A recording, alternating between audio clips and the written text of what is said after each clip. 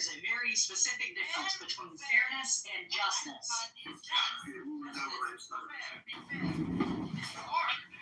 Listen, I'm sorry, everybody, but I gotta go. I'm going to meet a friend, so let me go real quick, okay? I got a question for you. I gotta go meet my friend. I gotta ask the question before I go.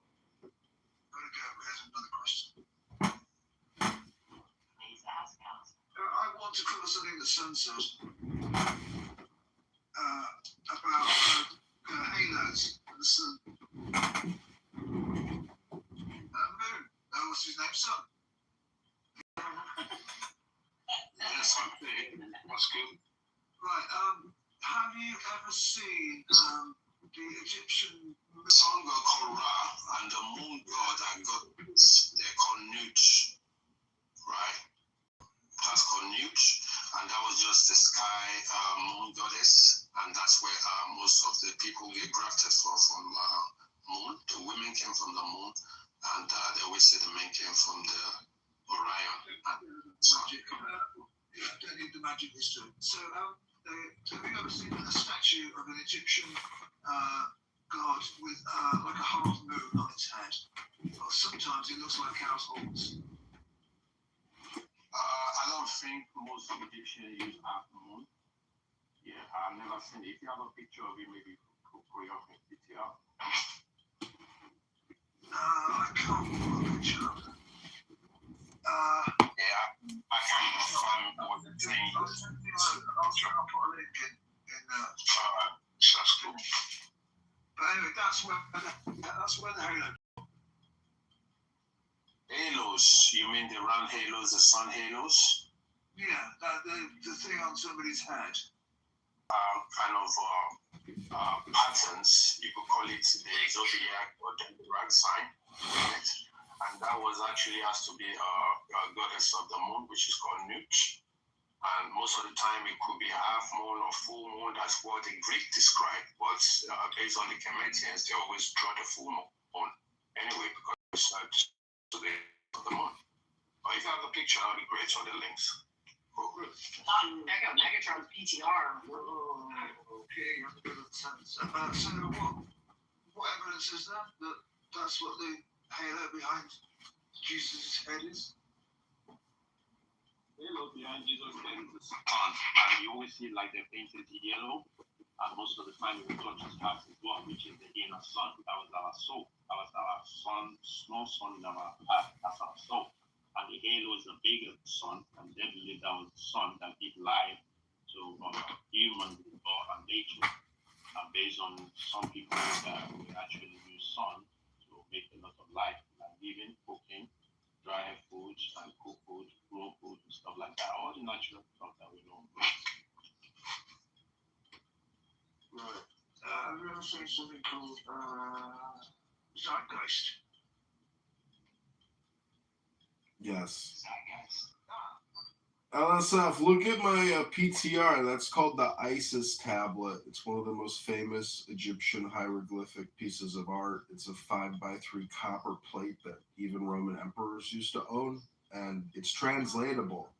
Have you ever heard of it? Yeah.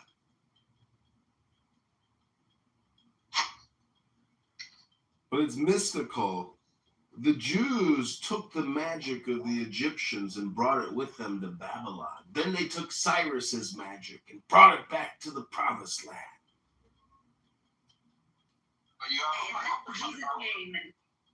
Bottom right-hand corner.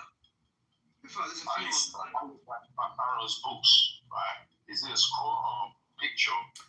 The PTR it's called the Isis, or it's called the Isiaq tablet, and it's a 5x3 copper plate with gold and silver and enamel, and it's a hieroglyphic pictogram of it's hard to describe. There's poetry involved in it because it's fully translatable. I think Mr. Sun has PTR, so if you'll pull down on your screen to refresh, Aleister Crowley's picture has changed, and that's the picture he's referring to. Of the Dandara, you will see most of us, that's where they took some of those pictures from, and it was based on ritual, and it was based on their normal ways of doing things as well, of paying homage to their gods, the sun goddesses.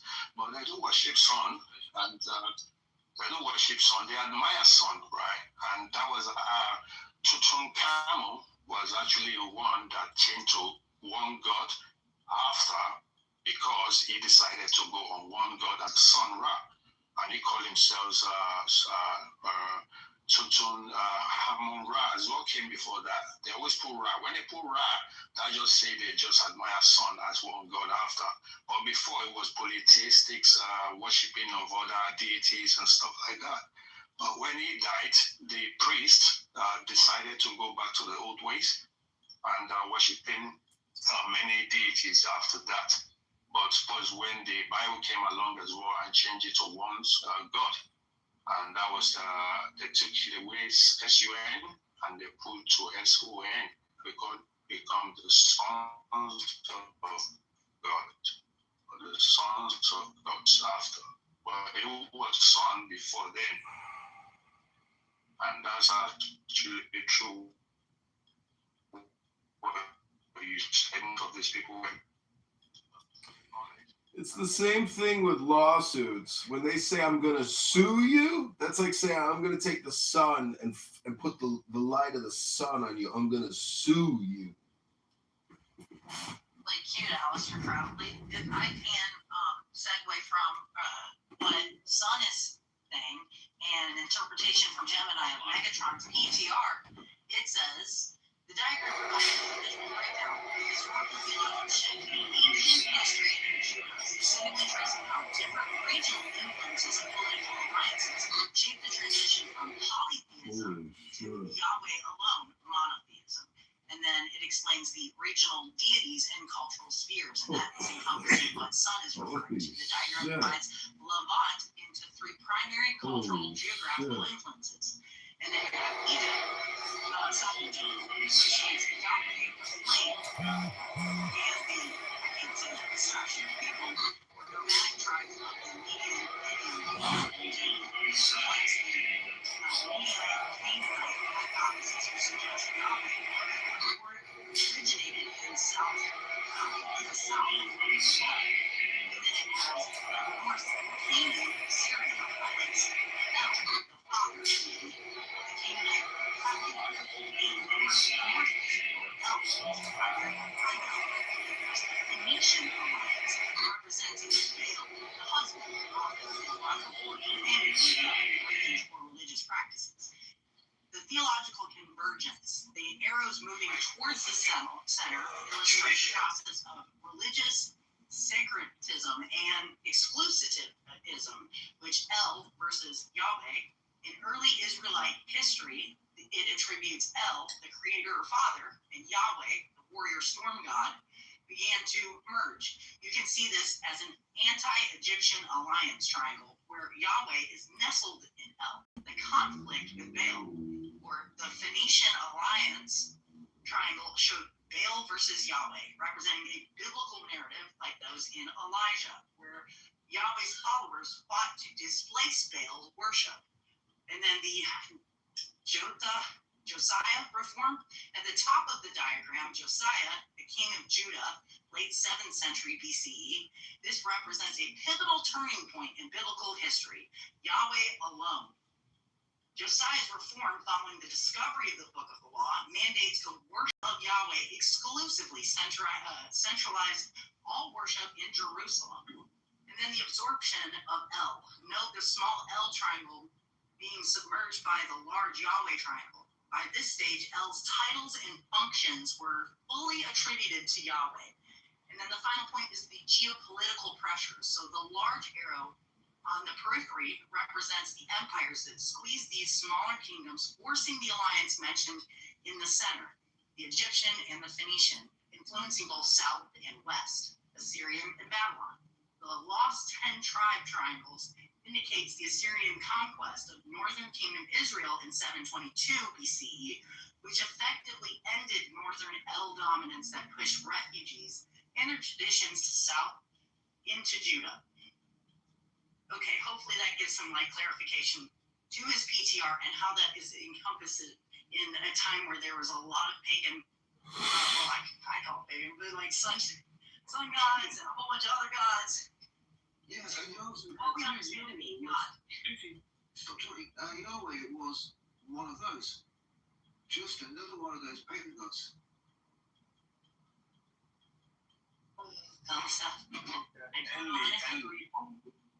Only become Yahweh and Enki become Baal, and Anu becomes one of their top gods. I don't know what they call him anyway, but they believe it's the false. But that was when he took over and killed Alelu and sent Alelu out of the planet to go and die somewhere else. So Alelu was actually the first, and he was actually the god of the Pumapunku. He built Pumapunku, but Enli destroyed it, because Enli has been known as a destroyer, as the Yahweh. He's the one that bring the flood as well in the Bible. Yes. He's the one that made all that to destroy. Therefore, showing that Yahweh, being the ultimate creator, had commanded Moses to, through a burning bush, a series of what I would call historically known as the Ten Commandments, showing that there shall be no placement of worshiping gods or goddesses above him, and that he is ultimately not only the creator of life, the only God that should be worshipped, and that even pagan idols of things that are like deities are considered breaking a commandment of the top 10 things of like, like don't kill them, honor your mom and dad, don't worship a bunch of gods. But that's just my belief. Sorry, Nectron. Yeah, really important stuff. Don't murder, don't kill. Sorry, LSF. That's what I believe. You're stupid. Very interesting, Kitty. I think you're very in my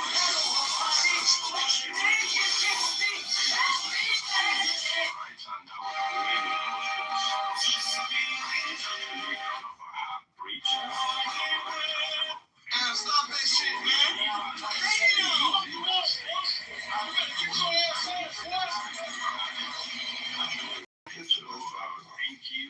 And that was crazy. He came in suplex him so fucking fast. As a whisperers and Harvestry. So it's just some characteristics of somebody that. Stop that shit, man. But when you go to the Kemetic, Fucking which is talks. lawsuit check. How they flip everything around to all those people that are disagreeable. I'll leave it there. I can't. The Bible's polemical, so it's an attack on pagan gods. It's an attack on the John. So, like the plagues of Egypt, those are all showing that Yahweh dominates their so-called pagan gods, and that their gods are false, up into including Pharaoh, who's looked at as a god. Go right in. Yahweh power over. You can't post up. Did he? Got it right in when you can't post up. Yeah, because they fucking killed him. Yeah, it was good. He sent the Which one did he kill? angel of death. Which one did he kill? His first one. Which one? What's his name? I don't know his name. I can't even pronounce those same people names. He's gonna kill me. He must have died. See the movie, so Wait, What's the question? Talking about the Canaanites, the Amorites, the Jebusites, the Hittites. God, We moved to the south side of Chicago.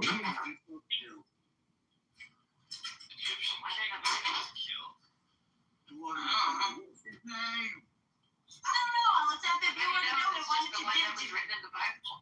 Thanks, Kat. Oh, have a look, shall I?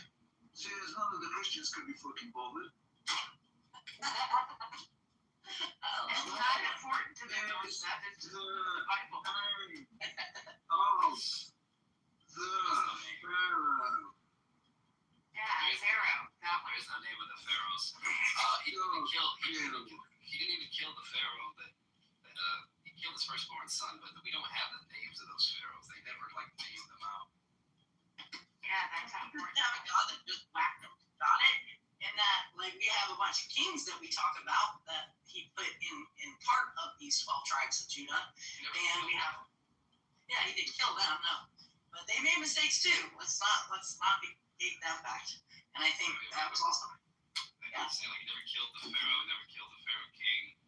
I mean, like, he killed his well, she's walking through the crowd. Yeah. And Pharaoh's name is over.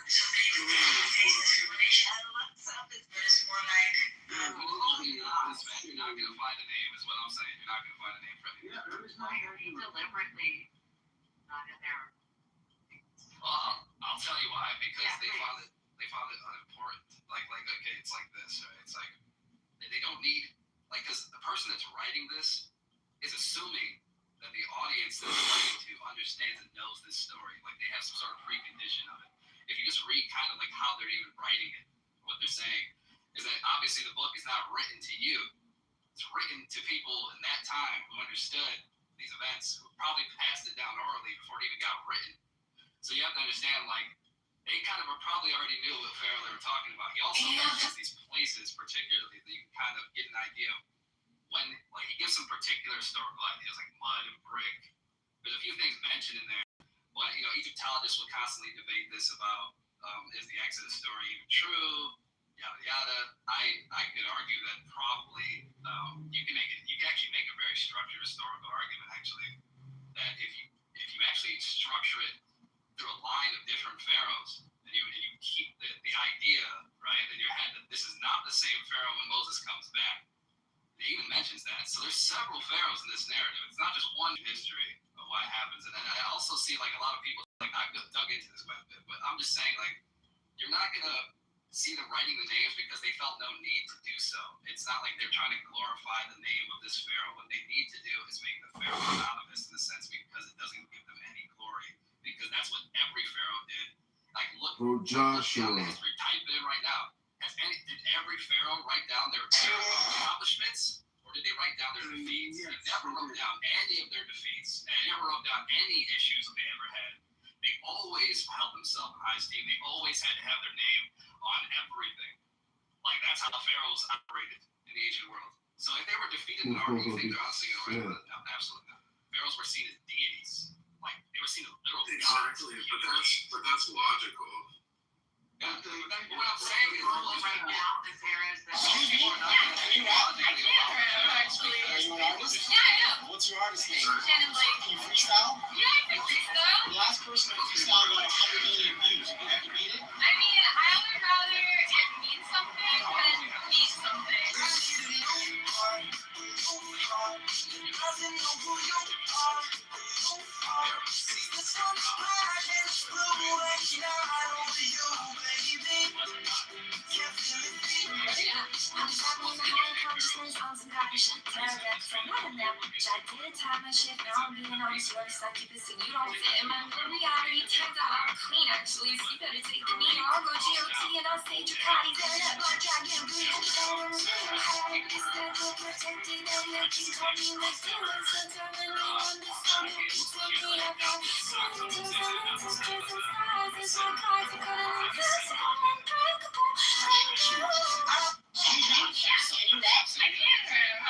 Are you an artist? Yeah, I am. What's your artist name? Shannon Blake. Can you freestyle? Yeah, I can freestyle. The last person to freestyle got 100 million views. You think you can beat it? I mean, I would rather.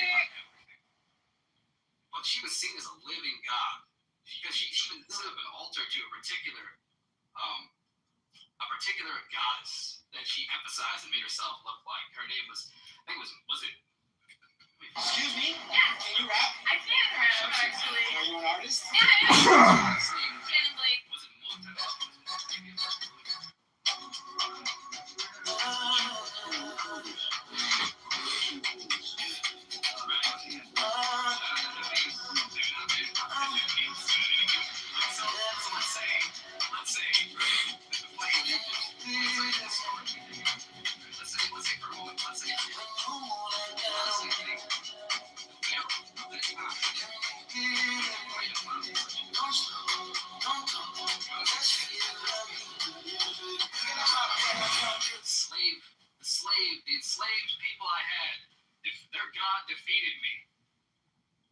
No, he's not going to say that shit. He's not going to tell you that shit. Why would he tell you that?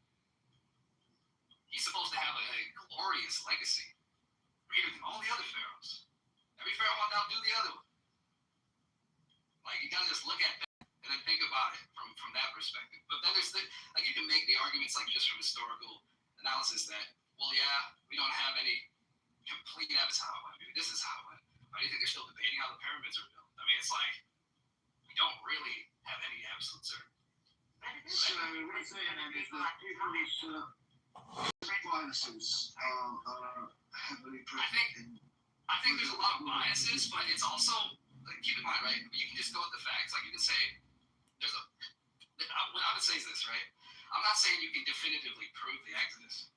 What I'm saying is that if you look at it from a different perspective, I think you could at least point to an historical path that could lead you to at least the paradigm for what the Exodus may have been built off of. If you just pay attention to how the history of the pharaohs was and what particular events occurred throughout the history, then you probably, like, some people even look at Exodus stories like a culmination event of, like, they probably look at it like symbolically, like it's a culmination of multiple different pharaohs over the eras, and then, Moses being like a conglomerate figure of many Israelite leaders in the early time, and then kind of becoming like this figure in the overall narrative of leading Israel against Egypt's gods. You know what I mean?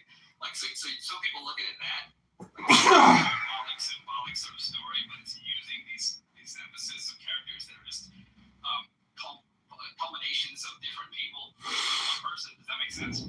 There's some people look at it that way. There's some people who look at it literally, like they say, well, this whole story did actually happen, which, I mean, that's going to be difficult to prove with certainty. What I'm saying is to dismiss it entirely. I can prove it. Dismiss it entirely. Is it really written? I'm not saying. Well, I mean, I think it would be difficult to prove with certainty. I mean, there's a lot of Egyptologists that would probably disagree and say, well, no, you can't say that because. Tenant, isn't the history irrelevant because isn't the analogies and the symbols important to us personally for our, personal development or enjoyment? I mean, who cares? Historical claims aren't going to be certain, but because they're provisional. But when it comes to the Bible, we can be certain it's true because it's God's word. Oh yeah, of course you The can. point isn't to be for the people at that time. I mean, these are things that are meant to be passed down. I don't think they were not meant to be passed down. Is what I'm saying though is that there is some sort of understanding. Like, there's certain texts even throughout the Torah, right? Like, that people are not going to really get, like, straight up. It doesn't explain some of the things, right? I can point out a few. The text doesn't really tell you what it is because it's assumed that some of the readers may already have an idea of what that is. I think You know what I'm saying? Like, there's even moments in the It's based on archaeological sites as well. If you check my PTR, there's a girl called Joanna James. This girl, she go to Egypt and she actually show you videos of what they're doing there. They find there's so many stuff in there. They find it was mode. I was correct. But that's just how we communicate. She's still trying to make herself look like mode. Oh, yeah, Anytime we communicate, there's like hidden assumptions. We never communicate without hidden assumptions. So Yeah, and I think that it assumes a certain So normality then. What's your point? Well, I mean, I'm not saying that because I believe in the Exodus narrative. I believe it did actually occur. But the way I'd probably go about explaining that, I wouldn't say I can 100% clearly show it without a doubt that it's there. you can. You have a few. Well, I mean, how do you take the years then? Like, do you take, like, if you were to construct a timeline, have you ever tried to construct the timeline to the Exodus? Like, how do you, like, because you're going to have a few issues that you might run into. Unless, of course, right, you have to change the dates, right, you have to assume that the dating is flawed for at least 4 or 5 pharaohs. You have to push them back a little bit. You also have to understand, right, if you were to actually make this work historically, Archaeology and historians catch up to the Bible. Like, right. But what I'm saying is that if This is historically, like, ask yourself this question, right? When the baby, right, when Moses was found, right, when Moses was brought to this river, and Pharaoh's daughter saw him, what claims does it actually make about Pharaoh's daughter in the text? Like, do you think, like, have you you ever looked at it and just examined that text for a minute? Yeah, P-Mars, what do they say? Well, the thing is, the Pharaoh's Fucking daughter read it. doesn't seem The timeline of the Moses and the Pharaoh that actually fought him wasn't aligning properly because it wasn't mentioned as a real name of the Pharaoh either. They just call him what they call him again. I forgot his name. You probably know anyway. But based on the histories of the Egyptians, right, they have three Moses: Moses, Thutmose, and Ahmose. And those are the grandchildren and the fathers as well. So the Moses that came after that, it was in the Bible, was actually known as a Hyksos, right? It was actually known as a Hyksos, which he came as somebody that took their knowledge and he became Egyptian as well, because they describe him as one of them. Then when it comes to like the disagreeable time, the Shasu, that's where the Christian came from. So he became the Shasu. And the Shasus are those ones that are not it. They just use some of the east side of the Egypt as one of their own. So, and the Pharaoh at that time decided that they need to leave. And they decided to actually leave by actually taking some stuff with them as well from Egypt. So that's when the Moses of the Bible came from. That's just what my research is all about. So there's other Moses that interpret, that has other definitions as well, that was kicked out for another 42 days exile. And I think some of those stories was conflated with the new Moses that we have today. That's just my research. I'm not confirming it's fact or not, but that's just me. No, you can definitely see an Egyptian remnant in his name for sure. Moses means born of. I think they might have called him. It comes from. He took the Ark of. Do you know about he took the Ark of Covenant? Do you know about he took the Ark of Covenant out of Egypt? No, don't care about it either. Right, so you've got everything from Ramesses the second. Is it the second or the first? The second, which would be anywhere from 1279 to hang on, which one's the latest one? Amenhotep, which is 4,500. So you've got like a 200-year wide timeline. So which one is it? P-Mars. P-Mars has got the answers. Well, you gotta look at. Hang on, P-Mars. Let's P-Mars answer this question because he's the one who said he knows. P-Mars. Did someone what do you say? Who was the Pharaoh when the Exodus happened? I don't know. Well, find out. You said you know. Oh yeah, it definitely happened. I know it happened. I can prove it happened. In that case, do that. I said it happened with certainty. Yeah, how do you know that? Because it's in the Bible. The Bible is true, right? So, I've constructed a timeline actually. I'm trying to bring my PTR so you can see. This is something I've actually done some research on. But okay, so I propose there's a possibility. Okay, but this is gonna go with a big theory here. Okay, but this isn't. Like, keep in mind, I'm not saying this 100% certain, but this is the theory. Okay, so Moses would have been born around like the 15 something BC, or maybe around like 1526 BC, maybe around there, or maybe a bit earlier. I'm still debating on what that is exactly, because I mean we have to look at the years of his life. It says that Moses lived about 120 years. So he was sent out for like around 40 years, and then around 80 he comes back. Apparently, if you're gonna take the years literally, like you're gonna take that literally. So the pharaohs that would have been in line with it when Moses was born, like when he was a baby, the pharaoh that most likely would have been in his time frame when he was born was Ahmose the first. I don't know about how the counters work backwards. Yeah, so you know how type in Ahmose. Ahmose. Amenhotep. Ahmose is before him. There's Amenhotep first, and there's Ahmose. Yeah, that was a father of Thutmose. So these are the granddads right here. So those are the first. Their great grandfather. So what I'm saying is, if you follow the line, right? date on the Exodus? Well, I'm putting a. How am I putting, like, what do you mean? Like, which date? A date. How do you have a date for the Exodus? Well, When the it's Exodus happened? a lot of reasons for that, but I have to get into it. Okay, so let me go up here so I can give you some of the notes that I wrote about why I say what I'm saying here. Okay. So some extra biblical source for an Exodus. Is there any?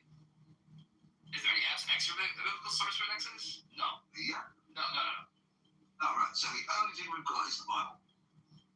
Yes. Correct. Right. And the only thing from the Bible that exists that tells us about the Exodus is at the most 100 years before Jesus was born. Maybe 200. Definitely, yes. Probably way before that. Maybe a little bit more than that. Well, what's the oldest existent book that tells us about the Exodus? Well, There's no book for that yet. Some scroll or papyrus, not even Torah either. It is written on a toilet wall in shit. It's don't know where it is, how old it is. There's nobody have original. It's some clay cuneiform. Cuneiform has been broken. Even Moses broke the Ten Commandments, so there's no original Ten Commandments. the oldest copies we had the copies about 100 BC. 100 BC. That's what I just said. Right. And so that's the oldest And the copy. Exodus happened somewhere around 1500 BC. So we've got approximately 1300 years of time to account for between the recording of this event and it happening. And we've got nothing outside of that document that says it happened. Nothing. Never find it. Now they're still digging so far We field. have a lot of documents from that time. Nobody have nothing. And if you have it, it will be completed. So, Possible. yeah, possibly. If you believe that he existed, right? That's implying that we actually are saying that he existed. Well, what I'm saying is that if we're going to take this into consideration that he did exist and the story is true, how would we align that to history, right? Let's just say it was for the sake of this discussion. You don't have to believe it. I'm not asking you to, but I'm saying just for the sake of this discussion, just entertain the idea. Well, how would we form a timeline of his life and what would have occurred? I would propose he's not called Moses at all. His name was never Moses. It's in Egypt. He never went by that name. There's so many names that describe similar activities of the same guy. But all I do know is definitely there are stories of his cause that fights of the king of that time, and that was when Moses came along. So he was like a savior to them, and he wasn't named Moses. It's just descriptions of taking somebody else's characters and taking along. That's the way I kind of see it anyway, because that's what I'm also. Yeah, that's what I'm saying. There's some people who hold that view as well. Who would say that the story is a culmination of different figures. So this is getting worse by the minute. But if you're going to take it literally, right? We're going to take it like 100%. There was one man called Moses. Well, we have to propose that you have to believe that he lived to be 120 years old. That's what it says in the text, right? So he lived to be 120. Okay, that's the first thing we got to accept. It wouldn't surprise me if he sprouts wings and flies in a minute.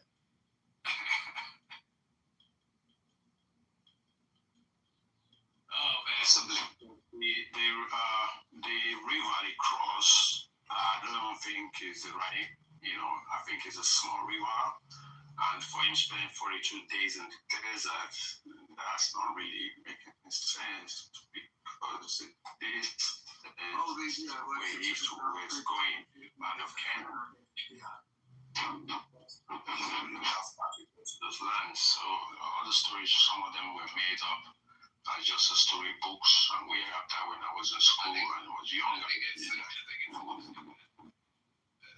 a plausibility. I think that it's possible. I'm not saying it is the truth, but it's possible. I think that if we were to point to a figure, I think in history that could be the story of Moses. Dude, can you get a bit closer to your mic? I can barely hear you. Can you hear me now? Just a bit better. Is it better? It's possible. I said if we're proposed, And do you have to check the oldest names of it? Senenmut. I think that he might be a candidate for being the historical Moses. I've heard a lot of the arguments that actually Egyptologists give for why he can't be, and I don't think they're very strong at all. I have not been compelled to think so. I went through it with them a few times, and I've seen a few videos on it why people say it's not the case. There's one particular Egyptologist who said it, and I thought all his arguments were pretty weak on why it can't be the case. Yeah, because he used like even something it's like, well, it says Moses was slow speech. How could he have been this guy being a tutor if he was slow speech? It doesn't. I don't think that really defines any of it. Like I don't think that. I think he's just stretching that to be like, oh, Moses is not very well educated. Moses is not this or that, even though later texts that confirm that he was educated in all the ways of the Egyptians and the wisdom, etc., of the Egyptians. So it's like, I don't know. I just think that was a bad argument from an actual Egyptologist to use. But there's more to it than that. Settlers was sent to the desert actually for 42 days from Egypt. So that could be the same story that took us 42 years of Moses we know of. But even pre-dynasties of the Egyptians, they have migrations too. They have moved places too. And some of them are Maphite. Those are the first dynasty. And that's when the Khufu came around and the Khafre. They came in the 5th dynasty. And the Khufu's son came in the 6th dynasty. He's the one that discovered Sphinx as well. And they say Khufu himself is the one that built pyramids. I don't really 100% confirm that yet. Just because they find his name there doesn't mean he built it.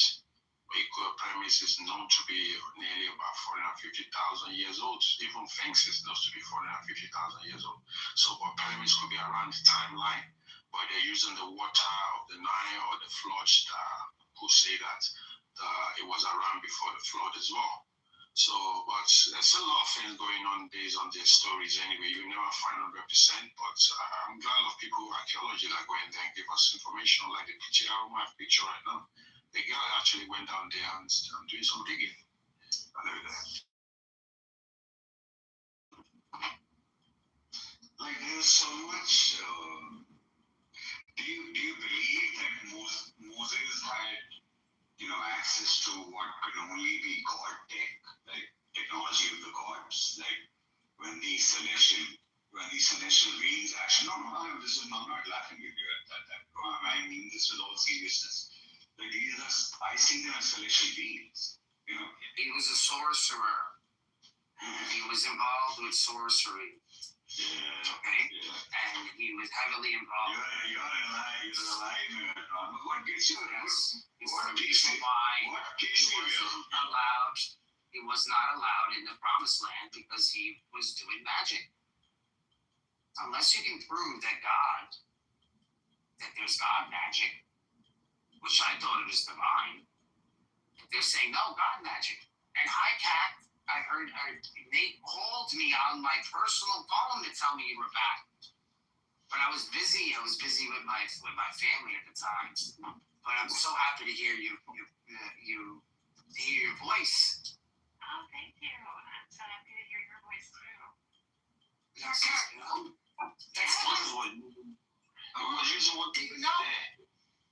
He was using what's already there, and actually the snakes and all this magic stuff that you're talking about is already stuff that was already there.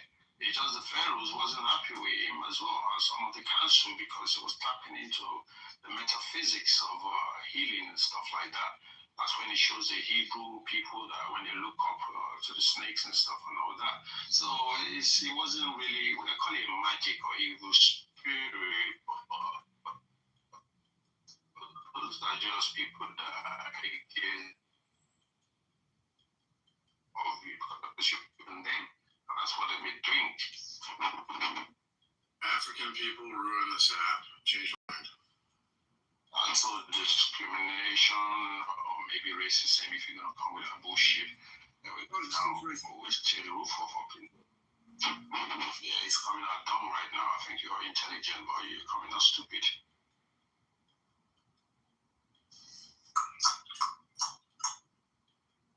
I mean, it's stupid as I would have thought. It is not. If you go to weapons. Can you give this to the fitters? I forgot to.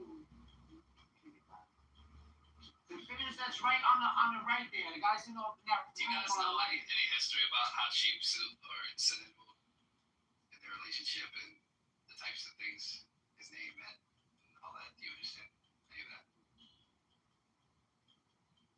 I know what they did for this movie. You guys know anything about it or know about the story of Hatshepsut?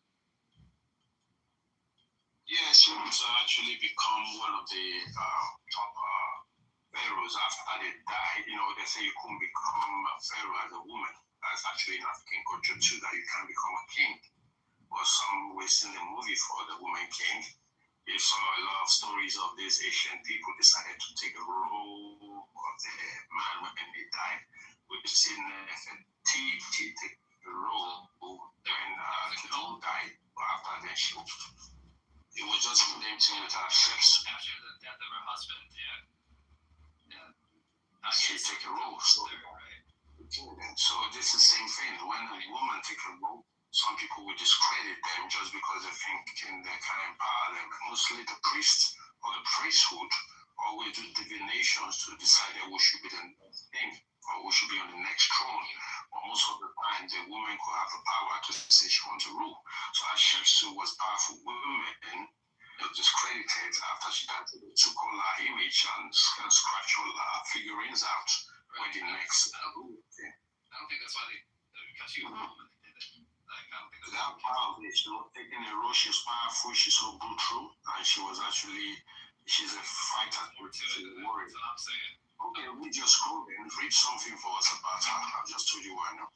I'm trying to make a point here, okay? So, after the death of her husband, right? So she takes on the co-regent role because her son Tutmos III, is too young to rule. Right? So she's his great royal wife, and then she's acting as this co-regent. So she's ruling on his behalf. And she did this for around like 20 years, they say. So on year 7 of her co-regency, Hatshepsut took on all these full pharaonic titles. You know, she wore the false beard.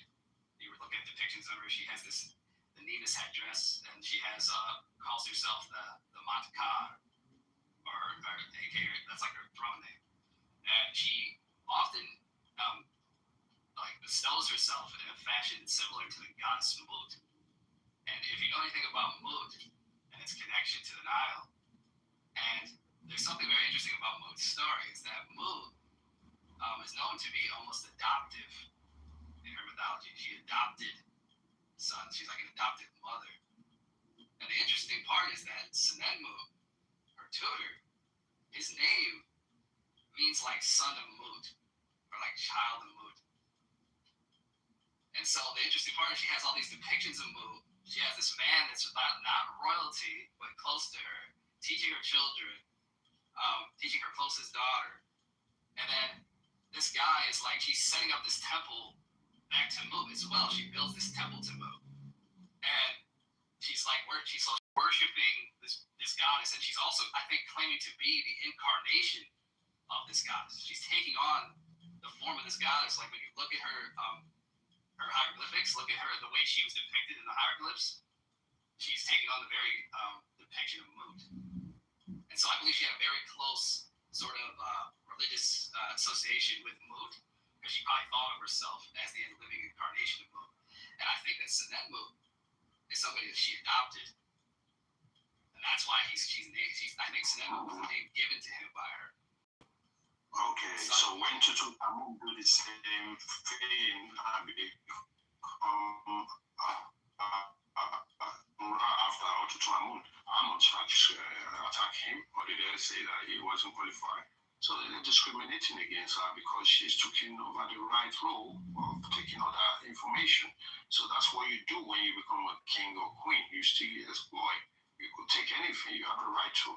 So that's why they took her shit of the war, because they believe they don't want to rule what she's dictating for them anymore, because she wants to be the powerful goddess. There's always competition in chemists. Not all of them is perfect anyway.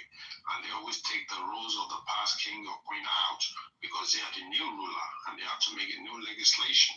And that's where all this politics shit come from right now that we're doing right now too. All right.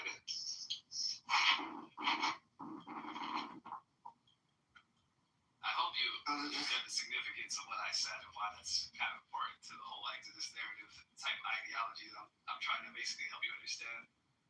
Sorry, you actually say something that I was going to as well, just to saying that she's a woman, powerful woman, and she's actually going more and more and changing the way people should believe some. They're like coming out to say, I want to change the dictionary. I will get sued for that shit. She That believes same in shit. birth. She knows she had a claim to a divine birth.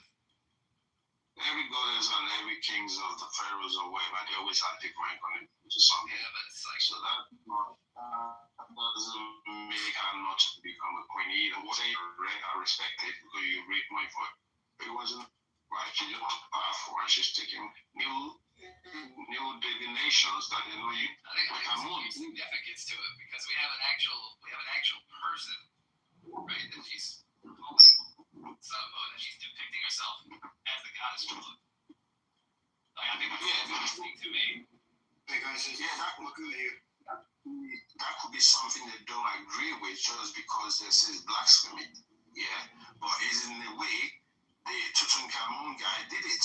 He said he was to just treat this as a son of God, right? And he changed all the gods and goddesses, he carried them until the priest doesn't want to do shit with them no more. And what did they do? They listened to him until he died. But when he died, they went back again to their role. So it wasn't different from what happened to Hatshepsut as well. But they see her as a very brutal, very angry, and very detective person, you know, and that's just what we have most of the time. Into Egypt that caused it. Well, we need to go find out what we need to go back to. They had his name from every single thing. His name, not just her name when it was snatched out, it was his name too. His name was removed from everything, it was all carved out. Crossed out. Why was Senedmu's name crossed out? Why did he disappear? How do you cross out granite? And he's like, You can't chisel that shit out. Try it. Why do you think they use granite, my friend? They use granite because you can't chisel it out. So good luck trying to chisel it out unless it's something else. But they didn't even have the means, which is the reason why most people say that they found they inherited. Deliberately removed from monuments the names of Senedmu and Hatshepsut. This is like no fact. You can type this in right now. Any Egyptologist. Listen, so you're saying the Egyptians built the pyramid and stuff, and the Serapeum and all? Monuments. There's evidence that statues were smashed. They're buried, chiseled off temple walls. Yeah, 100%. That's the case. Replace the names with names of pharaohs.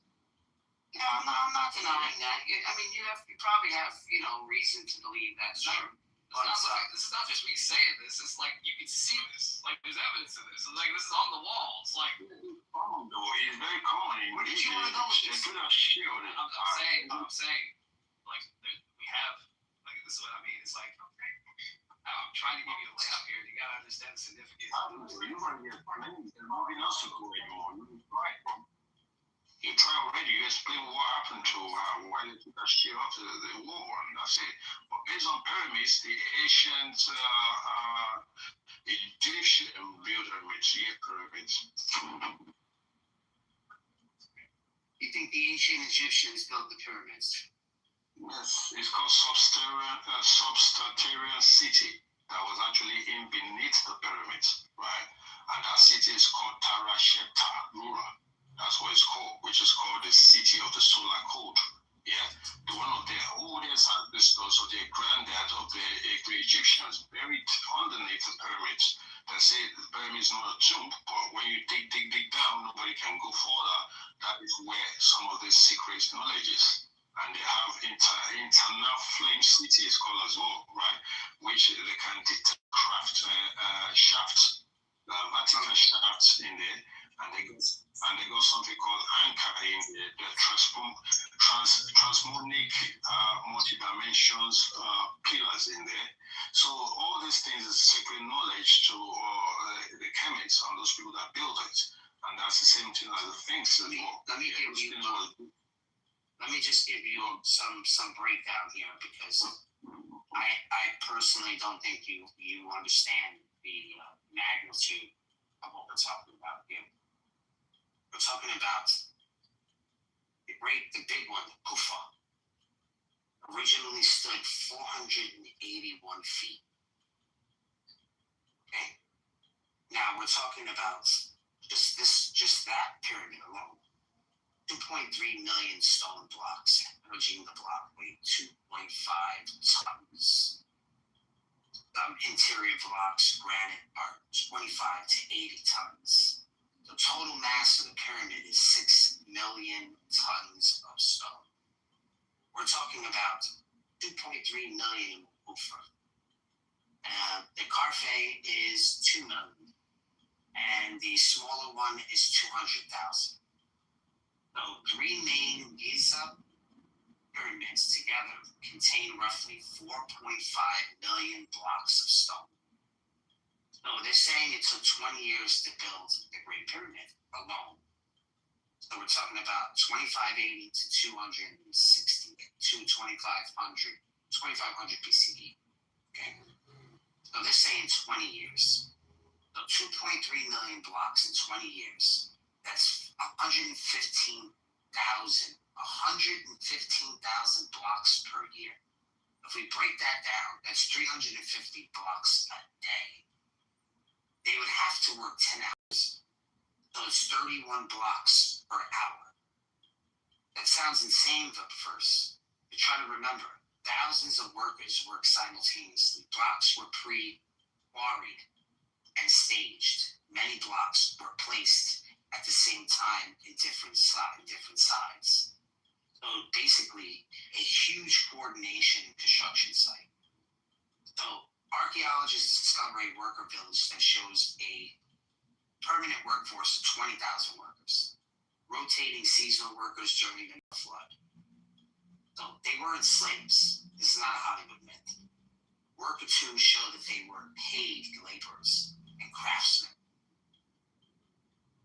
The evidence they made that they actually built it, archaeologists are uncovered strong evidence for construction progress.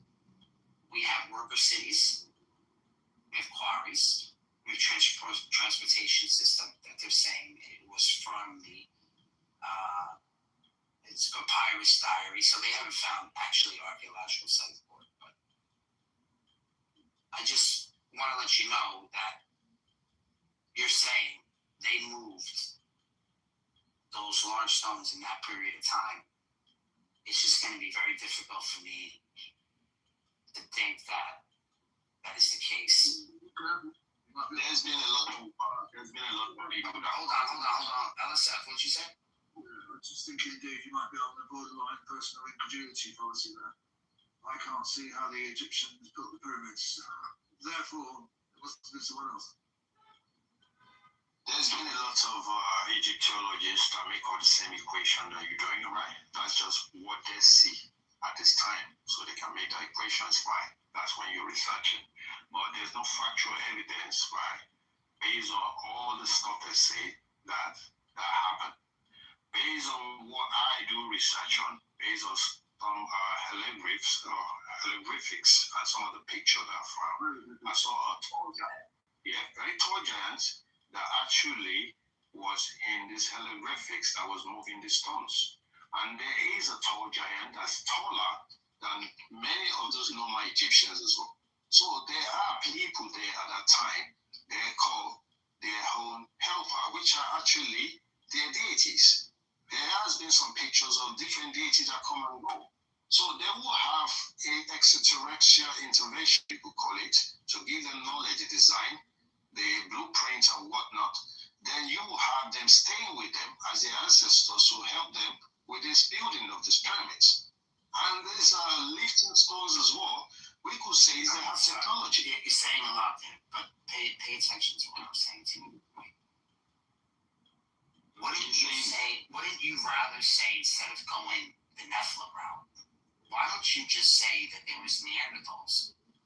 Because the Neanderthals, You call it Nephilim. Much. Well, I say Nephilim, the giants. Okay, then that wasn't the name they called them. And there was no. I understand, like the giants. Why not Neanderthals? Why only giants? Why not Neanderthals? That's what we called them when we found their bones in the Netherlands. Okay, Neanderthal will be related to The Neanderthals, because they were saying they were still around. Is that Caucasian? Is the Neanderthal came from Caucasian? Yes or no? What, the Neanderthals are Caucasian? Yes, that is what your scholar people is describing Neanderthal came from. Most are Caucasian. There's no racist thing about this. I'll tell you one racist thing about this. I'll bring my proof, you bring your proof. There's pyramids in Mexico. They never deny that the people of Mexico built them. But for some strange reason, when it's Africa, they never say Africans built it. They always say Egyptians. So don't talk about racists when you're the only one. You've never once said Africans built the temples. You've said Egyptians. But don't say Egyptians. You're the one feeding into this, into the racist bullshit. It was Africans who built it. It's in Africa. Israel. The Egyptians, ancient Kemetans, are actually Nubian, and you could call them the 12 tribes. Some of the deity they worship is worshipped the same in Africa, which is called Bes. So they are the same people. They are Africans. You could call them African today. I've never heard you say African yet. I've been waiting. Yes, just because when I think Egyptians, you think I'm talking about the Arab Egyptians that they're colonial that they're now? I'm not talking about those fake Egyptians. They even decided they're not Egyptians. There is a name that was given to them by the Greeks. It wasn't the real name. The real names are Kopatai. So those are the real people that were there. So I'm not talking about those ones now. I'm talking the ancient. That's why I keep saying the ancients. When I say ancient, the ancestors, I'm talking about the original people that were there. So get up.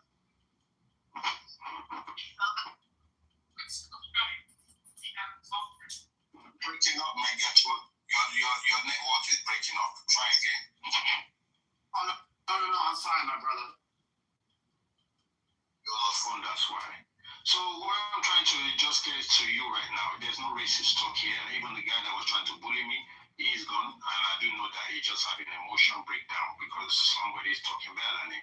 But I didn't come here to say Neanderthal are not part of the history, and there's no evidence that I've seen that Neanderthal actually the original ancestors of the African. Even it's been those people researchers say that they couldn't find no DNA of Neanderthals in the Africans around that time.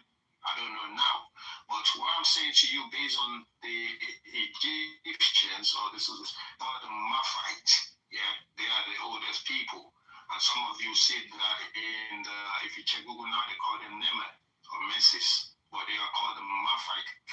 They are the people that is of the dynasties in Kemet.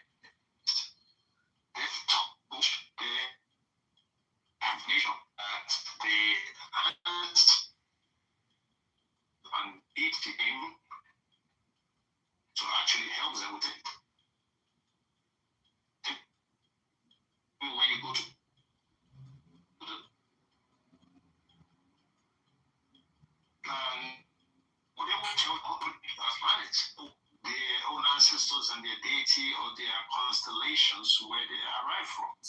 And this is not a battle of race here, because race never come from anybody but English word at the end of the day. And that's just to describe people based on their ethnicity and their genealogies and where they came from. So if you're going to bring the Neanderthal to the pyramids, they wasn't there. They wasn't around that time. They were at Caucasus Mountain. They are talking about Caucasian. It wasn't English. It was Hitler.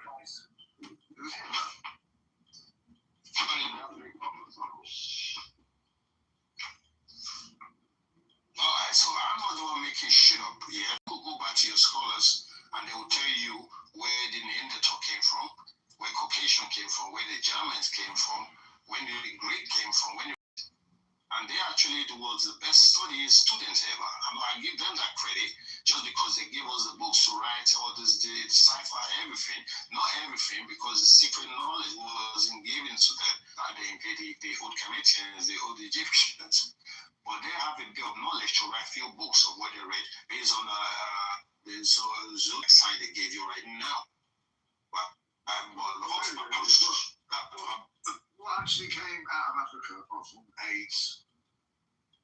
Don't even go there with that bullshit, because AIDS was actually brought to Africa by a stupid racist scientist that was injecting monkeys. Yes, that is where that shit came from. We don't bring that shit. We never have that shit. Think about the timeline the AIDS information was out. It was Why are you going there? Where are you going? Where are you going with your talk right now? Because it's getting sensitive. Every time people tell him the truth, you guys doesn't want to debate anymore. You don't want to do research anymore. You don't want to have a better convo anymore. You want to start becoming racist. You want to become emotional, targeting people that are more intelligent than you, that you can't debate shit with. I'm still looking for your evidence of your Neanderthal. Nobody can bring that shit out yet. The last thing you will get me out of the room, because you just said because you're acting like a fucking racist cunt. If you're from the UK right now, I know you're a cunt, and I know you are low on the immune system. Why you can't take the truth?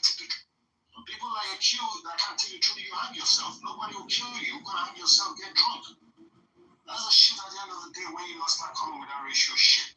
I never come to your stage and start calling you names. I never come to your stage and say name that never existed. I never say that they are there. No, you know what I mean? When you guys start acting emotional, that means like I'm winning and you are losing. Because you can't bring the bait, you can't bring a book out. Everything was written from old Kemetans. That's where your fucking people go there to go and hijack and bring knowledge from. Tell me if I'm lying right now. Most people that learn from Greeks, that Greeks, where did they study from? Old Egypt. Sorry, who are your people? Who I told you, my people existed more than people?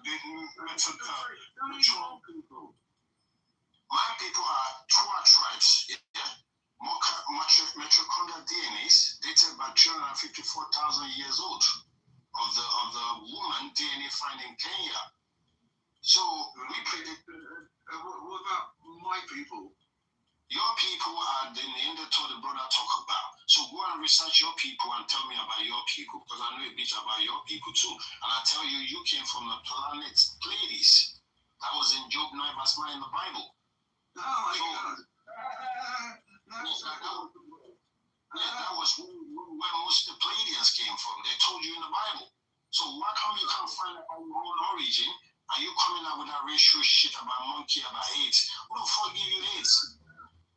You bring that injection Africa, injecting monkey and testing all this shit, and you create some shit to try and wipe out the black people there. And they never is successful. That's exactly what happened in Australia right now. The indigenous people are there, and you people are locking them to fuck up because you want to wipe out their shit and call their land now to be more Neanderthal land right now. So don't fuck me when it comes to real story or geographical fact. I'm not speaking nuts, aren't you? You are probably nuts. Well, I'm giving you the truth. I'm too close as to what you're really about. So you are innocent now, fully me, and I'm saying that you follow. So you are the racist in here is you. Your people. That may be racist to be on your stage. Have I mentioned your Yeah. My people came to Africa to inject you with AIDS. To fucking hell, what are you talking about? Why do you say why AIDS come from Africa when your dumbass never do research? Because I was trolling you. Because you're a dumb troller. You're a dumb troller. Right, okay, I'm a dumb troller. You're the one who... Yeah, so I wonder because I'm not the one getting angry after that shit. I'm telling you the fact. But you can't debate me on what the shit I've been saying. All you have to say is I'm trolling you, I'm trolling. I can't debate somebody who's a lunatic. Yeah, because it's the fact, it's the truth. And debate me or debunk me. You won't find out the real fact and bring it back to me and say I'm lying. You can't debunk the truth. That's the problem with you guys. See how your room is getting empty because you guys, there's the dumbest guy that first say when Africans spoil the app, he run the fuck away just because he can't debate too. Now the second guy come out with the bullshit, and now you come out with your age shit. That's just sensitive, emotional feelings. Right? And they sound like a bunch of cowards to me. You can debate. Everything I've laid down on the fucking stage right now, you know I go in zigzag bullshit, balabu, or boo, boo, boo, boo, and nothing else to say. Rather than just racial word, insulting me, and slur words. Weak ass fuckers, man. So tell me when You should kiss him on the lips. You should kiss him on the lips. Tell me where the end of talk came from and debunk me if I'm lying then. Dumbass, wanna talk to me about the end of You should have. The answer came from the Netherlands. Okay, then give me your history then, so we can go Just through the book. kiss him on the How neck. long is the timeline of the Neanderthal law? How long is the timeline? When did the time did it came out to start existing to actually repopulate the planet? Give me the timeline. God created them 6,000 years ago. Okay, who is God? Who is God? Define God to me. That's the guy from the Bible who created it. Bible came 6,000 years ago. How the fuck you come out with the English when English came 1,400 ago? The J word existed for 6,000 years ago. God created it. okay, that was when the Bible came. Tell me the rights, the original Bible I want to go and read right now. Even the Egyptians, the Ethiopian Bible is older than your shit. Tell me the Bible, the oldest ones I can go and read right now. Well, we got the originals in the Vatican. Vatican, they keep in the original for you and they give you the pseudo, so you can come here and be fighting me about about your J word came 1,400 when Jesus never existed, and there's another apostle. Only the Pope's allowed to see the real Bible. Okay then, so that means you ain't got no defense, you ain't got no proof, you ain't got no evidence of nothing to fight to argue with me about. So there's no need. Yeah, you've got the Pope. The Pope. Okay, the Pope is a pseudo. You got a pseudo Bible and you tell me the real one is in Vatican. They don't give you the real one of the information. Pay a Bible anyway if I were you, so you can check out a bit of original people that came before you. Come on with that bullshit. The Pope's infallible, though. The Pope can't be wrong. How can you run? So, son, he's just playing around. He's just trying to get to know you. He's just. Yeah, I'm playing with him too. All right, so son, the reason why I said Neanderthal, right, is because allegedly, I have no evidence to this. They said that they were still around during the end of the Younger Dryas. The Younger Dryas of 12,000 years ago. I'm not sure if you believe in that sort of story, but there is new evidence that says that the pyramids themselves were completely flooded all the way up to the top. So it says so when the ice caps melted, in the beginning they were like, oh, it's got to be a meteor, but they didn't realize that there's this precession that gives the sun, that gives the northern part of the world more sun, so it's easy to melt. And we could see that from the Grand Canyon because it looks like there's just water that ripped right through the middle of America. So we see evidence of this, of these huge rip tides that are still actually still in, like for example, when you're on the beach and you see like the ripples from the waves coming in. We have ripples like that are in like North America, on the East Coast and the West Coast, where there's just tons of evidence for it, is what I'm saying. So now, if all of that water was entering in, there's going to be a series of events that's going to be catastrophic, on top of all the new, the water that it just keeps gushing. We're talking gigatons.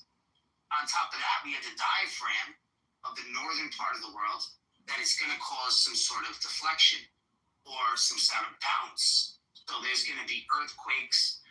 Earthquakes cause tsunamis. Earthquakes also cause volcanic eruptions that possibly weren't supposed to happen, but did. So it looks like a lot of catastrophic events happen in the result of, that water, breaking through the ice wall there. So, and I don't mean ice wall like flat earther. I'm not talking about that. I'm talking about the mile high, just like it is in Greenland right now. And in Greenland, for them to go.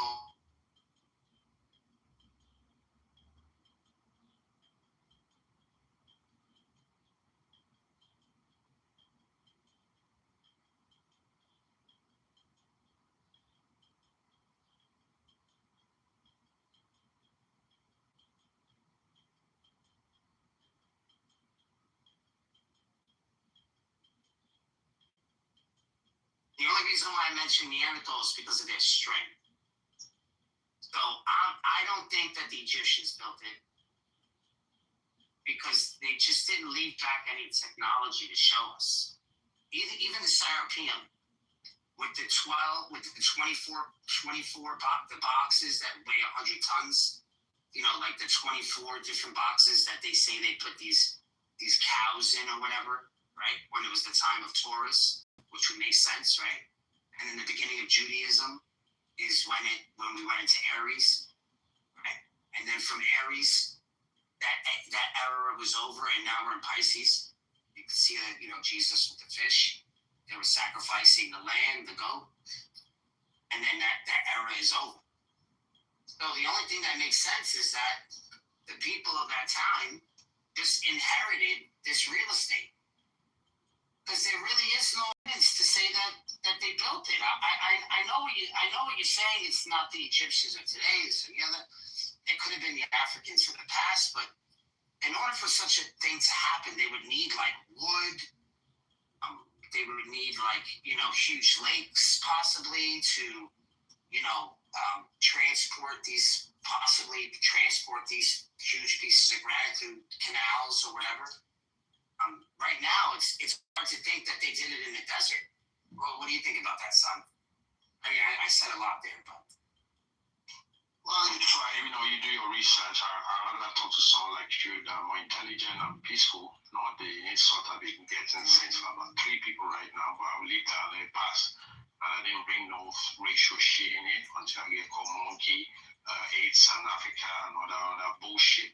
But at the end of the day, I'll leave it to the knowledge that you require. He's black, just to let you know. So he's messing with you. Well, even though he's black, even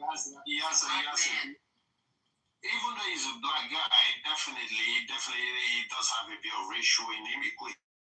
Skin itself. That's why I talk that shit anyway to a black person. So I'm not surprised you have people don't like that. But go back to what you're saying. I respect your knowledge based on your research. I've listened to all this Egyptology as well, talk about the flood. We know about the flood is not just one flood, and it doesn't really flood the whole planet. It has to be some geographical places. We had about the Mesopotamian flood, we had about the Egyptian flood, and we have about the flood in the Bible. So which one are we going to say for that timeline? Nobody knows.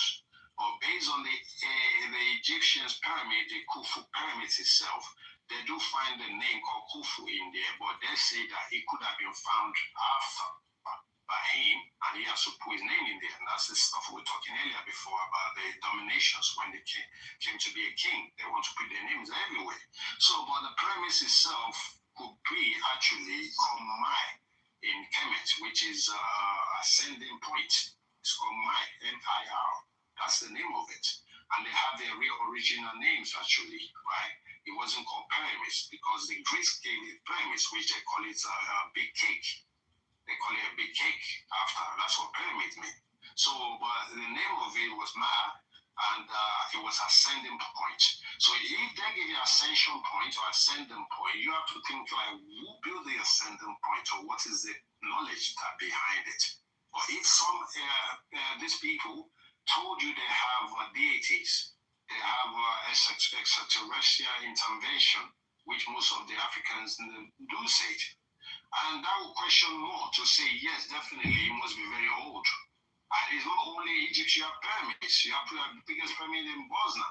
You got pyramids in Africa, in America, in Europe. So the third story, according to his hieroglyphics of reading the third books, he says that he uses pyramids to navigate places. And his spacecraft is always packed inside the pyramids. So they will never leave them spacecraft for us to see. Now they find an inner earth inside the pyramids, which is called, I named it for you, it's called Tarasheta, which is called City of the Solar Code, right? That was what they described it like. But the ancient papyrus, that you say there's no evidence of building of pyramids, there were evidence of building of pyramids. They are workers, and there are giants that are taller than them that shows that was helping them with the building of the pyramids. That's the only evidence I find so far. And another evidence of the pyramids is to say they use it as a navigations to planets. That was Osiris, because Osiris was buried after a few meters away from another planet, because he was called the gods of Orion. That's what Osiris was called. So most of the pyramids that you will see has to deal with a lot of transmonics or multi-dimensions pillar flame, because the triangle that was based on top of it, which was gold, that was missing, was actually a conductor of heat as well. So that could be named what it was named before, which is called the map, right? So that says the three dimensions are both it, and the cylinders and all these multi-dimensions or shafts that were inside it was called Crystal City, because it is a civilization that always live in down there, or they use it as a burial ground for their ancestors. It's called the city of Amentukura, yeah? Flame tube is called flame tube, yeah. And for anything to call flame, that just telling you is referred to maybe soul transition as well, because a soul could be called flame, and for them to use it as a DNA code, and that could be a dimension resurrection to or rejuvenations of DNA code, right? So there's more to a lot of things people doesn't know about, but the diggers are digging in, but they can't dig that far, according to how deep they say it is. But the information that we know so far is there's a Stargate, there's Ark of Covenant that was used actually that time to align inside the pyramids, that all these pharaohs, all the deities used to transcend inside the pyramids, or used to disappear outside the pyramid to another destination. Nowadays we're using plane. They could use pyramids that time. That was a very, very strong spiritual intelligence. I respect your opinions and you sound like you've done some homework also, but for me, I can't cope with the fact that there's something about extraterrestrial beings or being made or things like that. So I'm not an atheist, but the belief in aliens to me is just a very foreign. What do you find as extraterrestrial being or alien, if I may ask? What would be the definitions of that? Well, just the name extraterrestrial just means not from this planet. Doesn't mean not from this planet, right? Extraterrestrial, it could mean somebody that have another knowledge, higher knowledge, yeah, that is extra, and it's terrain. Terrain means another land that came from another land, not planet. Planet means planet ET, that's what it means, yeah. But extraterrestrial, yeah, not the movie, not the Will Smith shit, not all those crap things that we're seeing, all these fake aliens things they're giving us in movies. That's not it, yeah. These are people that are advanced scientist knowledge that have already advanced and moved through other places, other solar system, yeah, far away from us, and they never left the firmament, because nobody left the firmament. So that is what they call Equia. So when they visited, the Dogon mentioned them that they came to visit them, right? When they visited, they told the Dogon that we are the one that actually gave birth to you. I think you're on the phone right now. Let you go. You're echoing. No. I hear you. I'm sorry. Let me just carry on with this, right?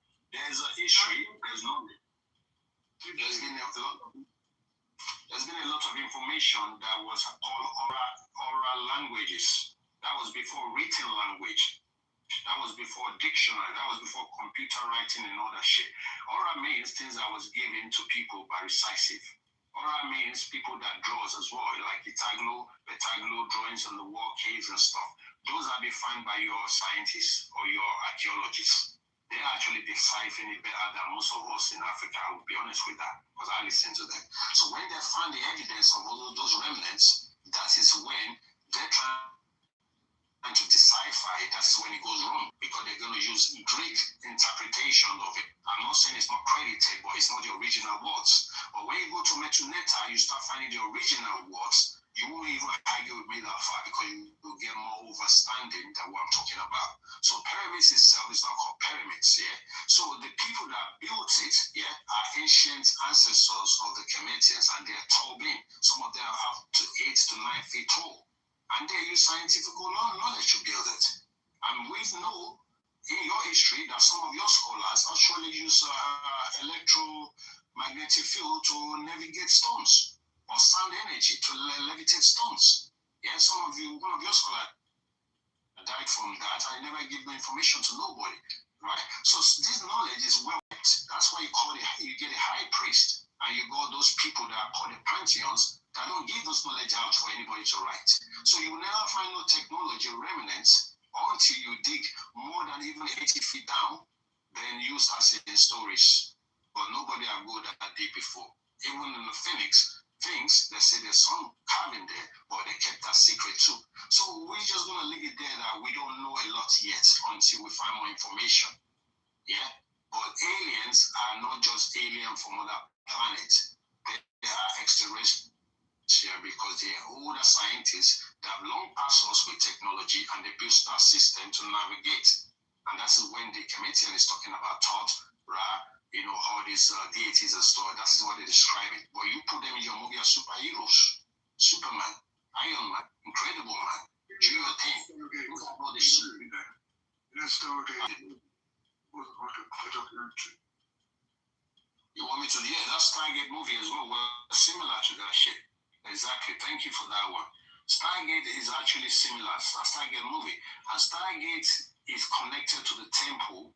Yeah, there's Stargate 4 to 7 in Egypt itself. Yeah, but there's Thor inner city. It's called Crystal Container. That is where it's stored. They have technology there. There are 12 avatars that was buried there. Avatar passages that was actually buried there.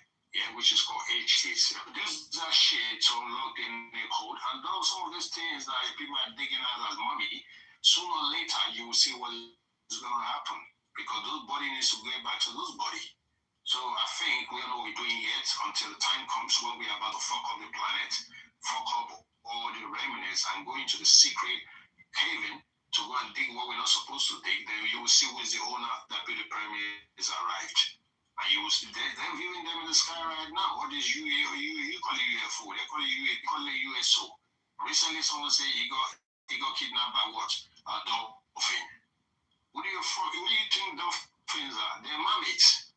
They know how to change their body to mermaids. So if sooner or later, the owner of the planet will pop up, and you guys will bring your Star War or your information. Just try to find them.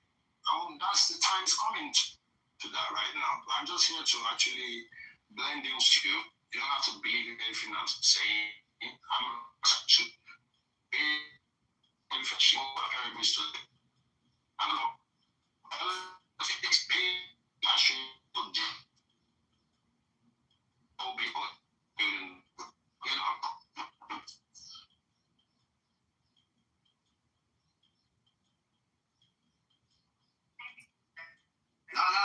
No. Okay, so now I understand the language you're using. Now I understand. So yeah. I think I would be able to say that there are certain things you said that I would actually be I would actually like co-sign. The extraterrestrial thing sounds legit, because obviously they were people from another time period. So that I agree with you. I think these people were possibly pre-flood, but just to think that all the people that died, that they only only the smart people were left. I mean, maybe they had maybe they had like a remnants of what that was, but it's just hard for me to think it was the actual Egyptians. I'm not saying they weren't Africans. I'm saying they are Africans, just not Egyptians. That's all I'm saying. Four and Yeah, they're called Kemet too. They're not actually called Egyptians, and that's exactly what I'm saying to you. I know it'll be hard for you because that's a name you know how to pronounce.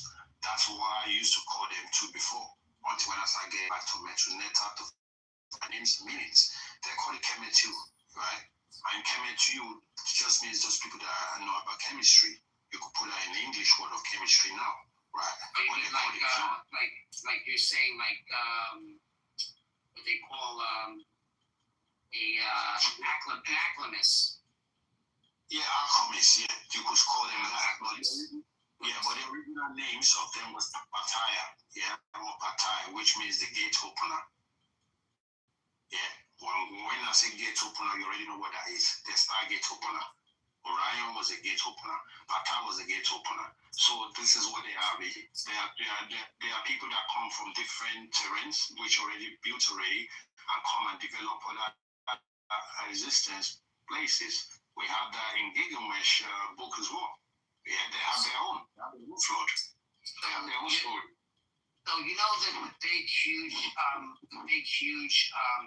sort of they took it to a museum, right? And it stands because it was tipped over. It stands like 300 feet tall. They have it in a museum now. I forget the name of it. It's like it's one of the king, one of the kings or whatever, and then they made it like a sculpture of him, like in huge stone. The one that they brought into the There's Amun-Ra.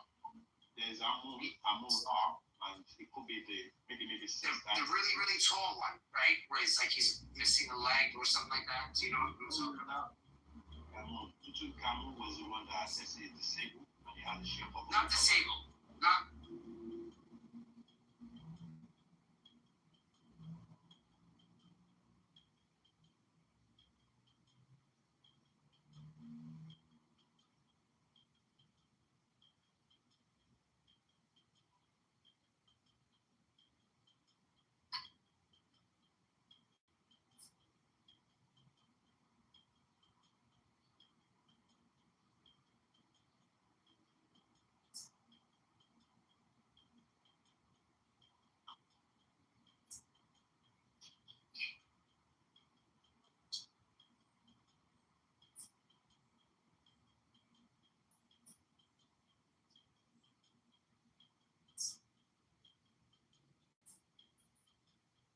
Here it goes.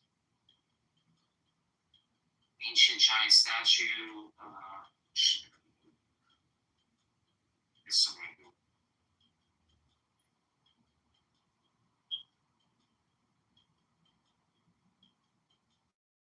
This is it. This is it right here. Hopefully you'll be able to see it. And you'll know what I'm talking about. Yeah, I posted the link. I posted the link in the chat. No, I posted the link in the chat. That statue. You know what I'm talking about?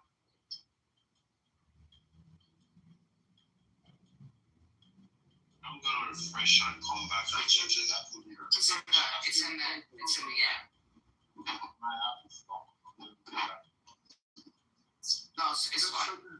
It opens to your profile. That's not a statue. That's like a that's like triangles. What's No, this? mi amor. Mi amor. Mi amor, yo estoy hablando de otra cosa. I'm talking about this thing. Which one? It's in the museum. It's laying down. They have it laying down. It's fucking humongous. Okay, let me see it. Ramses, the Colossus of Ramses. Ramses. That link doesn't open into anything. Okay, so here I'll do it again. Here, this. I see. Sorry. If the link is not opening to anything, I'll show you this one. I'll leave It's it. Ramses. The Rams. The Ramses. Ramses. Yeah, Ramses. Like, remember this one, right? Do you know what it took for us to even put that in the museum? The feat that it took? How long it took them to do it? How long? Hey, you want me to give it? Hold on, let me give you the I'll show you. Did you choose recently? I know. I just Do you invited. hold, what is it, LSF? LSF what? No, I just asked Bart if you took that retard off stage or not, so I've just invited. No. I didn't. He must have jumped himself. I invited him back in. Sorry, no, I can't. Go on. I just want to say, you could say most of what this thing was granite. Some of the No, granite it's limestone. limestone. The length of it is 36 feet. It's a 90 tons. It's limestone. Original stood up in Memphis. How long did it take?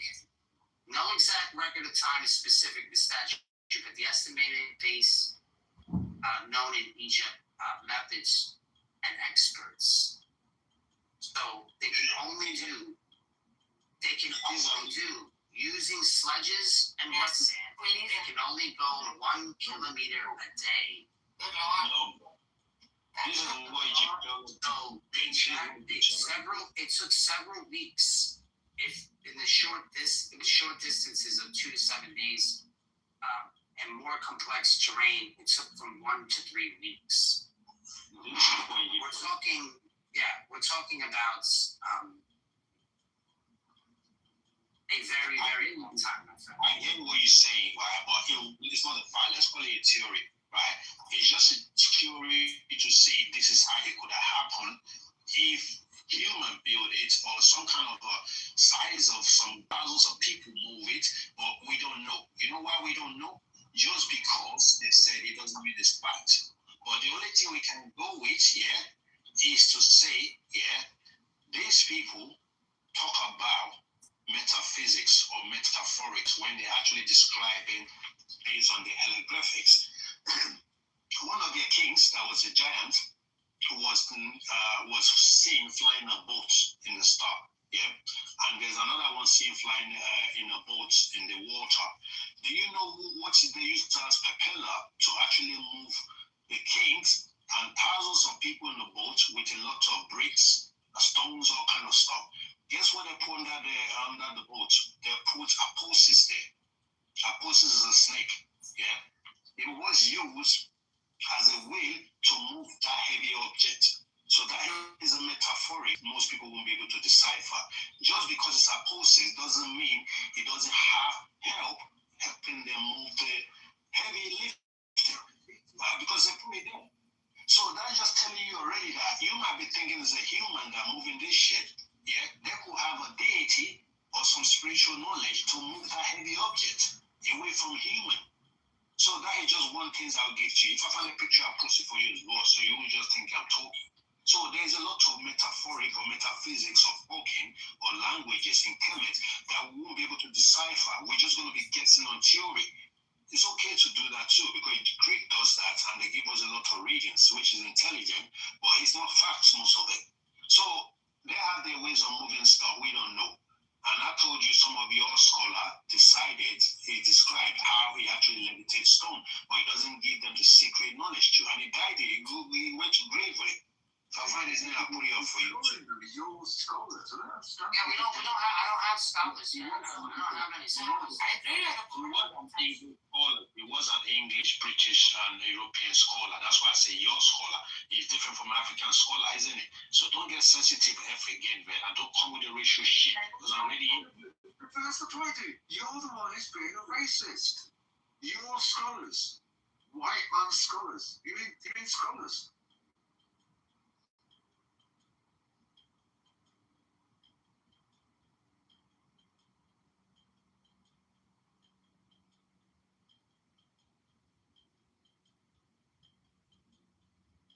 Do you know what I mean? He keeps saying your scholars when he means white men. Son, were you ever a Christian? Son, being a racist. Son, were you ever a Christian?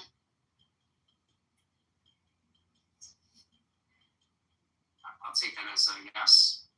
So he's right about one thing, guys. Like, some of the depictions in the hieroglyphs could have been like metaphorical, such as like the snake underneath, like wiggling, carrying it. Actually, I'll talk to you Not because it was a real snake.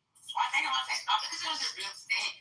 Perhaps they had a mechanism in which they could slide the freaking thing, right? The statue. And it's depicted, it's a very intelligent way to depict sliding something.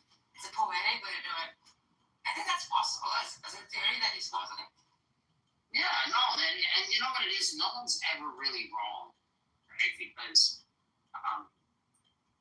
we're all like trying to use our intuition and the knowledge that we've gained throughout the work, throughout our lives to say, oh, well, how could this be the case? So I don't think that none of us are being irrational by saying, oh, well, this could have happened this way or the other. We're all just kind of using guesswork because that's all we have. Yeah, we have to only speculate. Yeah, we can only speculate. Yeah.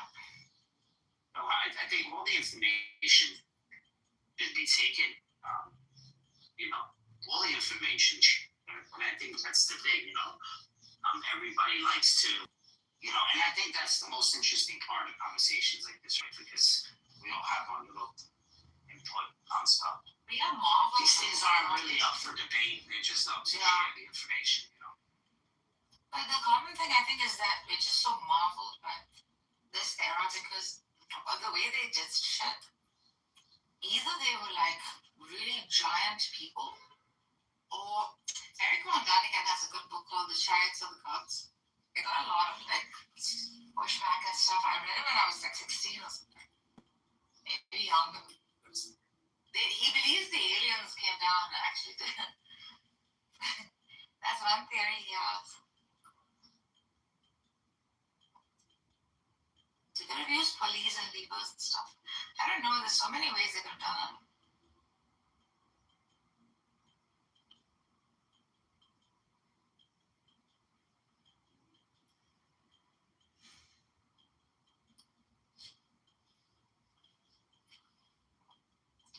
Hey, Did you like how they changed the entire location of Moses? What's crazy about aliens building the pyramids? It's not, they were probably just like bigger people who look different. That's what I'm saying, like, there's nothing crazy about anything at that era because it's just so, it's a very mysterious civilization. I guess I put a picture of based on the snake that was used as repeller for the boat. There's a lot of picture of it. And the aliens you guys talked about a giant. I'm going to post that picture of two giants that was carrying bigger bricks, that was used in pyramids.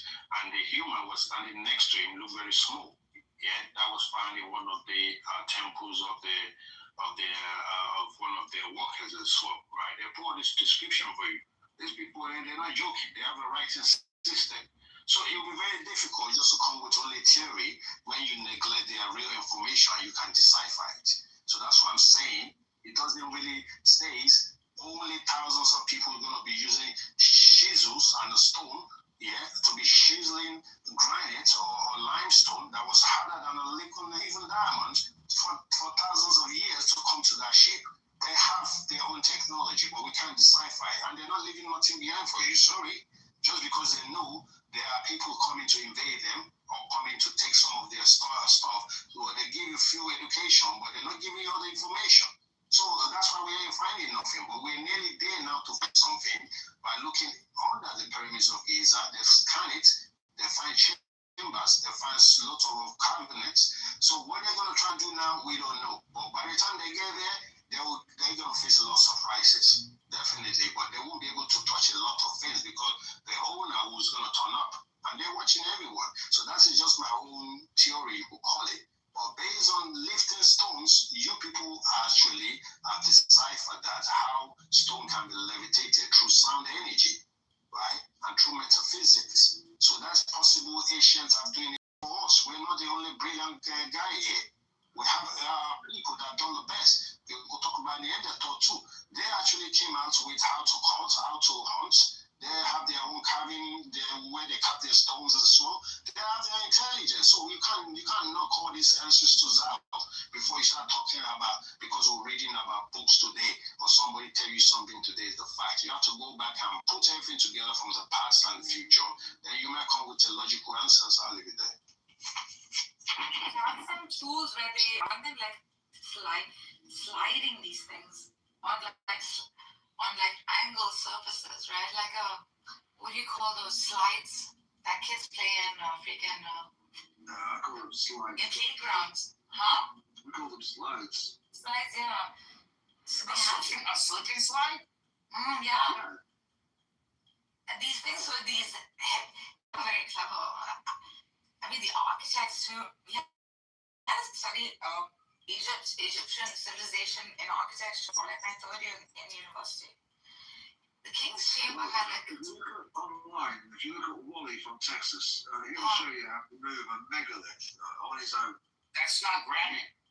using two pebbles. He wasn't moving Right, granite. right. Yeah, he wasn't moving granite. He was moving Limestone. concrete, moving enormous. The guy moves buildings on his own. I see. Yeah, but this guy was in. I don't know about this guy. I hear a lot about this guy. People talk about it. Wally from Texas. Yeah. He's famous. Yeah. LSF, they have a mechanism by which they could like, you know how you used to play with those?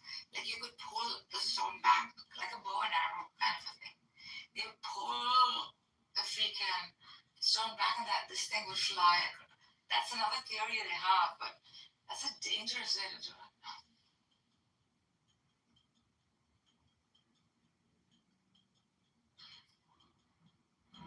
Plus, they're very connected with the sky and the stars and stuff like that. So you'll see, like in the King's Chamber, you have like a small little window that points at the constellations exactly at 45 degrees. So how is it that they could calculate this angle so precisely? Oh, God, it's not precise. You want to get the craziest? You want to get the craziest thing on it? Pretty well done. Use that telescope. They were using star map. It's called star map tracking celestial time. That's what they were using, right? And they invent the solar calendar and it was used around the world today. So before then, they don't know about measurement time. They use lunar calendar. Right. Is that thing pointing today exactly at what you'll say is pointing at? Yeah. How many? The Big Dipper? No, just tell me, is it pointing exactly at a star? What do you, at a constellation or something? Eh? It's not at a star. It's like some kind of, and they could see these clearly, obviously, because it's a night sky. They don't have freaking pollution or anything. They sit at night and they just stare at the marvel of the sky. Where's it pointing? Most of the stars that were The King's used. Chamber, there's a small window in the King's Chamber that points. Can you just see it? That's if I'm I don't know, Elizabeth. Give me a clue. Basically, right? It says the Orion constellations was older, and that was what they used in the pyramids too. Tell me, please, How many more recent times? approximately how long has it been there? Which one? Huh? Which one? The pyramid with a shaft in it. Oh, the shaft. Oh, 3 to 5,000 years? That's what it is. Okay. Right. The That's how you define. Right. Hang on. Right.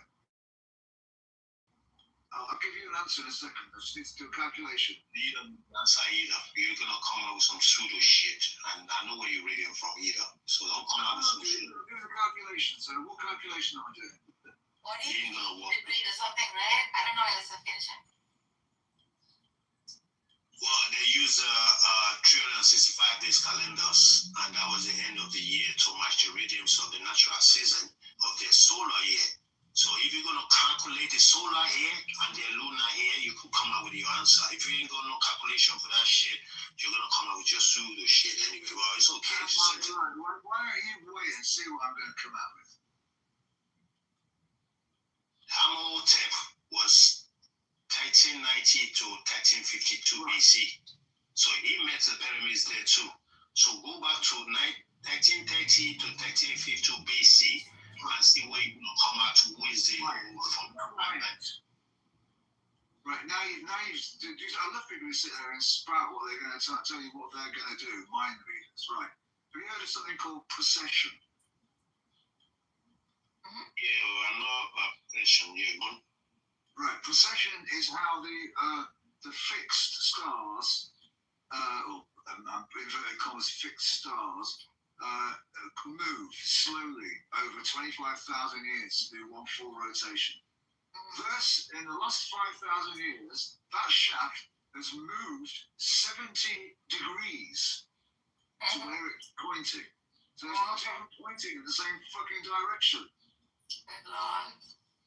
As a tall small pyramids that's not aligning anymore just because it's the small one, the Kitover is still aligned to atom star constellation. The smaller one, they say it doesn't, it move a little shift. I'm sure that's what you're explaining. Yeah, that's just telling you the solar axis of those time rotation is changing from You're right, boy.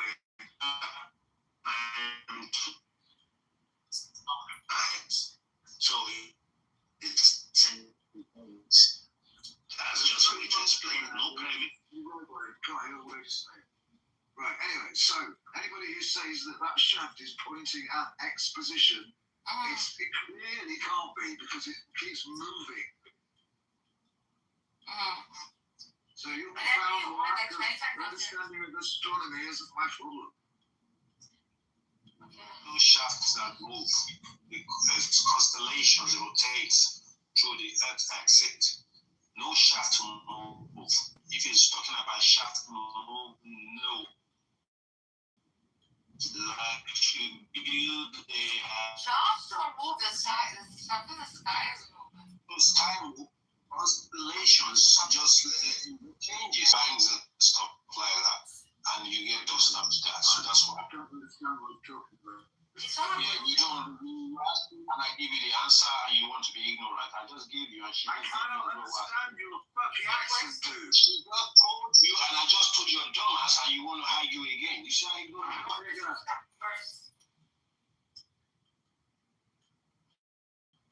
just told you, and I told you, and you keep ignorant. Shut up, you fucking piece of shit. Like about bursting, like a balloon that bursts. He's in the stars. Yeah, she just told you, dumbass. Okay. Why you guys fighting? The racist cunt is being No, he's just not getting pronunciation. taking loss of power. He's the reason. He just, your pronunciation's just right. He has been saying a racist word. He's not racist, he doesn't understand. Dumbass. Me? I think neighbor next door to me. They even, I will go dinners together. I will go picnic. I ain't got problem with no skin. Dumbass.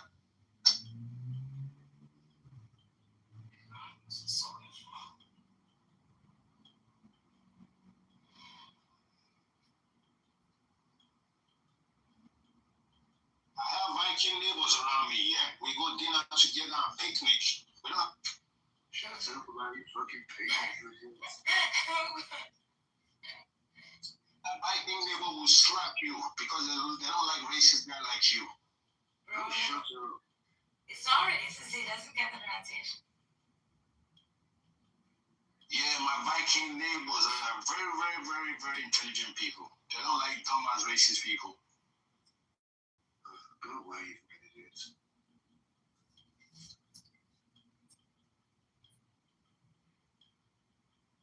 So we sat there now just for hours. It keeps going, you're scholars. Your scholars, your books, your this. And then, why are you talking about it? Why do you keep saying that? And what it basically means is, white people. I'm like, well, who's the fucking racist here?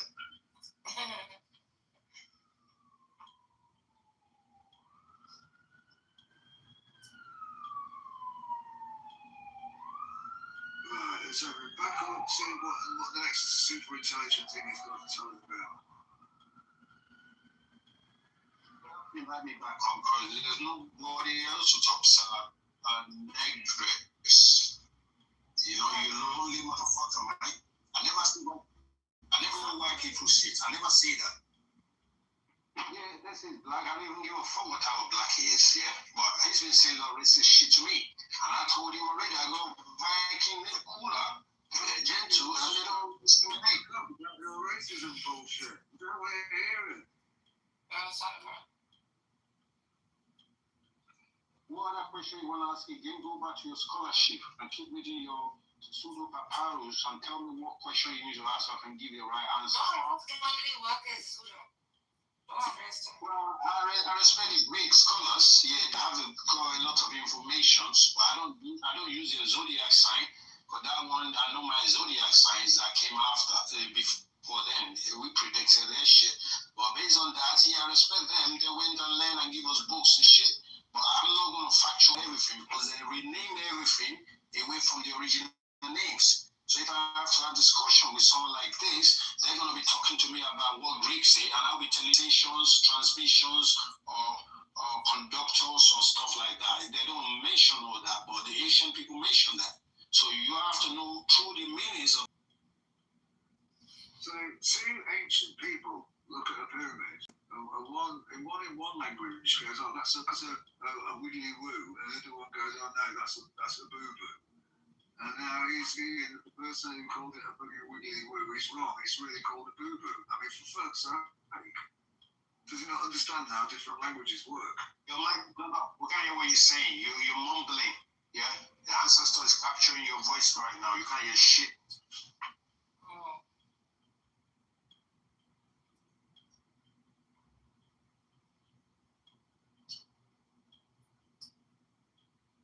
Repeat what you're saying. You went off. You're mumbling. You can't. Sometimes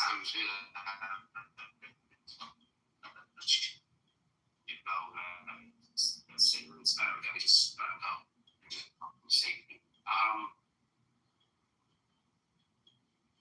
Yeah, it was fucking weird. Courtney yesterday in the room, this white wants to be Jewish so bad. Telling us that the throne of David is equal to the throne of God. I couldn't believe it. And then Kevin kissing her ass. Kevin in there. You gotta hang out in the apostolic room with us 3 times. I hung out with the Calvinists for a couple of times. You know who they remind me of? Brethren. A lot. Well, they're determinists. That's why.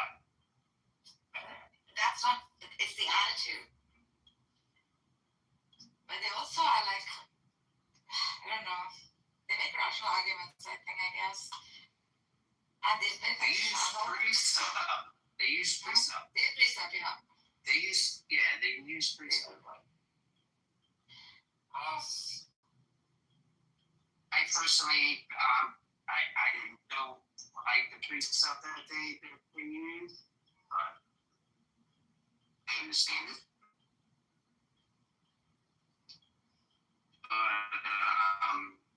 The Calvinist position is a position that the Catholic Church, in ways, they will say they hold to this of it as like, the priest enjoys the priest. They feel like they've been chosen. That's all they're saying. They're saying, you know what I mean? Yeah, I don't think it's that. It's pretty. They just don't demonstrate the best of planets, and like you'll have problems with resurrection, and that whole narrative will sort of fall apart a little bit if you take their position. No, their position's not biblical. That's not okay. No, it's not. It's a weird.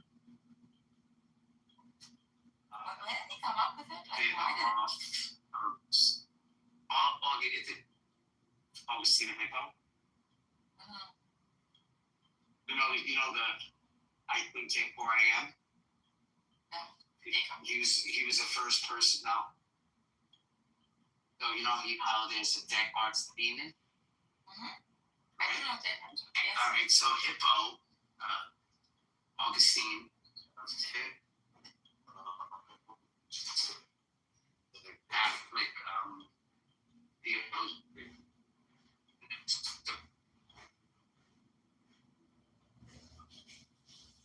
the card renamed it put it on, how do you say it? And you'll see that he came up with it first. He says, if I am mistaken, then I exist. That's what he says. Before I am mistaken, then I exist. Because what he's trying to say is that, what he's trying to prove is that and the devil, or anything, be forcing my own thoughts. I was saying is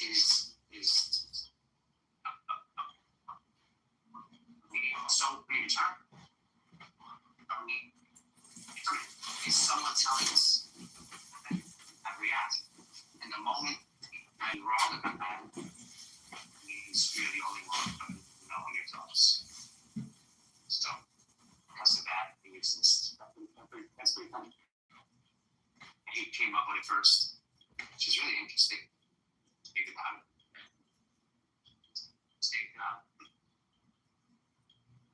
Christian theologians came up with this,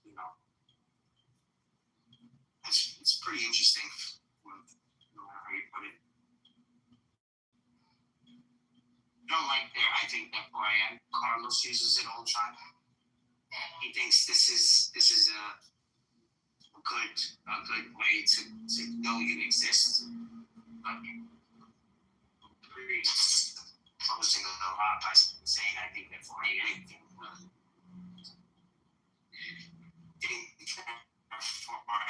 and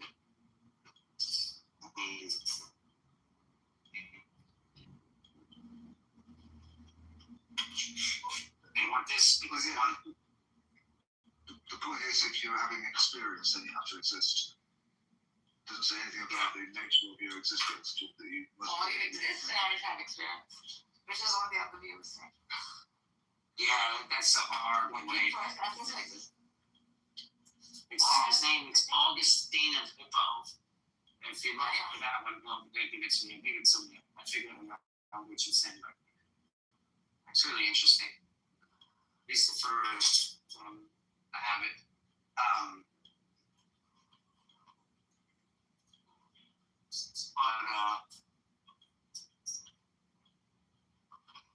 But we have these doors in here, and I put this like silver insulation in the way, but it doesn't. You get what I mean? Like you don't see it now. You want the glass in it. I'm fucking putting plexiglass and putting shit in here. Yeah. That plexiglass is quite easy to work with. It does not finish is really beautiful on it. Yeah, I mean this doesn't even fit. It's what we call this permatemp. Because we can't say nigger rig on there because it's kind of so we say permatemp. It's permanent but temporary. Permatemp. That's what we're using. Permatemp. Permanent, not permanent, but put it like it's permanent, but it's temporary. So it's coming out again. I didn't kick that guy because that guy was just on a roll. Yeah. He was on a mission.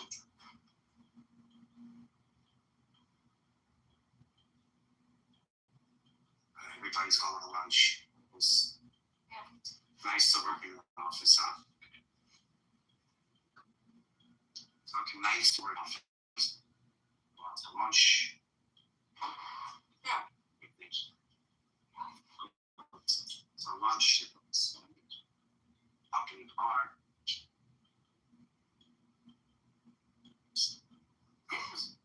Ew. Huh? God. So we're doing a projection of the next 20 years in New York. We have 20 years of work in it. They just showed us the lineup. We have 20 years of consistent work here on out doing full shop work in New York. How long do you think it's going to take to do? 40.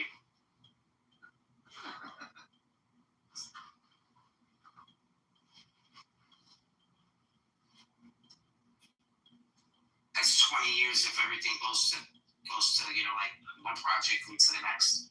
There's certain projects that need to be done before other projects are. Well, I don't know how things are in America at the minute, but over here they're talking about, because of this Iran business, there's going to be shortages of stuff. Oh yeah. Yeah, food shortages, fuel shortages, the cost of everything's going to go up. Gas and electricity. You still have that little spider? Alfa Romeo? How the fuck do you fit in that? Oh no, that's gone. How the fuck did you ever fit in that car?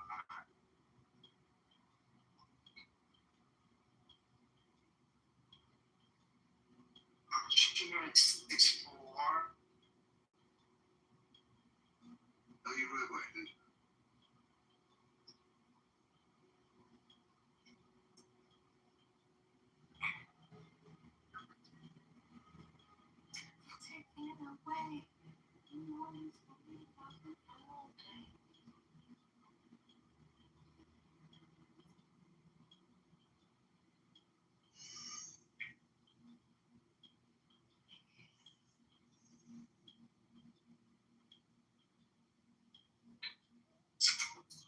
Who, me?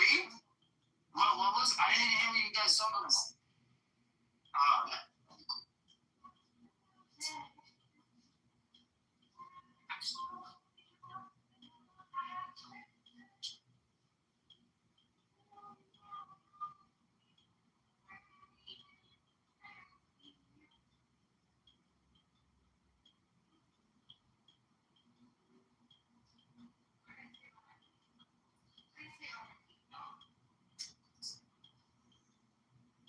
Let's read us a poem. Original poem. Yeah.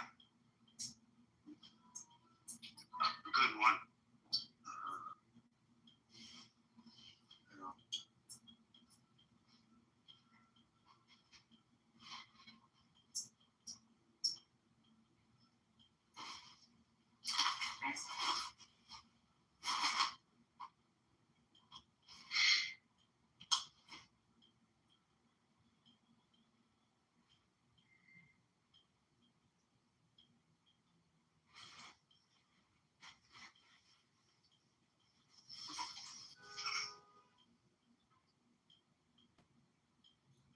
Over here.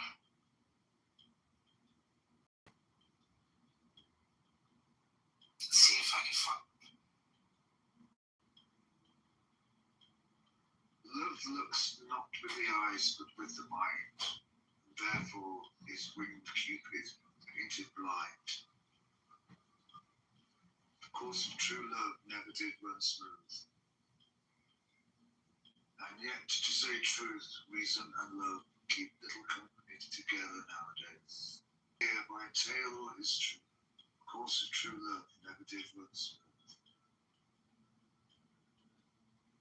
Shakespeare.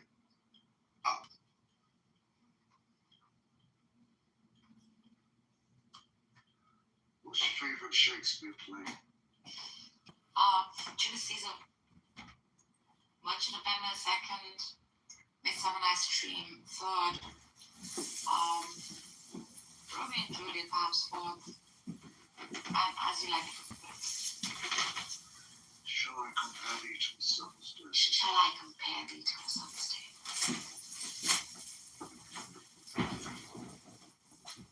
Love is a madman. After absorbing the power of Madame's eternal love, I descended completely into madness. Ready to kill Ryan with his own hands, I would use the most extreme violence to make him understand that power is the only law of this world. It's okay. My sweet boy.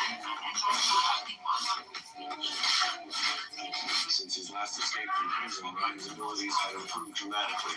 Every special forces unit sent to pursue him was dispatched.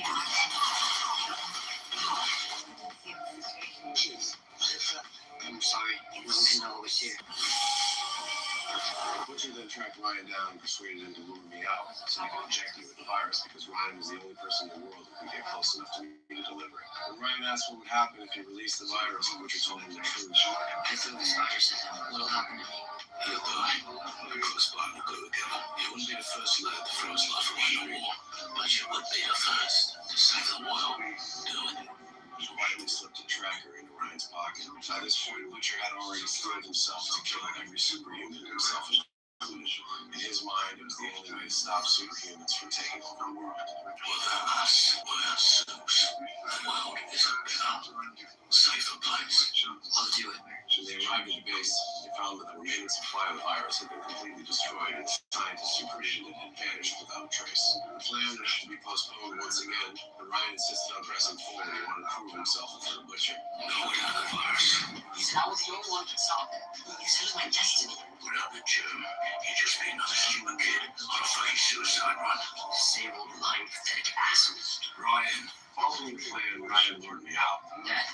Brian, I assumed he had come to his senses and he was ready to return to my side. Instead, he turned around and questioned me, asking whether I had forced his mother. Of course not. I told Ryan that his mother and I had simply had an affair, a willing arrangement between two consenting adults, and that I'd always come back. Your heart's racing. You doesn't show up. And frankly, my heart's breaking a little bit, but you could figure you'd do something like that. Right. Ryan had no intention of stopping. He kept pushing me relentlessly.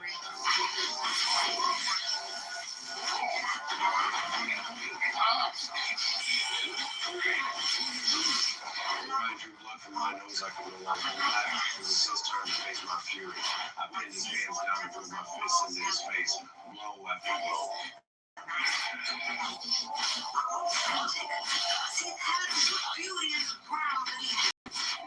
After time, Ryan's face was a mangled, bloody ruin, yet I still did not stop. The final function was the same. When Butcher arrived, all we found was Ryan lying motionless on the ground. Fortunately, there was still a breath of life left. And from that moment on, the bond between father and son was shattered beyond repair. What remained between us was nothing but a fight to the death. After absorbing the power of Madeline's eternal love, this was never like to kill.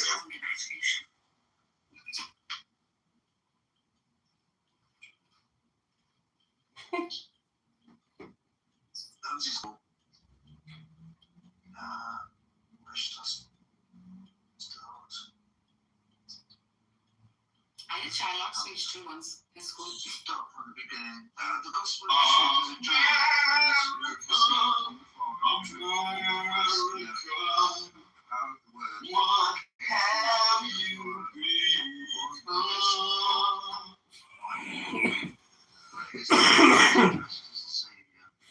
being the name of the work is for redemption of those who were ignorant of the Father. While the name of the gospel is the proclamation of hope, being discovery for those who search for it. When the totality went about searching for the one from whom they had come forth, and the totality was inside of him, the incomprehensible and inconceivable one, who was superior to every thought. Ignorance of Father brought about anguish and terror, and the anguish was solid like a fog, so that no one was able to see. For this reason, error became powerful. It worked on its own matter foolishly, not having known the truth. It set about with the creation, pairing with power and beauty, the substitute for the truth. This was not then a humiliation for him, the incomprehensible, inconceivable one, for they were nothing. The anguish and oblivion of a creature of deceit, while the established truth is immutable.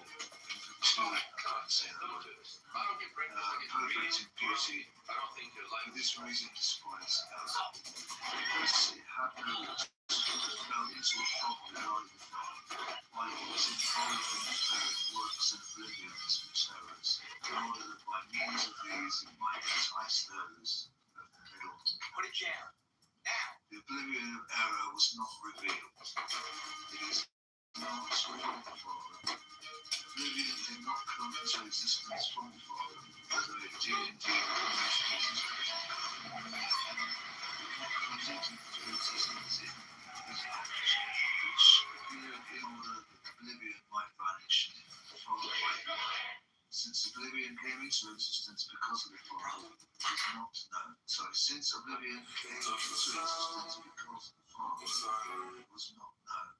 Then if the Father comes to be known, oblivion will not exist.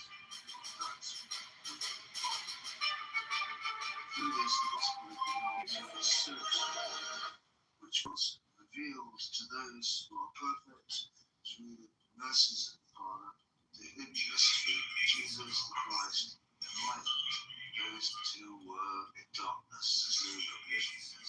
Being enlightened them, he showed them a way. The way is the truth, which he taught. Yeah, it's beautiful.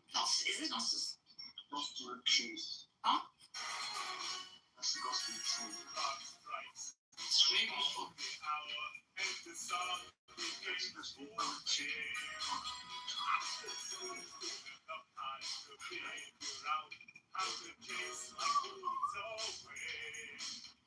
The kindest thing you can do for yourself. Okay, I got one. Okay, keep going. No, it's all right. It's heretical. That is why it's so beautiful. I knew it was heretical. Yeah. This passage. Sounds like the Gnostic Bible you sent me. It's just really beautiful. What LSF read. LSF believes in the Old Testament, but is the demiurge. Yeah, why not? He believes that. Are you Gnostic? Yeah. Yeah. I don't know religion subject. Don't tell anybody. Yes. Full heretic. He doesn't want to go full heretic yet. Why not? Take me to the altar of heretics. I'll wear that crown of thorns proudly on my head. Yeah, they don't think I'm an atheist.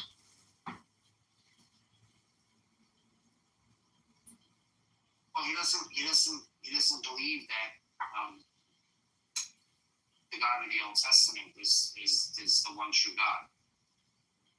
It's the God that cannot know the one true God. So that's the reason why and I had a fucking joint and I don't know where the fuck I put the joint now. I lost it. I'm sorry. Your fault, that was it. I'm packing my shit up, but the fuck am I still doing here? I'm going to fuck away. I'm going to fuck away. You know what I'm gonna do? You know what I'm gonna do also? I'm gonna go home. I'm gonna go home and I'm gonna fucking masturbate. That's what I'm gonna do. Sorry, no, I guess I didn't mean to say that in front of you. Oh, man.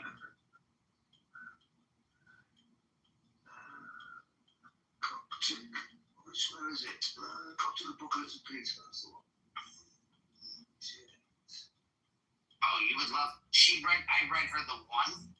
She fell in love with it, LSF. You had to see how in love she was. She read it, and she read it. The first time she read it like she's read it many times. It was insane. Because she just loved it so much.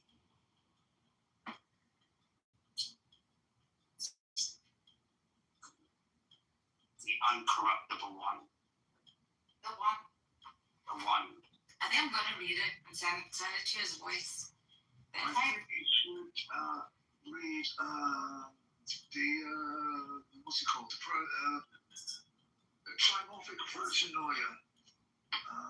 First thought in three forms. Which means And on the origin of the world is the other one. Both pretty good. Well, read it. This way we can know. What page is it on? I'm reading it. I've got it in a book. I've got it in a book to you. I don't know if it's in the Elaine Pagels one.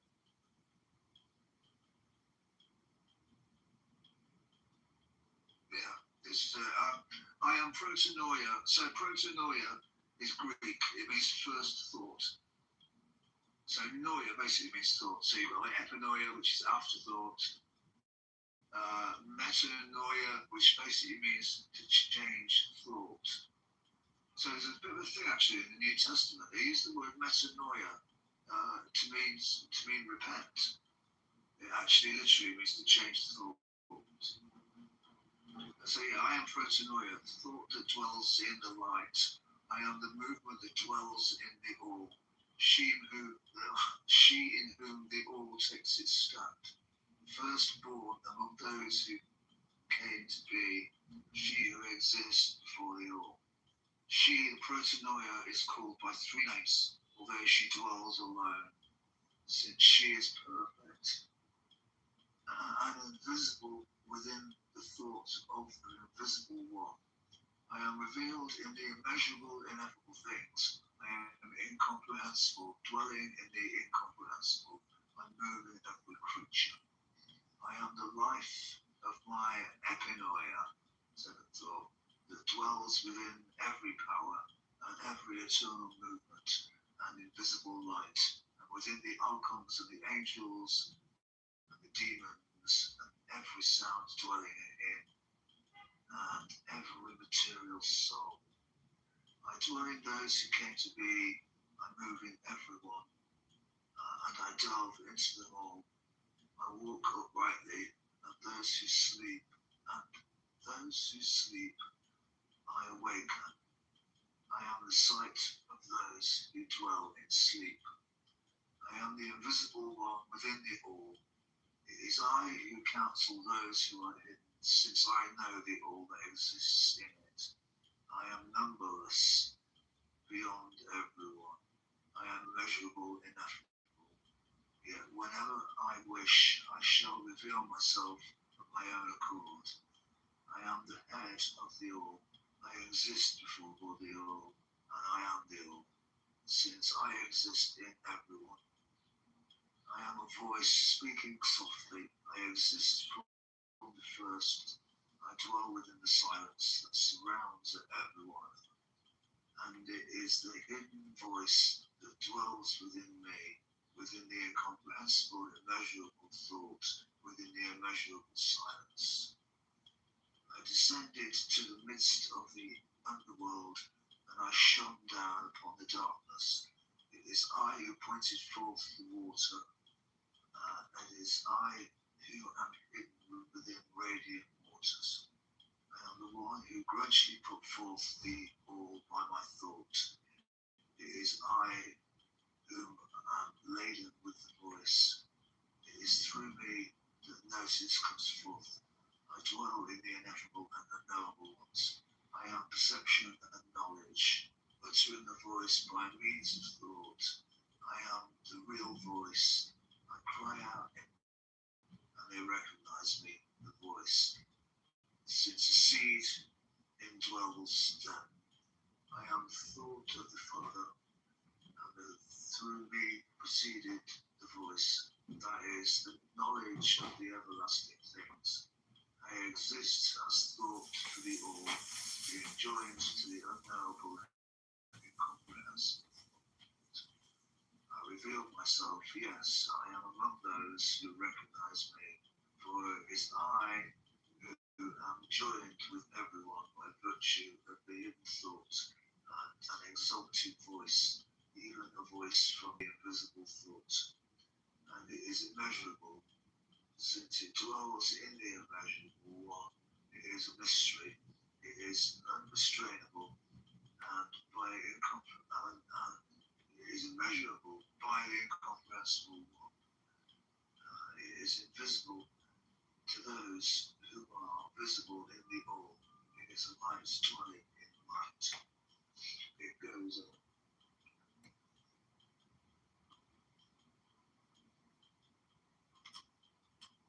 And then encouraging the worlds that are good.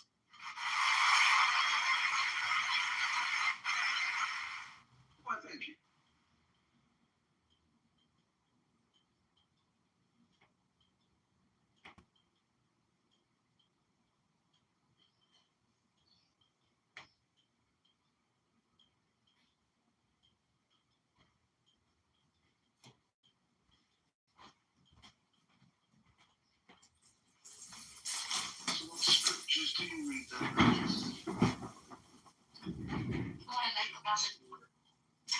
inspiration?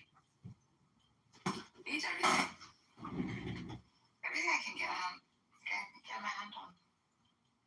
I don't discriminate. But I don't think all of it. But what you just read sounds very much like the Krishna speech on the Bhagavad Gita when he's introducing himself. Yeah, that's how old is he? Much older.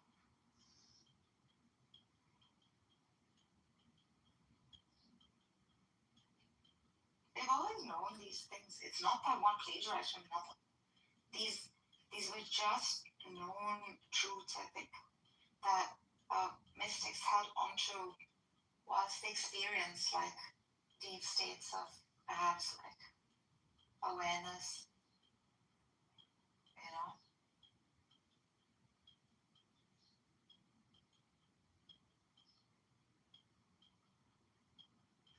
Well, it's not popular, but my personal opinion is that Christianity began as a spiritual movement via Paul. Sure, yeah. If you actually read carefully the letters of Paul, there's doesn't mention a sort of embodied Jesus. Yeah. Like a Gnostic kind of. Yeah, you want to read this one? Yeah, this is the 2 pages here. I'm going to post both pages here for you so you can see them. Yeah, this is the second one. So it starts on the second my PTR, the second one, and it is page 469. If you want to go to the book, this is out of the book on page 469 also. I think it's easier for you to read it from the book. 469. I'll download it. This is just one page. No, it's 2 pages because it folds over to the next page. Okay, got it. This is really interesting. It talks about the Aeon. Oh, you don't have it? You need the Gnostic? New phone. Just send it to me. He has it. Yeah, Do you have it? I read it every now and then. Hey, come on, let's read this. That's the Elaine Pagels version that you got. So what? Oh, the Elaine Pagels? Is it a good one? Yeah, it's a good one. Yeah, I like it. When I went on vacation, I went to the library and I got the hard copy, the hard one. And I didn't want to return that book, but then I felt guilty taking it, so I fucking brought it back to the thing. Because I'm thinking about like. This is really good stuff. I'm reading it. Oh yeah, yeah. Scriptures. Oh yeah. Urban has a good one too. Yeah. In fact, he just with it called Lost Christianities, put the 2 together because he references them back and forth. I have watched Urban Zion as well. I think that's the first book I wrote about him. It's quite linear. Did you have read it? What pages are they, boss? Oh, in the Gnostic book, it's 469. Yeah.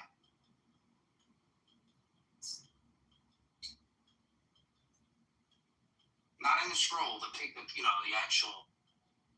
Oh, right, that's the actual page number, is it? Yeah, the actual page number, yeah, not the scroll. Oh, right, hold on. What is an Aeon actually? Like, how's it understood?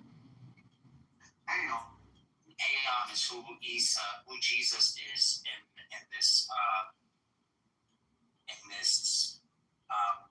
the Valentinian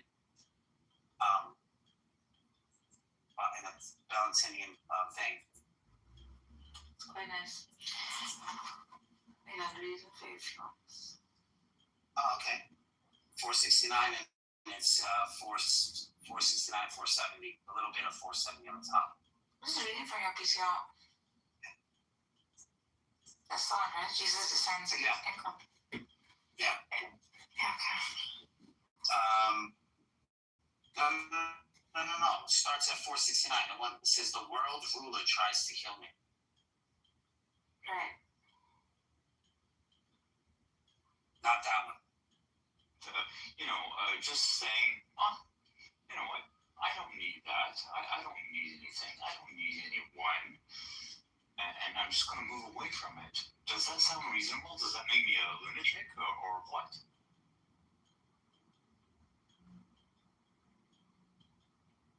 No, I think,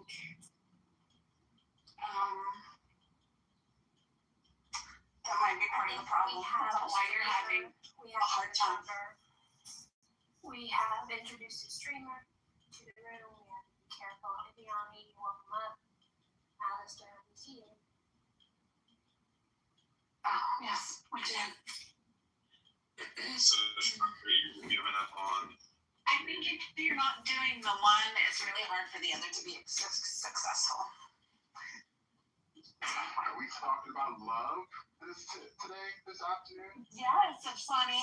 What's up? How you been? Wow, love is in the air. Love is in the air for sure. I am a proud Chicagoan, born and raised. Okay. The reason I asked that is, and I said I wasn't going to talk anymore about it, but I just want to say one last thing about it, which is that I believe, and I believe throughout this whole thing, that any American has a vested interest in this situation. You don't have to be Jewish, because our tax dollars are very much funding this. So I just want to add that. All right, Andrew, It's good morning. affecting everyone's lives. Good morning, Andrew. How are you? Good morning. I'm okay. Just in relation to this conversation, I find it curious, I suppose. I don't use that word.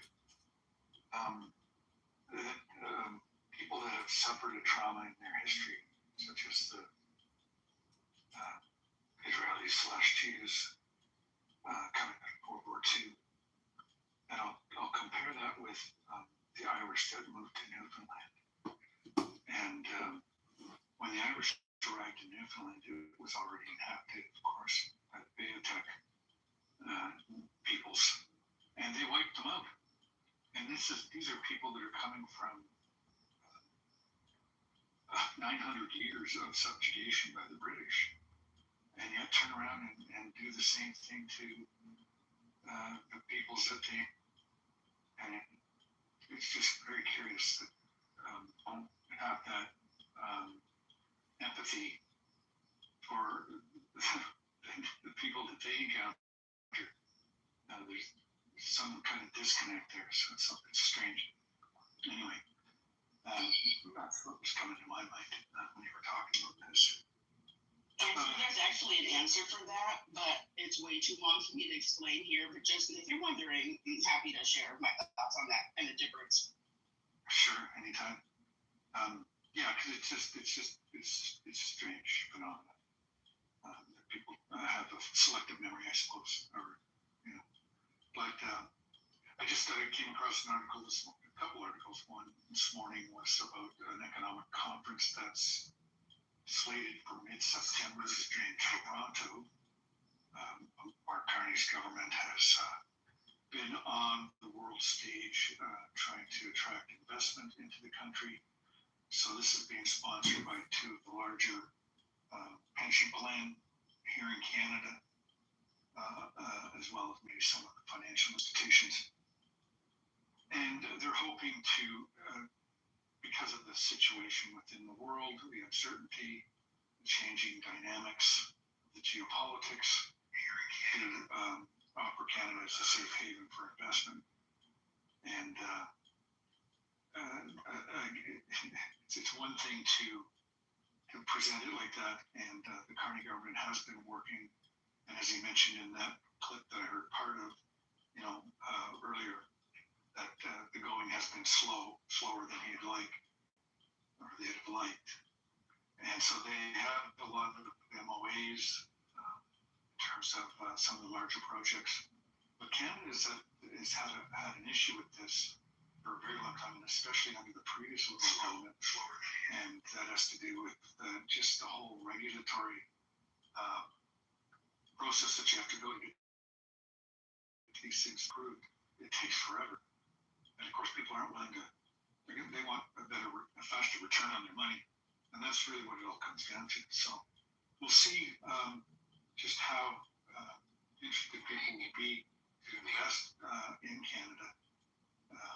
Because they want to build pipelines, they want to do all this stuff.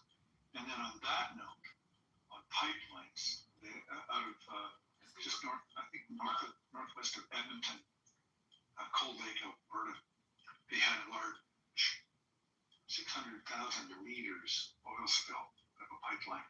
And this is the concern people have with pipelines, of course. And this is the bitumen coming out of the tar sands. And so it's a mixed solution with salt water. And of course, the salt water, unlike other things, perhaps it stays. That salt, once it's there, it's there. So quite concerning for the Indigenous peoples in that area. And of course,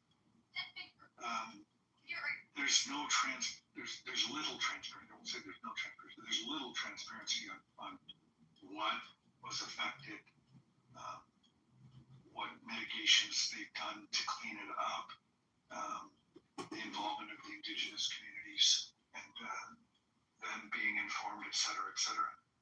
So that's quite a concern for Canadians. I mean, that's why Quebec doesn't want to see a pipeline go through their territory. And these are what you get when you have a large country with all these regional concerns that differ. Alberta has a different concern than Quebec, obviously. Alberta wants to get their oil out. Quebec doesn't want their oil spilling all over Quebec. But it's such a complicated country, Andrew. Oh God, is it ever? And then let's talk about the north. That adds another dimension to things in terms of proximity to Greenland and this whole golden dome that Trump is trying to promote and conceive of.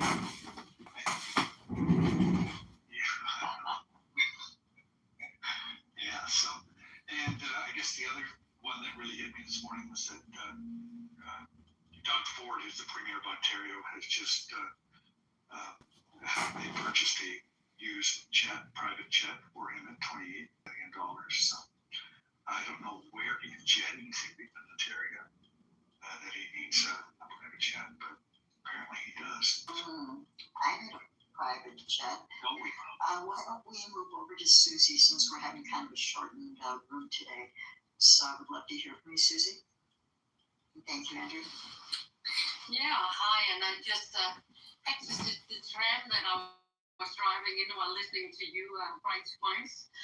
I think that what I would love to share is that I went to a Oxford University conference last night that was named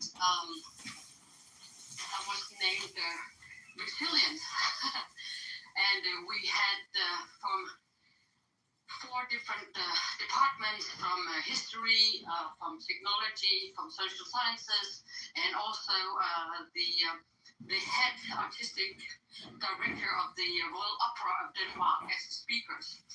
And very sobering, the topic was picked because, at the moment, the U.S. is participating in a war, but in countries like Denmark, we expect that we will be in a war and not only participating in a war. So that's the vibe of Europe and the Nordic countries. That is that our mindset is settling into preparing with emergency radios, especially male children, teenagers expect that they'll be part of an army. So it's actually a major mind shift to the sort of not only bipolar world order, but China, India, possibly Russia, Europe on its own, and the US as the new centers. And it was just very interesting.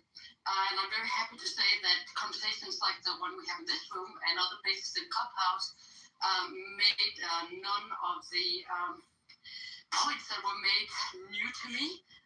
But I think it's interesting that it's sort of spreading out in many corners of both research and society. So I think that's what I would love to share today. have a question for you, Susie. I know you don't represent your whole country, but what is your take on America's Western European allies? Do you feel like this is something that with the new administration could be reversed or healed, or do you feel like things have broken down in the way you think? I think the last suggestion that is that when I talk to ordinary Danes, there's a lot of people also on social media that says things like, I hope nobody gets insulted, that Trump is stupid, he's a lunatic, let's get rid of him. But then when it comes to the speakers in the audience yesterday, it's a much more, actually the first speaker, he said, don't have the illusion that things are going to change if Trump disappears, because there's a whole power shift of power, not only in the United States, but focusing on the United States to answer your question, that is that we are experiencing a new world order where we'll have to look at where each sort of entity, like Europe, where do we get our resources from? Are we self-sufficient or are we dependent on others? And Europe is in a bad place there, and US could be in a good place because it has access to most of the things that it needs to sustain itself. So the expectation is that the US will go its own way and it will have no reason to reconnect with Europe after this administration. Oh man, that is not good news, Sissy. So we need you to put a good word in for those of us back here who really want to rebuild relationships. But I have no illusion. Look, I personally feel the world order needed a bit of shaking up anyway, and also not to mention the AI impact that's coming. I think China just announced that it plans to be AI dominant by 2030. And there's so much happening. Sam Altman is talking about a public fund so that humans can benefit or get money, contributions when robots displace them, and more. But Susie, I want to say that we can't. I know that the international humanitarian financing through the World Bank and other World Bank spring meetings are happening right now. That there is a whole movement, not just around new trade blocks between Canada, Europe, and some of the BRICS, India notably, and others, but also really looking at how to reorganize international assistance as well. And my friends that live around the world, and I lived in years for India, really are talking about a new world order, and they just sort of are like the U.S. is sort of going to be on its own, and I just think that has to be one of the priorities for the next administration, despite a big need to prioritize affordability and reinvestment in America, but rebuilding those strong relationships. And then it's going to take a long. I think, if I may add to this, Andrea, I think that one of the wonderful points coming from the creative director of the Royal Danish Opera was that what makes Europe special, and he said that is that throughout history, European art has been critical of the establishment and curious. And that is what is the special take on the European culture that we should maintain despite cutting ties, for example, with US, or rather the US cutting ties with us. I think that's still how we see it. But also that we don't want to follow the lead of the leader of the free world who now sees itself in a different position.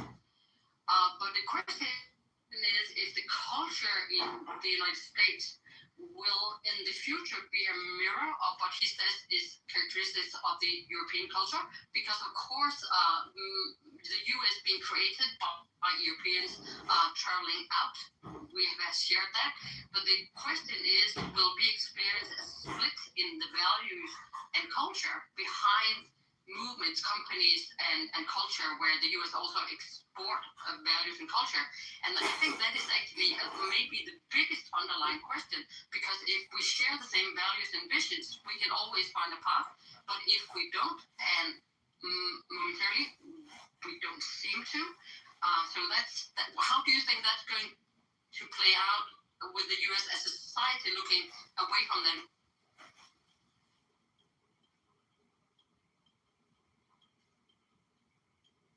Can you repeat the last question? Sorry, I just want to cut out a little bit for me. Okay. Repeat the last sentence. It was very interesting insight, but the last bit of your question was, how is it going to play out with the go ahead, you read. So the artist said that the core of European culture is curiosity and critical creativity and critical approaches are two things. So that has also been the base of the American culture. And he said, let's keep nurturing that as specific European, different from all the other emerging global hubs. But the question is, that I was trying to phrase, that is, will the United States maintain the same culture of critical curiosity towards the spokesman, or have U.S. already moved away from that shared values that was brought from Europe, but has that changed into something different? So see, I don't know if it's changed into something different, but if I personally, well, my take on that is that there is a vibrant, creative,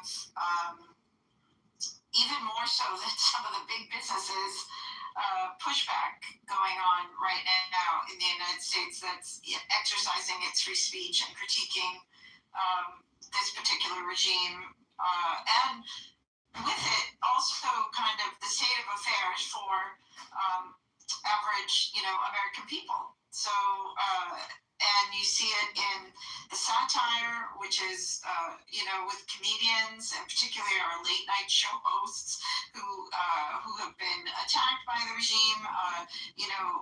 Well, not to mention the Pope just defunded a bunch of Catholic charities. Oh, this isn't political retaliation much. And also our musicians, Bruce Springsteen, I was speaking about this earlier, is doing a Land of Hopes and Dreams tour, which is, really, check out, go online and Google his opening statements in the concerts and what he's saying and how hard he is coming down. So, and of course Trump is going after him as well. I called him a dried up prune, which is like Bruce Springsteen, even if he looked like a dried up prune, looks a million times better. I'm just saying. But anyway, he has also come out and publicly stated that he does not give a damn about, I'm sorry, if I upset my fans or if I lose fans over this moment is bigger than any party. This isn't about a party. This is about, the attack on our rights and our democracy. This is not who America is. He does...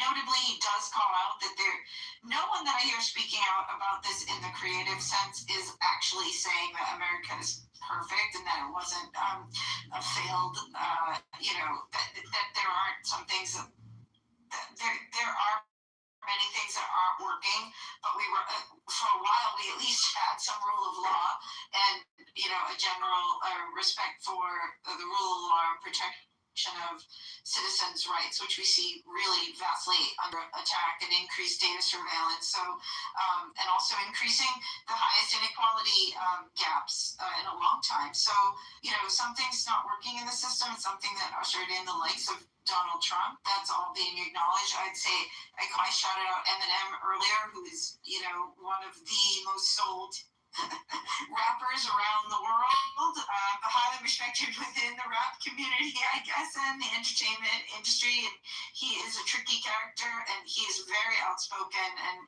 also, way more outspoken than even Springsteen on against Trump. So, and then there are many others. There's fantastic country music artist that we played at the beginning of this room, that's calling out, reaching out to folks to stand up against this moment, saying, where are you now? All the promises are broken, and it's very entertaining. And there's more. You're seeing pop-up flash like mob type performances. You're seeing young dancers enact the Epstein files in front of the Lincoln Memorial down in Washington, D.C.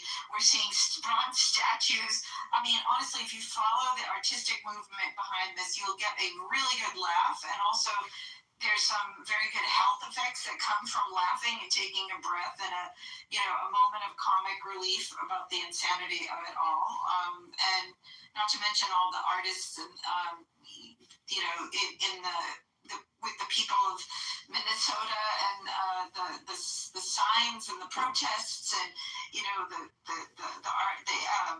the actors that walk down the street of the No Kings protests. And I mean, I could go, and now there's some really great billboards coming up, which are showing Robert Reich, my former professor, former Secretary of Labor under Clinton, teaches now at Berkeley, is he does fantastic, I think it's called Inequality Media that he works with, and he is, I think they're in a race for something like 10 million. They're going to do a huge billboard spread around the country focusing on the issue. So, and I'm sure I'm forgetting some of them. I mean, then there was a Bad Bunny moment, which was not an overt, supported by the NFL, which was not an overt, F you, but it was, we're standing, the NFL knows clearly its customer base and its business model moving forward, and they basically, wanted to support,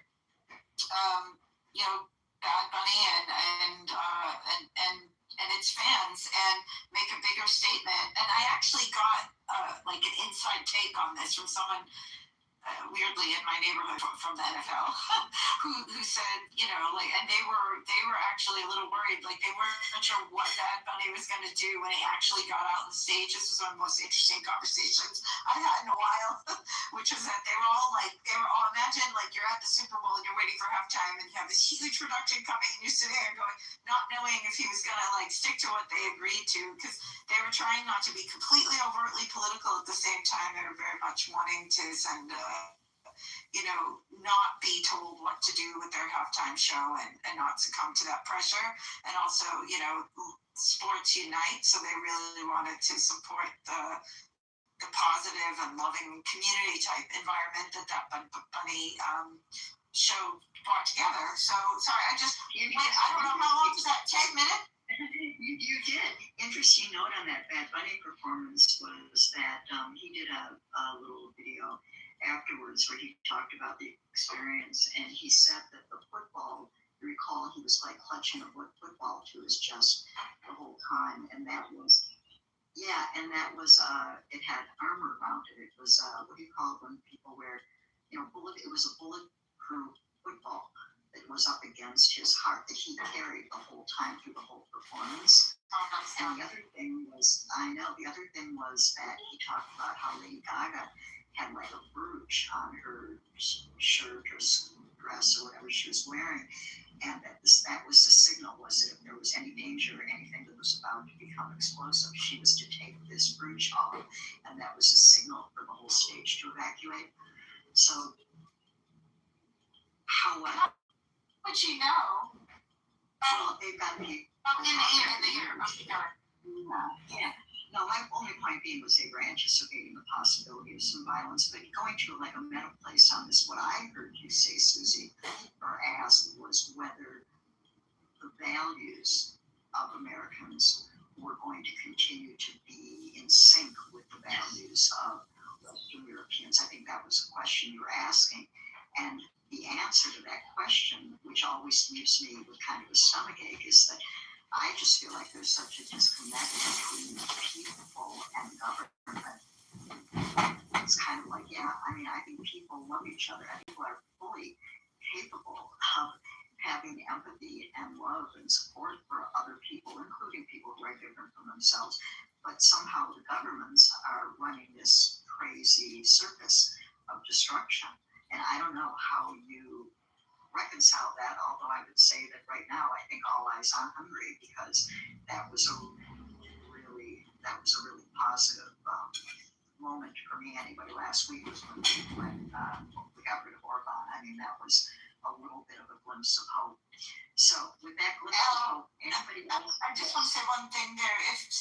Oh my God, if I did that whole total rant and then didn't even answer your question, I'm sorry.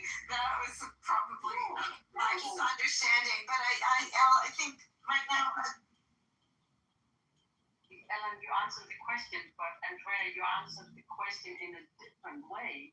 But that was also an answer to the question, because my personal belief is that art is always a reflection of the people and the tendencies going on and what's coming tomorrow. That's art's job to look for. So I don't want you to feel bad about it. I think both of you are perfectly online, and I'm running out of battery. Just want to share something amazing with you. On Monday, we will host our Monday room number 200 in the MedTech lobby. And I really want all of you to come and party with us if you can. It will be at 3 o'clock in the afternoon, New York time. And I shared a link in the comment here. And as always, it's wonderful to be in this room. And thank you for inviting me on today. Thank you, Sister. I think I just want to share from friends from Europe and another alumni group chat with from my grad school, and folks were talking about that as well. They were talking about this alignment between Europe and U.S. And one of my friends in Europe was just saying that it feels very much like, the U.S. is too much into might makes right. And I think it's shocking for people around the world to see us pivot to, whilst it hasn't been perfect and there's been all sorts of interventions in the past, to see our military use this way so quickly for us to start acting, like the bully hegemon, very overtly with use of force and all that, has been quite shocking to everybody. So I think it's been broadly, majority of folks don't support it, the war and this type of action. So I have hope, though there's some internal heart-to-heart conversations addressing the values of the nation that I think needs to take place moving forward. You'll be happy to know that I went out to our little coffee bar in our lobby yesterday, and all of the pamphlets were out there for voting, along with a sign-up sheet if people needed rides to get to vote in the primaries. In the midterms. So I thought that was really cool that in our building they were being proactive about that. Only be Democrat. One of the best things you can do. But don't forget to check your voter registration and find out how you can help. I've got a question. Al, you had put up a link, and thanks for giving the article, so it could be passed on to others. Just the headline itself said 51%. It didn't. I would not have written the headline to say it said 51% of Americans think the war in Iran has not been worthwhile. But it's only 25% support it. But they washed the language of the headline to bury the sentiment, right? Because 51% don't think it's worthwhile.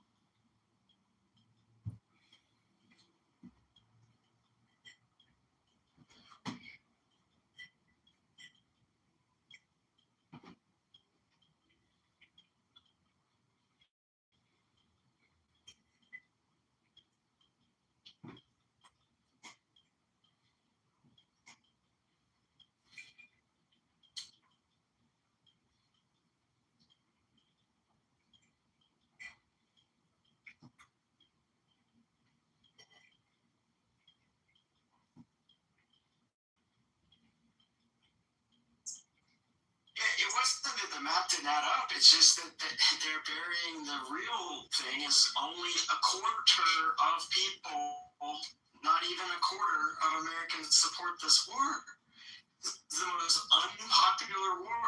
So, like, to say that anyway, don't think it's worthwhile is it's I just think it's more of a fealty to the and sycophancy to the, they're either afraid of Trump or they're the audience capture. And if their audience keeps paying for this, they're going to keep doing it.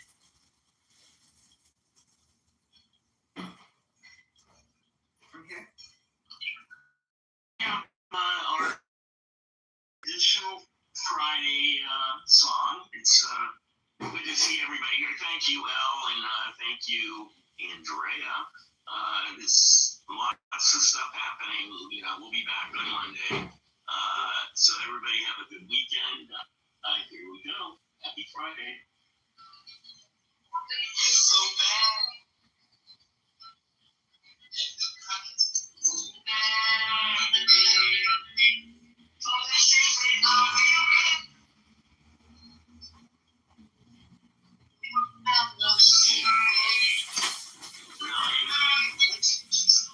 What about now?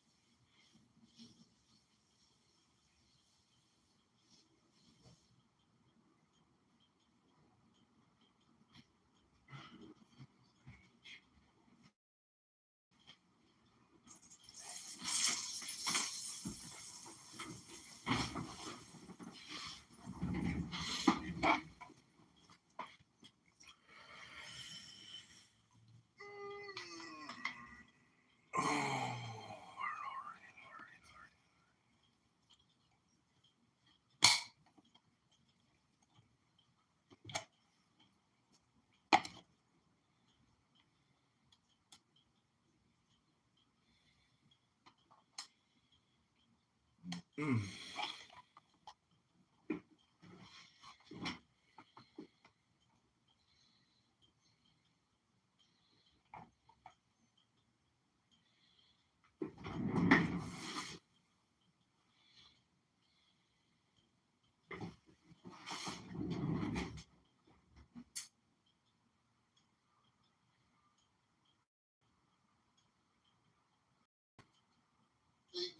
What you want? Get as much as you want. Yeah, it's really good. It is way better than sugar. You know, I even tried that. Probably depends on the intentions of the llama. So we're really missing a big component of this. I actually think that llama was trained, staged, because that kind of logic and reasoning skills in a fourth, like an animal. Yeah. You want her to answer it the way you want her to answer? Let that woman talk. He asked, why didn't Reza say anything about the school? They're reading a script. 372? Is that what it says in the table of contents?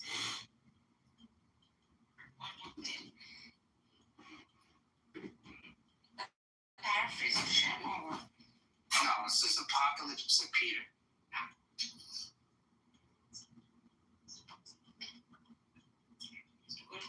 It's not in the scroll, in the page of the book. The link you posted, right? Yeah. Let me see. 3. No, you're on 339. Keep going.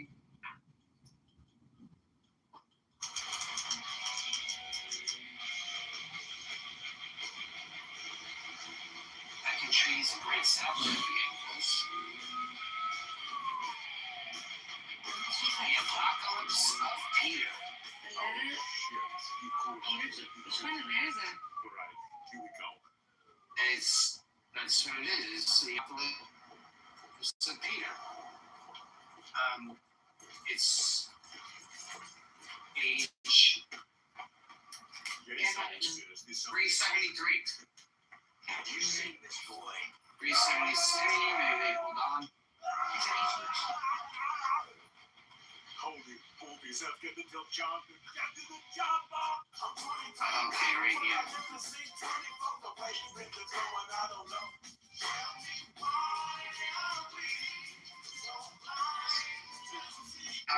Yeah, it starts on page 373. Yeah, 373. But I'm trying to look for the part where it talks about the crucifixion. Which is oh, there it goes.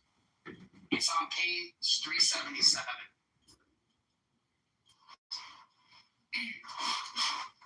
Right there, just start at that top right there, 377. Just start from there on. That's where it is. That's where it is right there, yeah. And the laughing part is brought up again. And this is another place where they get he either killed or crucified or whatever, or made it appear so, really. Yes, I am. It was made to appear so. Which was probably the narrative popular at that time, because that's actually around the region of the Arabian Peninsula. People were talking about it like this. I skipped this one. They didn't receive.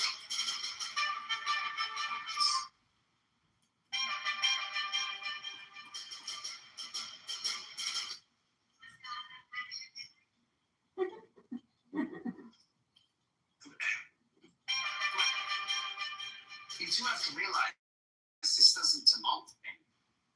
No, it doesn't. This exalts. It doesn't. Exalts. Yeah.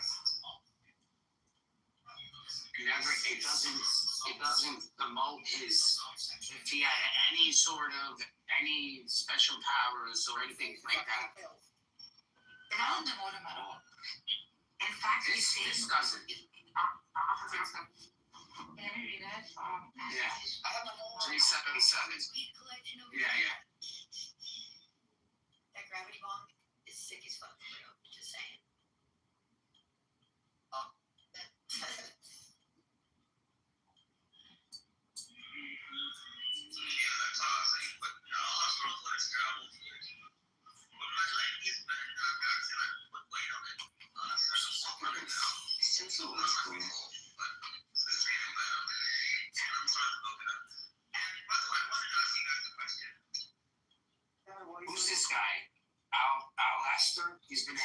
on the stage. So, what's up, buddy? Hey, I was gonna ask you a question. Do you think Jesus was a Gnostic?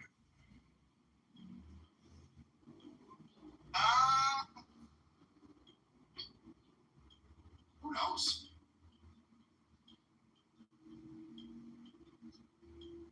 Because I get the feeling, based on religious history and esoteric and exoteric philosophy, and having a large book collection, that there are many people that tap into the same source power as Jesus.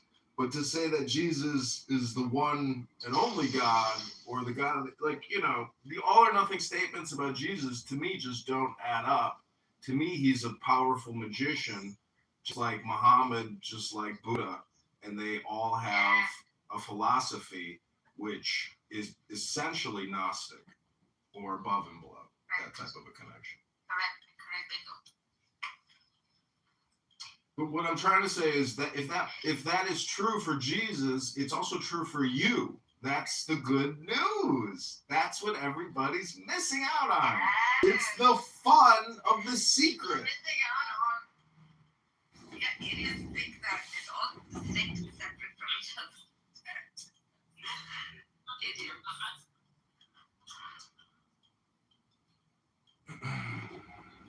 Well, they're not idiots. It's a very hard thing to understand, because you have to go outside of the religion and clone and copy a bunch of other materials to understand that there's a lot of layover, or,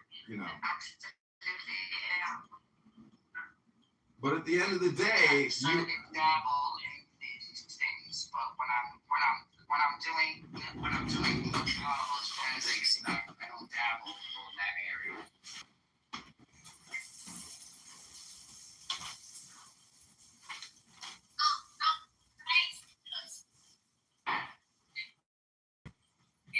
But Courtney telling me that there's two thrones and one is identical to the other. It's just bullshit. wait, when you She's right. No, she's not right.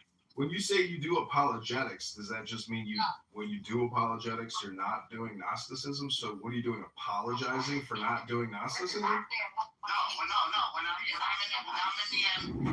I'm in the NBA, I'm playing by NBA rules. But when I'm playing street ball, I'm playing the street ball rules. What is the problem? I'm still a basketball player. And guess what? When we're going for the gold every 4 years, Olympics. So I got to put my Olympics hat on. So if you don't understand that analogy, you're not going to understand it all. The standard is going to be the NBA. What we're doing here is just street ball. And this is redundant. That's what John is saying. It is. Just to NBA is what he said. He's always got this always coming in here and fucking complaining about what we're talking about. But I don't understand. What the fuck is that? Show all along. Show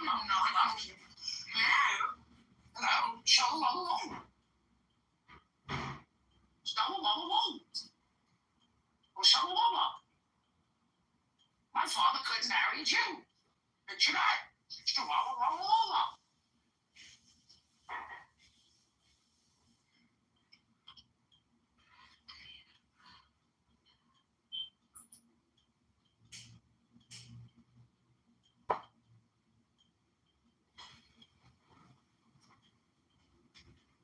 Are you guys talking about any Newport?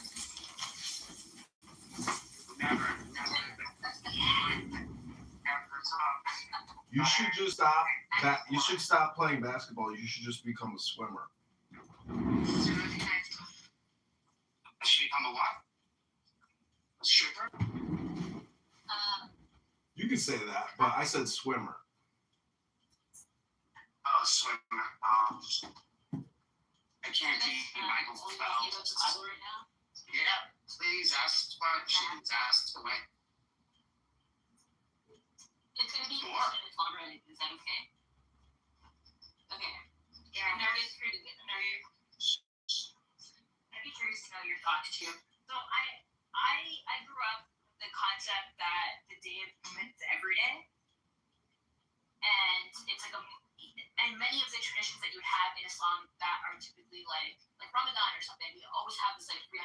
5-day kind of approach to it. So the Day of Judgment, if it's every day, does that and then there's this idea of like that Jesus second coming on the Day of Judgment. But in the Shia tradition or the tradition I'm in, it's very like, his spirit is still alive. Yeah, that is Shia. So does the idea that his spirit is always alive correlate well with the idea that Judgment Day is every day? Like we don't have to wait till death. Hey, Mom, Ali is at This is all here. Hey, Mom, Ali is saying, I read the natural philosopher. Every day is Judgment Day, every day is Eid, every day is, and that kind of concept. It's an esoteric way of, like. That's the same thing as saying now is all there is. The now is all important.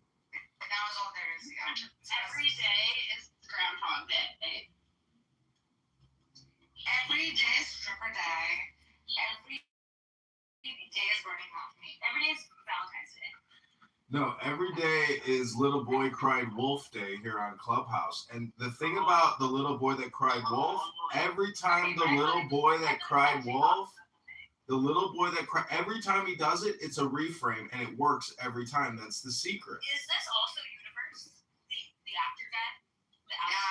Yeah. Oh, John. God, every fucking room. It's John. We could go back to Sam. You could go to Beef's room and just debate Muslims all day. I followed him and now I. Oh wait, that's Megatron's room. I got him confused. My bad.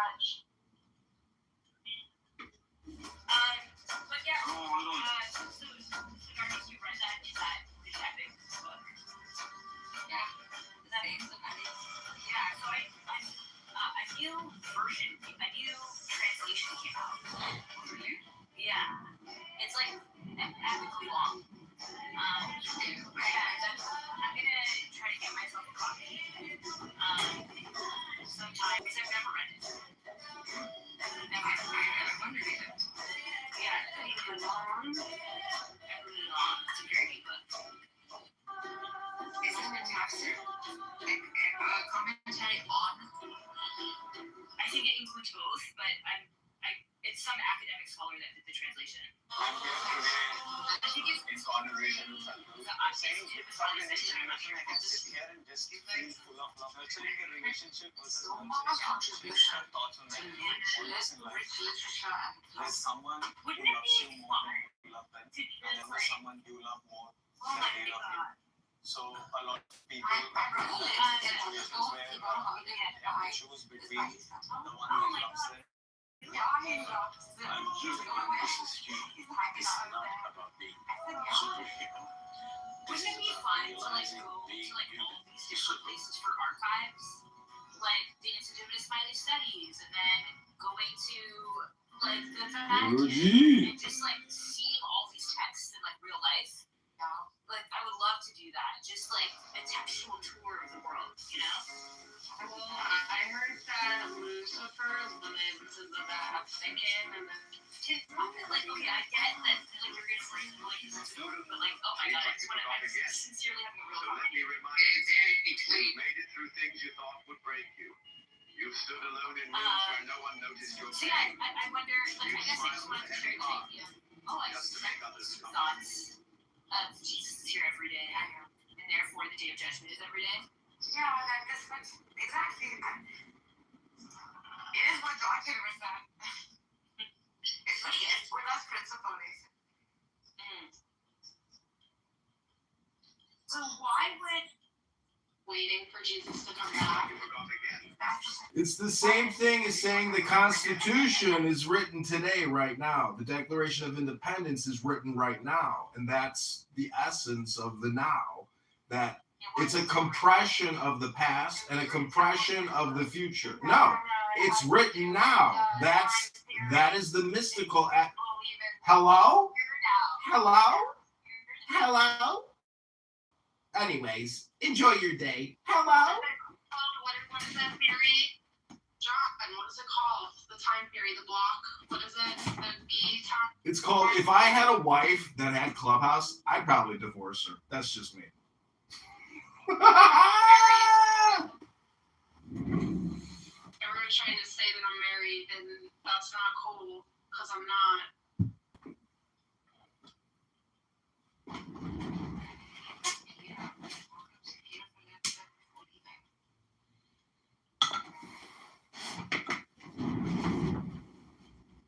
Everything is now, and when you're dead, it'll still be now. You just won't be in the now. You'll disappear and go to sleep forever and ever and ever, never to return. That's why this moment of life, which is so minuscule in between infinite darknesses, shouldn't be wasted saying stupid things all day long into your fucking phone like your brain is fucking rotted out.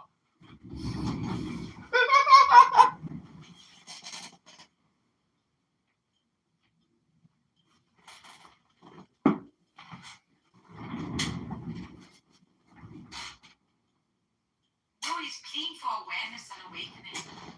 Human mind is right. When we're in a slumber.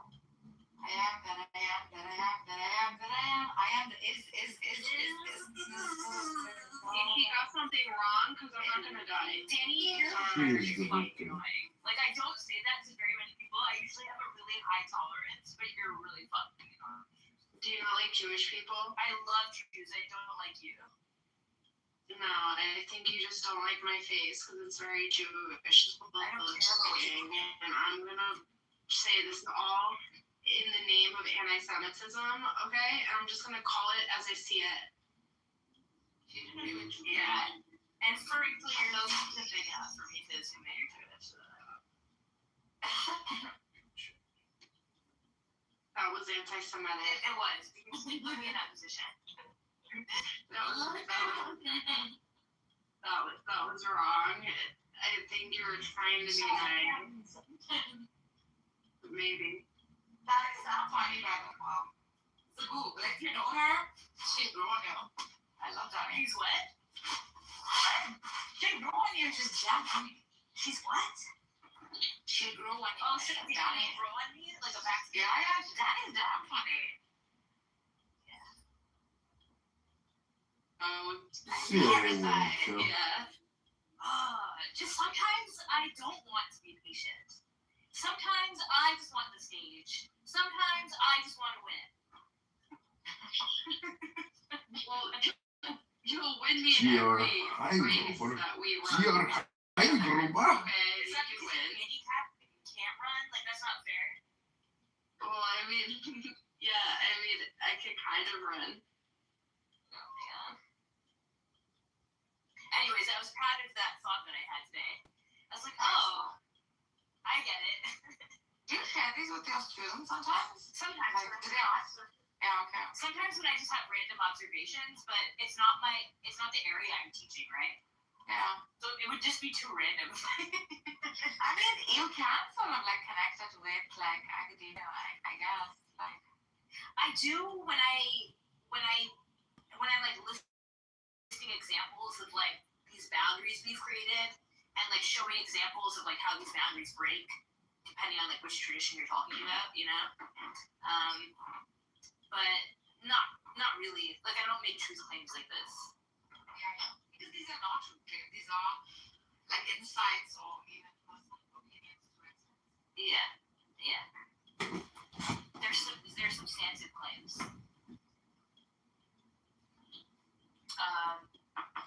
But yeah, I some of my students are capable of doing that, but others it's just too hard to. I want to blur the line, you know. Especially if I'm teaching, like, yeah. I'm already challenging them enough. Like, all the students that have failed the C quiz, you know? So, like, this is what I'm working with. They failed the C quiz? Yeah, like, you don't even know what the kanda is. And I'm like, what do you mean? Like, you look at the symbol every fucking single day. Oh my goodness. It's because their egos get in the way, right? Like, they think they're taking some easy class. That's I'm like, talk to them about the basics, and they don't get it.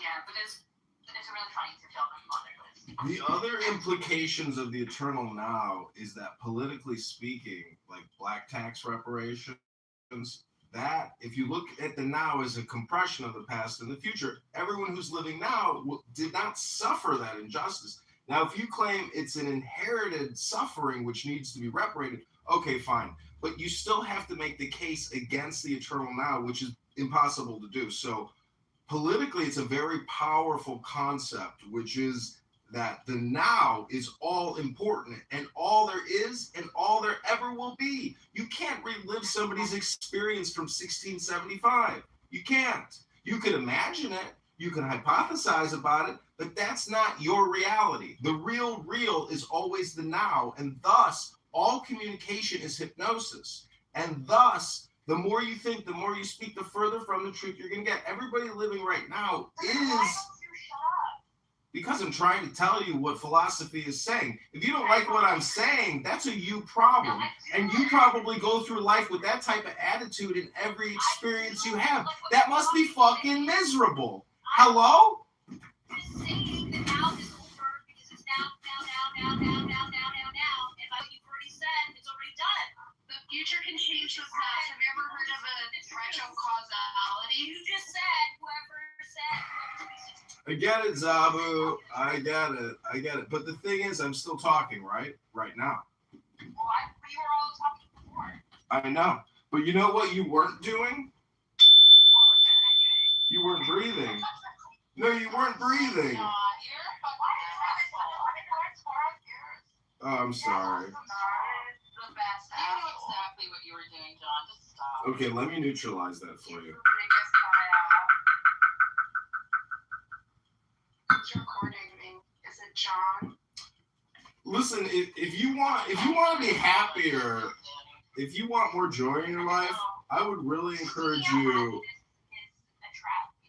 Zabu, didn't we have a great experience reading the I Ching and picking the numbers? Causality only works if you're assuming linear time. It'd be theory of time. It's more vertical causality, where what we would perceive as the future causes the past, but the thing is that it's all essential, right? So it's a vertical sort of support of what we would consider a past moment, but it's just a now moment. Theory, that was what I was looking for before. Okay, and then so you're saying retro. What? There is no retro causality in a block time. There is no time in a block time. Yeah.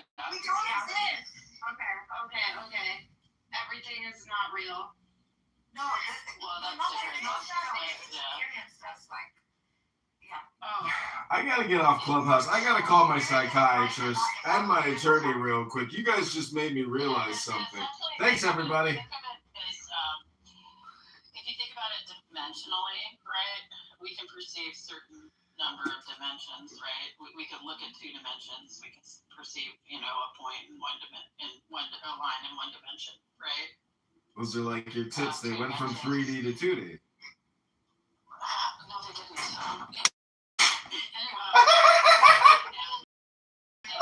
Just went from 3D to 2D. Right? And we're able to perceive vector movement, which is our experience of fourth dimension. Now, in a block time, it's the maximum number of coordinates you can have dimensionally. So we haven't figured out exactly how many dimensions there could be, but say, one of the operating functions is 11 dimensions, right, or 12 dimensions, right? In that time, if you're in the 12th dimension, you're perceiving all of what we would time as once. It's almost a sheet of paper, right? It's all there. And so you don't experience time. Photons don't experience time. They exist in all dimensions at once, right?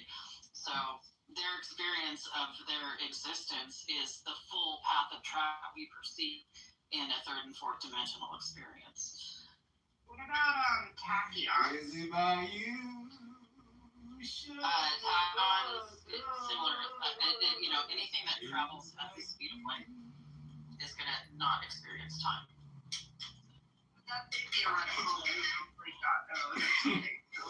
It's theoretical, but it's also mathematically sound. Okay. So Can we pick numbers down? Sam, can you tell how many hours you dreamt in that moment? Like, see, these become like symmetry breakers, I think. Where like in a dream, the freaking tunnel or whatever, the experience is not just intense and so real, but also it has some kind of timeline sometimes, right? But who's to say how much time passed in the dream versus when it met up, right? So it's experienced differently in two different. Have you guys ever gotten a tattoo before? Yeah, I've been tattooed. So getting a tattoo was a really interesting experience because it was like a 2 or 3 hour experience, and I had my eyes closed, and I was like falling asleep in and out of the tattoo or whatever. But it was so interesting because the needle wasn't where I thought it was on my body, and it was such an interesting like, oh, I think he's over here, but really the tattoo artist is like all the way over here, you know. And I think time is a very similar experience. It's like, or that dream state. It's like, oh, we think we're in that for like hours, but really it's like 30 seconds. Like multiple 30 seconds at a time, you know? It's almost like you go into like an alpha wave state, like that hypnosis state. Yeah. Don't say anything, John. Anyway, and to me, I find it like if it's not an extremely painful tattoo, like getting the head of my leg tattooed was like nothing, right? It was the best 4-hour nap I ever had in my life. Like it was so great. I would not really experience a particular kind of spinning pain, which is so addictive. And I think that is what people keep going back to, is just enough amount of pain. It's so good. It's like, and it's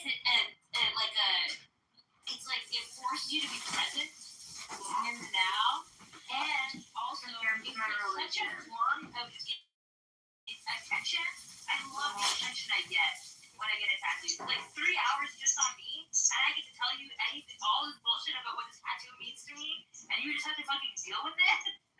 Sounds great. That's so funny. Have you ever done the thing? My tattoo artists love me because I don't talk. I just lay there, just like, In fact, they ask me questions because they're wondering why I'm so effing quiet. They want me to hear I'm passed out or something. Yeah, it's against my religion also. Just in case, in my later years, I go Jew. I want to be buried in a. You are just. Yeah. You can't escape it. It's like you can't escape. Yeah. So just in case, I want to switch it up towards the end. That's why I always laugh so hard when people insist that I'm Jewish. I'm like, what are you talking about? Like 40% of my body is covered in ink. Like, you can't be buried in a Jewish cemetery if you have a tattoo. Yeah. See, if you want to experience the now to a very high degree, you have to do yoga. Yoga is action in perfection, and when you do the breathing and these yoga poses, it's a little bit because you're flushing your brain with a lot of blood and oxygen. So, anyways, I'm just trying to say that like an orgasm is the metaphor for the Ein Sof, which is the limitless light, and then that cum trickles down to all the tingling parts of your body. So, you know what's the best thing about this sweaty yoga? You know what's great? Yeah, so what's great about this sweaty yoga to me is amazing, right? Because usually there's women that are dominating the room, right? And it's good to like, I'm telling you, if I wore like, like white, like boxer shorts that are kind of tight, like the white ones, and I start to get sweaty, you tend to see the silhouette. Do you get what I'm saying? No. My silhouette of my manliness. Hot yoga because it has to be humid hot though. It can't be dry hot. Yeah. So It's so dangerous. what happens here is that The weird thing is it it's turns because I'm into hypermobile. I it turns into like this weird. I don't know why you guys are drowning me out. I'm trying to explain to you. Sorry. Yeah, so my hot yoga experiences, doing them with my wife, because she wanted, when we were dating, she wanted to do this. I have this experience. And I said, no, it's fine. So I wore like biker shorts. Like, Your balls probably they weren't all over the place. Can you know they the weren't wrestling? like boom, Because the but crowd. they were like up to the knee. And I wore like You gotta blur the speed. I'm not sure why we're discussing this in so much detail, but go ahead. was yeah. So it just turns into a staring fest. Then my wife laughing. Lower your gaze. No, women are way worse than men. Yeah, that's true. I mostly just look at the men in hot yoga to make sure that they don't move too quickly and splash their sweat on me. It's gross. If you don't do I'm yoga, the type of person that daydreams, so I'll just catch you're a myself staring into somnambulist. space. You're sleep talking right now. Something. Listen, and several Listen. Just because I say listen doesn't mean I want to listen. Like daydreaming right into somebody's junk, but I didn't know I was looking at their junk. So then they think I'm looking at their junk. You are looking at their junk. But that's not on purpose. I'm not thinking about their junk. I'm thinking. I like to think in hot yoga, it's kind of like a nipple clamp, right? Like, I really hate heat and humidity. But when I go into hot yoga, I know it's going to be over in like an hour and 15 minutes, right? Or if I'm working a class, right? Yeah, and so, and the other thing too is because I'm so hypermobile, if I get in that heat and humidity situation, like my joints just unlock. And like, there was one point in hot yoga where I literally put archer pose, put the sole of my foot on the back of my head, and I was like, the fuck. Oh my god, but you can overextend yourself in hot yoga and it's for sure. Yeah. Is it the breathing? Is it all the breathing that you're doing? If you draw properly, you can also do a meditative breath. Mm-hmm. Yes, the 478. So when they say runner's high, isn't that technically gnosis? Yeah, exactly, yes. Correct. So one way of achieving gnosis is through the body, physically, without words, but just breathing. Yeah, just Is that samadhi or is that near is it samadhi? Samadhi is the ultimate state of where you don't need any of this to be there. Oh, you mean just come to club? This is samadhi? Oh no! Stop screaming, bro. Chill out, man. Stop screaming. That's the joke. The breathing. I just saw a PTR that was a penis. Whose PTR is a penis? You tried to add me, and you could see the whole penis, and it was an ugly penis. But you're looking at them anyways. What's the difference? Yeah. So the reason the breathing thing, which I think is like really hot, which is the reason why I usually like I find like Danny and Cora really attractive, is because they have the noses. And when I'm pushing your head down into my pelvis, and it touches your nose, and your nose touches What's happening, Megatron? System no computer, Megatron. Too far. Well, that's what I'm saying. So that's usually what happens. Too far. So can we relax and stop being so obnoxious? And can we have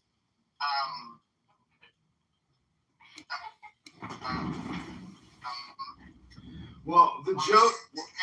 Alabaster? You're in the Matrix.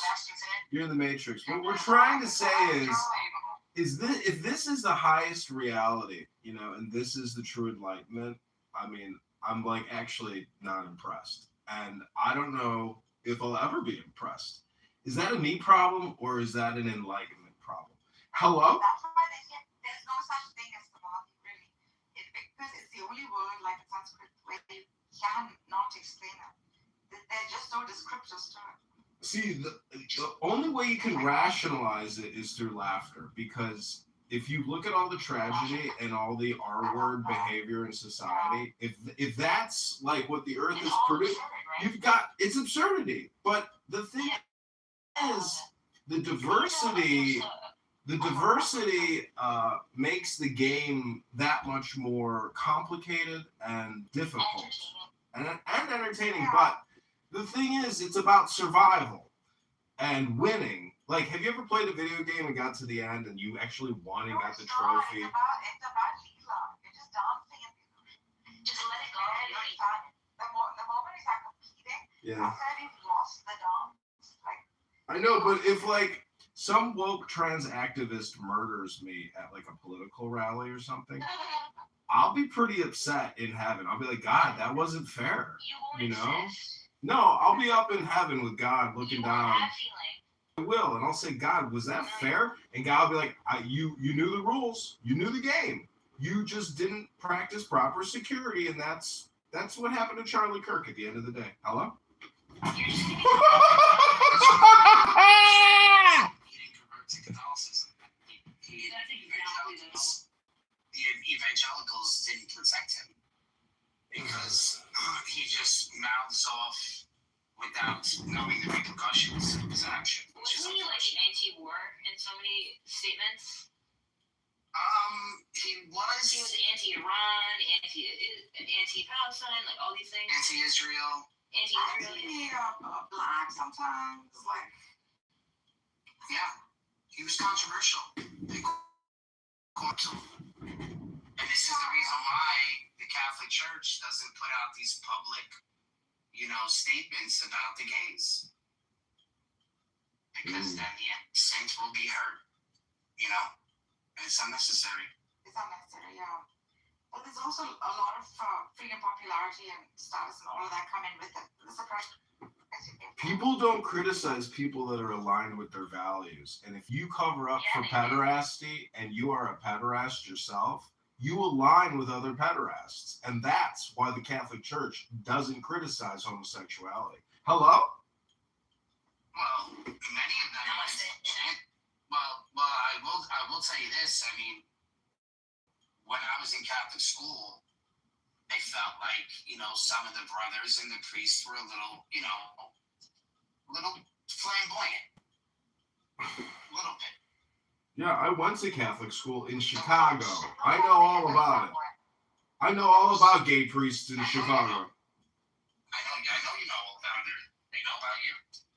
No, I know that they had to sell their parking lot to build $1 billion skyscraper because they raped so many children in their church. I know who they were. I know where they live. And guess who the Pope is now? He covered up for them. That's our Chicago Pope, covered up for pedophiles. Okay. Well, you were still on the Epstein Island, so you cover that up. I'm just saying, when the head of the Pope is a pedophile cover-upper, not necessarily a pedophile himself, but he protected pedophiles, well, you might want to reevaluate which organization you decide to tithe to. That's just my opinion. Be careful who you tithe to now, brother. No, I will tell you this. They probably did, and I went over this yesterday, where people in as rehabilitation and we felt like it was a success story for a small amount of them. But what happens is once you start to make this a common thread, where you say, oh, well, these people, they had a hard past, or if they were,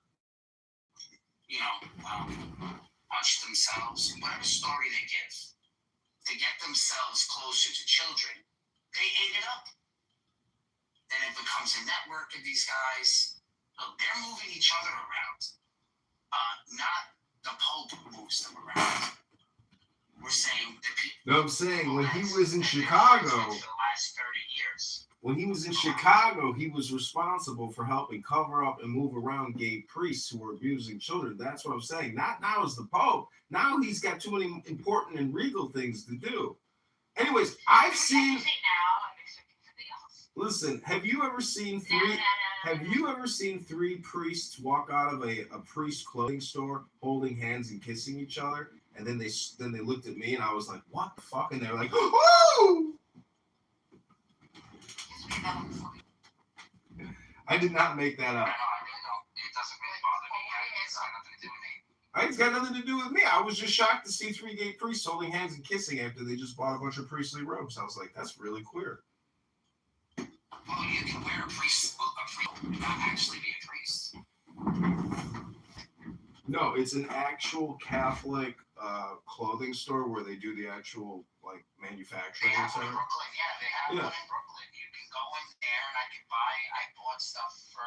I know, but these were actually priests. These weren't just like gay guys from Halstead buying very expensive vestments. They could have gone on Amazon to buy those. These were actual Catholic priests, gay as could be, holding hands, flirting and kissing and flipping their butterfly eyebrows, being so gay and happy.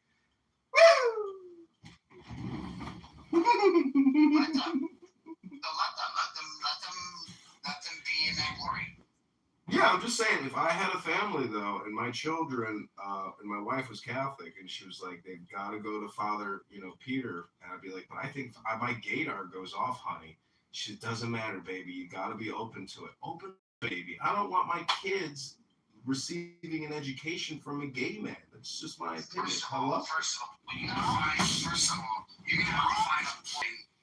to find a woman that would allow you to blow a load in her, let alone have a fucking child. So listen, John, calm the fuck down. When you start having children, then you can choose whether if they go to yeshiva or the Catholic school. Until then, I did ask him if I could have this baby, and everyone barfed a lot. Yeah. In their mouths. They all threw up in their mouths. Even John. Danny, actually, imagine the annoying child that we would create. Danny, I like this concept. We could create the most annoying ever lived, Danny. Oh my God, think about the possibility. Our kid would be natural for Hollywood, politics. Oh, we could make it big, Danny. Our kid could be in the NFL or NBA of annoyance. Take it to the DMs. So, do you understand what I'm saying, Marcus? It started to become a rehabilitation, and then it gets ugly. So now, they know these people, I would say most of them can't be rehabilitated. And putting them in front of a bunch of children doesn't help people. So it's just not a smart move. So since then, they've changed the process. They made most high school preparatory schools. They started hiring better teachers, charging more money, making schools not that easy to, upping the odds, picking the beautiful campuses, consolidating the money, or probably selling off property, or Megatron, isn't it just a question of index? No matter what the subject or object, it's a question of an index of that subject or object. So when we talk about gay people, or we talk about education, or we talk about me busting a load in some woman's cunt and raising a family, what I'm trying to say, Megatron, is that it's always a bell-shaped curve, no matter what the object or what the subject. Hello?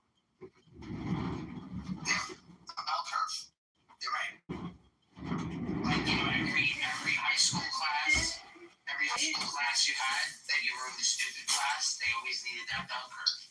So the teacher would actually, What's it called? Is it what do you call it? Yeah, probability. Bell's probability? Yeah. Danny, so how many more children can you have? You could probably bust out another 2 kids, right? Yeah, I'm 37.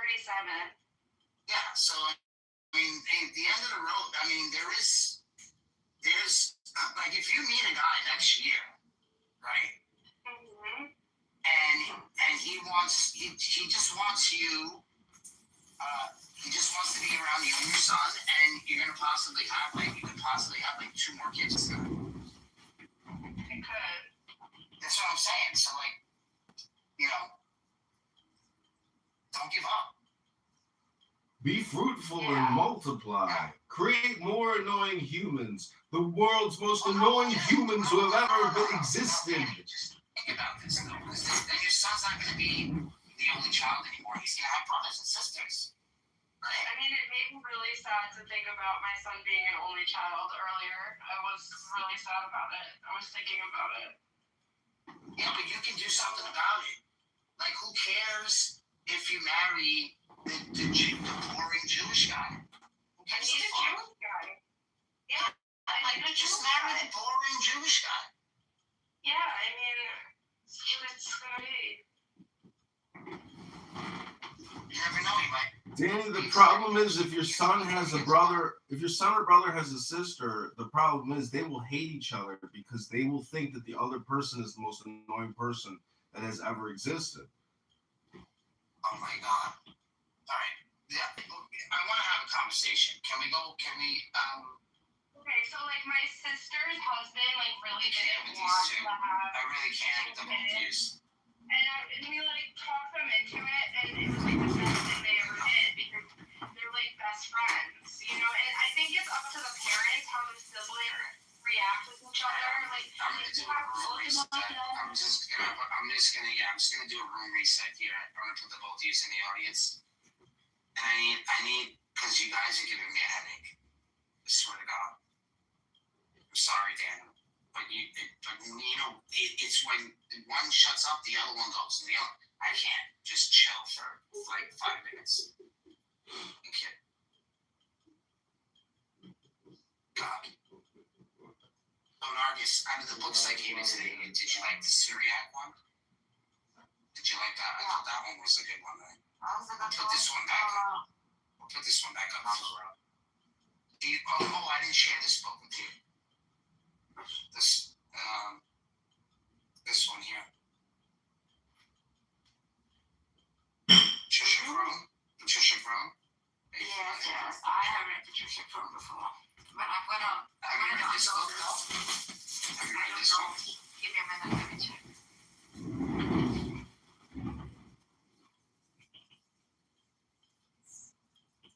Let me see it.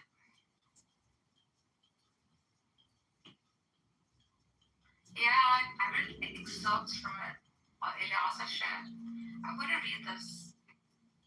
Recently decided to stop trading in U.S. dollars. I just want to make sure that's what you asked. So, I asked the dad and said, this is a real and ongoing trend, though it's more of a gradual shift than a single recent decision.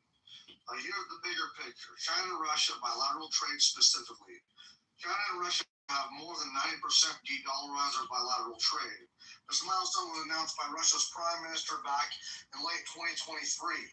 Russia is currently settling a quarter of its international trade using China renminbi, and bilateral trade with China is almost entirely sent with two countries' respective currencies. Why it happened? This was the big trigger was Western sanctions on Russia's invasion of Ukraine for using a sovereign country's dollar holdings. Russia is a seismic event. The risk of accelerating a move away from the dollar by countries that have different political interests in the U.S. A broader BRICS SEO context.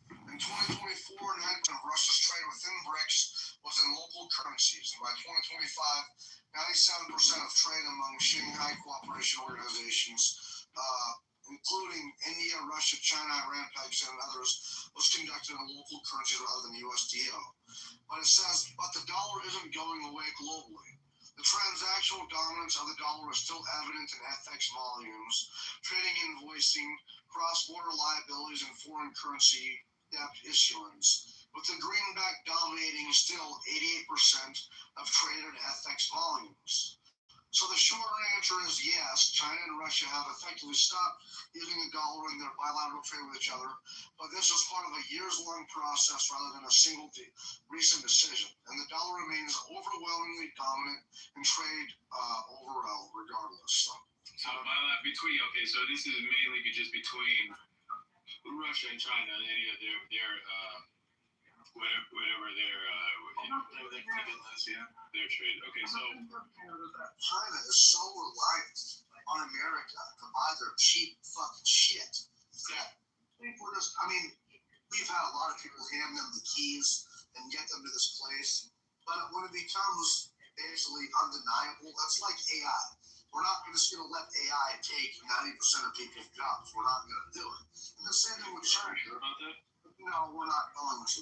We're not. I can debate about that separately, but with with China and stuff, we're not going to let fucking China just have the fucking keys, man. We're not going to, you know what I mean? Like, we're not going to let them just take off. You just said there's a lot of people that have already handed them the keys.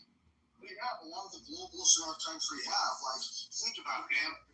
There you go. There you go. There we go. We just, we you know, so there's like self-sabotaging people, right? And of course, there's lots of people who value, you know, them making money over fucking, I mean, them sent all of our jobs overseas. But really, the point is, and let me finish here, is that once it becomes undeniable, most people agree that China is trying to eat our lunch and trying to dominate us, overtake us. Once it becomes undeniable that China is trying to replace militarily, economically, the primary currency, everything, we're not just going to continue to facilitate this. We're going to stop this shit. You know, I mean, we're already trying to make moves to do it right now with the Strait of Hormuz, you know, with this whole thing, or, with what Trump is doing. But I don't believe that our leadership will just hand China the keys when China declares, we're going to fucking beat you guys. We're going to introduce our own currency. We're just, we're not going to continue to trade with them. We're not going to continue to allow them to rise. Like, they are so reliant on America's economy, on America buying their fucking shit, that if we stop that, they would be in serious dire straits. I don't disagree. But are we not reliant on them? Isn't it like a mutual, like, reliance? No, if you go to China, if you go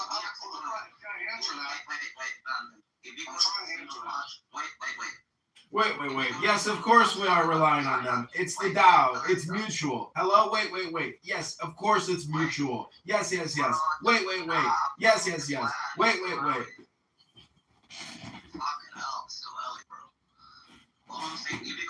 Should you be doing therapy on your leg instead of talking all the time about, what's obvious? Hello?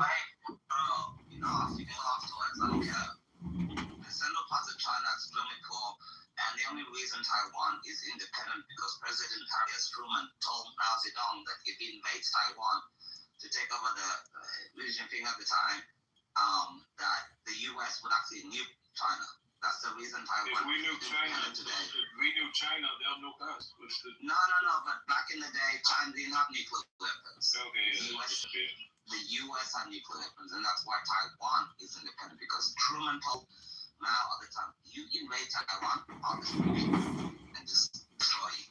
But in terms of modern day economy, China's economy is reliant on U.S. people buying cheap crap. And Taiwan's economy is responsible for America. It's all interconnected, Ajek. It's all one huge system. You just can't accept the fact. Wait. Okay, Ajek, go ahead. All I'm saying is, wait, isn't that what you just did to Mountain? And when you look at U.S. debt and U.S. treasuries, the U.S. debt, the 38 trillion or 39 trillion these right now, correct me if I'm wrong, is on back to the U.S. It's on back. America owns their own entire debt. I have a question then, Check. China decided to stop selling American cheap labor. What would happen to it? What would happen? Their economy will crash. The U.S. is going to be fine. The U.S. is going to be fine. What would America have to do then? The U.S. thing is. Oh yeah, America's gonna be fine in a war with China when all trade stops and we manufacture nothing. Achek, go back to therapy and heal up that leg, Achek.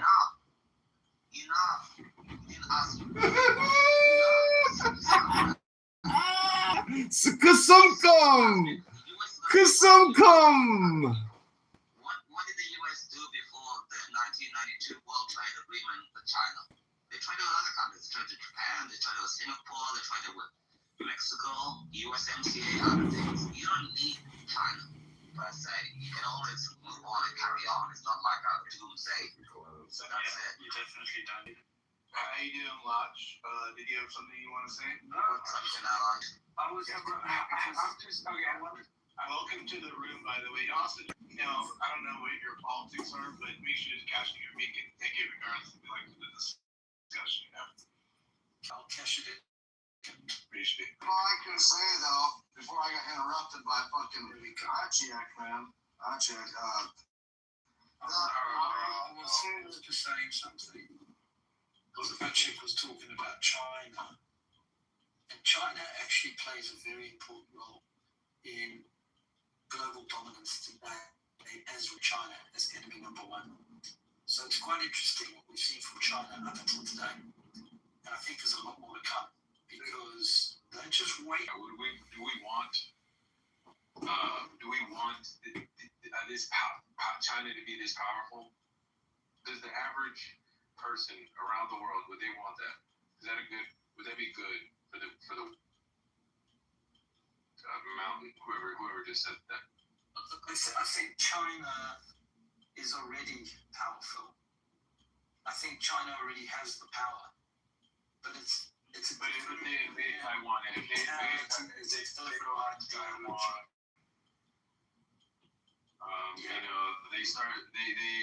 they are able to if they're able to learn more. Well, it depends what you see as better for the world. China wants a form of dominance in that region. It's not looking to take over the rest of the world. There are ideologies that do want to take over the rest of the world and do want to take over Western dominance in a way that we don't really understand.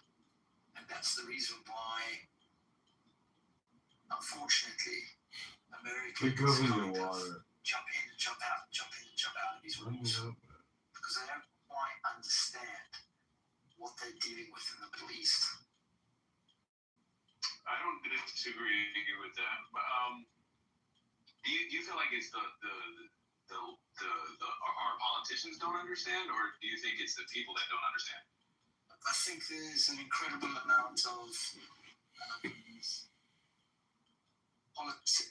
Well, you can almost call it political malaise because everybody's got a certain number of years in a term, and it's not dictatorships that are being run. It's democracies. And those democracies only can hold on to power for a certain period of time. Whereas you are going against a doctrine, an ideology, and effectively a dictatorship which lasts decades. That's what you're fighting against. You're fighting fire with fire. And the problem is that because you've only got a small amount of time to deal with, to put out the fires, you put them out for a certain period of time and then another one erupts and then another one erupts because you're not dealing with them. You're all on different pages. Your democracies are all on different pages. I mean, look at it right now. You've got the Republicans in the US running things. They've got a huge amount of comeback from opposition. And then you've got Europe who you've got to deal with, who's in a complete and utter mess.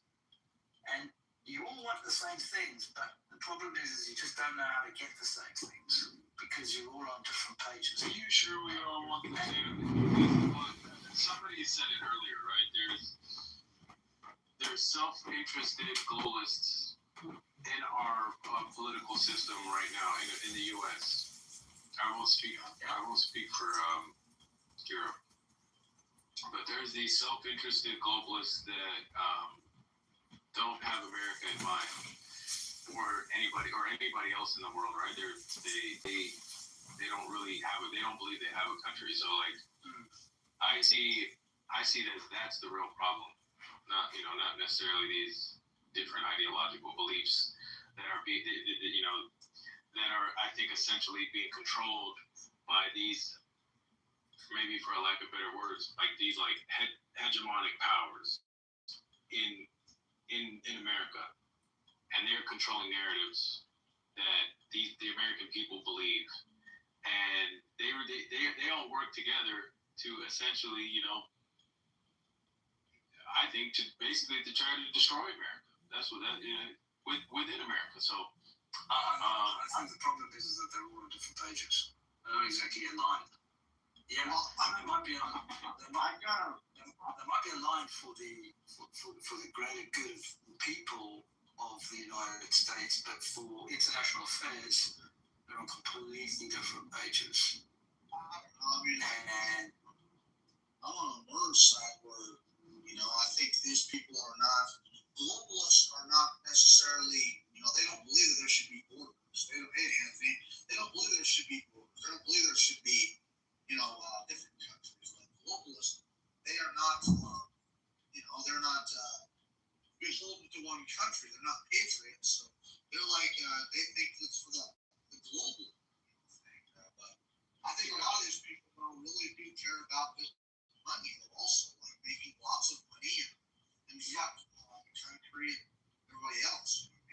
The only reason I can say why America right now is actually having some beef in the game, having some serious power in this development right now, is because Donald Trump actually has what I would say are dictatorship qualities, which is effectively what the Middle East understands and what China understands. So you've got to have somebody in charge who shows qualities that people are going to respect, because unfortunately in the Middle East, the only way you get respect is through power. That's it. There's no other discussion. Everything is run through. You think that that's a dictator quality to be strong, to be male, to be masculine, to not put up with shit, to protect your country? That's being a dictator quality. I'm saying dictator-like qualities. That's confusing to me. I mean, anything I agree would have a dictator of sorts to run. It's the whole for the last 47 years he ran as a dictator. Yeah, so we just gotta make sure we got the. But there are differences between that 47 years. The kind of dictatorship that I explained at the beginning of the discussion. Everybody who got retired out of this system was replaced by a person who did not know the details and rights of that organization. And this was manipulated by the supreme leader and their group always. This is a big threat.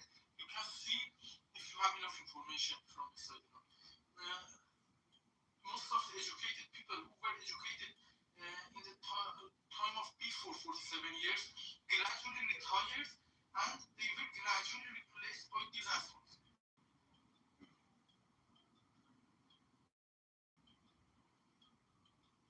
Yeah, but the last 47 years, let's not kid with each other. Iran has been run by the same type of dictatorship ideology that has forced much of the Middle East into that mess. Gradually, at the first, they were not this dominant. Through dictatorships. Well, I'm trying to.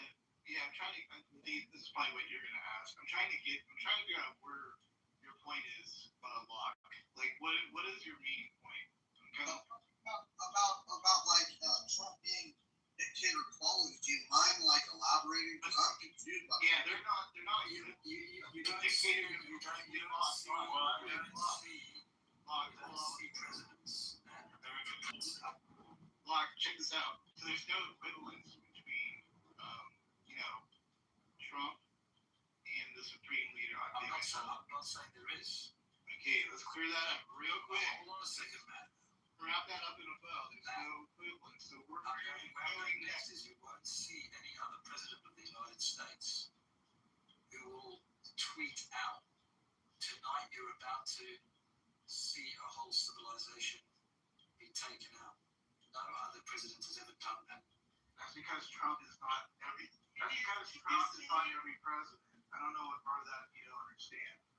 Trump is phenom. He's totally different. But yeah, that's the okay. So what Trump is saying or doing is what I think he's trying to get at. It is the reaction people have. That's all them. Trump cares. It is how Trump can do no. Hey, Mayor, no. We're asking you, Mayor. We're asking about the big difference. That's not. Wait a minute. Wait, Lee. I'll let you get over this conversation. Hold on. Wait a minute. Who says that Trump can do no wrong? I didn't say this. I'm not saying this specifically. I don't know if he's. So we're looking at this idea that Trump can't do anything wrong. Where are they getting this idea? Okay, so what are the dictator qualities? What are the dictator qualities? Because of some tweets. Listen, I have been following Trump and voting for him for years since 2016. When he says that, we understand. He doesn't mean he's going to destroy the whole fucking country and kill everybody. He's trying to scare simpletons like you to believe in that shit, bro. Like, the thing is that we understand Trump is strength. Trump is power. But none of us believe that he's going to kill everybody in that right now. Hold on, man. Hold on, Peter, please. I want to ask fucking Peter, please, brother. But kindly, man, like these dictator qualities that you're talking about, I fail to see them at all. I don't know what you're talking about. It's okay. You don't have to see them if you don't want to see them. But when you send out messages showing that you're taking over and you're showing that strength in a way that no other president has shown before, then you're talking their language, the language that they understand. And that's important.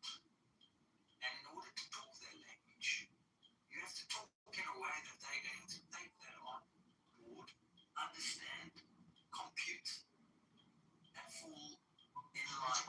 You gotta be tough with these people. Like, I knew people for years that disrespected me personally. They only finally started respecting me when I beat their ass, literally.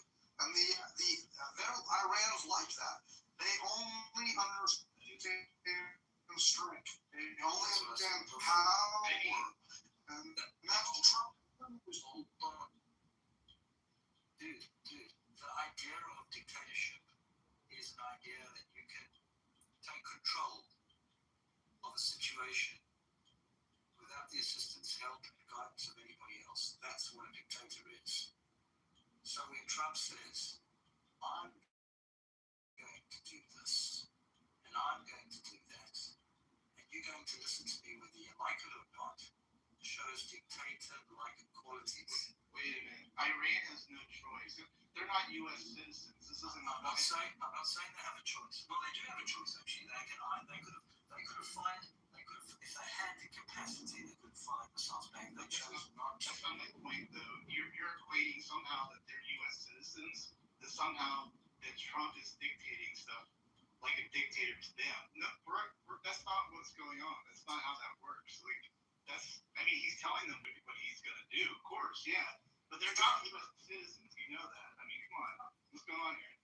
No, he's saying to them what he wants to do, and they're falling in line and listening, which is good. Which is what you want. Yeah, that's fine. We want someone that's strong.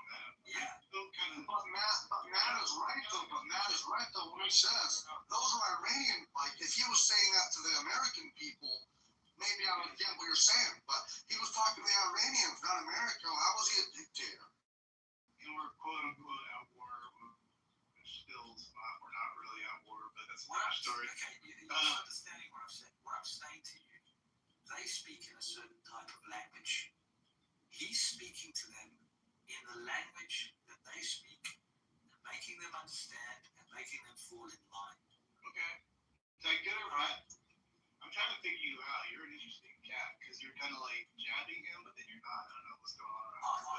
I'm fully maybe it's just me. I don't know. I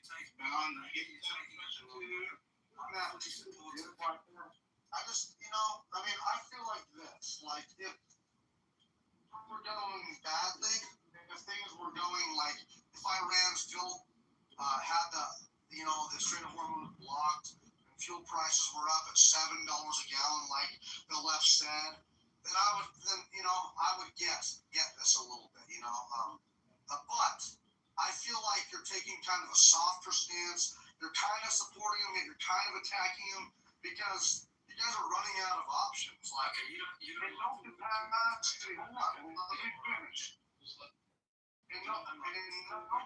Hold on, let me finish here. In no capacity, remember now, when this war started, supposed war, when this thing started, we had the leftist media. Then it went to, and how's the Strait of Hormuz? Now, what do they have? What cards do they have? Even the mental gymnastics you guys play can't even gather enough to try to paint this as a bad thing for America. In no capacity, Iran winning in this thing. Now you guys can't even play your mental gymnastics. But you're really pushing too hard.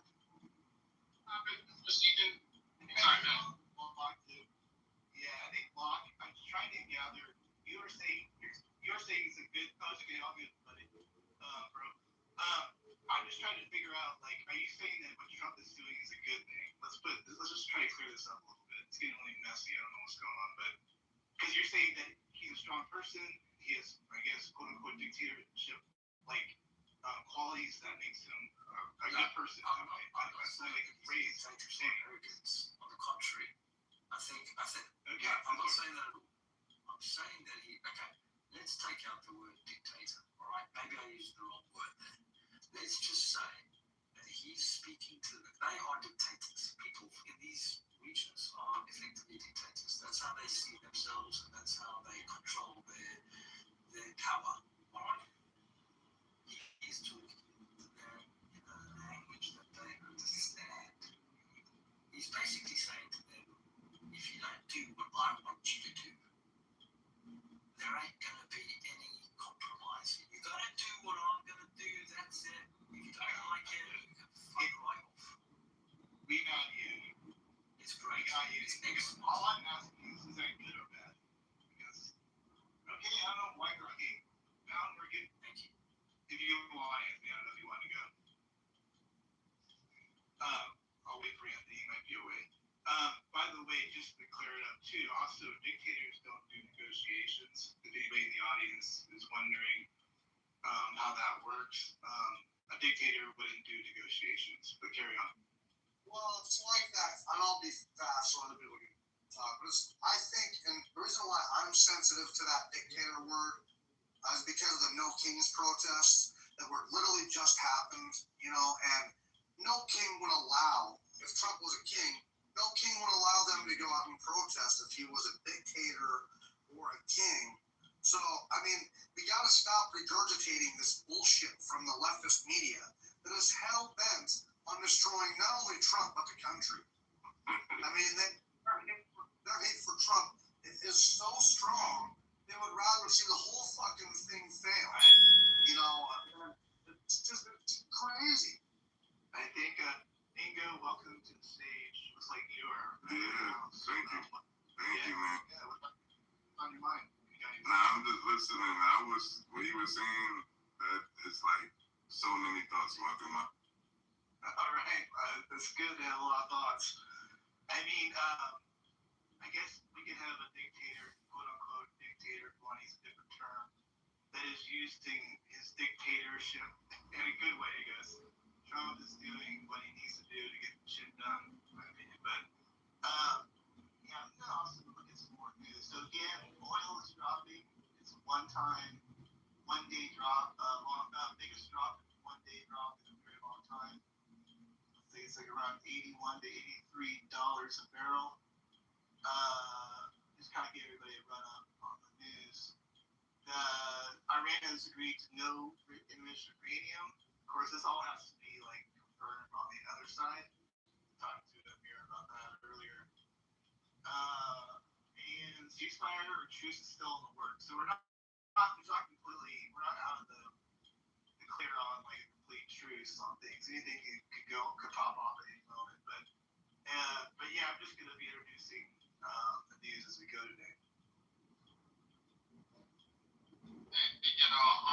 Listen, man.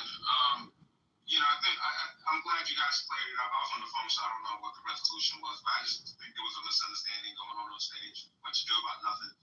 With that said, man, I just want to take a moment to, I want to make an argument that this might be one of the greatest military campaigns in the history of the world.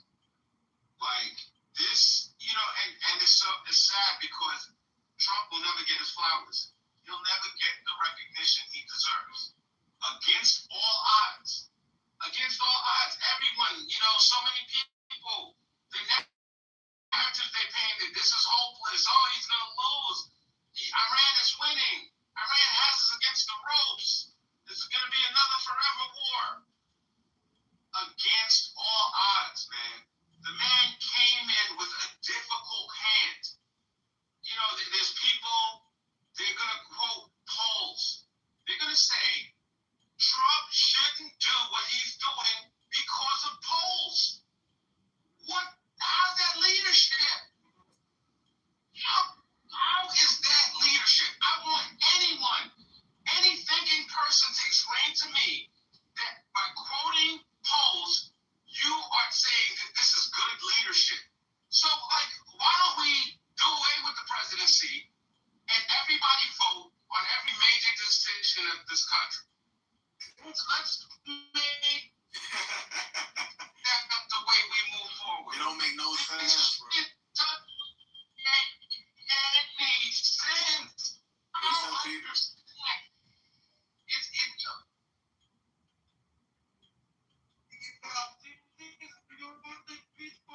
What if your family member was what was your name? Yo, Anthony, can I piggyback on what you're saying? Peter, please shut up.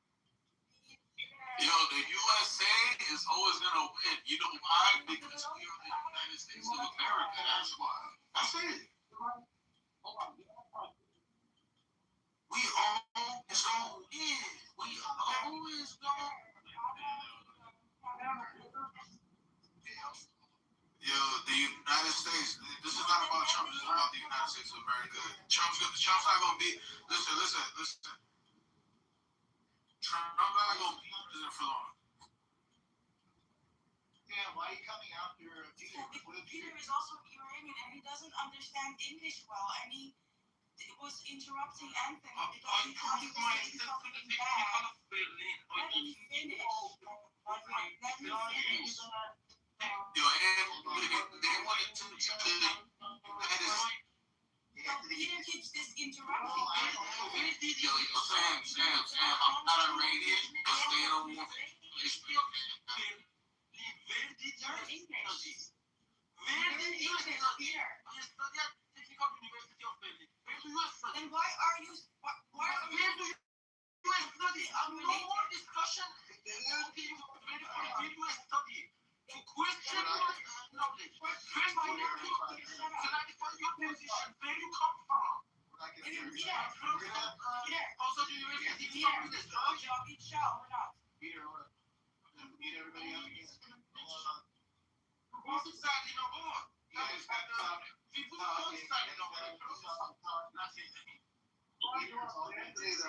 trying to go out. It's going to be a long night. Thank you. I appreciate you, man. Thank you so much. So listen, man, what Trump faced, the criticism, and I'm not just talking about from the other side. I'm talking about people that supposedly used to support him. I'm talking about that kind of criticism. I have been going back and forth in multiple text threads with multiple people, just trying to explain to them how wrong they were. And you know what? Yeah, I'm the dummy. The reason I'm the dummy is because I didn't realize this until recently. They wanted the United States to lose. That's what they wanted. My bad, y'all. They did not want to see us win the situation, this conflict. They wanted to see dead American soldiers. They wanted disgrace. That's what they wanted.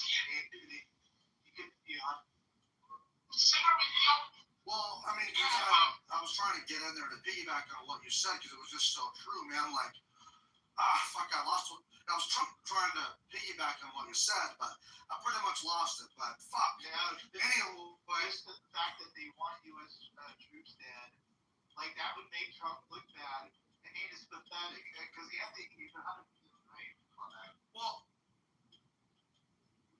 but also this, guys. But also, man, like, it's been trying to convince the world that Ukraine is somehow winning in Ukraine. It's winning against Russia.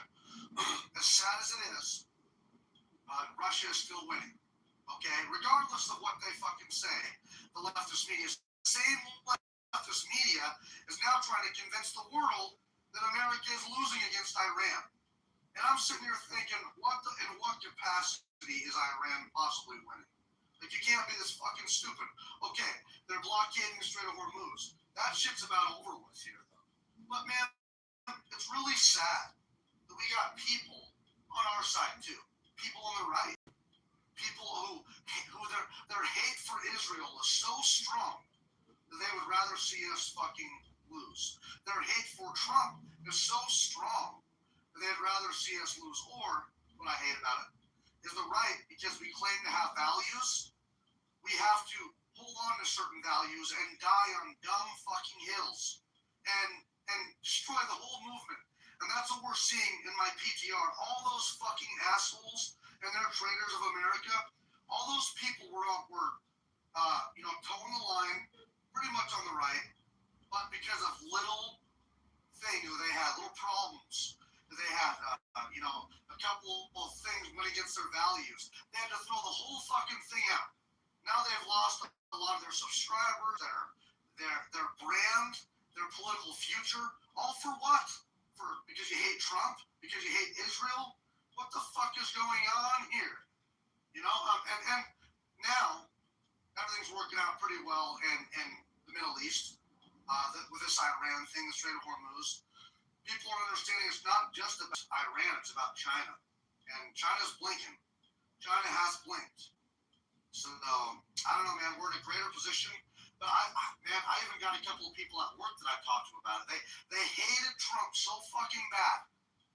No, you can't go into Iran. No, there is no fucking nuclear bomb threat. No, it's not about China. It's just, I hate Trump. So this is all a bad idea. I've tried to talk to those assholes since then, and they don't want to even talk about this shit. They hate that America is winning. They hate that America is doing good. The people on the left, it's just crazy. They're rooting against their own country, man. Fuck those people. For real. But anyway, I lost what I said originally.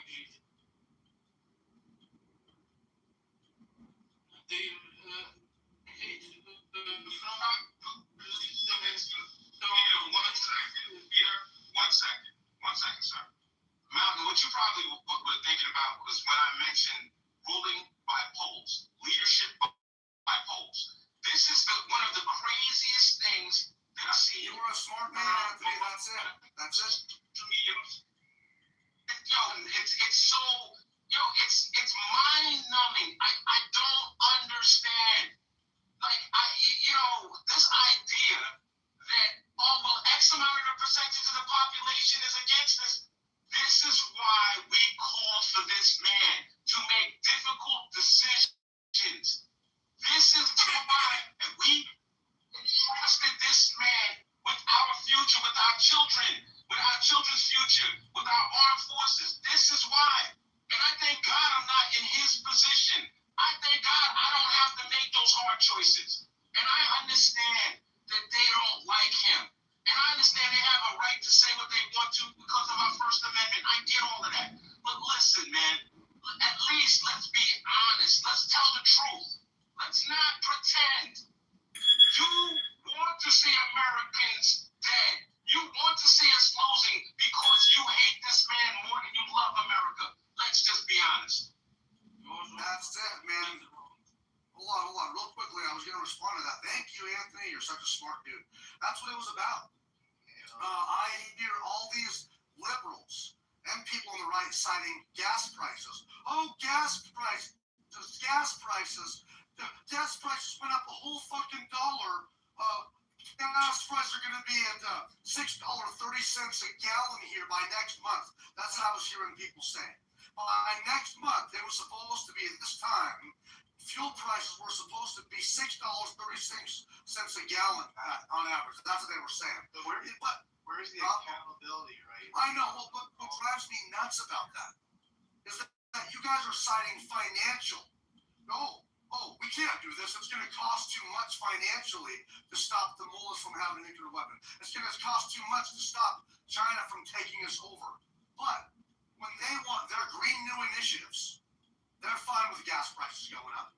When Obama is in office and he's canceling drilling fucking leases, he's canceling tax credits, he's canceling leases, he's literally destroying the gas and oil industry systematically. Left didn't say nothing when it was $5 a gallon on average around the country in 2011. They didn't say nothing.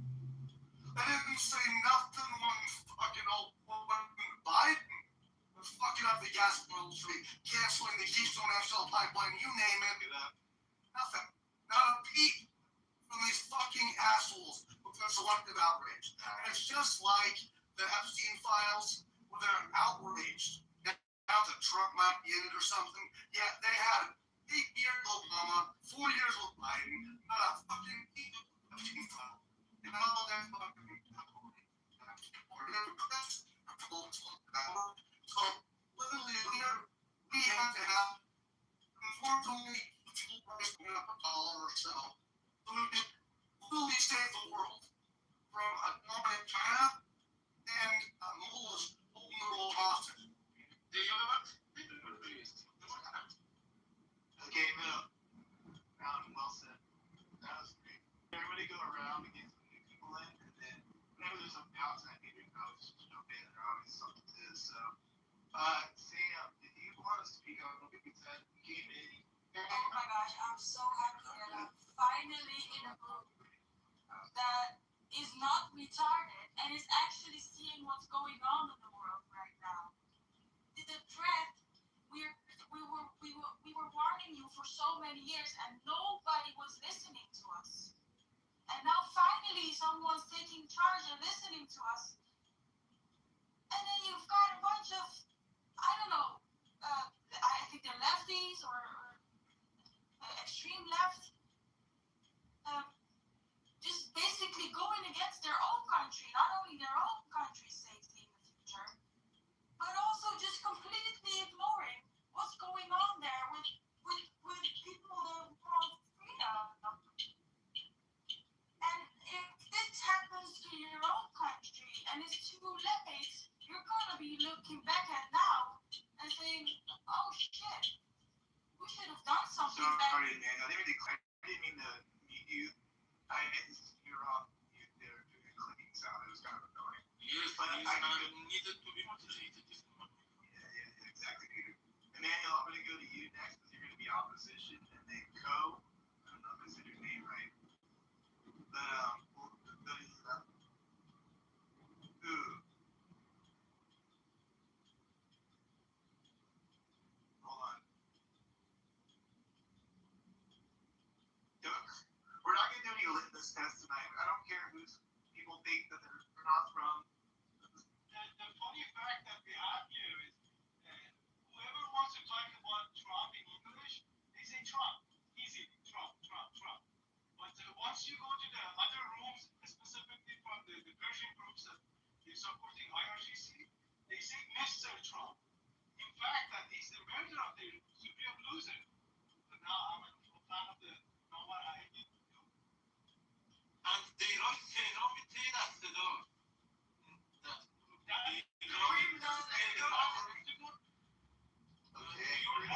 That's really fact, though. Interesting. So, Mr. President is you're saying out of respect, right? That's kind of your point. I personally respect him a lot. Yeah. I personally respect Mr. Trump, Mr. President. I love him. All right. Awesome. But Cash in your pink ticket. Cash in your pink ticket. Appreciate it. Emmanuel, you're the opposition. Go ahead, get your shit off. I don't know what you want to speak on, but go for it. think some of y'all really believe Trump cares about Iran? He doesn't care about Iran. He cares about you. Never had. He doesn't. Okay. He doesn't care about Iran. He will believe Iran.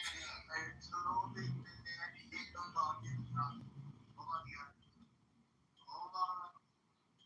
I told Emmanuel I would give him space. You guys gotta let him speak, guys. Because this guy is claiming I don't know who was talking earlier, talking about something. Yeah, he cares about America. And that's no. It's not about that. If you know how the economy works, you will see that what he's doing is wrong. You know what the GCC is? I don't think you know what that is. It was 1973, I think. They made a pact for the petrodollar to sell the gas and oil in dollar price in the Middle East. So now, guess what's happening to the GCC? That's Qatar, Saudi, and all of them. They can't sell their oil. Why? Because Trump blocked the Strait of Hormuz. It's those people.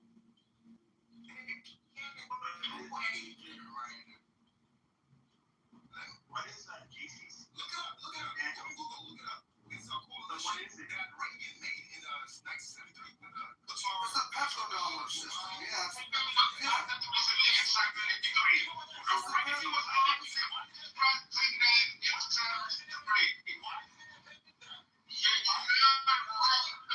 Richard Nixon. It was Richard Nixon.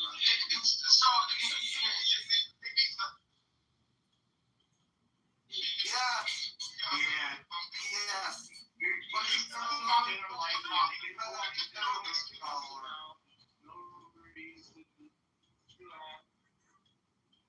Relax. Not doing that tonight, AJ. AJ, chill, man. Gosh. Man, everybody just. If you don't want to have a conversation, people can just leave. I'm just tired of doing it tonight. All right. Appreciate it. Thank you. So, just speak to the petrodollar. Okay. BCC. What's going on? No, I like a couple words.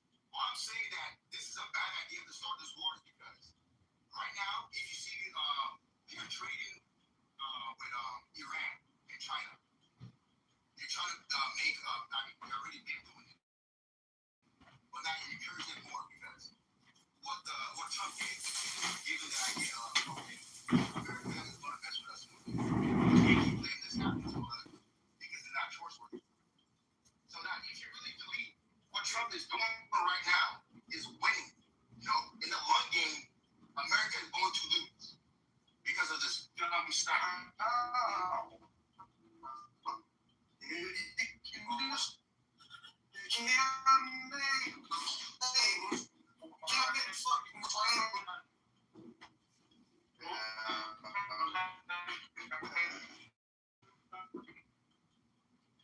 Okay, now go for it. You're up.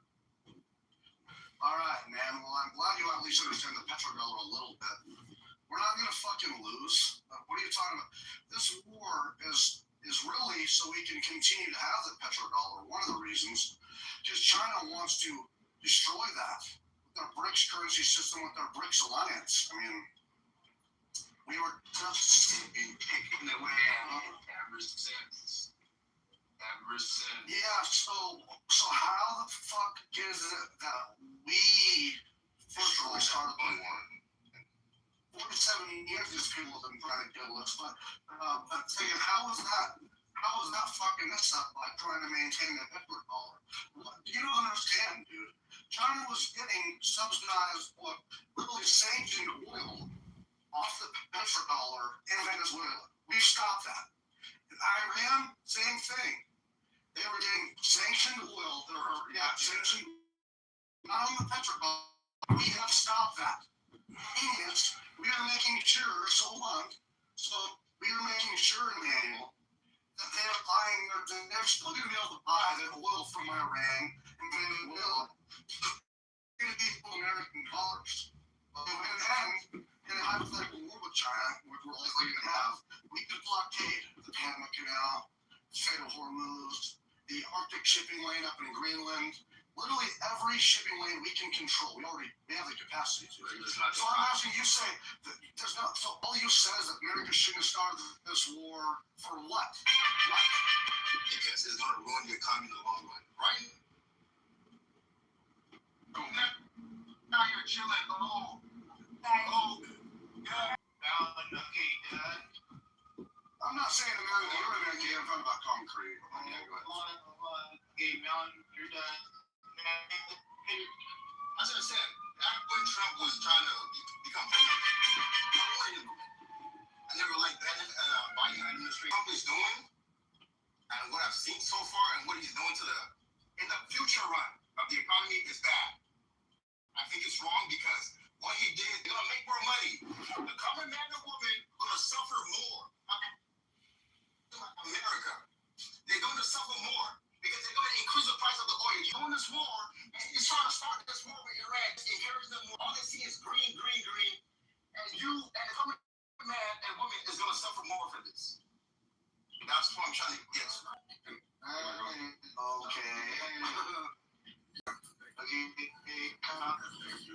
Listening to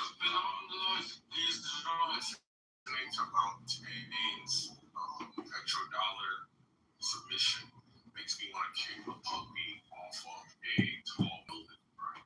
And I mean a real puppy, not a fake, like plush dog, like a living. It's because you're a psychopath and a sociopath. Because Mountain, I'm just telling you how I feel. Not saying that I would do it. I'm saying that's how I feel. Mountain doesn't understand the difference between cyclical changes and structural changes. Now, a cyclical change, we could just call that temporary due to the ebbs and flows of the economy or a relationship, right? Like your girl doesn't want to answer the phone because, she's mad or she's busy. That's a tree. Or she starts to talk to me. It's a structural change. She's never coming back, right? So there's a difference. So I'll take this. He thinks. Can you make it a question out here? He thinks it's Thank you. You have to actually you actually have to have something substantive. You can't say I don't know and then not actually respond. One second. God, this guy is so retarded. It's sad. One second. Montaigne understand the petrodollar. He doesn't understand that it's just oil sales denominated in dollars. I fucking said that. That's what I'm saying. Petro, you want. Curse the line is a sign of being like. Dude, this guy is so stupid. He's trying to act smart by telling me I'm stupid, but it's like he doesn't even understand what he's saying. Stupid. Every single word you're talk. Every single word you're cursing. Look, Montaigne's the only one that's Christian. When I talk my facts, he gets all emotional. But man, I understand he's your homie, but he is an embarrassment to everything that is sacred and decent about America. All right, well, let's not get personal here. Let's keep it clean. Okay, Peter, you're next. And then thanks for responding to nothing I said, you retard. Okay. Shut up. Every single time. You cannot even know the thing that you want to let me address you about your claim about the economy. Isn't it cheaper this year than last year? In September,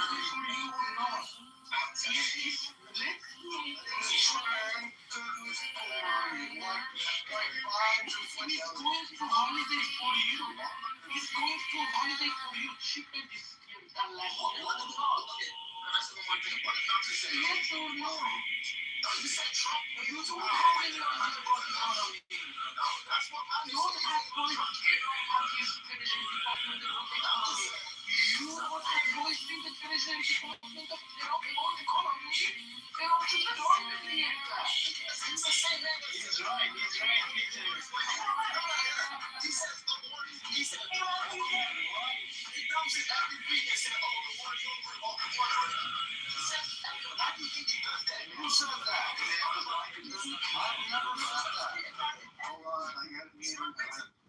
There is a queue.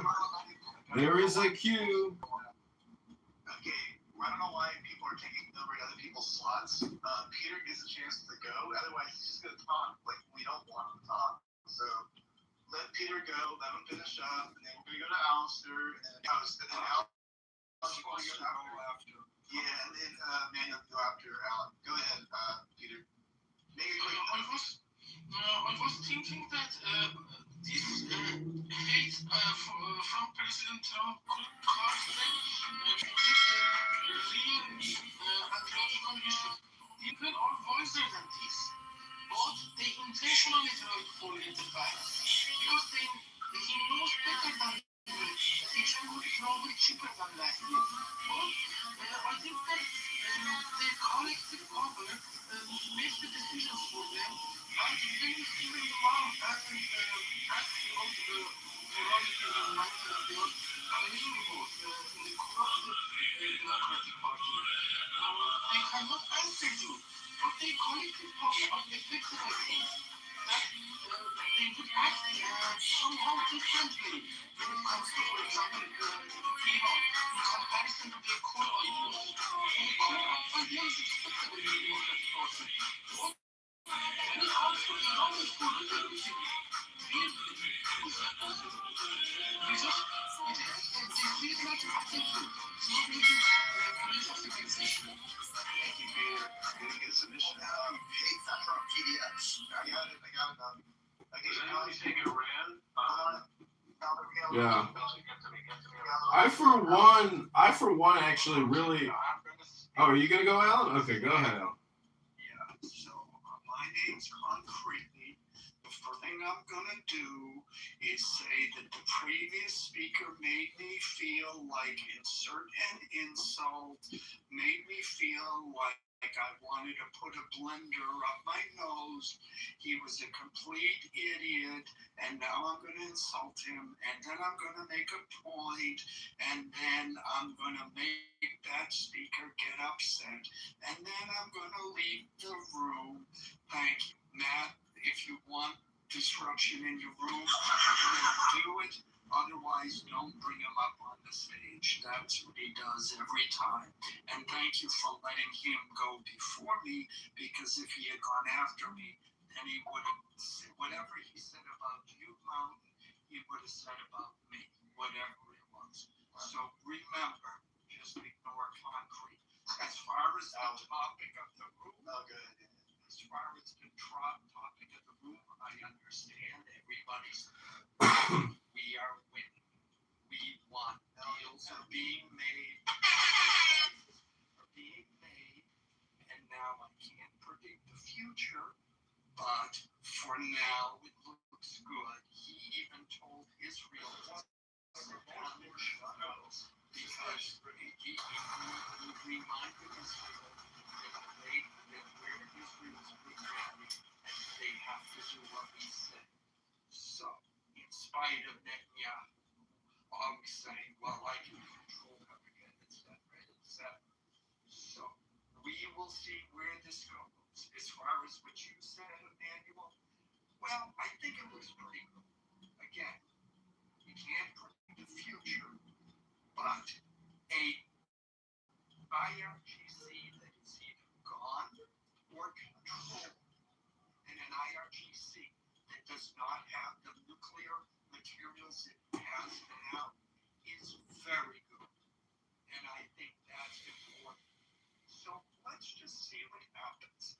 I try to refrain from predicting the future, but this morning Iran said the strait is open. They're not going to screw with anybody going through. That's another good step. Step by step, I think we're good. Thank you. But each and every morning, a lot of sunshines are executed. I mean, young people like sunshines. So this is not a stop saying. This is house thing does Alan. Every day is a new day. So I know who Concrete is. I know exactly who he is. And you're right, he's basically a moron at the end of the day. But I give everybody a chance to come up with voice that they are a moron, and then they can, move along. So no, I understand. Yeah. Okay. bombshellism. So, Alistair's next, and Al, Frank, I think he came off mic. Yeah. To speak, but I appreciate what Mountain brings to the conversation, and when people interrupt him, we lose out on some good analysis and insight. And Mountain, I think you're doing excellent work there. And in fact, my friend here in Chicago wants me to go to a comedy show with, what's his name, Dave Smith or whatever, the guy in the upper right in your PTR. And then I sent him that photo because, I question my friend's opinions and their values. And and Matt is so cool that he even opens these effing rooms because the truth is we live in a sea and in a society of Democrats. And if you go into other rooms, I was in a room today, one of those deep state patriot rooms, they're sitting there organizing for May Day. And here in Chicago, the mayor, the head of the schools, they want children to skip classes and go join the protests with all the other well-organized Democrats. So, I know you want to stay topical, but the truth is, if I was to offer any real value to the listeners of your room, it would be proprietary information. 3 chess moves, 5 chess moves ahead. There are people here in Mountain, I got to disagree with you. The United States will not go to direct, open conflict with China. We will not go to open, direct conflict with Russia. We use proxy states to do that, Mountain, and that's the way we fight modern battles, in pre-approved proving grounds to direct our military resources and our $1.2 trillion annual budget every year. It's not open conflict. And I read a news article the other day that the head of Taiwan is receiving a lot of criticism because she sold out Taiwan. She's a Chinese bought and sold agent. So the point is, you don't need to go kill 100,000 people and invade an island when you can just bribe and manipulate and control subversively. So you are not thinking in terms of the shadows, the darkness of politics. Just like in love, there's dark love and there's dark politics. And the truth is, the dark politics is what Trump is doing, and that's why we're winning.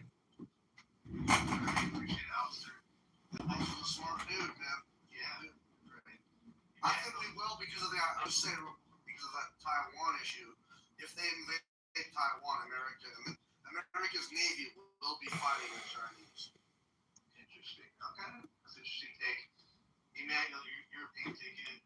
Pink tickets, go ahead, cash it. I'm trying to get 1,000 people tonight because I'm like 200 plus or whatever it is. So, Andre also did a pink ticket too.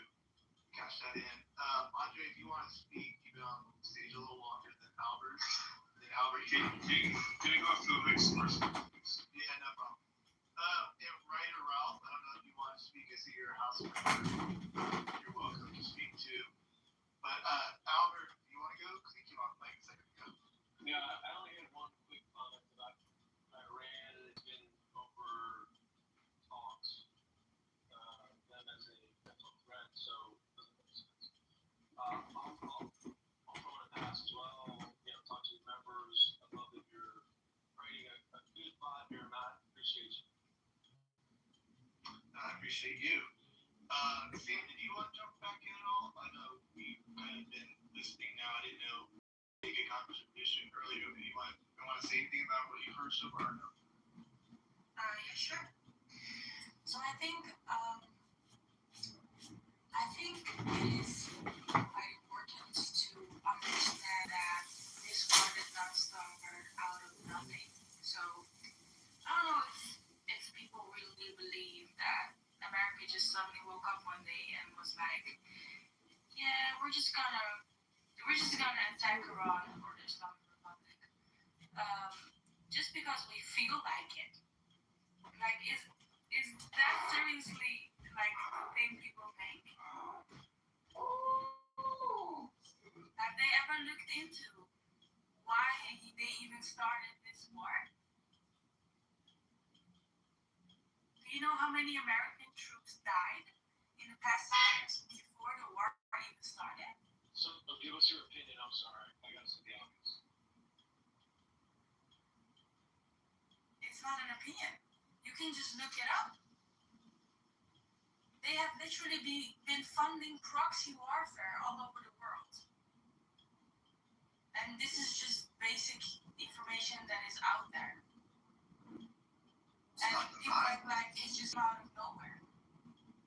What? I just want to say, I think that's weird. I don't know why people say that. Albert, do you deny that the Iran funds, Hezbollah, and Hamas, different proxies? Do you deny that or what? Can I add something? I thought she was saying U.S. No.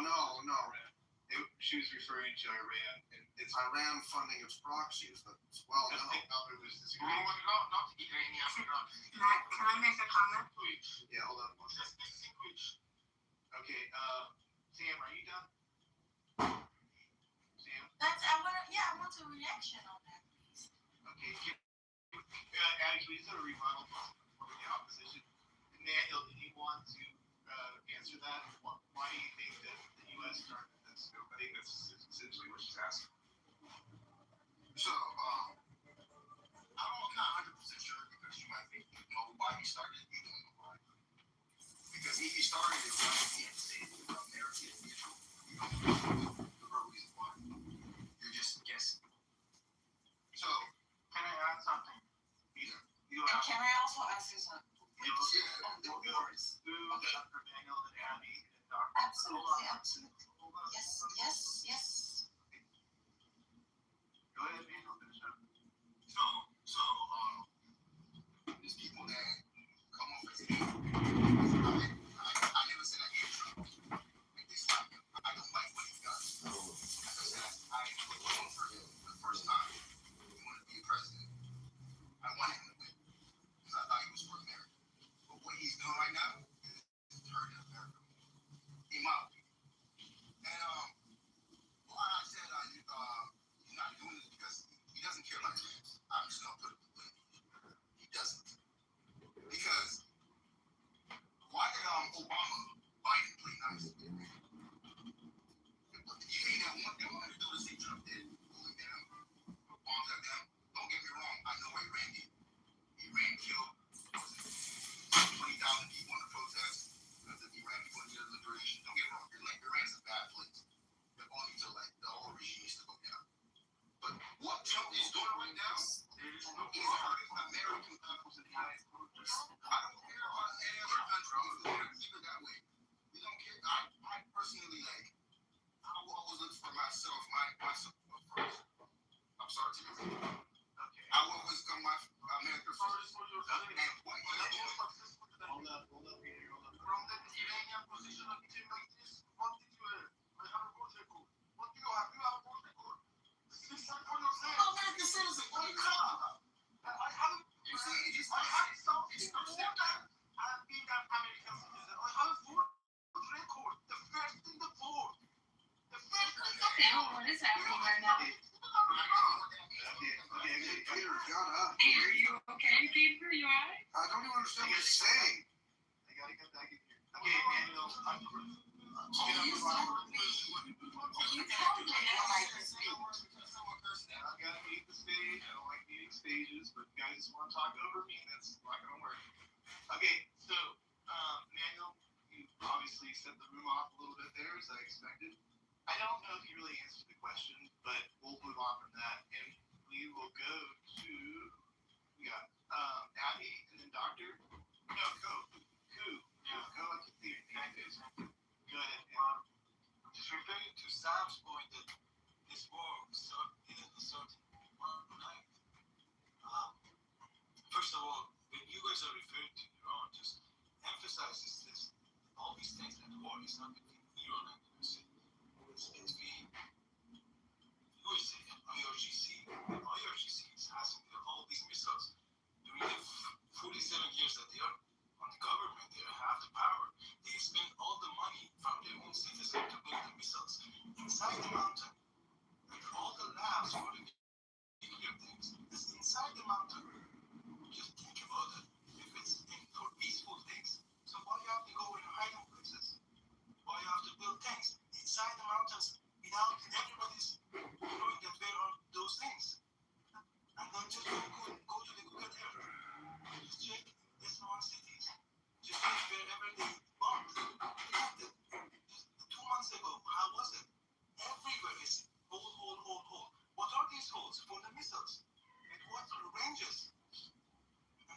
are talking about the gas prices. Are you guys suffering? Okay, let's suffer for the gas prices just now in terms of avoiding a bigger conflict in the future.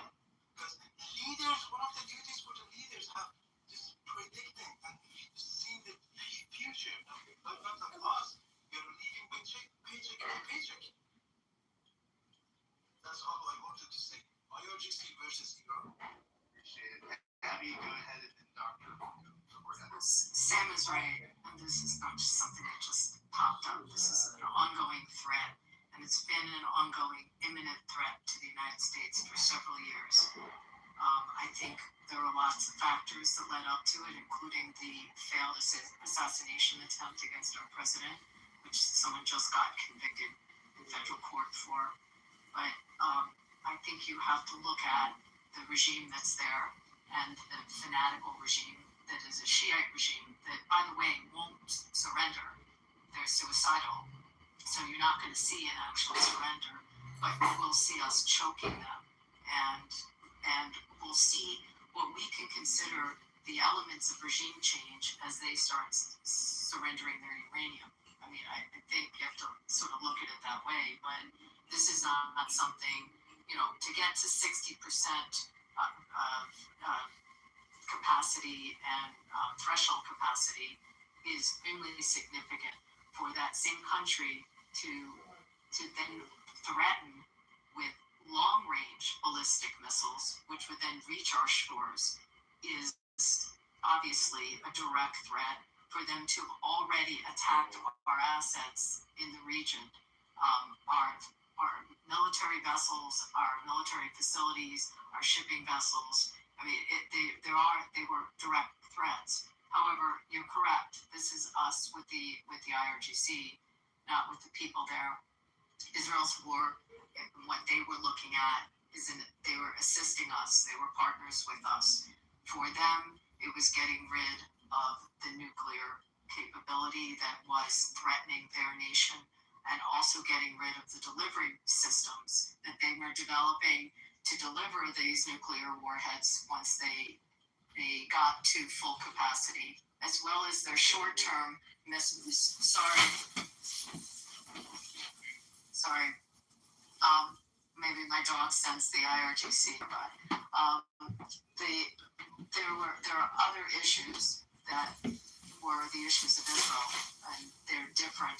They're aligned with the United States, but also different motivations for going in there. All that being said, and I was trying to follow what Trump said because he's here, he was in my city yesterday, that if 20 billion was released, I just wanted to say that it's like 1/10 of the destruction. It just probably destroyed about close to $270 to $300 billion loss on their infrastructure. And if money is released to them in any way, I think it's also important that we would have incredible draconian fetters and controls on any money going into that system.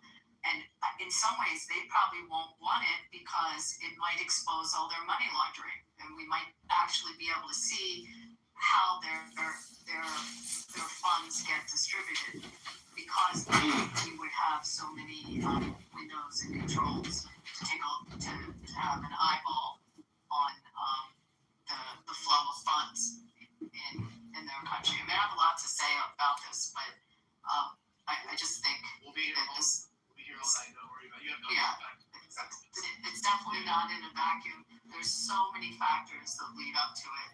And, the fact that you have, the threats that were coming to U.S. assets and our president, members of the cabinet, it's more than handwriting on the wall. It was right there.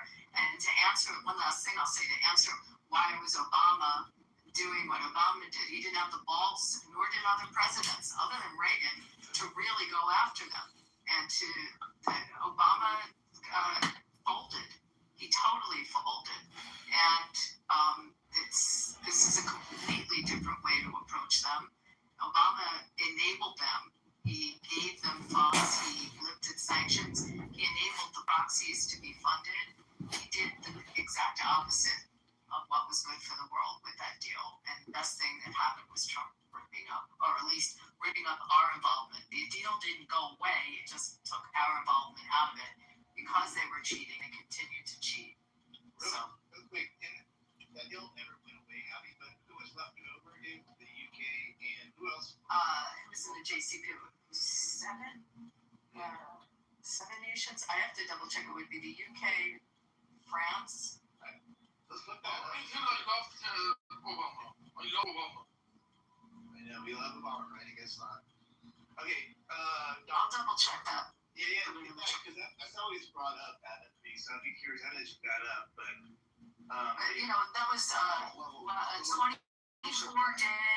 24-day notice. That was it. Short notice to come in. It had the worst provisions in it with respect to checking on what they were doing to proliferate. It was just a stupid, bad deal, and they clearly it told that it was because it was just an excuse not to do anything. Bottom line, straight to the point. That's just the way it is. Like, the Democrats never want to own anything. Like, what the hell's going on here? We got a problem with them. What the motivations were behind Obama, which is a whole other conversation. Like, rabbit hole for sure. Okay, that card, Doctor, that card. I'm not saying your name, but you're not feeling. No, I'm here. I really don't remember the dog and my friend, so I really don't remember what we were talking about, so I'm sorry.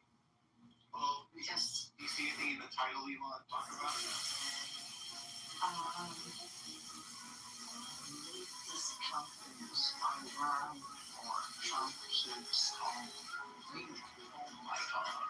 It's a lot there, right? Well, oh my God. Yeah, I have a lot to say about that, but I personally can assure you because I think so. No, because sometimes it's very easy to try it. But if I ran, Do you think Trump is a horrible person? no. Well, yeah, because I met him a couple of times when I was younger.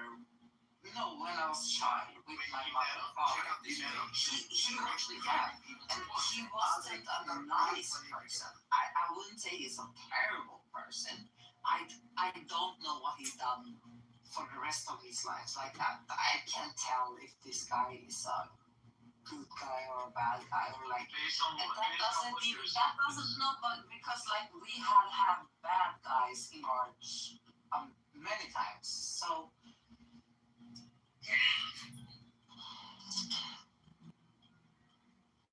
That doesn't really matter. But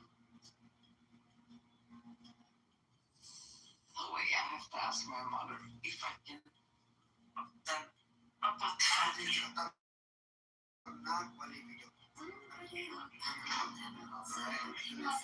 Kan jag säga det en gång?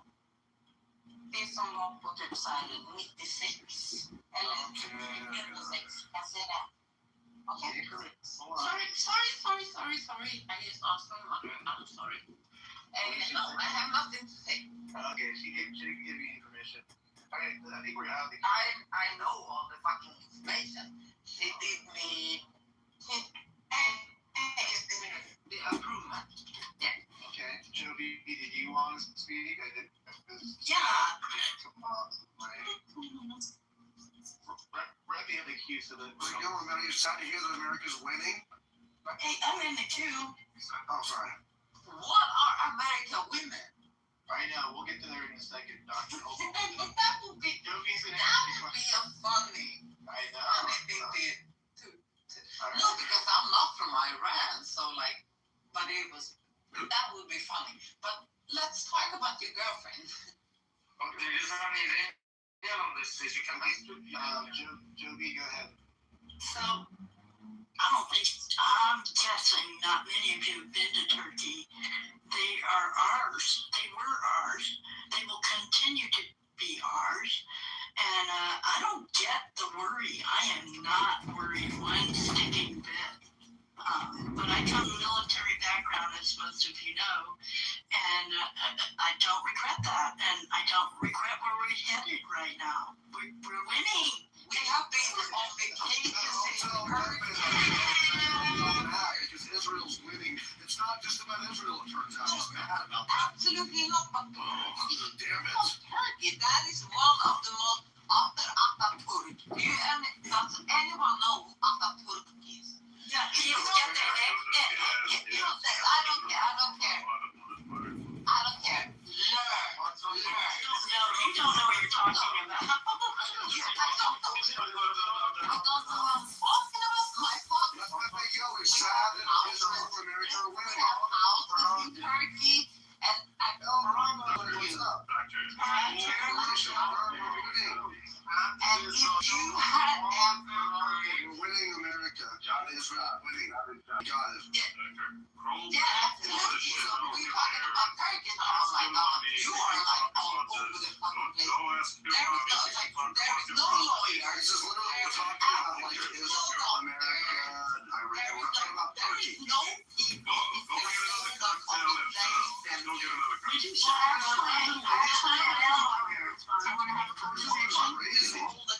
Hey, doctor, I am a lawyer. So would you like to have a conversation? Oh shit! I would love that. I would love that. I would actually. You wouldn't know what that means. You wouldn't. Yo, I would love that. I would. What language is this coming from? Okay, Andre.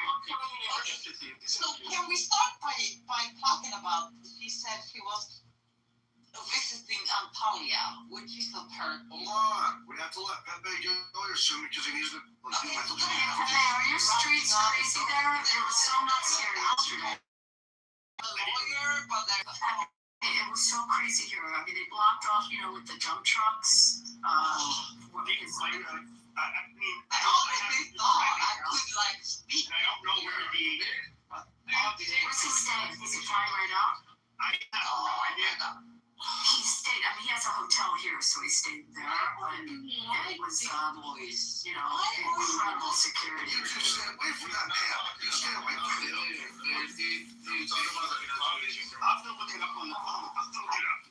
Yeah, can we talk about the topic, But Pepe, I want to hear it. What do you think? Absolutely. But I will What do I think about what? Are you sad about that? I know that hurts. Why would it be sad? I was angry about the war starting because I thought it would put America in a worse position. That's why I was mad. Okay. We're eating I don't know. We'll see how it goes. It's going pretty good. I mean, listen, it's okay to be mistaken, but just be fair. Well, he's an America-hating, Jew-hating fuck. And I wanted to pay for this. It was love. we don't do that. Nah, I'm just fucking with him. It's all right. I don't hate him. People don't do What do you think now, buddy, huh? We don't do Never bet against America. Never bet against Israel. Never bet against the house. No, we let them speak. We let them make a fool out of them. Okay, Andre, did you want to finally speak? I know you kind of held on. Yeah, I just want to chime in a couple of things. So there's one thing that I've heard I wanted to clarify because it's a misconception. It's sort of like urban tale. The petrodollar, even though there is such a concept, what people assign to it is not usually incorrect.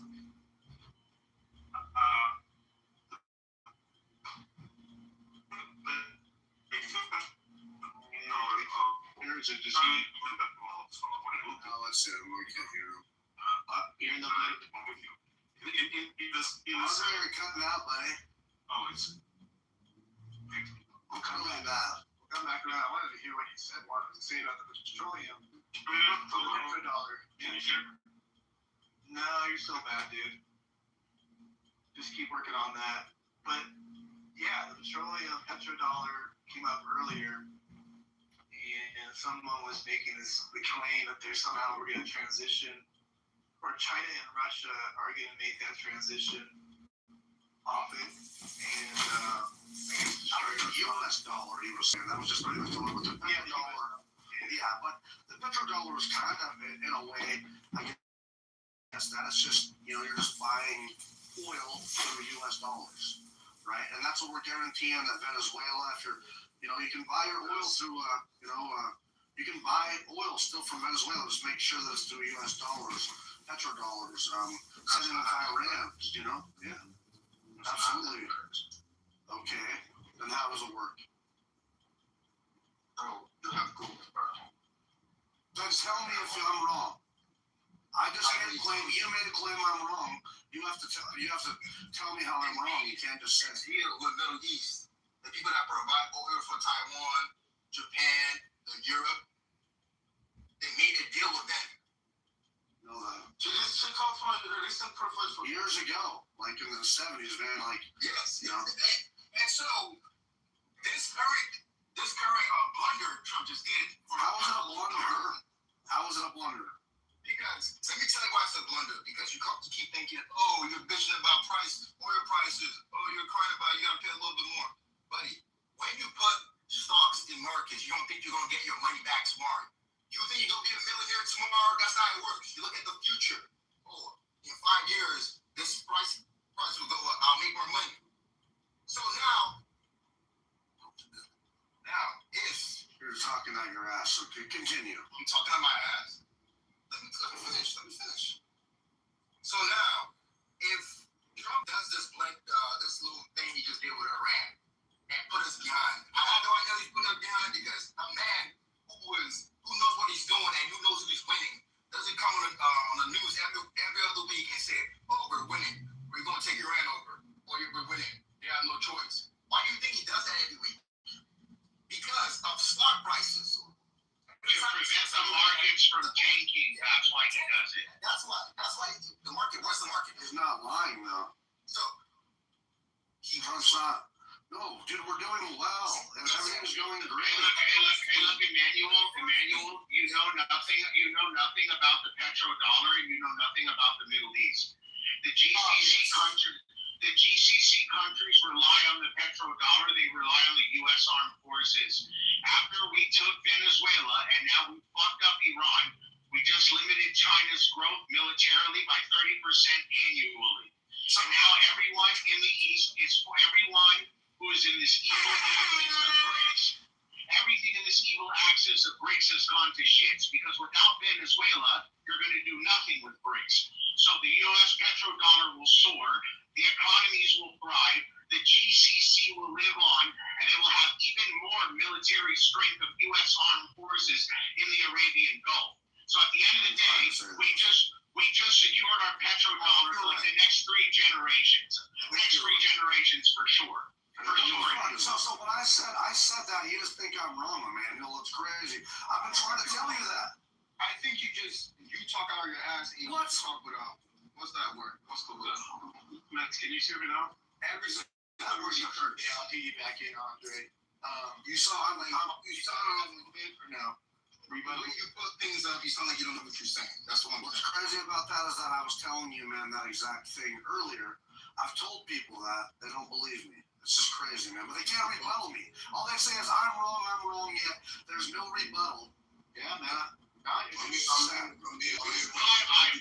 apologize, Emmanuel. I read something else. I guess we're on the same side of things. Excuse me. Okay. It's wrapping. I'm here for the truth. Long live King Trump. I hear that we're doing very well. Emmanuel just left because he was like, let's do it. I want to start hearing him. Andre, go ahead. Yeah, so like the idea of petrodollar and the type of meaning that people most assign to it is an urban myth. In the 70s, there was a lot of surplus in terms of trading oil, and most of the countries were converting it to dollars not because the United States made some kind of cabal or, made a secret plan with other countries to use only its currency. It's because the United States provides the most stable and overwhelming financial system. And so people invest into the United States for the same reason. We have thriving economy, we can borrow against our economic growth, and so this is why there's this illusion that somehow people only want to use American dollar. They're kind of forced to, because the United States has created this very stable, very robust financial system. Everybody wants to have a piece of it. So just kind of getting that out of the way. I think what Trump has accomplished in Iran, I'm going to join Eddie's opinion. I think one of the greatest criticism of Obama deal was that he was going to release that money without any strings attached, especially in terms of curbing the missile program that Iran was developing.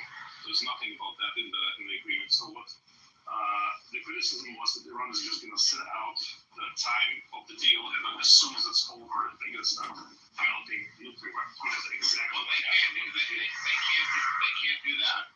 When the deal expired, that's exactly what they started doing. So, like within, I think, 4 months, they went up to 10 or 15%, and then within 8 months, they got up to 60%. So they had that in mind the whole time. So when you did a deal, kind of throwing it into the trash can was a very good thing. It was a very much needed thing. In terms of the greater strategy, I'll just finish. I have one more point I can critique it afterwards. Yes, so sir. one more thing is a grander strategy against China. I think it's absolutely phenomenal what was accomplished with Venezuela. Now the largest oil reserve is under the control of the United States, which makes the oil prices much more stable because we control it. And secondly, China has been curbing its appetite for growth. I mean, they already experienced some economic issues in their real estate, and I think this is just going to expedite their downfall. They just need to be shown their place, and they have the ambition of coming out of. What's very interesting, actually, I just want to make one more point. It was recently shown to me. If you look at the geographic location of China and just sort of where it is located, there are two borders of islands that prevent China from having free access to the maritime ways. And the key point of the first border of islands is Taiwan. This is like, if they get Taiwan, they get access to, larger maritime trade, and they should be not allowed to achieve that, because then, they will be challenging the United States in a much more robust manner. So I think everything that needs to be achieved during this campaign is getting achieved, and I really hope the administration finishes what they started. That's my only kind of not the critique, but I'm hopeful that they will finish it. If they don't, there's going to be a biggest quagmire. Well, Andre, I would finish this shit. Yeah, I would like to say very eloquently put, and also I think a lot of people are not paying attention to the amount of the spending that all of China's customers loses the minute this blockade started by Iran. With the Strait of Hormuz being blocked, and all of the nations that need the natural gas and oil from the GCC, now their spending limit, is decreased because of inflation and everything else. So it didn't matter that China was going to get the oil; their customers weren't getting their oil and natural gas. So then that leaves all of that assembly line manufacturing that the East, the West, and the world goes to China with. Now they don't have the money temporarily to buy it. So China was losing hundreds of millions of dollars a day just off of trade by Iran blocking the strait. So I believe China played an even bigger role with them, and is going to let them know, we're your banker. So if China pulls out and says, you know what, we're pulling our money away from you people, then Iran's regime will collapse in 2 seconds without one bomb being dropped. So I think we should pay attention to that as well. I've been saying this for a while, man, from the outset. A lot of this has to do with China. Obviously, yes, there's the nuclear threat. I mean, there's the Iranian threat. But really, I mean, this huge thing is about China. Venezuela, to Greenland, to I've been listening to you guys for a while now. And for me, it's like, have you even went to fucking school? Have you even I'm not trying to be rude, but I am going to. All of you don't know. All of you don't know anything. All of you. Did you go to school? Did you go to school? No, that's absolutely nothing you have said. That is right.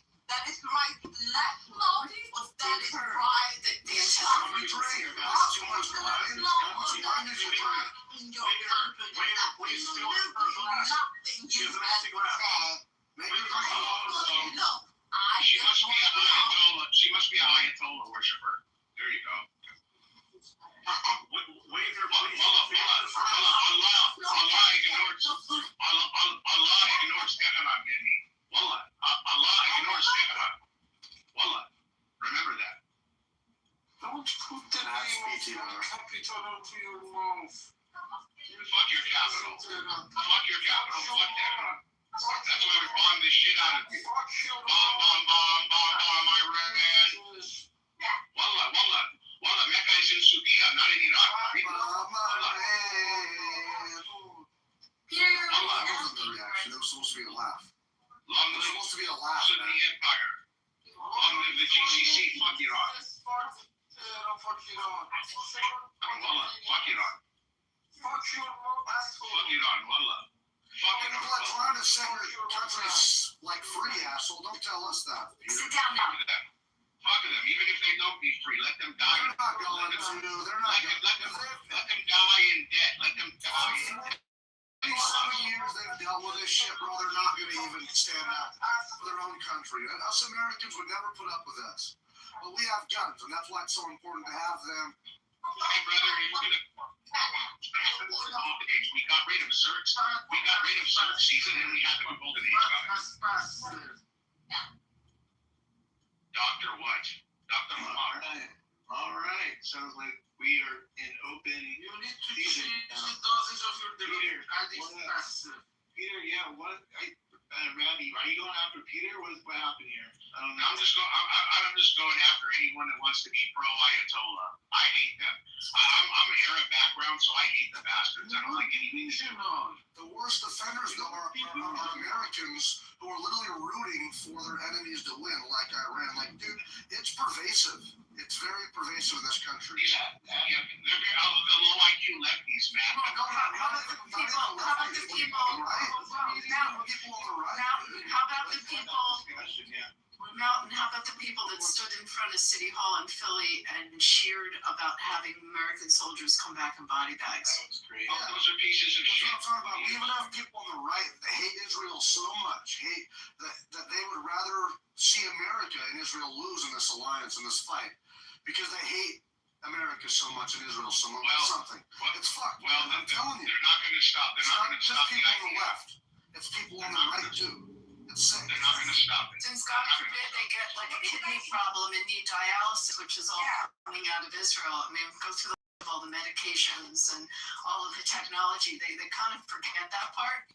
Yeah, But what do you guys think about the Iranians that are in your countries right now defending the IRGC and literally spreading their propaganda? They need to be hate. I think they should be. I think they should be tracked. I think there's a level of free speech, but if it's something that's challenging the security of our country, and if they're not citizens and they're here on visas, then I think that's a whole different conversation. If they're citizens, no, but I mean, if they're threatening, they can't. I mean, you have to look at what they're saying, how they're saying it, and who it is that's saying it.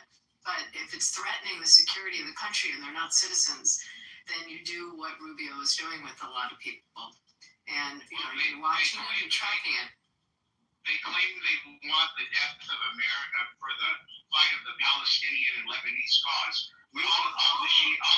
All they did was destroy Lebanon. All they did was destroy Africa. They destroyed everything. They destroyed the Middle East. So now Israel and the United States are. You think you know something, but you don't know shit about Iranians. I promise you, Fatas. They're going to sector straight and control the empire. I know a lot. Ayatollah, you're not even Allah. The Ayatollah is not even. The Ayatollah is fake. It's not even part of it. The Shia go before the Ayatollah. So what are they? They're just a bunch of psychotics. They're not leaders. They do nothing to destroy the world. You're just a psychopath, Rabbi. It is not clear for me what you say. Peter, do you support the IRGC and Ayatollahs? He's delusional. He's with them, I promise you, sir. Do you support them, yes or no? Listen to me. No, I'm not. Let me clarify what he wants to provide. I know that he wants to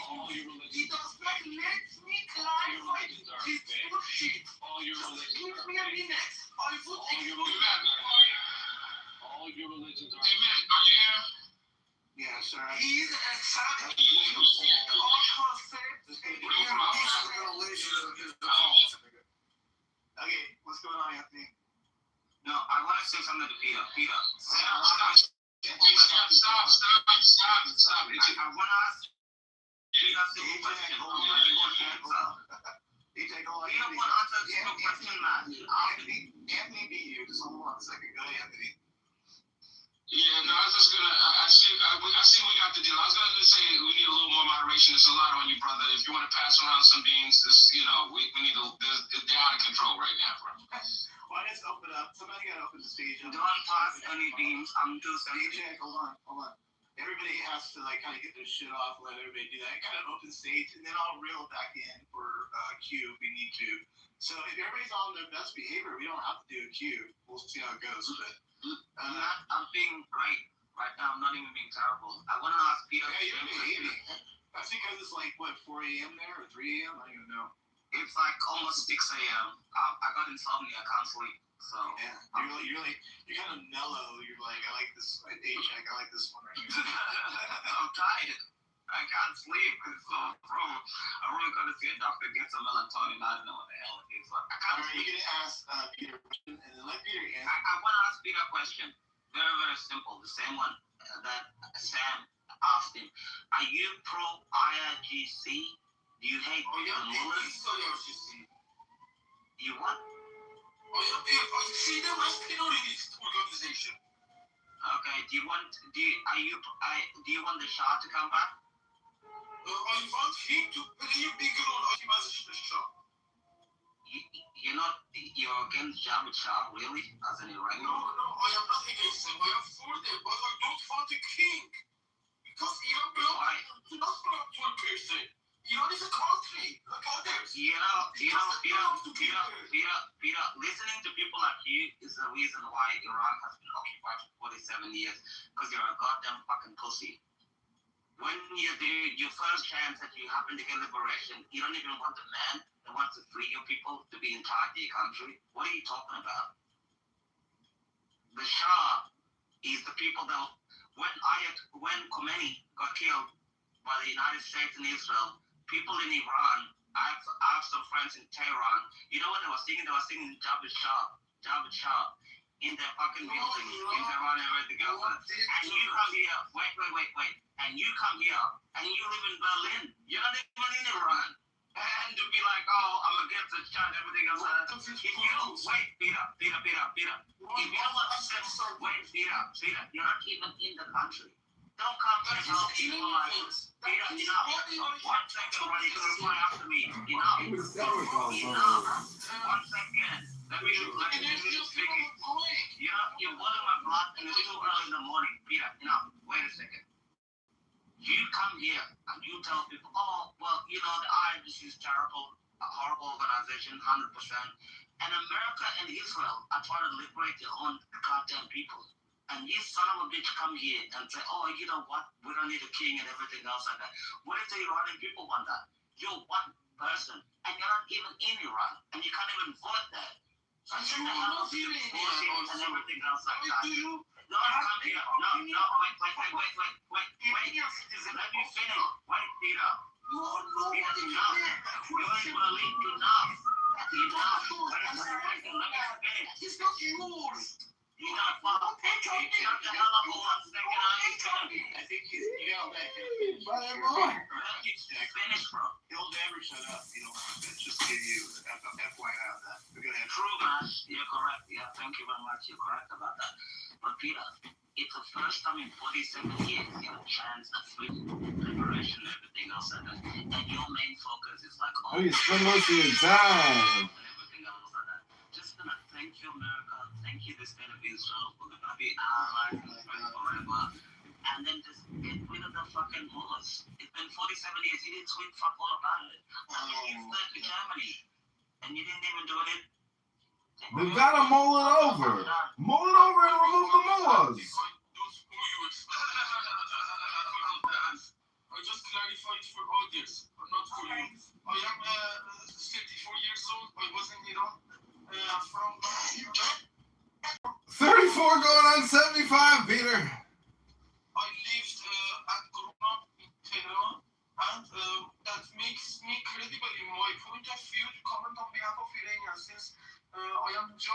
Iranian all day long in the streets. I would have to explain why. Okay, why should I be able to tell off these assholes? Of course, I prefer to deny them. But I prefer to deny them. But I cannot, since I am just like them in the street. I will have to carry the burden, but I need to ask them to change this standard. You are thinking wrong about Iran. They living have to carry the burden, but I need to ask them to change this standard. You are thinking wrong about Iran. They live in some free countries. They think that this version and this prescription is for this country. When it comes to Iran, we need kingdom. They have other tricks and things. Oh, fuck off. Who think twice? We are just a couple of steps back.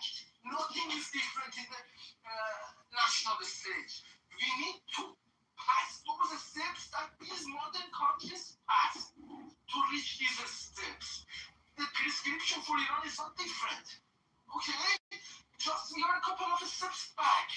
They don't realize this. They think that Iran is different or different prescription thing. That makes them delusional. And even when they see me on these stages, since they denied me and humiliated me all the way along when I opened this account in Clubhouse, it is heavy for them to accept that on credibility from international rooms. Okay? I take my credibility from international rooms, not from their rooms. They have always blocked me. They have always Peter, are you worried about your personal security and safety in Iran? Are you worried that Clubhouse could be putting you in danger, Peter?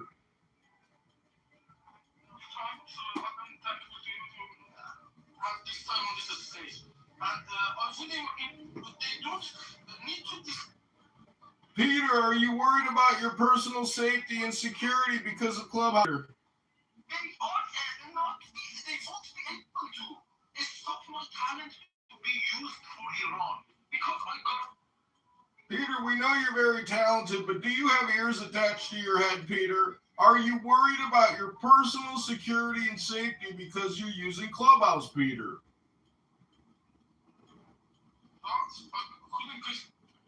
I know you're talking very loud and you're very emotional, but Peter, are you worried about your personal safety and security as a result of using Clubhouse in Iran?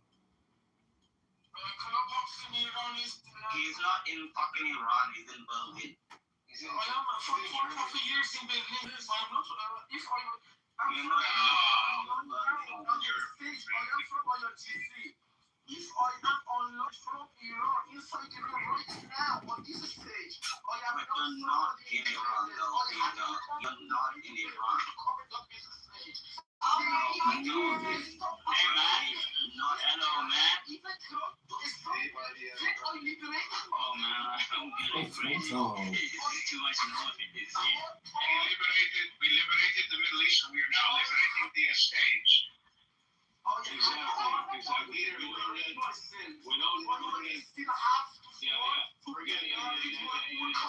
Peter, we get it. You're too emotional. Forget Peter. We got the situation I'm involved in. We got it. Don't care, bro. Everybody knows that you should be should be given like Is only a transitional leader. give a regime what it takes to liberate a country. Because it really takes to liberate a So what Peter is saying is that he only wants him as a transitional leader, which I respect. We got to have a conversation. Sam, what were you saying to Peter or to everybody? I don't know. I didn't hear it. You were talking. I'm just saying, so the path that you were talking about, the Crown Prince, he has repeatedly said that he will only offer himself as a transitional leader. So there are monarchists, of course, like me, which say Javi Shah all the time because we love him. and we trust him and only him. But there's also people that are not monarchists, and that's fine.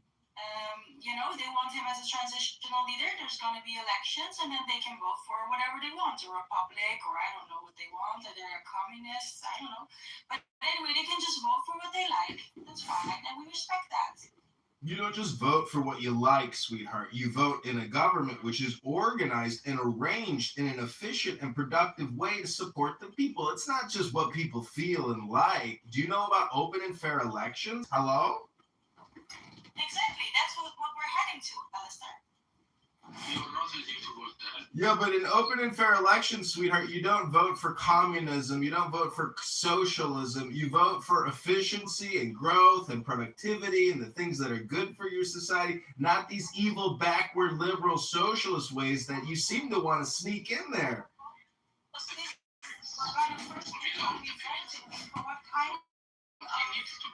System that people want. Is it a republic, a constitutional monarchy, or a full monarchy? One thing is that what is allied with the prince, I don't go with Zarina, but on the same front. I would not risk my life with Zarina. It's a great question, Sam. Like, what is... Hey, Matt, excuse me, Matt. Sam. Hey, dude, excuse me, I'm calling you. Sorry, somebody will come and call me. I'm going to ask you a question. So, please, I respect you, but just give me a moment. So, and then... Hold up, Barney. I was talking. Just hold up 1 second.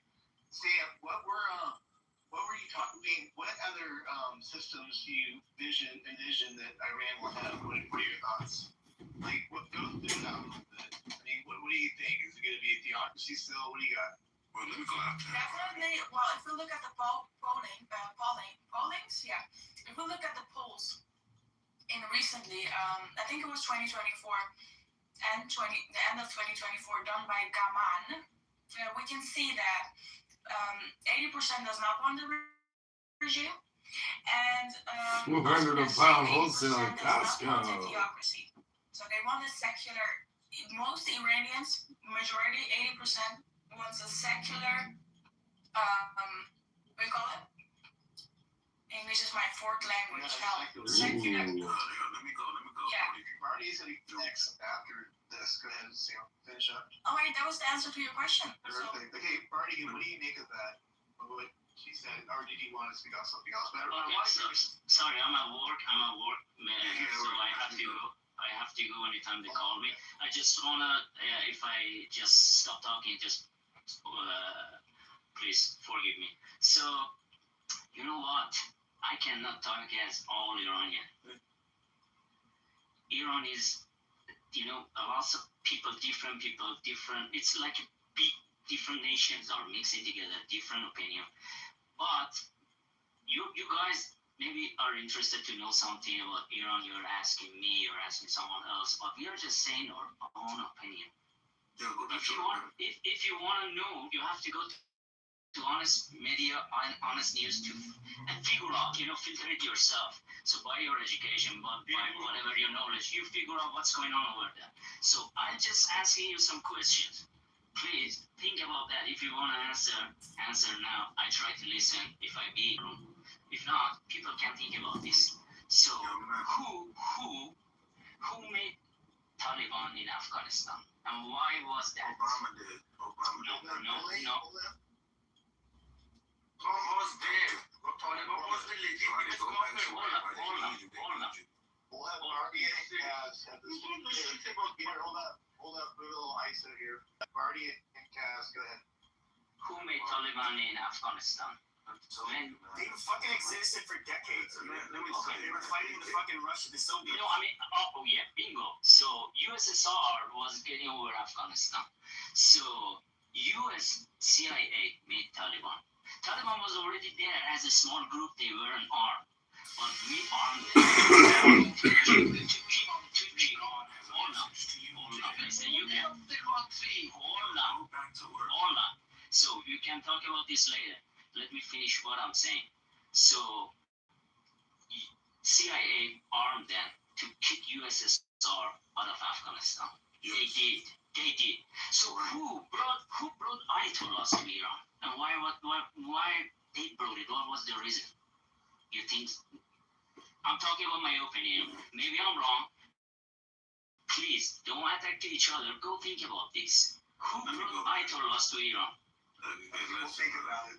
We'll think about it. But listen, man, I just want to, I've been on Clubhouse for a week and stuff, but, I'm watching the good Trump news. And, of course, yes, he's going to bring peace to the Middle East. I already knew that. QAnon Ben said that. I don't know why people just don't go read QAnon. You'll know what the fuck going on. And I've been told y'all, Trump is saving Israel first. Everybody been crying about Iran war. I've been told them it's good. Trump has it handled. They thought I was crazy. Now they know they're wrong. And then Trump also told Israel they can't bomb Lebanon no more. So everything I've been saying is coming true. Now, pay attention to you idiots in the room. I come here and say the same thing. It never changes. Trump is going to take down Israel for less. I don't know how he's going to do it, but the stage is set. That's dumb as shit, bro. Yeah, well, from what I've been saying, it looks like I'm the smartest one on Clubhouse because I'm the only person that's been right. You say you've been on here for a week? I've been on Clubhouse since it came out, bro. All right, this is my 5th account, bro. But it looks like I'm the only person that stays consistent, and I'm the only one that knows what's going on. I'm the only one that tells the future. You a prophet? Well, tell us the truth then, prophet. The last time I got clipped was years ago, Man, nobody cares about your clippings on Clubhouse. Tell us something informative. Hello? Please. God, gay Mikhail, dude. It's an investment. It's an investment. You're such more cock, dude. You were saying you got your news from somewhere. What was that? First of all, QAnon. I get my news from a lot of different sources. QAnon, right? I follow QAnon. I read it. They told exactly what is going on years ahead. I read it, and I'm watching everything they say happen. That's why I can vouch for it, and I can come tell y'all what's gonna happen. Get called crazy. Months go by. It looks like what I'm saying is the most credible thing because everybody was wrong but me. Who's Q? Kaz, who's Q? So what was wrong? No, guys. Who's Q? Who's Q? You said you follow it. Who is Q? Well, you probably saying that because you think Q is Epstein. It's not. No, I have no idea. That's why I'm asking. Who's Q? That right-wing group. Call him out. Let him answer. Who's Q? Military operations, somebody making drops and making claims. Who's the person? We don't know. They say it's Donald Trump. So you're saying Q is Donald Trump? Yeah. They say it's Donald Trump. Matt, do you know this? Abby, it doesn't matter who Q is. I know it does matter because you're quoting someone. I'm asking who it is that you're quoting. I don't know who it is. So you're saying Q is Donald Trump? Correct. Who are they? Correct person. I'm a truthful person. I'm not questioning your veracity. I'm asking who the person is that you're relying on. They're anonymous. Well, but what are they? Like, how do they exist? They exist because they're humans. Well, what humans are they? Okay. Yes, I'm guessing Q to me is Uncle Sam. I agree with what you're saying. Part of that. Who Uncle is it? Sam. Uncle Sam. Who is it? Uncle Sam's a poster that we all saw as kids. You don't know who is Uncle Sam? Yeah, he's this really cool poster that has a beard and a top hat.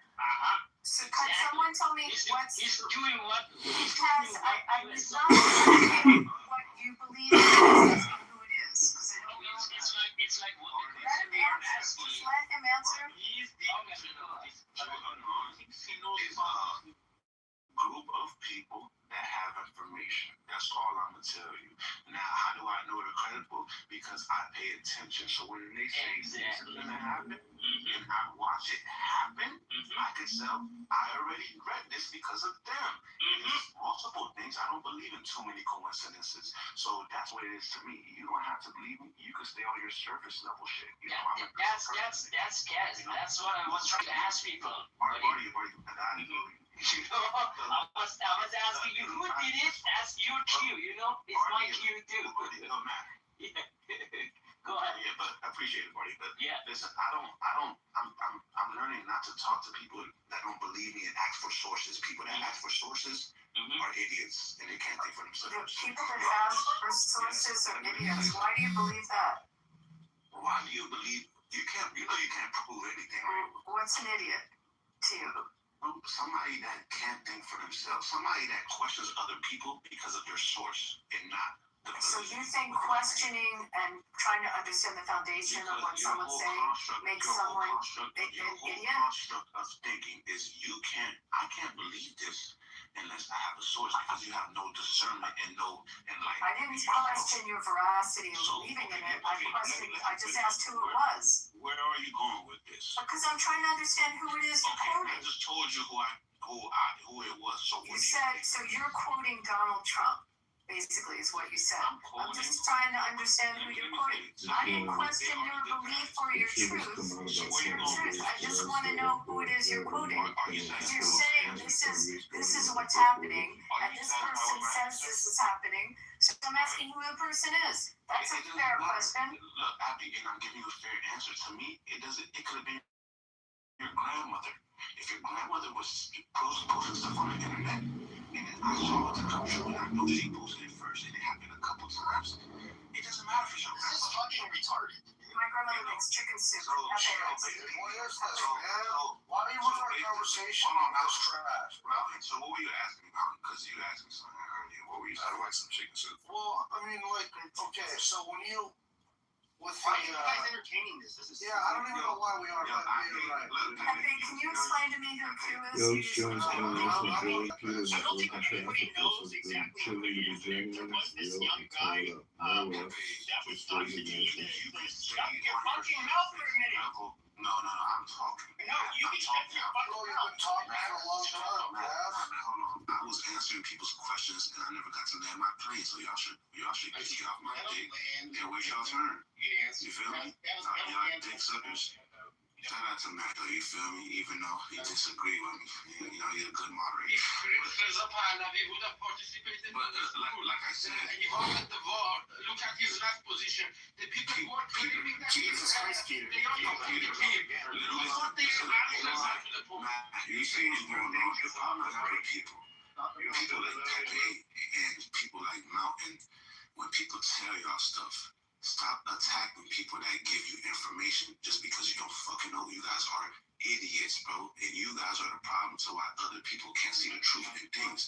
Because who are you guys to say he's stupid? To say you're stupid because you don't fucking know. You guys are idiots, bro. I read QAnon, right? And they said certain things, right? They said what was going to happen in Iran. They said what was going to happen with Epstein files years ago. They said Trump is bringing peace to the East. And guess what? I just voted. Is Donald Trump bringing peace to the Middle East? Why is that a question? Well, I already knew that would be a question way before. So that's what he's doing.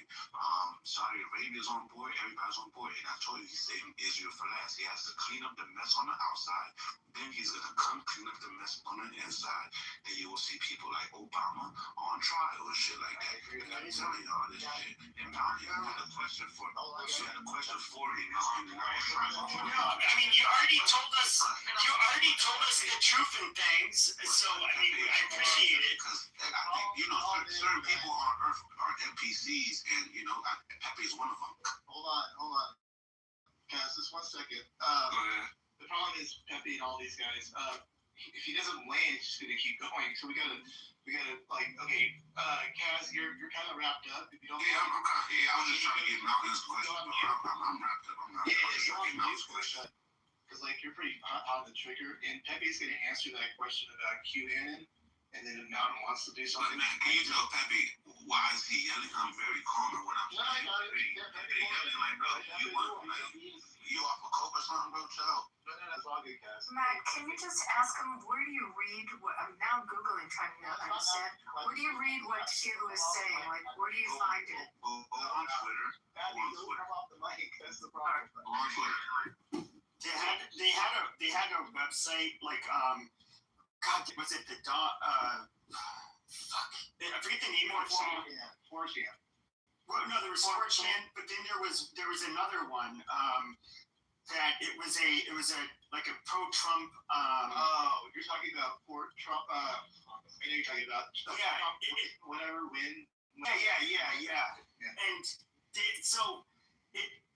there were reporters or journalists that think they might have guessed who it was or found who it was, and it was like this kind of a guy in his 20s, nobody of significance. I have no idea who it was. But it was largely the problem with QAnon is that you have no idea what you're getting. People will say, "Oh, well, they were right. Trust the plan." But a lot of it didn't. Unfortunately, didn't come true. Like, for example, in the 2020 election, it was trust the plan that comes from QAnon. They were going to bring charges against a bunch of corrupt government officials, and Trump was going to be rightly installed as president. And so, I don't take it seriously. Real quick, actually, so this is good timing because Katie Vance just came out that, and I'm pretty sure that isn't a troll. I'll have to look into it. He's looking into Pizzagate. Did you hear about that, Kaz? Is that right? Of course, because everything, man. Yes, criminal charges coming. Yes, everything is. What's criminal charges coming? Katie Vance is looking into. I can't hear because Kaz keeps on fucking running his mouth. I'm the one that brought it. I'm trying to listen to what Sinat was saying. But I didn't say what I'm saying. No, because you talk over him and I can't hear. I want to hear what he has to say. You sound like you're Italian and you're greasy, bro. Sean, okay, guys, all good. No, I would say Pizzagate's being investigated by J.D. Vance. I'm just going to go look at it, double check it. I tweet about it. J.D. Vance. He doesn't know who that is. No, I know J.D. Vance is here. He said who's being investigated? He don't even know what that is. All the comments are the wrong person, man. God damn, shut your fucking... Jesus Christ. Matt, there's dudes are Matt, be uncontrolled. just put this fucking chip in the audience. He doesn't know how to behave. We can't hear, bro. Like, we keep interrupting, man. Like, I'm trying to get simple information, but you literally stop. You literally make it so that I can't hear his voice. And so I have to keep on asking over and over again. You learn by being... Put his black ass in the goo. Like, he just does not know when to shut the fuck up. Bro, for what? Yes, I am being racist. Go eat a fucking dick. Because you're a greasy Italian? Amazing. I'm not Italian. Amazing. But listen, bro, the students shouldn't be talking. If y'all don't know, then shut the fuck up and listen to what me and Okay, okay, can I please hear Matt first, and then you can go? Yeah, because you said please. I'll be respectful too. Don't do this. You don't want all this. He don't want that. I'm more aggressive. I get it, Kaz, but it goes downhill from there. Just don't do it. But go ahead, man. Yeah, all good. Pepe, I was JD Vance is looking into Pizzagate folks, whatever that means, like whoever's all involved in that shit. So, the actual crime itself, not the people that were out there on 4chan putting that out there. I don't think, but I don't know if that answers your question yet. No. Let's see, Dante. Okay. No, you know, so I could go. Yeah. Okay. So, like, from what I remember from QAnon, it was a big hoax. Like, at first, I do remember a bunch of mega people were trying to prove whether or not it was real, and then there was some weird shit going on there, and most of us deemed it as to be a hoax, man. QAnon was just a giant hoax. Okay. So, I don't know. I'd like to hear the information. Well, I got you, but please be respectful, because let me finish. You gotta let me finish here, man. So, I would just like to hear exactly a few things, not some vague shit, but some actual stuff, like where you got it, like what it's talking about Israel, what is it that everyone was talking about, I guess. So, QAnon, right? So, one thing you have to understand, the media is not on your side. So, if you heard it was a hoax, it's because people are manipulating you to think it was a hoax. If you don't understand, you'll never be lost. That's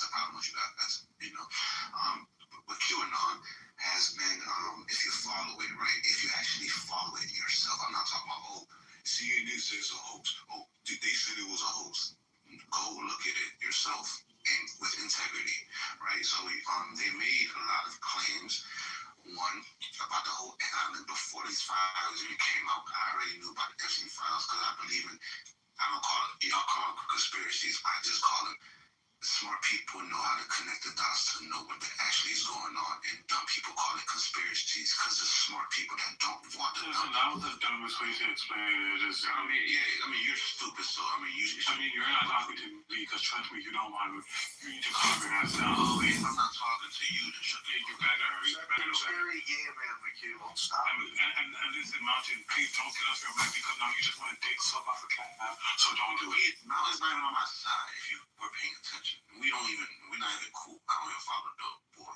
But basically, so what's going on is basically it's intel. QAnon is intel. Some say it's the military intel, but they've made a lot of claims. The Pizzagate, if people know Pizzagate, it's real. You know, it's three people on this earth. People that know what's going on, people that don't know what's going on, and people that just, I forgot what the third one, people that just watching it or whatever. But the pizza, I stay in DC, so first, there's gonna be a lot of commotion. So what's going on right now, there's gonna be a lot of commotion. So what's going on right now, feel funny listening to stupid people who think they're smart. It's amazing. Listen, I know I'm smart, but I'm not cool. Listen, I know I'm smart, but I'm not claiming I'm smart. I'm just claiming I know how to connect these dots and I see the truth. So basically, pizza getting dots is just seeing it in the Epstein files. Says pizza, jerky. When they're talking about kids, you know. You remember Obama in the email about hot dogs? Yes. So and people really think, yes, man, I remember. So people really think they're ordering real hot dogs and ordering $1,000. No. What they're doing is trafficking kids into the White House because Obama's a homosexual, and that's what they're doing, man. It's so crazy, and I understand why it sounds crazy to people, but I'm not saying this is crazy shit, but this is what's really, you know, there's a woman. There's a lot of, like, bro, I like talking about this because this is the biggest thing that nobody really talks about. Now, some people do. Obama, homosexual, bad person. This lady came to see Obama because she was complaining about her husband died in 9/11. And she wanted to open an investigation 9/11. She went to see Obama. She died 2 weeks later in a fucking plane crash. That's how they kill people, bro. And, you know, Obama's chef was basically writing a book exposing everything. He died in a fucking 3 feet pool because he was basically letting everybody know he was having homosexual relationships with Obama, bro. It's not about Obama. It's bigger than that, but he's one of them. You know, Hillary's one of them. And if I've been paying attention, that's what Trump is fighting. It's not Iran. You know, Trump didn't want to go into Iran and do anything for it. He just had to go there because they're... All right, let's see if you can connect these dots. I'm Don't say gonna go nothing right now. ignorant, though, but go ahead. All right, my turn. Here we go. Okay, so how long have the Epstein files been here all along? They've been here for quite a while, even during Biden, right? So now you have this guy Epstein, which is a fucking pedophile, a disgusting fucking human being. Okay, which by the way is dead now, thankfully.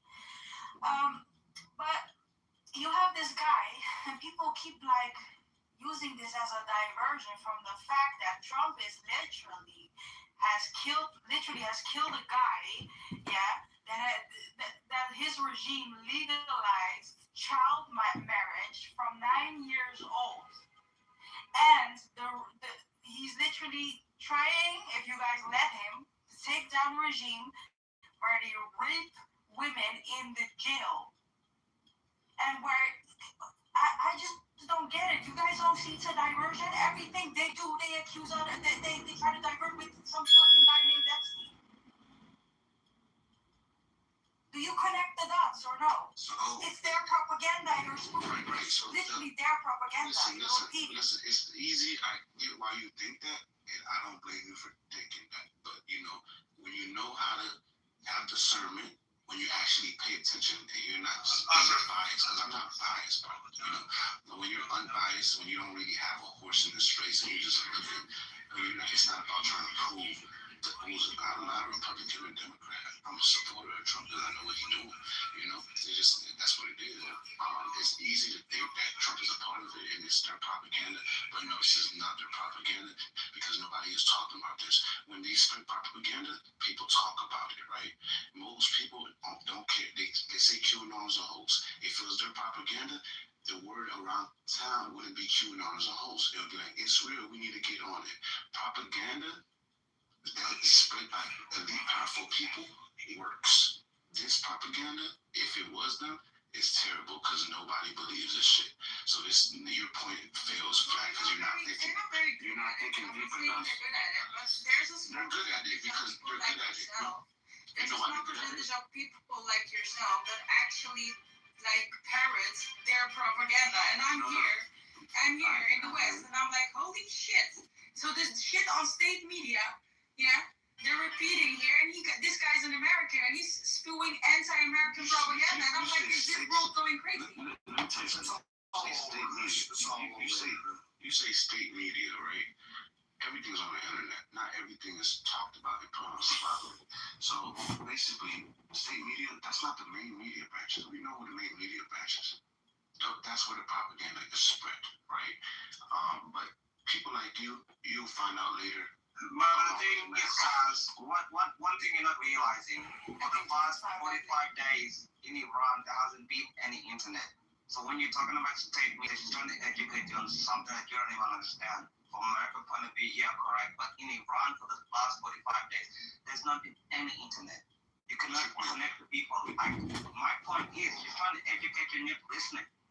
You keep talking about I check. This isn't a university. I check. No one's here to come here to get educated. I check. Please, if you got a point to make a point, and stop asking so many questions. Just tell us something informative. Thank you very little. Okay, every time I talk, you open your pictures. 1 second. My point is, you two are having different conversations. You're not understanding each other. Like she's trying to tell you something different, and you're trying to tell her something different. No, she's trying to tell. She says I'm spreading their propaganda. No, you're not listening. Okay, you're not maybe listening to each other, bro. It's fucking. I apologize. Let me re-explain. What I'm saying is that there are countries that hate America, that I know very well, by the way. And I know the things that they have been spewing, and the things that they have been spewing into the world on your little social media platforms and stuff, is like you guys read that and you don't realize that they're trying to feed you their propaganda to make you hate America. Purposes. See, okay, I get what you're saying. Basically, I get what you're saying. I get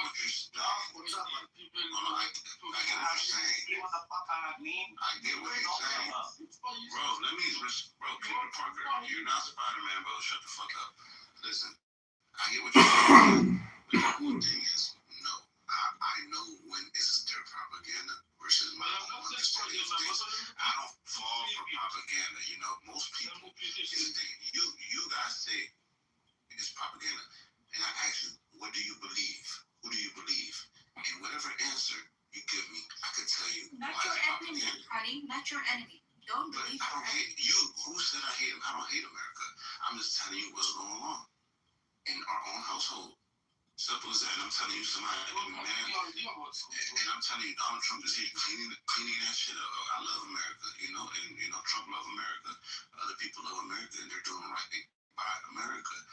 I know who doesn't like America, and I know who does. That's what it is. No, this is not coming. This is not coming. I think Peter wants to get something out, Kaz. What is that, Peter? Peter, what do you got? Got something important. I am pursuing the news in Islam, and Prince Reza Pahlavi recently announced that we did not sacrifice this number of lives for another JCPOA.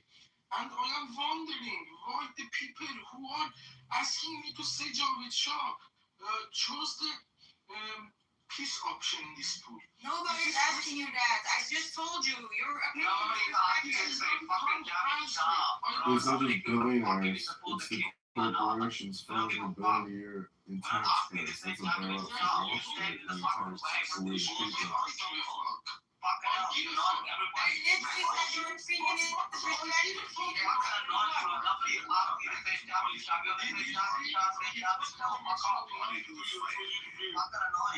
We're not asking you to say that. I am on the track of Prince Reza Panel. I don't give a fuck if you like the Prince of Pahlavi or not. But I am not this radicalist like These people is crazy. I don't care, bro. If you like the Prince of Pahlavi or not, this bullshit, bro. On the same front with Bro, just fuck up out of your way and go get a marine and fucking live with the bullshit, bro. Just fuck up with it, bro. Peter, shut up. Nobody's asking you to say that. Mary Jane is falling off the Yes, building you're right right, now. Peter. We're all wrong. Okay, shut up. Peter, shut the fuck up and go eat a fucking poison. You can never You can never listen to people like me. If I don't like the Prince or not, nobody cares, bro. Fuck off. It's because of your treasoning. What treason? I'm not talking What the fuck has to do with Iran? I'm not Iranian. What the fuck are you I'm calling me not Prince talking of about you. That's the thing. No, I'm just talking about something. Hold up. Why are you telling me you might have a heart Who are you calling it? You know, it needs to be like a fucking, like, it needs to be like a cartoon character voice or something. Everybody here is a cartoon character. Don't want peace. You are disobeying the police while you are radical.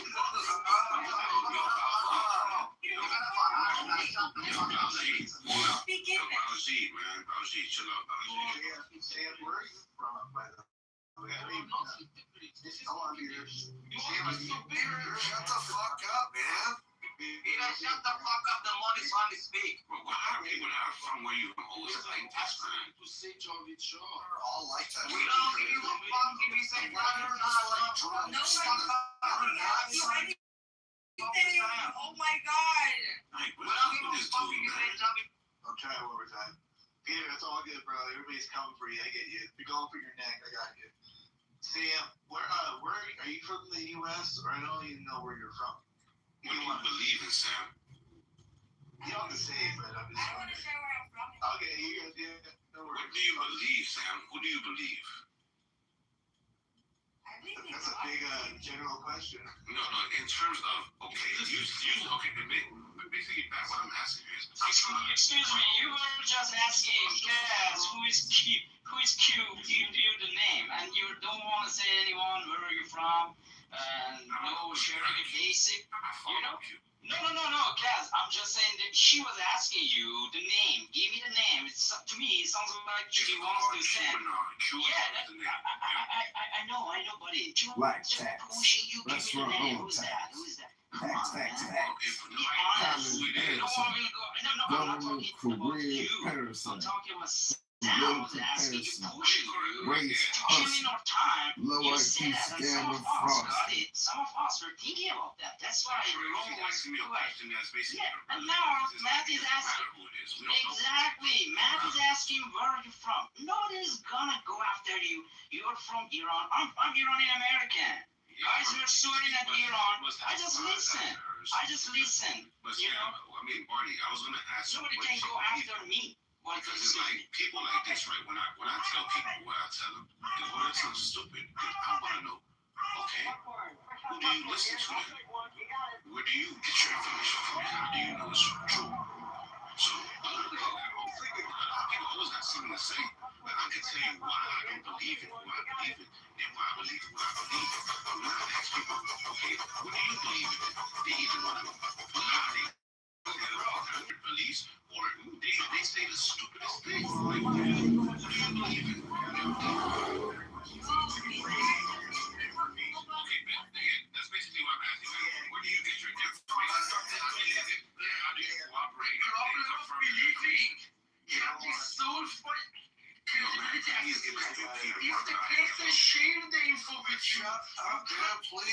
Somebody should down like you. Spider-Man. Somebody should down like you. Down for a while or so. Take some break. Spider-Man is chill out. Take some break.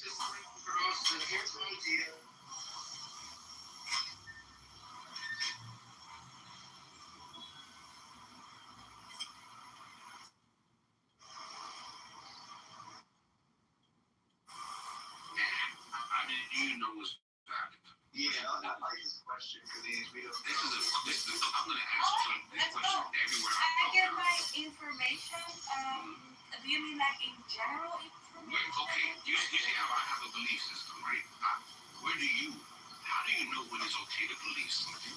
Where do you get your information from? What do you consider valid? What do you consider invalid? Is all information good information? Or you discern like what do you believe is going on? If you don't believe me, what do you believe? Well, I definitely don't just believe one person. Like, I'm not going to believe you and never. I don't believe any individual. So who do you believe? Stuff. I believe in God, first of all, and then second. So does God tell you what's going on? Information. I'm talking. If you want an answer, let me speak. Secondly, you have all these information outlets. You have leftist information outlets, which recently I discovered are very, very one-sided. Not completely like giving all the context. You have the rights. Let me speak. And then you have the right-wing media outlets, and you have the centrist media outlets. All of these different outlets, and also from universities, and so that's where I get my information from. I don't go on social media for my information. That's one thing, that's for sure. Okay, I see what the problem is. So, university please, Peter. What is she talking about? Yeah, so Matt, if you could see her answer. One, there's a guy, I took a couple things. She said she just recently discovered that the left is, bro, I've been through this. Some people, we all know this. So you were listening to the left and you recently found out they're lying because you don't have any discernment. Because you would have been new for years. Now, I'm not telling you to listen to the left. I'm not telling you to listen to the right. And you listen to universities. But the thing is, you're giving your own power away based on the information you receive, because every information you have to receive it from people that have to state the information before it gets to you. Me, and then you're gonna discredit social media. Well, you just said you take information from everywhere. I take information from everywhere too. And I know social media is one of the biggest places to get the information from because social media has all the truths on there. So if you go to Twitter, you will see everybody posting information in real time. Now, you're not going to just take the information. You're going to go down the rabbit hole. Usually people have a lot of explanations and evidence to the stuff that Sure, you can get some information. Right, but the thing is, I get your sample. The point I'm trying to make is your level of discernment to me, you have a weak level of discernment because you just X'd out social media, right? So basically what I know way more. I didn't know that. I just told you I do get some stuff from social media, but not right. I don't exclude. I get information from everywhere, but I have discernment because you would not say anything I was saying is stupid or far-fetched if you've actually gotten all the information, right? Because what I'm saying, other people know this because this is real information. So what you're telling me is You're literally repeating what she said already, dude. Yes, you're being disingenuous as. I heard what she said. Because when I said what I said, she said she gets it from like doctoral thesis university, studies, and she gets some from social media. And all you're doing is saying the same thing backwards. Because she has a different culture or ethnicity than you. Bro, all you've been doing is like hate bashing, bro. Like she has a different her version of culture and ethnicity is different than yours and mine. Like, give her a You're making it a conversation that's not. It doesn't matter what your culture is, but there's only one truth, right? There's only one truth. I don't have discernment. I don't know the truth. You're like a conspiracy. You don't even know Q. You don't even know. First of all, these are animals and that's what's going on. Anything she said, and he did it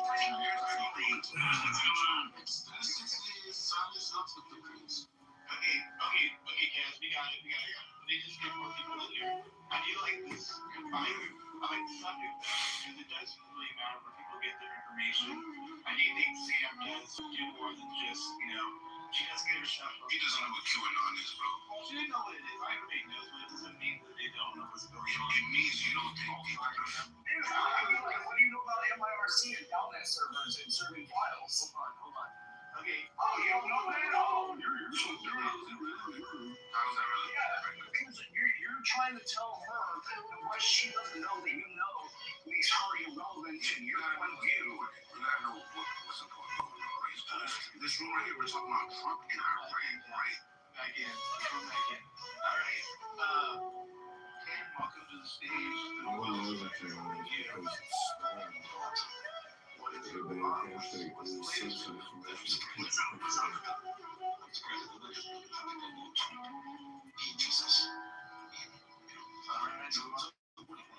One of the things I got to say with the mother movement is that it's a cult, right? Glad to see you, Tim, and we're gonna save you. It didn't say he was Jesus Christ. Wait, whatever else is this, dude? I will never support you. I will never be mother. The fact that mother people don't do that, that proves to you mother is a cult. Today, a mother congressman said Trump is the second coming. That's what I heard.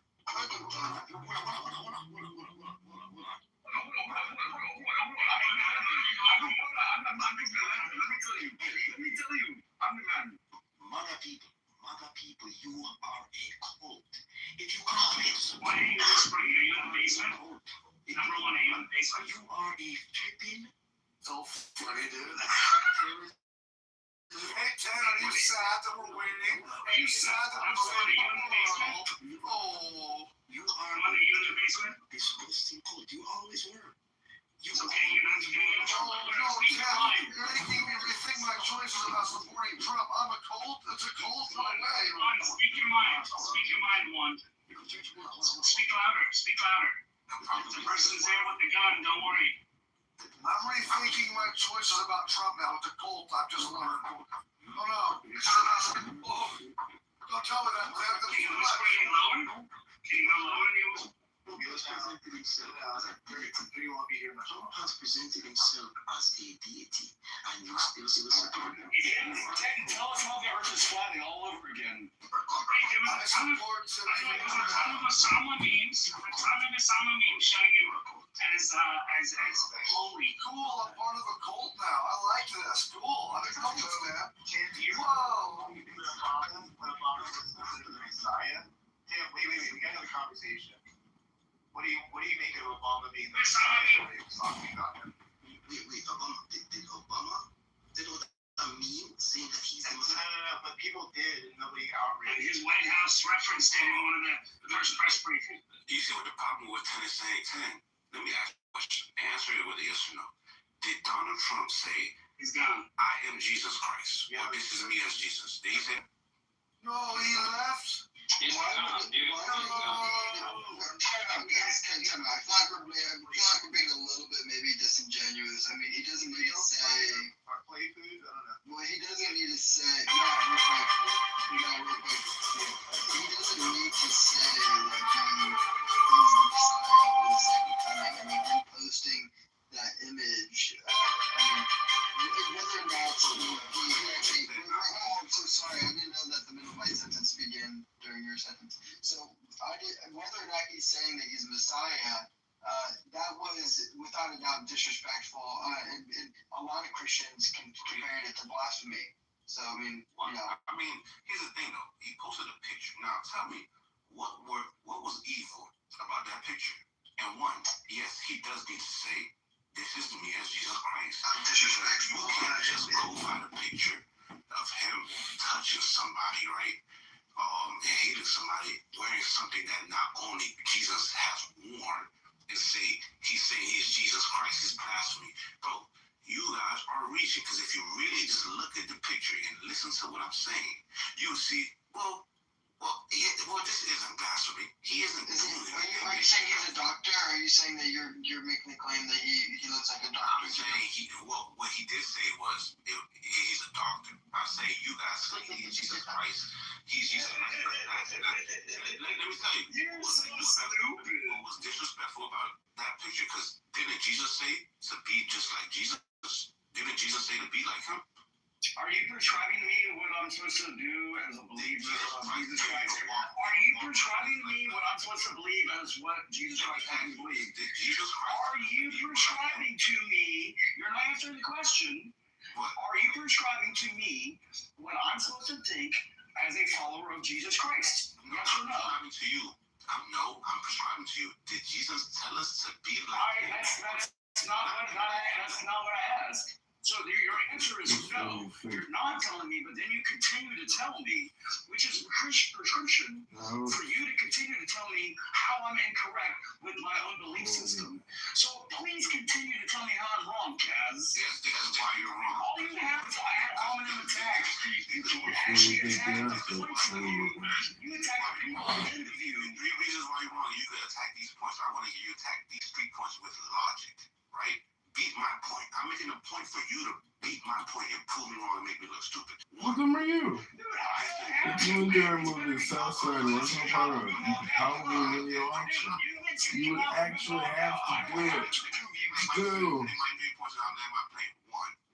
Let me say this again. 1, the picture does not disrespect Jesus Christ. Is that a fact? Is it Jesus Christ having sex or smoking cigarettes? No. It's healing people. Is that what Jesus did? Yes. Can you heal somebody as a person? Of America to the Republic, for which it stands one nation under God, indivisible, with liberty and justice for all. That's the claim I'm making. I'm giving you both sides, whichever way you want to look at it, right? No, make up your ever-loving mind.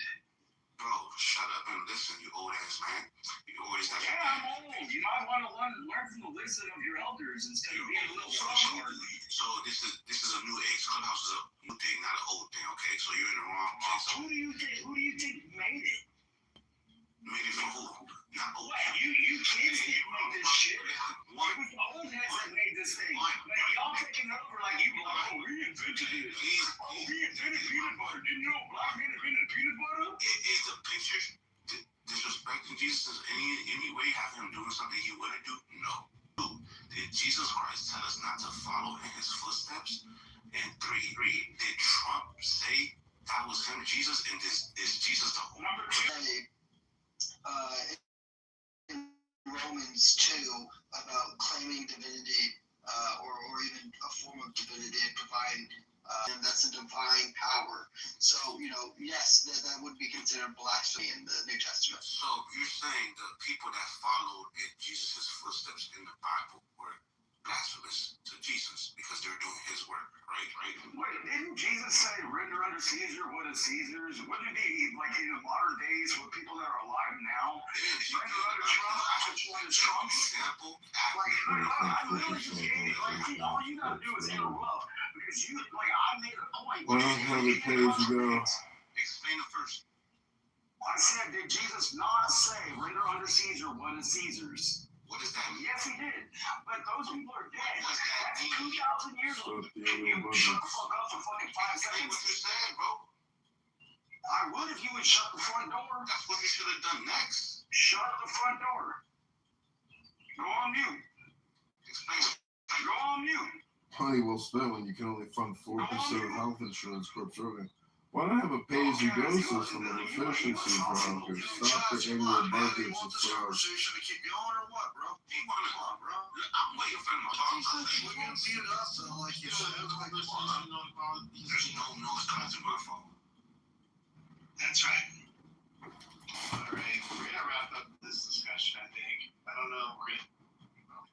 Matt, this is Alistair. I'd like to say something about Epstein and Alex Jones and the truth that has come out. You say Epstein? Yeah, Epstein, because the truth is we're talking about QAnon here, and QAnon is a banned hashtag. It's totally censored because there is such conspiratorial information that in some people's minds it can cause schizophrenia and revolutionary fervor. So, but the point is, Podesta, Bill Epstein, Bill Clinton, Bill Gates, dozens of other people, nobody's been arrested, but dozens have resigned. And that's the only outcome of this entire thing. But now that the Iran war is all wrapped up, I'm sure Trump's going to look internally inside the country and reinvade these woke liberal cities with the National Guard, the Department of Homeland Security, Border Patrol, and we are going to remove these Venezuelans by their necks. And we are going to drag them to the airplanes and the buses, and we are going to do the biggest deportation, illegal alien invasion deportation operation in American history. It will make Operation Wetback look like Operation, I don't know, no sacred cows. Let's just say that. Rabbono Shalom, good Shabbos. Everybody have a great miracle of a Shabbos. And don't forget, America and Israel are connected at the hips. And if you think just another $100 billion for security is too much to pay, and you're worried about paying your property taxes, just remember that Uncle Sam doesn't give a fuck if the government sells your home out from underneath you because you can't pay your property taxes. The teachers' unions have to be paid. These communist, socialist, liberal, Democrat leaders are nothing but bullshit artists, fraudsters, scammers, thieves. Just to let you know what's going to happen is shut the fuck up. The QAnon, they say, the QAnon, hey, don't you gotta be swinging on buildings with your web or something, bro? Like, Yo, Peter, bro, chill out, man. Come on, Peter, bum, get here! After this war now is wrapped up, right? Israel is last, and that's when we should start seeing the things that we want, which is these people getting in trouble. So if you see a lot of people have been silent, even Bill Gates, he's on trial in the Netherlands for lying about COVID. Y'all should start seeing how everything connects to each other, leads back to the United States, leads back to the Epstein files, and you'll be surprised, bro, by what happens next. Just remember I told y'all, and when it's happening, pay attention. Remember I told y'all this shit, bro. You know, come true. Thank you. Hey, Matt, you see why Matt, you see why I don't take your room seriously sometimes. I mean, letting an idiot like this guy speak. What makes it? Uh-oh, somebody's projecting, Ben. Somebody's projecting, Ben. Ben, you're projecting. Michael Jackson, you're projecting, Ben. Ben, you're projecting. I love you, but letting idiots like this speak nonsense. Look, I've heard Cass speak in several rooms, and every time I hear them, like, nobody God created can be this dumb.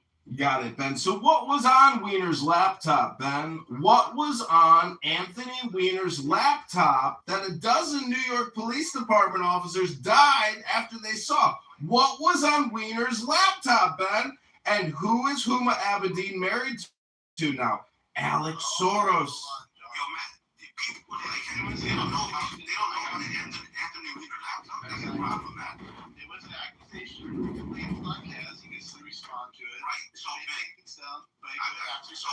Ben, you say I'm dumb, right? And this is why people like you, don't attack me for what I believe in. Just ask yourself, why don't I know this shit? You know, because you're the dumb one. I'm just giving you information, and when people, the reason the information doesn't go out there is somebody always trying to discredit somebody.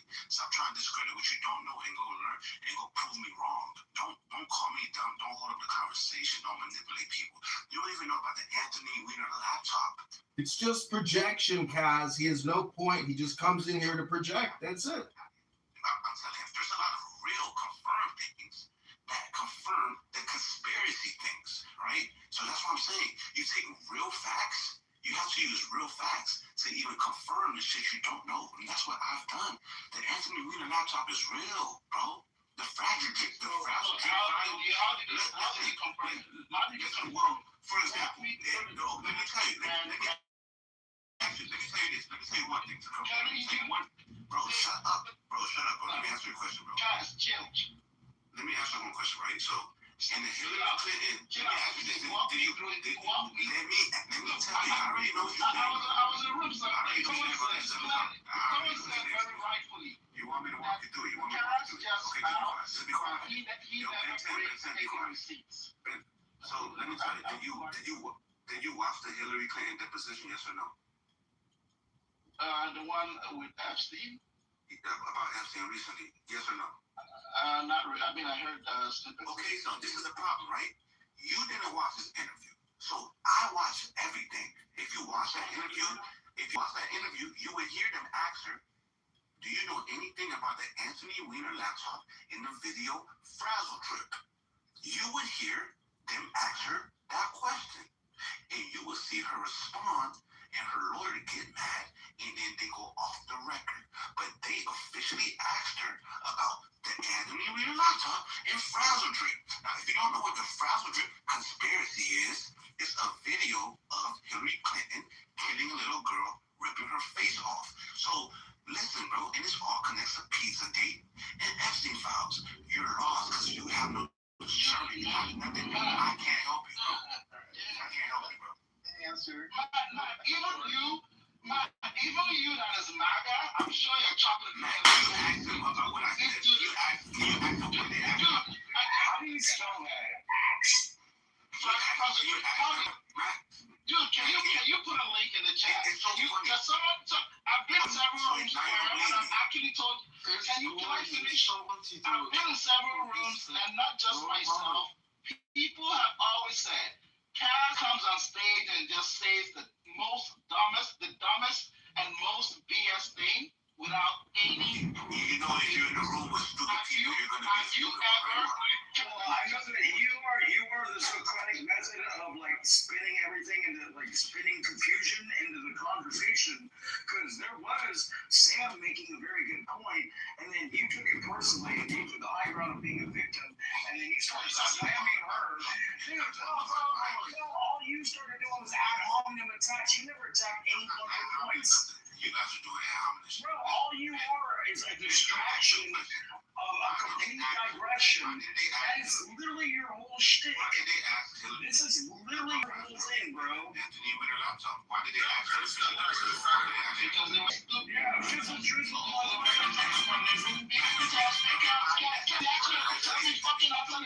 You see what I'm saying? They were as stupid as you. You're as stupid as you. You're as dumb as you. Okay, biggest, you asked a question, people. You get the. You heard his answer. He said because they're stupid. Hold on, biggest answer, man. This is the way this works. Go ahead, Ben. Go. Yeah, because they asked that. Let me be a little bit nicer. They asked that question because they're as retarded as you, and to ask that kind of conspiracy field question on a national stage like that. Do you know who Anthony Weiner is? Same people don't look at what you're saying. Oh, do you know who Anthony Weiner is? Hillary Clinton. We all know he's the congressman that sent dick pics, dude. Nobody cares, dude. Basically, he's guilty of doing pedophilia shit, right?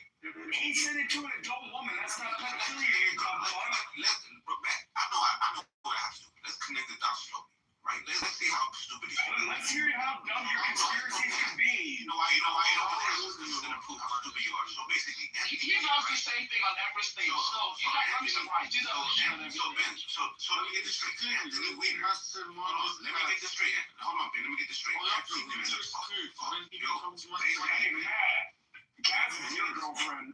Ben. Let me get this straight. Anthony Weiner, he's a real person associated with Hillary Clinton. The laptop is real. He did get in trouble for sending dick pics to an underage girl. So all of these it was an underage staffer, you dumb fuck. So all of these are real, right? It was an overage staffer. What the fuck? It's a 14-year-old girl. But so all of these. Let me use your logic. Hey, Cass. Trump is a real person, right? I got you. Trump is a real person, right? Yeah. He was in pictures with Epstein, right? Did he go to jail like Anthony Weiner? Let me finish. Did he go to jail like Anthony Weiner? Your point is so dead. by induction of whatever logic you're using, Trump did something, right? You see how here's the difference. Really see how Here's the difference. Anthony Weiner went to jail for that. Matt, are you recording this so he can play it back to himself? Hey, Anthony Weiner, you sound retarded. Somebody went to jail for doing something, and you're talking about the man that didn't go to jail because none of this shit was found to be true. You're talking about somebody didn't go to jail. Epstein didn't go to jail. We're talking about Anthony Weiner. Epstein did not go to jail, dude. Anthony Weiner went to prison. Anthony fucking Weiner, bro. Listen. Anthony fucking Weiner. He just said it. Epstein go to jail. Epstein go to jail. Brother, Anthony Weiner. He went to jail. He pled guilty to sending the underage inappropriate pictures to a 15-year-old girl. Yeah. He did do that. But like you act like there's some other conspiracy, like drizzle, like Hillary Clinton ripped the face off of some girl in Pizzagate. How do you make that fucking connection? Because the Foster video was found on the Anthony Weiner laptop. This is the same Anthony Weiner that went to jail for doing pedophilia. Wait, you're telling me that like the Department of Justice has Hillary Clinton ripping the face off of a young lady and they've done nothing about it? They have that shit. I call bullshit. Hey, bro, that's why they asked her about that shit. The stage is being set, and this is what QAnon has said the whole time. And I'm watching this real time. I'm just giving y'all the information, the obvious shit, right? And these are the people that call me stupid. Bentley, he's talking about Epstein, when we're talking about Anthony Weiner. I'm connecting the dots in a way that even a stupid person could just think, okay. You're saying the dots like you got a fucking shopping marker and you're talking about Stop. You guys gotta stop because he is right. Look it up yourself. Anthony, I literally just fucking said it. I literally just fucking said it. Doc, chill. I literally just said it. You're saying it again. This is making more right. Wait a minute. I literally just said he was sending inappropriate pictures. He got guilty for sending it to a 15-year-old girl. I already said that. Hold on. Why are you repeating it? Why did you say hold on staffers? Well, you said overrated staff. You're It's overrated staffer. Yes, but he went to prison. Oh my God. You are so much more right than I am. I am so glad you're more right than I am. Bro, I mean, you see what people deal with, bro? Be real. I mean, be a little hard. All I'm saying is, and I'm not even. All I'm saying is the same thing that you already said, but I'm just saying, like, I've said it more. You said, Doc, you said overrated staffer. You don't know what he made the claim. The whole thing started because, oh my God, you're so dumb. Why did he go to jail? Is it a crime to text an overrated staffer, Doc? He went to jail, bro. He went to jail for texting a 15-year-old girl. 21 fucking months in federal prison. They're just trying to compare Donald Trump to, he got exonerated, bro. They looked into him too. They didn't find nothing. But guess who? Bro, you guys are so blind and so scary how people are so blind and stupid, bro. I get called stupid by the most retarded people on earth. People you get called stupid by a lot of people, though, right? You get called stupid by a lot of people. Never got smart. I can imagine that you get called stupid quite a bit. I don't. He does. In every room I've been to, 9 times in a room. Dude, your personality is completely egregious. My personality? You didn't even say back. Well, dude, I mean, I've been on here for 5 years, bro. I ain't yelling at all. Come on, bro. I ain't even got. Dude, you didn't yell. These are the dots, right? So I'm ex-military. When I yell, you know I'm yelling. So 9 officers looked at the Anthony Weiner laptop, right? This is all true. Nobody cares, bro. Nobody cares about your wiener. Nobody cares about your wiener, bro. Nobody cares about your wiener. We were talking about Trump. We were talking about Trump, and you got to make it digress into what you want as the centrist to you being the centrist to the room. Wow, Kaz, you already slammed Sam because you didn't attack her points. You attacked her. You made her go on you. So, dude, I'm coming after you because I ain't afraid of some little bitch like you. NPC, bro. You're old. Dude, you're a non-playable character that I fucking did the cheat code on, bro. I'll do up, down, left, right, B, but anybody selects R on that ass. Your time on Earth is almost expired, bro. I ain't gonna lie, bro. Somebody shot his Are you sure about that? Are you sure about that? I was promised to no man. This is an old man, but like this dude's almost expired. Like he got this dude is wearing a NASA shirt. That's how you know he's a dumbass, bro. He's wearing a NASA shirt. He supports NASA. Are you? You don't just bro, but as you can see, right, these people just took a convicted pedophile, Anthony Weiner, who's like you? friends with You were convicted pedophile? You sound like you were convicted pedophile. I can't believe you sound like you're convicted pedophile. You just keep talking about pedophilia like, like you're trying to justify and project from your own position, Kaz. You sound like you did a little kid, bro. You sound like you're a candidate for my wood chipper. He's just repeating like he's nobody. Guys, why are we doing this shit, y'all? Come on, let's not do that. Let's chill out. Too much, bro. Like, come on. He does not let us to be cheap. He touches. You guys keep attacking me, but not attacking the I made. He's an element. You guys are not acting right. You were the one that started the whole process. I'm just better at it than you. Somebody tell me. I'm just better at it than you. You're just mad about that. Trust me, would you go first? We're trying to get down. These people, man. It's up the phone right now. That's why we gotta hold the room together, not let it all get killed. That's the problem. When I speak on stuff that people don't know, they just don't know. Nobody cares about you talking for the last 45 fucking minutes, bro. Hey, Kaz, can I ask you a question? You can't. Can you please just one receipt or one link to anything that you speak about? Just one. I'm asking you one. Want to show you that position quotes about the Anthony Weiner infrastructure? No, talking about the infrastructure. You want me to show you the question that I want you to show me the video of Hillary Clinton pulling the face off of the girl. Yes. I didn't know that there was a video. Did you ever see the video? Or you just talking about something that you heard about? It's in their possession, bro. Well, I mean, but you're just talking about a video you've never seen. But so now you're being a propagandist. You're literally being a propagandist because you're talking about a video you've never seen. I don't think the video came out of nowhere. I don't think anybody just made it up. The people that saw it, right? This stuff.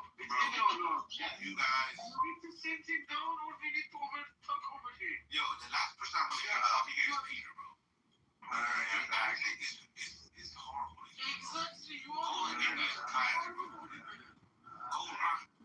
are. What's going on around here? Man, he's basically asking me to show him the files on the video. I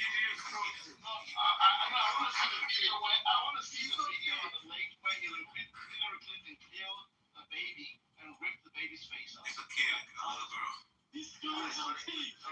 You said what, man? There's a video of that? Yeah, it's a video. I don't think it probably got something about the internet now. Just people that see it. They all talk about it. Even there's this one lady, right? There's this one lady that speaks about the passenger video, official lady. 9 cops saw the video and they're all dead. They all died by suicide. Dude, the lady is probably as retarded as you was. Let me hear about that. Matt, I was gonna say, Matt, can we get a chance? Can we talk about those 11 now scientists that have I heard about something going missing and getting murdered? Don't talk about that because He lost his mind. They won't believe it either, man. No, I don't believe me yet. Now if you want to bring that up, let's just get back on a different topic or whatever's going on around here. Yeah, for sure. So I guess now it's another one that just got murdered. But a lot of these scientists have got, it's almost like the nuclear scientists in Iran that were getting killed for years before this intervention. We've now had, over, I think, a dozen scientists that have ended up dead or missing. And, it could be a coincidence, right? That there's a fuckload of scientists, thousands of scientists in the country. But, I don't know, the media is saying, Fox News, of course, is saying that a lot of these guys have got ties to alien military technology or they suspect that they just have a lot of military ties, right? And to our secret private military corporation technology. And potentially alien technology. I don't know. You know, I get what a coincidence. Now, may I point out an observation about your observation? Like, you know, the NDAA, the National Defense Authorizations Act, like, you know, it gives the ability for the government to come in and like pull you if they deem you a high value asset for like whatever they want for as a matter of national defense. And they don't have to tell your family, they don't have to tell anybody. They can just take you off the side of the road, come home from work one day, and nobody even freaking knows. They just find your car on the side of the road. You know, like there's a lot of stuff like that. Like, I'm not gonna really talk about the stuff that DARPA does, but like there's a lot of stuff that's really deep and dark that like they'll yank people straight off the street if they deem you high enough of an asset. Can you prove it?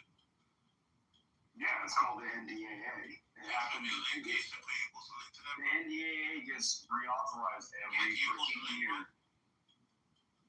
There's no actual believe what you're saying without a link. NDAA. You post a link, bro? Old man, you post a link? Kaz, will you be able to read the link when you post it? You want me to read something off to y'all real quick here? Just I'm not talking out of my ass. This is on Claude. So the real and actively developing story, and it's being taken seriously at the highest level of government right now. The basic facts are accurate. The White House is investigating a wave of scientists and government employees with high-level classified clearances who have gone missing or died. The number being cited is around 11, though the exact body count or exact count depends on how broadly you define the group. Those who they say are missing, the cases span NASA, national labs, defense contractors, and academia. Some examples are Anthony Chavez, former Los Alamos National Laboratories employee, missing since May 8, 2025. Melissa Casios, administrator worker at Los Alamos, missing since June 26, 2025. Monica Reze, director of materials processing at NASA's Jet Propulsion Laboratory, missing since June 2022. June 22, 2025. Stevia Garcia, the government contractor of Kansas City National Security Campus, missing since August 28, 2025. William Neil McGoslin, retired U.S. Air Force. Everyone is after Trump. Anyway, I don't know. I mean, there's a lot more too. Trump is not investigating. Trump just No, I know. I'm just curious. Like, it's interesting. It all started in 2025. Well, probably not. But anyway, let's see here. The caveat, the critical caveat, law enforcement and other scientists say they don't see any connection between the cases. Several of the disappearances share behavioral patterns consistent with mental health crisis rather than foul play. People walking away from homes at night, leaving phones and wallets behind. Some deaths have no confirmed cause of death disclosed publicly, which fuels speculation, doesn't confirm wrongdoing. The bottom line, the cluster is real, and the White House is genuinely investigating it. There's currently no established evidence of coordinated patterns of foul play. It's so crazy. Maybe a giant. It's so crazy now. This is mountain. You see, and this is why wherever you're reading this, whichever AI, you can't trust the AI because they will never tell you straight. Bro, the media is sensationalizing it too. Right, but there's it makes me suspicious. Right, there's no these coincidences, bro. No, this is foul play. Anybody that needs a news article to tell them if it's foul play, these are the idiots I talk about because they don't even trust their own judgment to make the conclusion. Here's the thing, though, Cash. Can I say something about that? I'm not biased. So where I'm from, no. Check this out. Listen, guys. I want you to understand. Like in my city, we kind of had the same suspicion. I mean, the last 5 years, we've had a lot of people end up dying, and a lot of them are close to the river. Like one thing that everyone noticed is that they were close to a body of water when they died. We've had like 5 people. And I was starting to believe it too. Like, man, there really is a serial killer around here. And then I started investigating it personally. I started finding out a lot of these people that ended up dead were homeless vagrants with drug problems. people with mental health issues. One lady had a giant fight with her husband and her family and fucking disappeared in the middle of the night, in the middle of a snowstorm, and ended up fucking probably trying to walk into her. I don't know.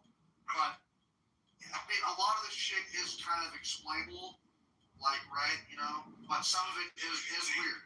There's potentially still a serial killer here, but there's also. So you think scientists, a couple scientists going missing, right? And all of them working on, super high tech shit is the same as strangers going missing here and there. No, I don't compare at all.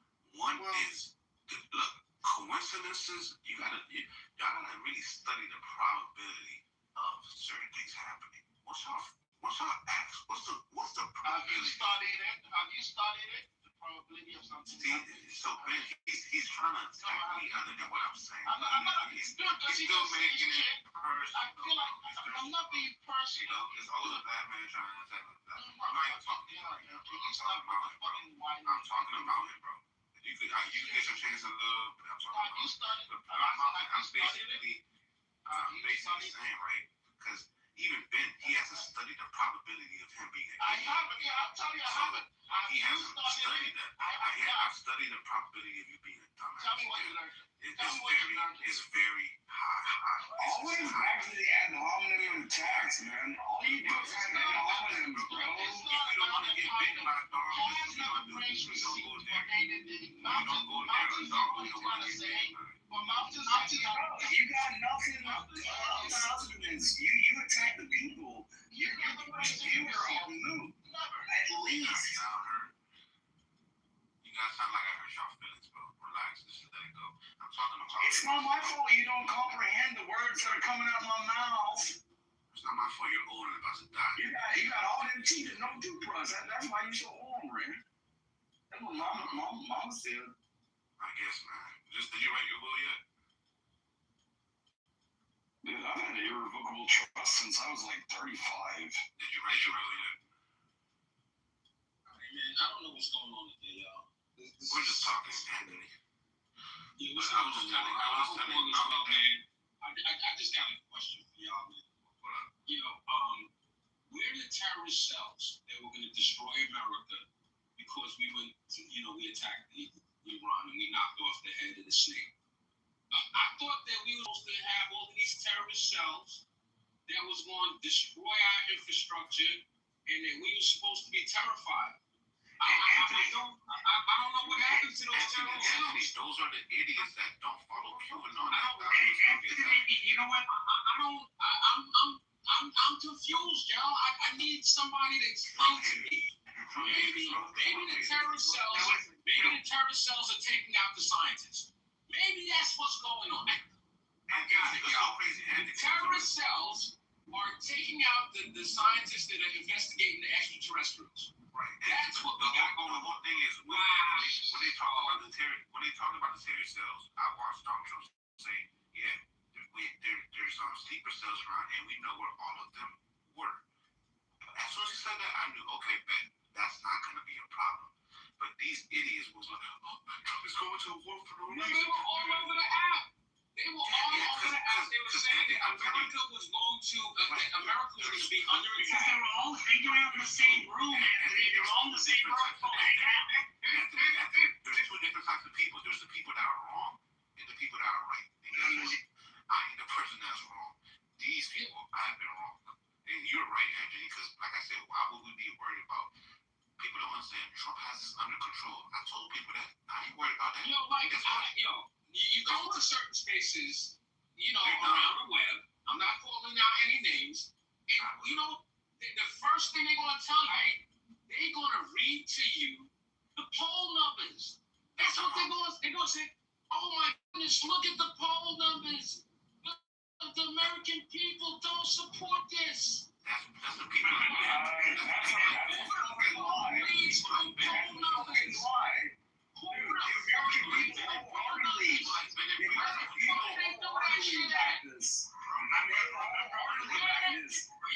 You saying that they don't do it, then it's true.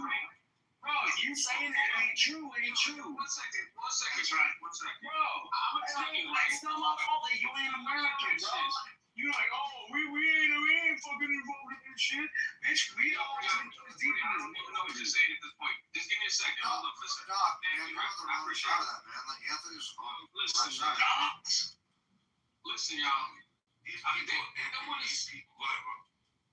Yeah, Kaz. So, listen, man. Before the election, right? You had people that were reading the poll numbers. They were telling you all kind of arcane shit about the poll and the tabs and they were telling you all kind of shit about. I said I took a $500 bet on this app. They begged me not to take the bet. I said Donald Trump will win the popular vote.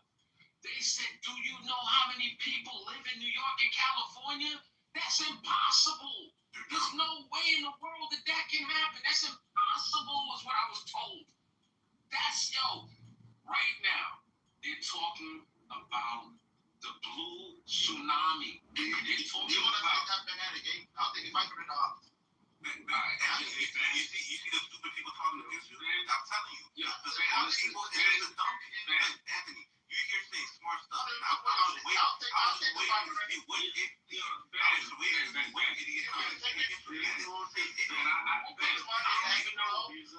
don't know what you want to bet. Okay, Ben, stop. Stop. Ben. Let me, I'm going to land, and then we can start talking about bets. All right? We can Ben, I ain't scared of betting shit. Let me go after you. You got it, Kaz. I'm happy. Just let me land. Let me, you know what? I've been inundated. I've been bombarded with Trump haters. I just want to have my moment in the sun. Can I have my moment in the sun, Ben? You guys can get back to hating Trump. You can do all of that shit. Right now, all I want, Ben, is my moment in the sun. Let me enjoy my moment, Ben. That's Ben, listen. Ben, there's spaces that we can go to, and we can have all the Trump hate in the world. Ben, right now, right? You have people on and off the app, all over the internet. They are unhappy. They aren't happy right now. They are upset. They're upset with Iran saying that the Strait of Hormuz is open. They're upset with this shit.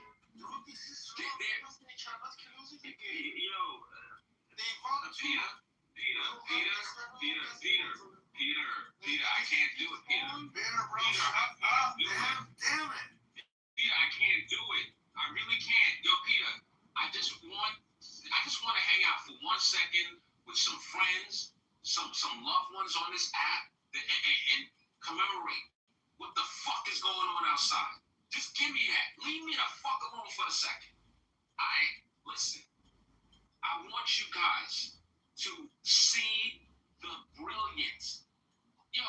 This is one of the greatest military campaigns in the history of the world. And I'm not saying that, listen, y'all, every life lost is a tragedy. I sympathize beyond fucking words. I love our troops, man. I will donate whatever to whoever for our troops. They're the most greatest fighting force in the history of the world. We have the most amazing military ever. I love our motherfucking troops. Every life lost matters beyond words. I have shed tears for our troops. I have a son that has friends that are in our armed forces. I've known those kids since they were young boys. I love them individually. I pray for them individually on a nightly basis. I am not cavalier about the loss of life in our armed forces. It matters to me. The wounded matter to me. It's nothing that I'm nonchalant about. All right? I want you guys to understand that our president has led us into this conflict, and he has minimized the the loss of lives. I want you guys to understand that we had administration after administration after administration who talked about we can't afford a nuclear-powered Iran. We had that BAN, Barack Hussein Obama, who gave us this fucking bullshit-ass agreement, this feckless motherfucker, and his bullshit-ass agreement was fucking toilet paper, acting like he did something. Fuck him and fuck his agreement. So we got finally. Can you tell me how that agreement is different from Iran? If the moderators of the room want me to shut up, I'm happy to shut up. I'm going to talk until the moderator tells me to please stop. So, yo, this is where we're at right now, man. You can leave quietly if you don't like it. There's plenty of spaces that will support you and your ilk. I'm happy to listen to you. I will let you speak uninterrupted when I'm done. But right now, I'm enjoying my motherfucking moment in the motherfucking sun. All right? So, back to the issue at hand. Barack Hussein Obama and his bullshit-ass motherfucking agreement. They want to talk about, oh, Donald Trump this, Donald Trump that. Yo, I want you guys to look back and ask yourself a very simple question. Really, really simple question about Donald Trump. Since we've had the division of North and South Korea, and that thing called the DMZ, Demilitarized Zone, the DMZ, how many sitting U.S. presidents have gone to the fucking DMZ? How many? How many? One. The motherfucking president that went is Donald J. Trump. Motherfuckers, sit down and look at a Netflix special. They call it The Unstoppable. But the true name of the Netflix special is the Unstoppable Nigger Act. Alright? The Unstoppable Nigger Act. That's the real name of that Netflix special with Dave Chappelle. Dave Chappelle sits down and he goes through this whole diatribe. He breaks down why they started this motherfucking act.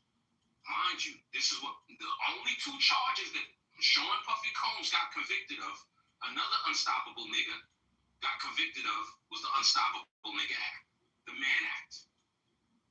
Yo, he talks about McCain, Stevie Wonder asking him to go, all of this motherfucking shit. You know what Dave Chappelle didn't mention? There was a president that posthumously pardoned Jack Johnson. There was a president that did that. Do you know who the fuck pardoned Jack Johnson? None other than Donald J. Trump. I'm so fucking tired of the hate that this man receives. I'm so tired of the bullshit rhetoric that we are exposed to on a day-to-day basis. Motherfuckers don't know their fucking ass from their elbow, and they talk the most shit about this dude. I know the words coming out of my mouth hurt you guys. I understand. This is what real leadership looks like. This is what it looks like. Take a picture. You'll tell your kids and your grandkids, regale them with the stories of this man. We ain't had one like him before, and we ain't gonna have one after. Alright? I have more to say, but I've spoken enough. Thank you for listening. You're cooking, Anthony. You're cooking, brother. Keep going, Chef. I just want to do a Chef jacket. Listen, y'all. Okay, listen. I'm happy. I'm happy to keep going, y'all. So listen, Donald Trump, right? They were like, yo, listen, we are the puppets of Israel. That's the other talking point. It's Epstein. Epstein was an agent of Mossad. There's dirt on Trump. We got bribed into this fucking war. This war was a distraction from Epstein. The war is a distraction from Epstein, but our first lady goes on national TV and says she was not a victim of Epstein. How the fuck is that going to make everybody forget about Epstein if this was supposed to be a distraction from Epstein? Make it make sense. That's a reach. It doesn't make any sense if that was the goal. As far as, yes, we've had moments during this conflict where the United States and Israel have had divergent agendas. If you read between the lines, at certain points, Trump wanted to negotiate with Iranian leadership. And he was frustrated with the fact that Israel kept on knocking off their heads, just kept knocking them down. So, yes, we had some divergent interests. But, of course, we can't acknowledge that because that doesn't suit the narrative that he's a puppet of Israel. That would contradict that narrative. But we can't be honest. We can't tell the truth. We have to pretend. Do you guys remember in his first term, who was he supposed to be a puppet of back then? Vladimir Putin, anybody? Anybody? Do you guys remember when he was supposed to be Putin's? What happened to all of that talk? Manchurian candidate Putin it has so much on Trump, and he's just a puppet. What happened to that bullshit? Those Putin talking points. Yo, he was on the street. I'm happy. Listen, I believe everybody should have a right to talk. I think bodies should have a right to express themselves. I'm not a censor. I'm not that dude. So you're welcome to talk, but I can't hear you. I can't hear you when I'm talking. I can't. All right, respect. Respect. I can't hear you when I'm talking. So here's what's up. We keep on having these bullshit narratives. And I want you guys to just tell the truth. Just be honest. I want you to go in front of the mirror and say it out loud. Free yourself. I hate Donald Trump more than I love America. Say it. The truth will set you free. The truth will set you free. Acknowledge it. The first step to recovery is acknowledging you have a problem. That's how you fix it. Sounds like you're talking about. That's how you get. Alright, I'm sorry, y'all. You guys have had enough. I'm done. People, listen, if it doesn't apply to what you're doing, then don't let it offend you. And if it doesn't apply to you. Yeah, I think you have a problem, and we have to support the leadership of this nation. So I will never say what you were trying to get me to say, because you're not the Pied Piper. Okay, so I'm gonna denounce it, but brother. You're kind of getting them wrong. You're talking about the people who are acting like they are criticizing every step of the way that we've been conducting this and trying to tell people that we've been losing this war. We have been winning. So just the people who are as well, right? You're delusional. The rest of the world has been dealing with America and Israel. Where the fuck have you been, missus? Where the fuck were you? What do we need to do? Where the hell were you at? What the fuck are you talking about?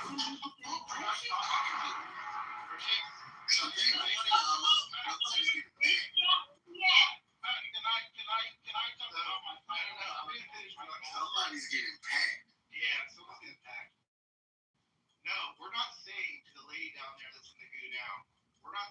about the rest of the world. This is an American conversation. So you get the fuck down there. And I'm just pointing out that we're talking about America and our president. So shove that up your pipe. So Gary, can I talk about my $500? This tells you it's an American conversation. With your every ass accent. Talking about, can you talk about BT, do not disrespect an American when you're talking to me. Don't disrespect that. So Anthony, you still want to do the $500 bet because I gotta buy my kids Christmas presents. Want to do it? I'm gay. We can give it to Matt. Ben, we can give it to Matt to hold. Ben, I'm not trying to argue. Ben, I'm not looking for an argument. I don't even know what you want to bet. What are the terms of the bet? Okay, so Ben, I want to be clear. All right, right now, historically, we can look at your boy Barack Hussein Obama. He lost more freaking congressional seats than arguably any president in the history. The midterms normally the pendulum swings opposite the person sitting in office. His party tends to lose seats. So I don't know how you qualify or quantify a blue wave. In order for us to have a bet, we need to settle on terms. I know you got a hard on. I know you really want to get something going. And yo, Doug, I'm never running. I'm here. You not got a hard on. How you know that? It's a figure of speech. It's a figure of speech. I don't mean it literally. I don't mean it literally, bro. But then you have been following the rest of the room. You have been in every other room today.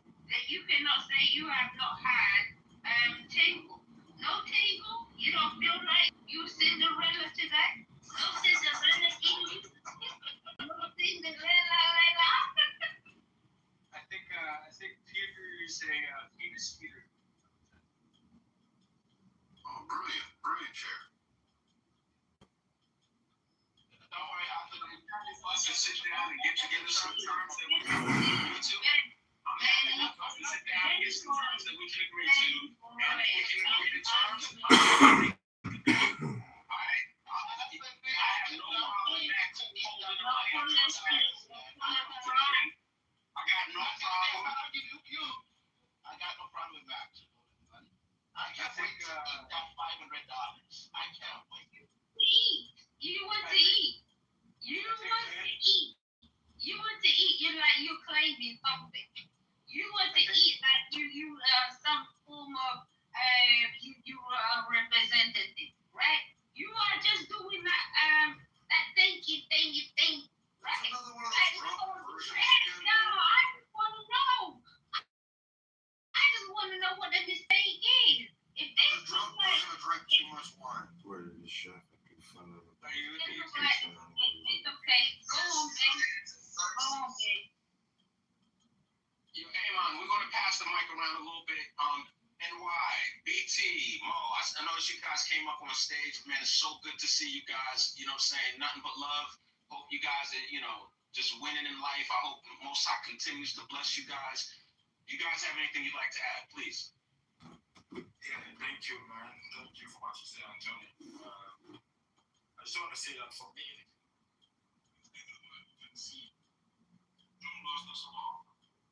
I mean, so far, he lost it very bad. All the objectives that he had before the war. Wait, I need to leave this room. Amen. Let him finish, young lady. This is not personal, okay? So he had his objectives and he had vision of those things. Right now, Iran is stronger than before. And they actually released a statement saying that even though the state control who's going to go there, they're still going to get paid. And they are not allowing the military to go there. And also that now they can use that as a leverage. Before that was not even, like you started the war for regime change, now the Strait of Hormuz were completely open. Now is that you're negotiating to have it reopen, to get back where you started after you spent billions of and also you lost some of your men, and you killed innocent people. It's completely lost. And he didn't need to do all of that. This guy's, we know he's going to jail. Honestly, listen, Mo, you are absolutely wrong, man. Like, how was Iran stronger? They're not stronger.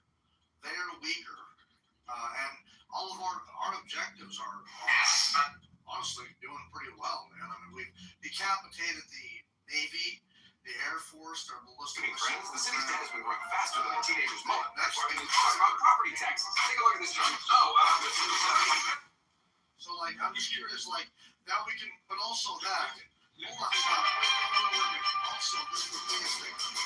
This is really about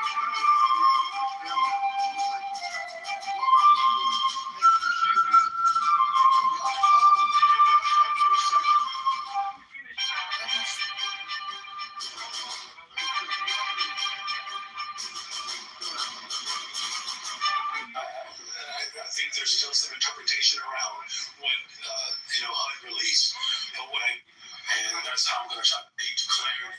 I know sometimes I might come up. If it's done, then why do you need to negotiate? Yeah, look, first of all, I am deep. You think America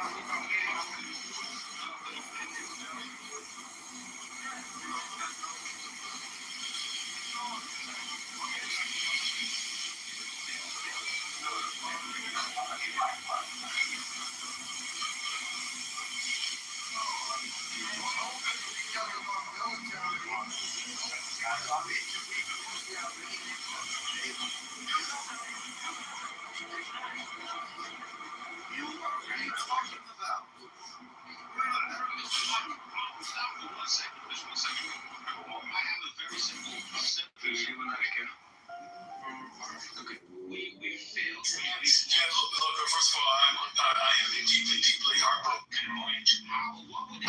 Listen, I believe that whether it's at the state level, honest conversation, do you foresee our board leader on the tip wage was at the voice of work? Our board leader on the tip wage was to excuse me for a second. I don't know if these folks could stay for a very long time. I have them sit down. That's a tough job. Their job is hard enough. He's trying to make tech work. That was their objective before the war. Now, we'll continue to so because we've seen unfortunately your children are okay, and the current administration is the Trump administration. Now, if some foreign power attacked and they assassinated Donald Trump, and J.D. Vance became the president, would that be regime change? Yes, no, and explain. no, it won't be regime change because J.D. Vance is still part of the American government, the current one that Trump, before he got assassinated. There is no change. All you did is just replace. Okay, it's not one person. Okay, so you can say that, Mo. So what you're saying, right, I just want to be clear. You're saying that J.D. Vance is going to handle every situation the same exact way that Donald Trump would handle it because it's just a system. They're not two distinct individuals on our car companies, which are choices. They are going to do the same exact thing. even if someone asked me this year, it would not be critical on my part because it means that I pay my dues in this country. I pay my dues. If I go back home, I'll still be doing what I'm doing. The only difference I'll be, I'll have to manage my parents' private fees. Now, in America, all I gotta do, go to journalism and talk to you. So either way it plays out, well, I guarantee you, they can send every other immigrant home across America. I'll be the last to send home. I'll be the last to send home. So, anyway, let's get going. I work harder than you. I own three businesses. And I'm elected. Congrats. If you guys work, congrats. Free stuff. I hear free stuff. I'm sorry. So Mo, here's what's up, brother. I understand what you're saying, right? And I don't know where you're at. I don't know, like, what what your religious background is. I don't know anything about you. Okay, cool. You're a citizen of the greatest nation in the history of the world. Congratulations. You know, that in of itself is an accomplishment. All right? So God bless you for that. Now, here's what's up, Mo. I want you to understand something. The Iranian regime. Okay, Peter, we can't do this, Peter, please. It's not an accomplishment. Peter, please. Peter, please. You don't have the choice to be. Peter, just hang out One with mic us on a the little black bit. American, please. One mic on the black American. Thank you. So here's what's going on, right? The IRGC, the current regime, whatever, however you want to classify it, no, it's over. It's finished. All right? They might last 2 months. They might last 6 months. But they have been mortally wounded. They're in ICU. They called the cleric, and the cleric is giving them last rites. This is check and mate. It's over. They are dead man walking, dead man talking. It is over for them. This regime is finished.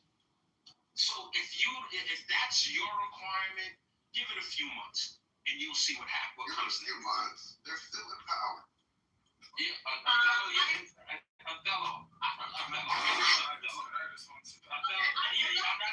just want to say something really quick. I just want to say something really quick. I'm gonna mute up.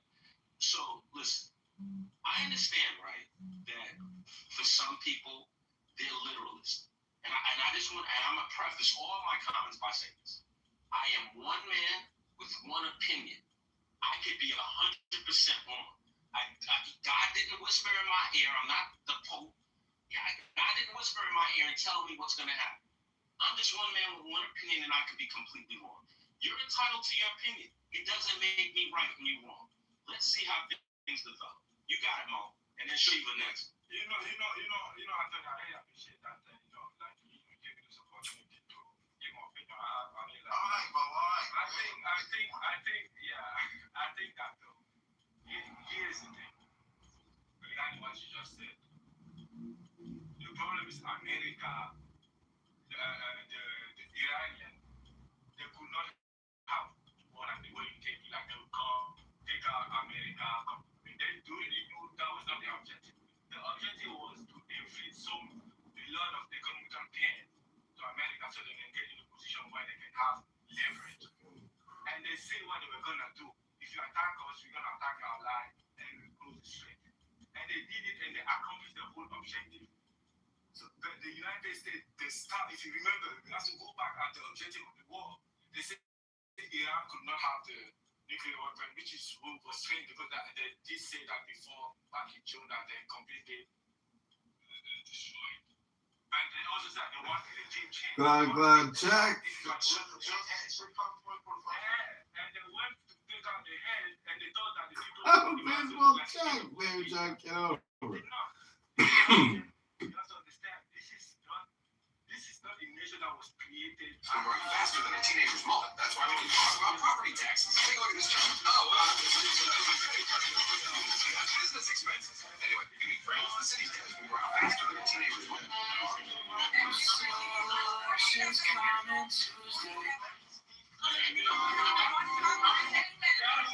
Today's special free vaccine. Voters deserve a true update. Providing abortion care vaccines at no cost. Let's take a look at this area here is the pregnancy 7 6 weeks old. Talk about your options. Make sure you're updated.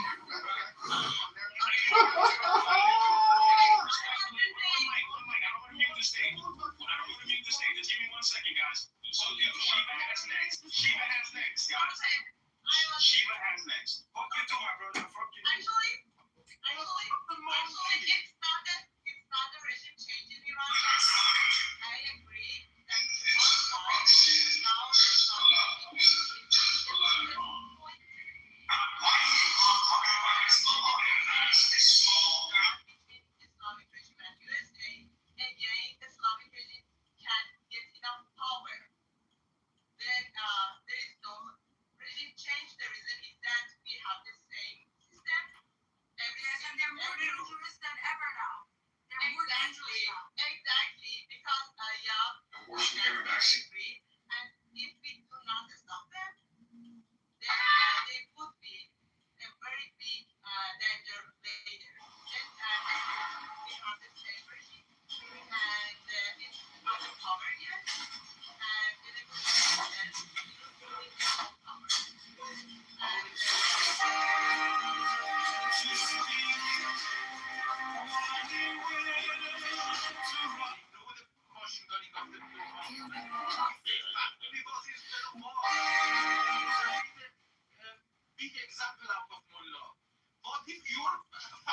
machine gun. Those children that you saw from young childhood, when machine gun in the neighborhood that they were running, saw from young childhood, when machine this thing got for Nova.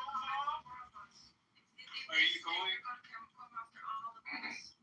Are you going to go back? Are you going to go back to fight? If you ever get the chance to fight for your country? Because Yes, Iranian. definitely, man. Definitely. But the regime must be crippled, and you have to, there should be a way paved for them to rise up again. Because right now we have like a lot of militia, Shia militia from Iraq, the Hezbollah, PMF from Iraq, and Hezbollah from Lebanon, and the Houthis from Yemen inside Iran to counter every Iranian and kill them again.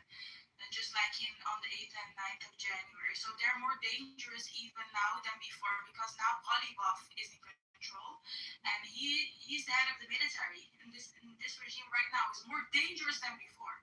So I agree with that they've done a lot, but we are now in the most dangerous time ever. That's probably I feel like they get in here real quick. Let's just. I love watching. Let's be clear here.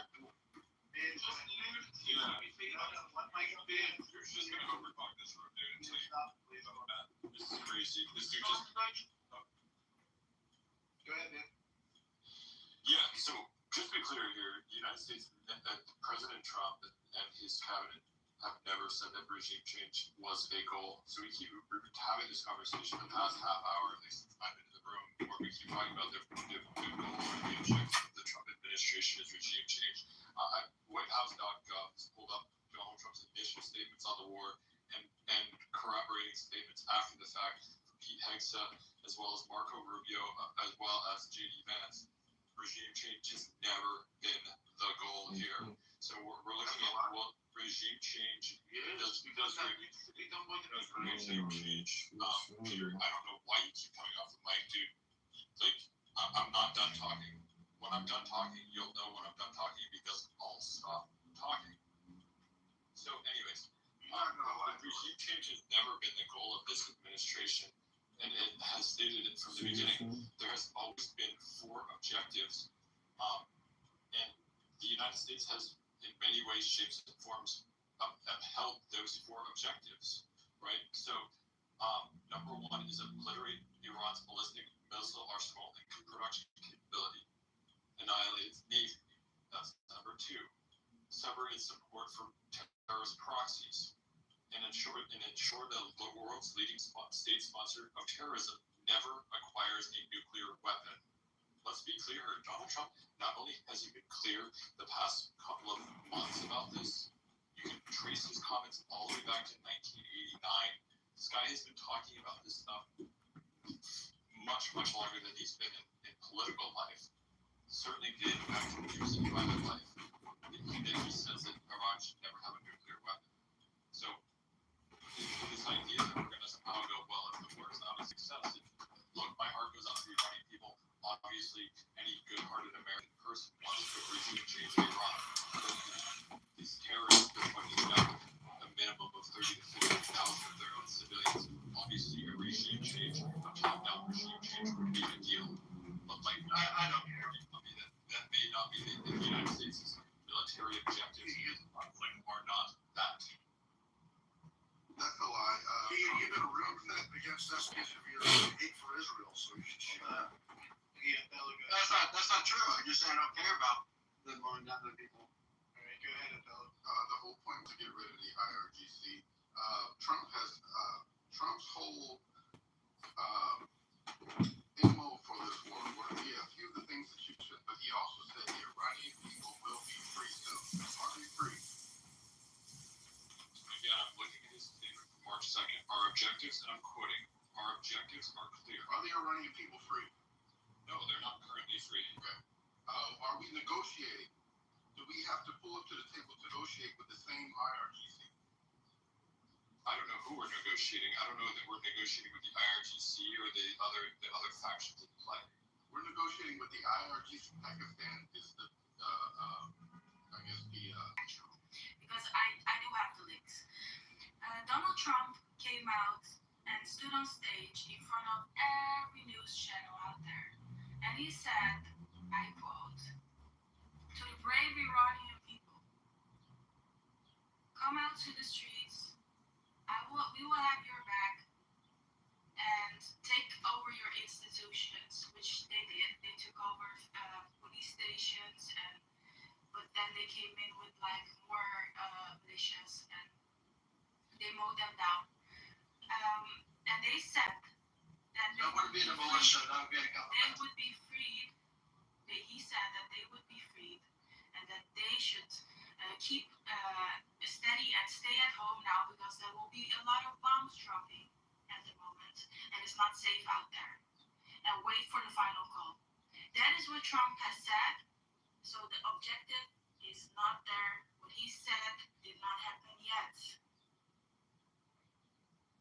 And honestly, but the war's over, so it won't happen. Israel was taking a lot of bombs. That's why they had to pull it to the table and be like, oh wait a minute, this Iron Dome not holding up.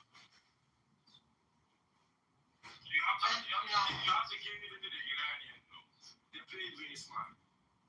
Well, this is what how do you have to get it? They've had this plan for years. They did it during the Iran-Iraq war. It's no secret that they will close down the Strait of Hormuz. That's the only fucking playbook they have. What are you talking about? So I just want to be clear, you guys. This idea that it's the responsibility of the American military to change the regime in Iran, it's not only nonsensical, it's dangerous. This is not our responsibility. Write that up. Time out. Listen. I can't hear you when I'm talking. I want to hear what you're saying. I'm happy for you to respond. May I please land, man? Thank you. Here's what's up. Okay. We tried. We knocked off the head of the snake. The snake grew another head. Listen. This is on you guys to fix. We just want to make sure Iran does not have nuclear weapons. This is it. Point blank, period. We are not here. We're not here. Okay, Peter, I'm not going to go for it, bro. Please stop. We're not here. I don't like Zelensky. I don't even think Zelensky's a winner. But you know what I do? I do respect Zelensky. You know who I respect way more than Zelensky? I respect the Ukrainian motherfucking people. Those are some stand-up people. That whole idea of fight like a Ukrainian means something now. They're putting blood and treasure on the line. I don't want to hear nothing from nobody that's not putting blood and treasure on the line. They don't have guns. Yeah, I don't want to hear from people. Our military. I don't want to hear that. You guys, you shit. People don't have guns. Yeah, but that's not how you beg people to come help you, though. That's the prison of United States. Okay, do you think how you beg them to come help you? do you think There was a revolution. Yeah, she's done actually. We got mute her months. Hey, calm down, buddy. We got it. All right, we got mute her, but real quick, because before we lose Ben's point, Ben said the American people, and I'm going to make this point very clear. I don't believe Americans actually truly care about civilians dying in Iran. We don't care about the Nigerians. We don't care about the Congo. We don't care about China. The civilians are dying by the thousands in so many other countries. We don't care. That's not the reason we're there. Exactly for what Anthony said. We're there for the uranium enrichment. We don't want them to have a nuclear program. And we don't. Israel does it, and that's the reason why we were in there. Now, we believe the objective is finished. Now, Israel, without a doubt, is making a very big plea that they do not want us to be done because they do not like the proxies of Hezbollah. They don't like the proxies of Hamas to still be funded by Iran. So they really want Iran to be completely neutralized, but America is completely, I believe, they want to be completely over. It all depends on if Israel's going to keep dragging his head. So why should America care about what Israel wants? Also, again, if we go back to the military objectives, one of them is to cut the heads off the proxies as well, right? So, again, again, we can go back to normal. Okay, can I add one thing? We can go Can back. I add one? All I'm doing is quoting Donald Trump exactly, his military objectives exactly as he stated them. Like, this is not, I'm not like, oh my gosh, here's my hot take on this. I'm literally quoting the president. I know, but remember this though, man. We have to remember that. And I'm a Trump supporter, man, so don't get this wrong here. But while he's playing, while we're playing checkers, he's playing chess. Remember, he told everybody that the intervention in Venezuela was because of the drug boats, and ended up being, Maduro and the China.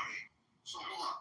No, well, yes, not just that though, but rare earth minerals, oil, and our intelligence agencies assessed that they were Maduro. He'd already bought weapons from Russia and China. They were going to set up military bases in the southern part of the country. It made sense because the Chinese were already trying to take over the Panama Canal. So hold on, let me finish, ma'am, please. So, God damn it, dude, shut up for a second. So, hold on, man, Peter, please stop. So, Shiva. So the point is here that we need to remember that this is not just about Iran. Of course, it is about, a lot of it is the nuclear threat and the ballistic missile and the proxies, but also China, man, and our petrodollar. We want to make sure that people are buying their oil through the petrodollar. And now we are guaranteeing that China can still buy their oil from Iran and Venezuela, but it's going to be through the petrodollar. It's going to be overseen by us. And if we have to cut that off in a military situation, like if they want to take Taiwan, we can cut that off. We can blockade the Strait of Hormuz. And what we need next to Iran. You need to put your No, sir. You've been lying to us, right? And we've been allowing you to lie to us. You've been lying to the rest of the world. I am wrong now. We all went wrong. Would you please kick Peter down, man? That's ridiculous. I've been, for fucking hours, we've been listening to this dickhead. Like, come on, man. Fuck. Are you saying, what are we lying about? No, this is saying, if we're going to talk the truth, are we allowed to react as the rest of the world? Or are we going to react based off their fucking theory? Like, I just want to know, what am I doing? What am I Shut up, sir. Whatever the fuck you eat. Yeah, am I being pulled by the salesman? Because I'm no fool. I'm no salesman. I don't know what the fuck is. What are you doing? What are you doing? Would you please respond to what I said? What are you doing? Because apparently, you're the lie. You're the lie. God damn, this room is retarded, dude. I swear to God.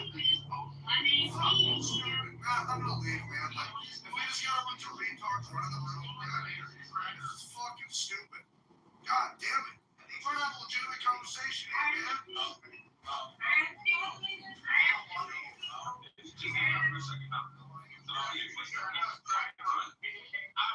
I really, I'm starting to think you're in trouble. I need you to succinctly answer. I'm not playing.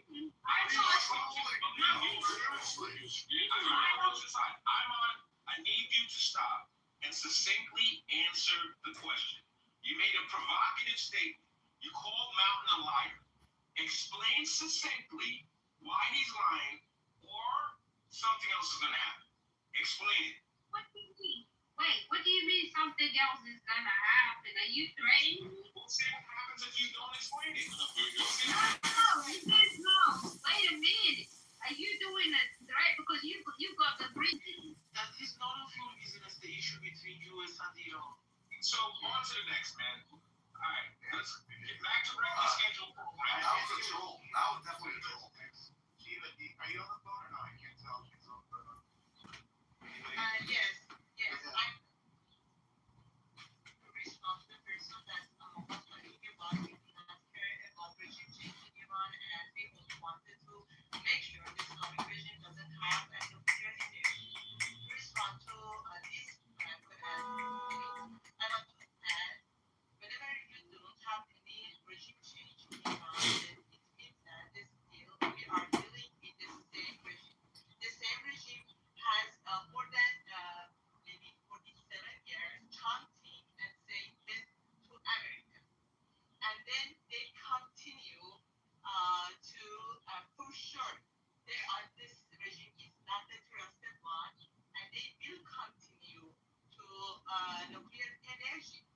then if the regime change doesn't happen, I did nothing to harm you. Indeed, my lady, you did nothing. You did nothing when my mother was murdered so that she could take her place. And you did nothing when my father banished me. Now, queen questions her king. And I thought my opinion of you couldn't get any lower. I'll bring a message from Nana.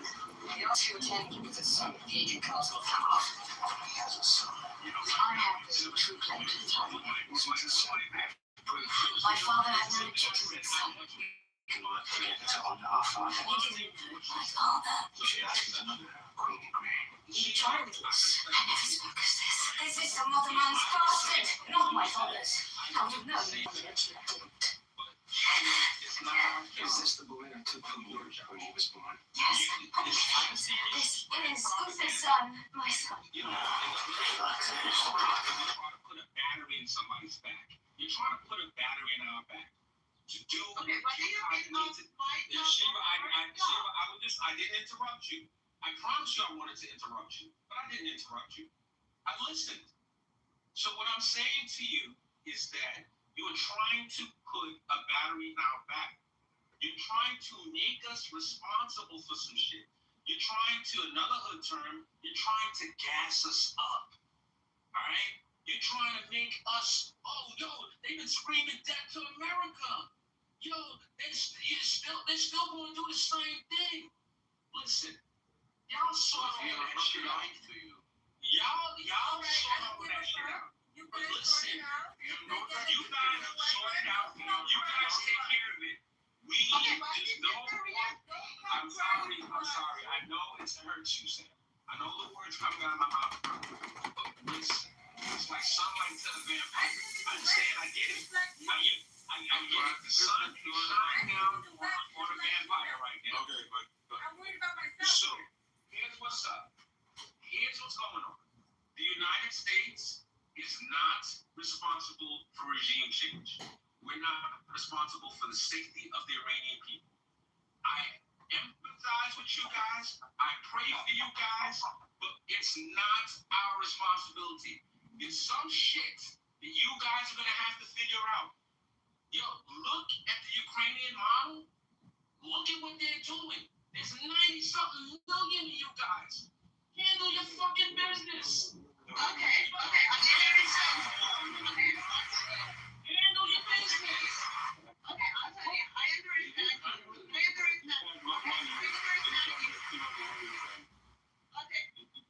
you. I understand you. First of all, I understand you. You don't like fight. It makes sense. This is your country, your people, and you don't like fight. I understand it. But the thing is that here, Islamic regime is the enemy of the America, the USA, the people of America. Then it's not a trusted regime that United States wants to negotiate with them. Okay, this is the first thing. And the second thing, suppose that this regime, I don't want to say that, okay, this is the pressure on you. I want you to understand what's going on in the future. In the future, this regime now has enough power to suppress its people, to kill its people. But later, after the negotiation, after getting more power, it will go through around Iran, not only one country, the enemy. Then it would be the big enemy and the dangerous enemy for the USA. You told me that it's not, you don't care about the Iran and it's our responsibility for regime change and everything. Okay, I agree. But the thing is that we did it. We did it. It's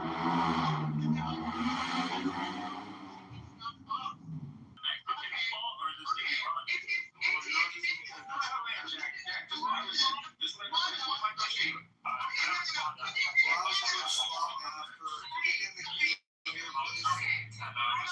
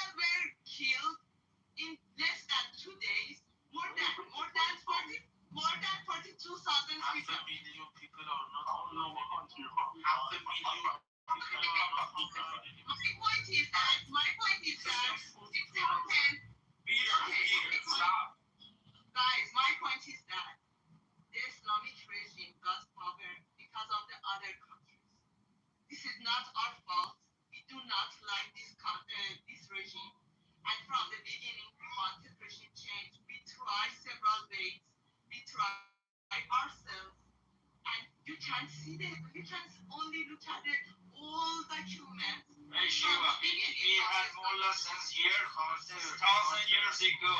And the Carter administration put them there. So Shiva, I'm sorry. I'm going to respond to Shiva, and then you guys sort it out. I believe Jack had next in them out. But here's what I'm going to say to Shiva really quick. Yo, Peter, please stop. Shiva, here's what I got to say to what you said, right?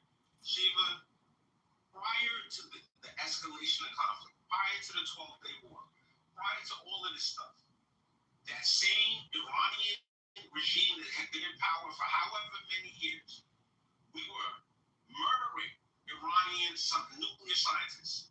We sent the Stuxnet virus over to Iran.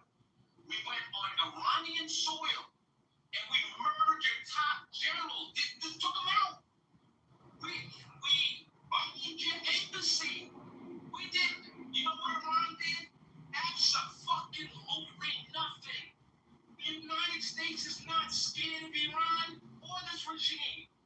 Israel is not scared of Iran or this regime. We're not scared of, and it's not our responsibility to take them out. Iran had one job. One job. And one job was to develop a nuclear weapon. That's the only thing they cared about. Everything else was noise. And we refused to allow it to happen. You guys gotta. I believe that the regime is morally wounded. I believe the regime is morally wounded. You guys might feel differently. We'll see what happens. I agree. What's the case? Jack was next, and I'm after Jack. I'm after Mel. Thank you, man. I'll be quick. Jack, let me just get the cue real quick. So Jack, Mel. Yeah, Then I'll tell him. And then I'll tell him. Okay, I'm trying to remember all that. I'll put it in the chat. Alright, so you heard a lot of lies from this lady Shiva and other Iranians who come and say, we never wanted this revolution. Maybe you guys didn't because you were born in 1979, but your grandparents definitely did. The Iranian Revolution. I did not have one created Peter, what the fuck? Oh, God. Holy shit. Peter, so this is the thing, their grandparents and who We're all around, man. So the Iranian Revolution of 1979 was one of the most popular revolutions in history. Up to 9 million people flooded the streets to overthrow the Shah. They had a wide range of a broad coalition of leftists, secularists, Islamists, and laborers. All these people fucking hated the Shah. It's revisionist history to say, oh, we always hated the fucking mullahs. We never wanted the revolution. That's bullshit. And whoever believes that, just go do some research, and the facts, and every historian agrees on this. I know they're very mad about what happened because obviously their grandparents regret this revolution and show some accountability. The Mexicans didn't do this revolution, the Japanese, the Chinese didn't do this to you. Iranians did this. Iranians are responsible and should be held accountable and start taking some ownership of what happened to their fucking Stop country. lying because the Carter administration and French. I'm not done. So take some fucking accountability. Stop blaming Trump. Stop blaming Jimmy Carter from 50 fucking years ago. Oh, it's all everyone else's fault. But the innocent Iranians never did a damn thing. None of this is their fault. If you ever listen, they have nothing to do with anything. Oh my God, it just happened to them. And they sat back and watched. We just fucking destroyed your regime. We had our regime change of our own. If you don't like it, you still can do a regime change of your own. It's your fucking country. 94 million of you. If you're telling me 90 million of you hate this regime, then 90 million of you need to go take it down and stop fucking crying on Clubhouse. Go do some shit and stop waiting for Trump. I don't know what the fuck you thought Trump was gonna do for you. He's American. Trump's gonna do what's best for America. And he's America first. And that's what the fuck he did. So I'm sorry. You know, you can try to threaten us with, oh, they're gonna be a nuclear weapon. They're gonna be the strongest country in this trust. You know who the fuck we are. This is America, okay? We're not scared of anybody. And your little threats, they don't scare anyone. So that's what it is. I just want my fellow Americans to understand this, do some research, and just call out the bullshit that these people can't take that fucking ounce of accountability. Thank you. I love what Jack just said there, man. Just the truth, you know. I mean, these people wanted this. They absolutely did, and they were able to band together and fend off the Iraqis during the Iran-Iraq war. And I mean, fuck, they had a common cause there. So I don't know how you guys are letting like 3% of the population kill the other 97%.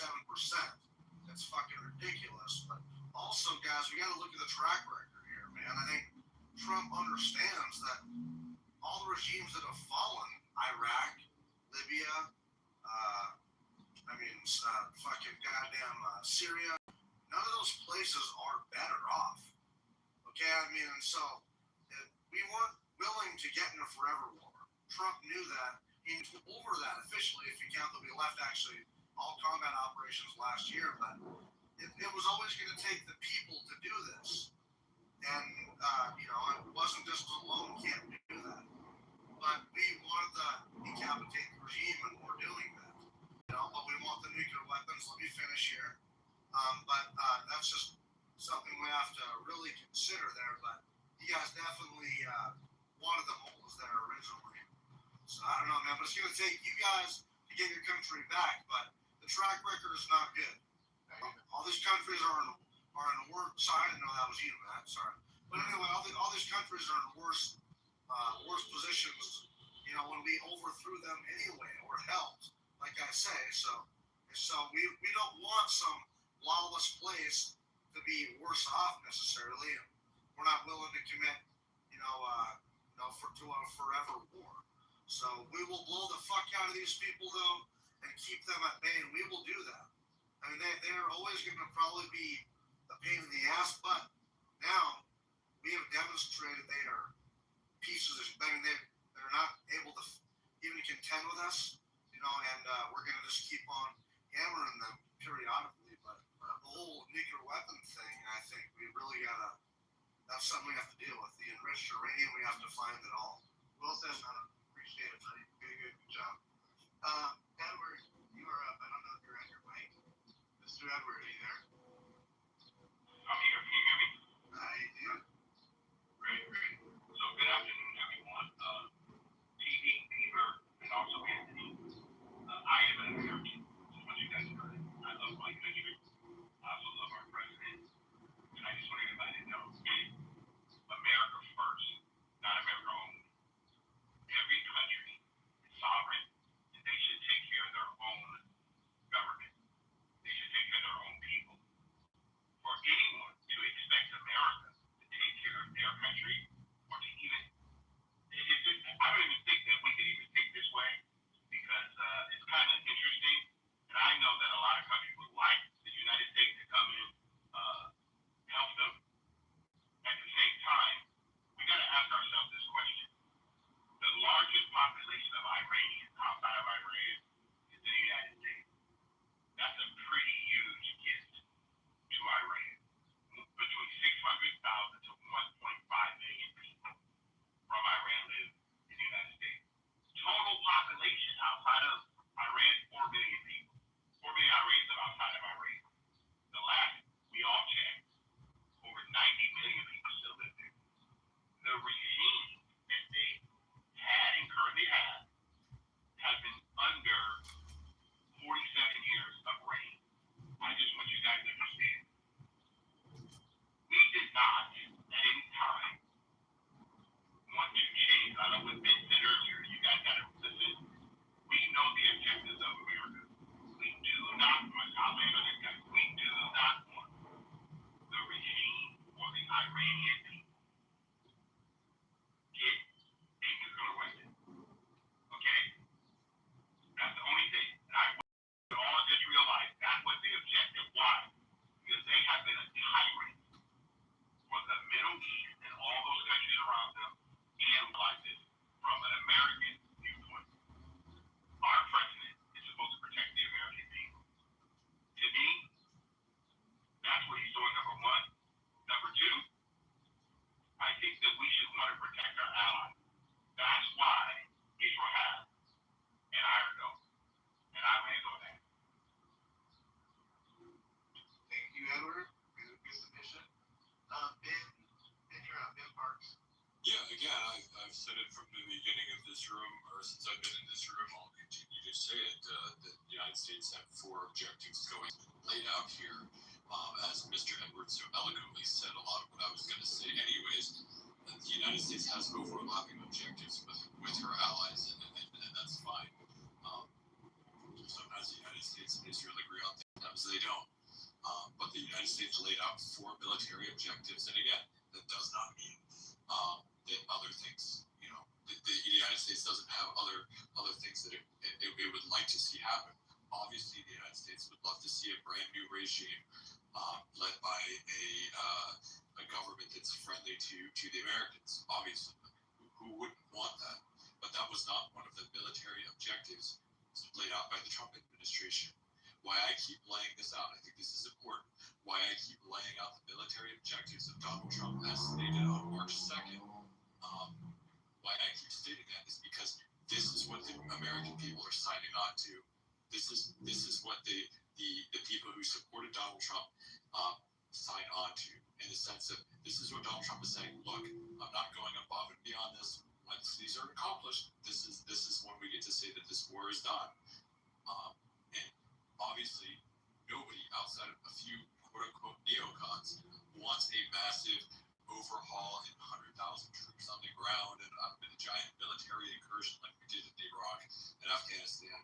Nobody really, save for a very, very few minority people, certainly not this administration, and certainly not the vast majority of voters for this administration, want a giant, huge Afghanistan, Iraq-style troops on the ground thing. That's why I keep going after these objectives. Destroying their capabilities, their missile-making capabilities, that's number 1. Annihilating their navy, number 2. Ensuring that they can't be the world sponsor of terror is number 3. And making sure that they can never achieve a nuclear weapon. So to all of the Iranians that join these rooms, it's passionately, my heart goes out to you.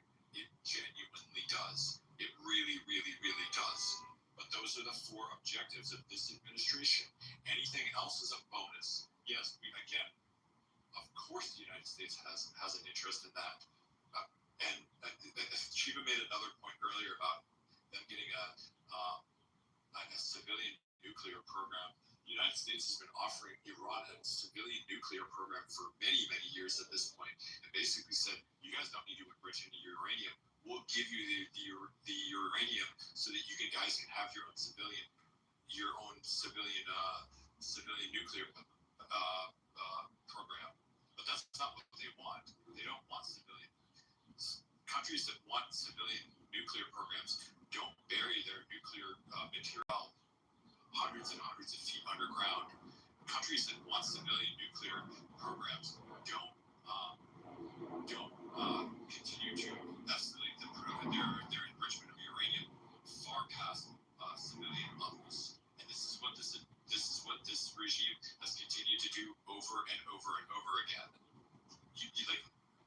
Iran has shown death to America since the inception of this current regime in the 1970s.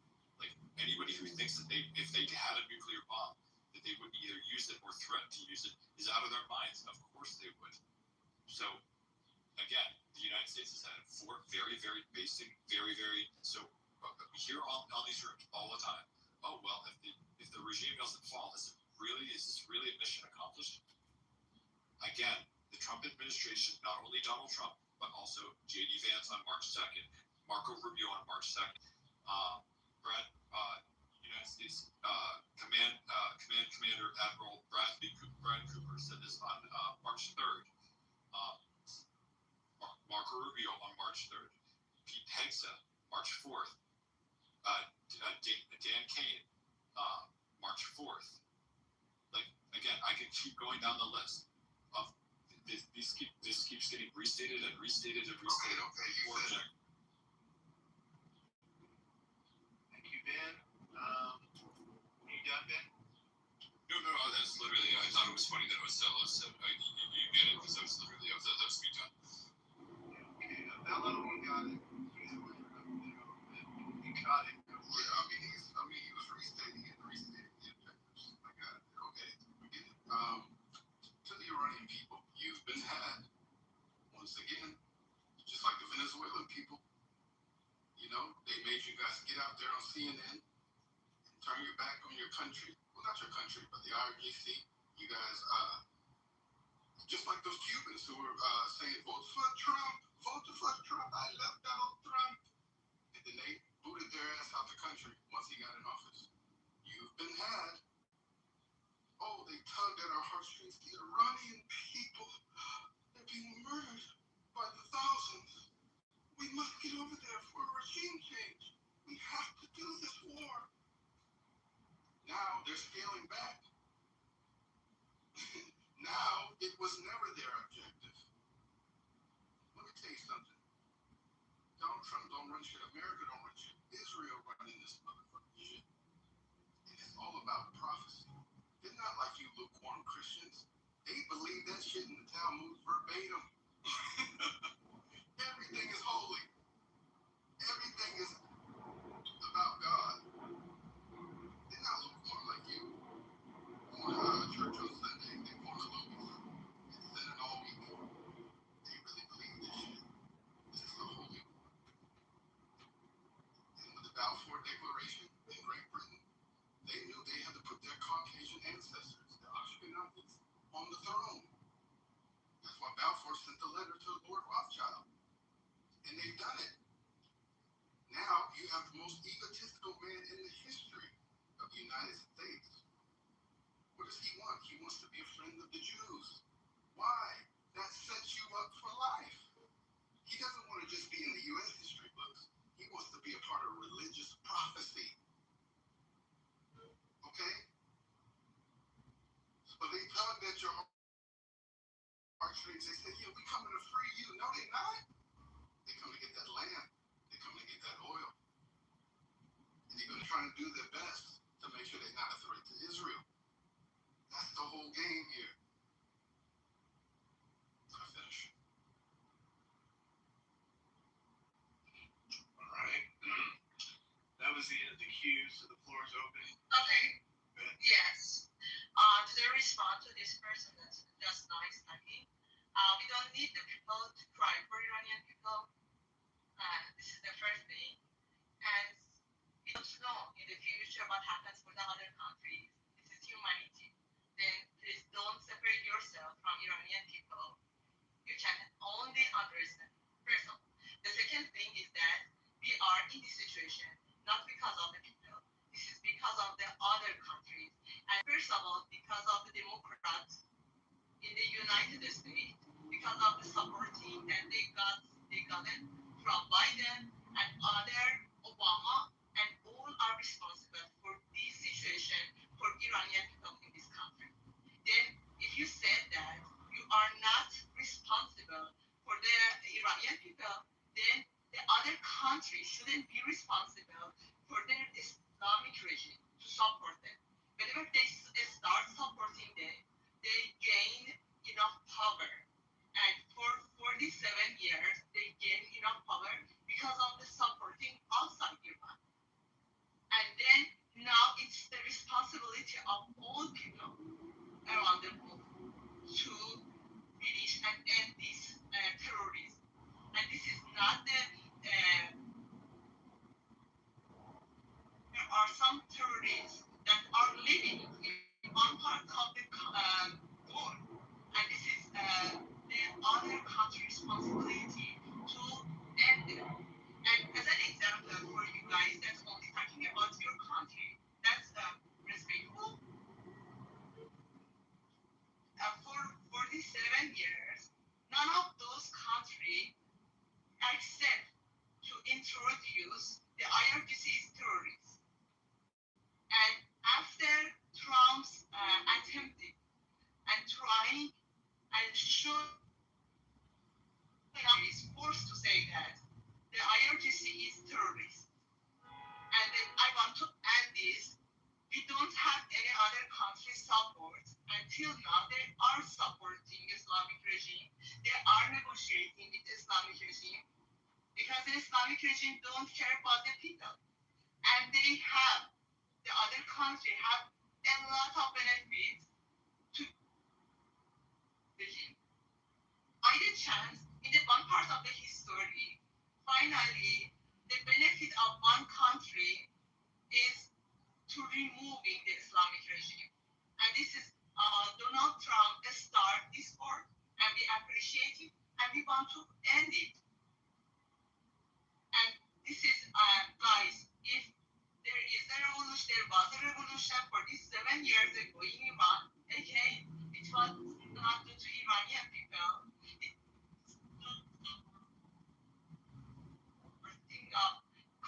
first of all, and the other country, Icelandic and Latin, please only read the history. It's very easy. There are a lot of lectures you can only read. And now the Islamic regime is supported by Russia and by China. And that's all said. Please don't separate yourself. You are people. And then you cannot say, it's very easy to say that, okay, this is what is it.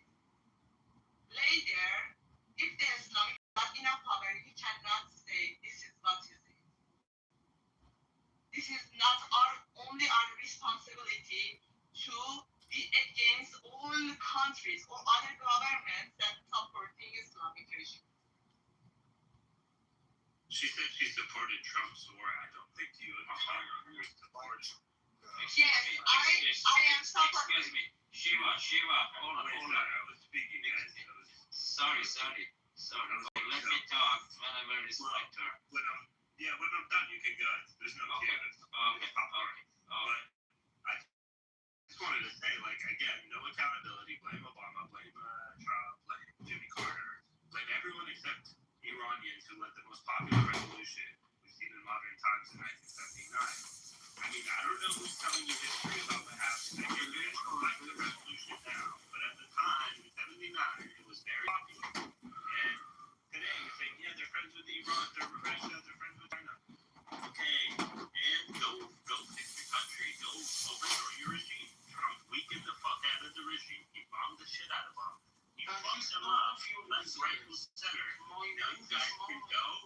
you guys can go and finish the job. That's what you want. I want to choke you to death, dude. Shut up. But instead of actually capitalizing on the weakened regime that Trump bombed the fuck out of, you guys are blaming Trump, and now you're blaming America and saying it's all yourself. No, I never blame.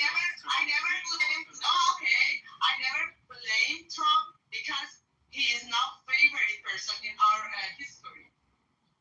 I encourage him, and Iranian people also support him. I never. Yes. But we don't want the negotiation with Iran, Islamic regime. We don't want the negotiation. Now we should answer our nationality to move. Yo, Peter, how about you guys take charge? I mean, answer my question. How the hell do I talk like Peter? How do I be like Peter? Peter, how about answer my question? Peter. God, I don't know if that's what this shit is. It's cozy games. Not cozy back. Whining all the time is crazy. I just don't understand. 94 million people. You guys hate the government so bad. Go do something, man.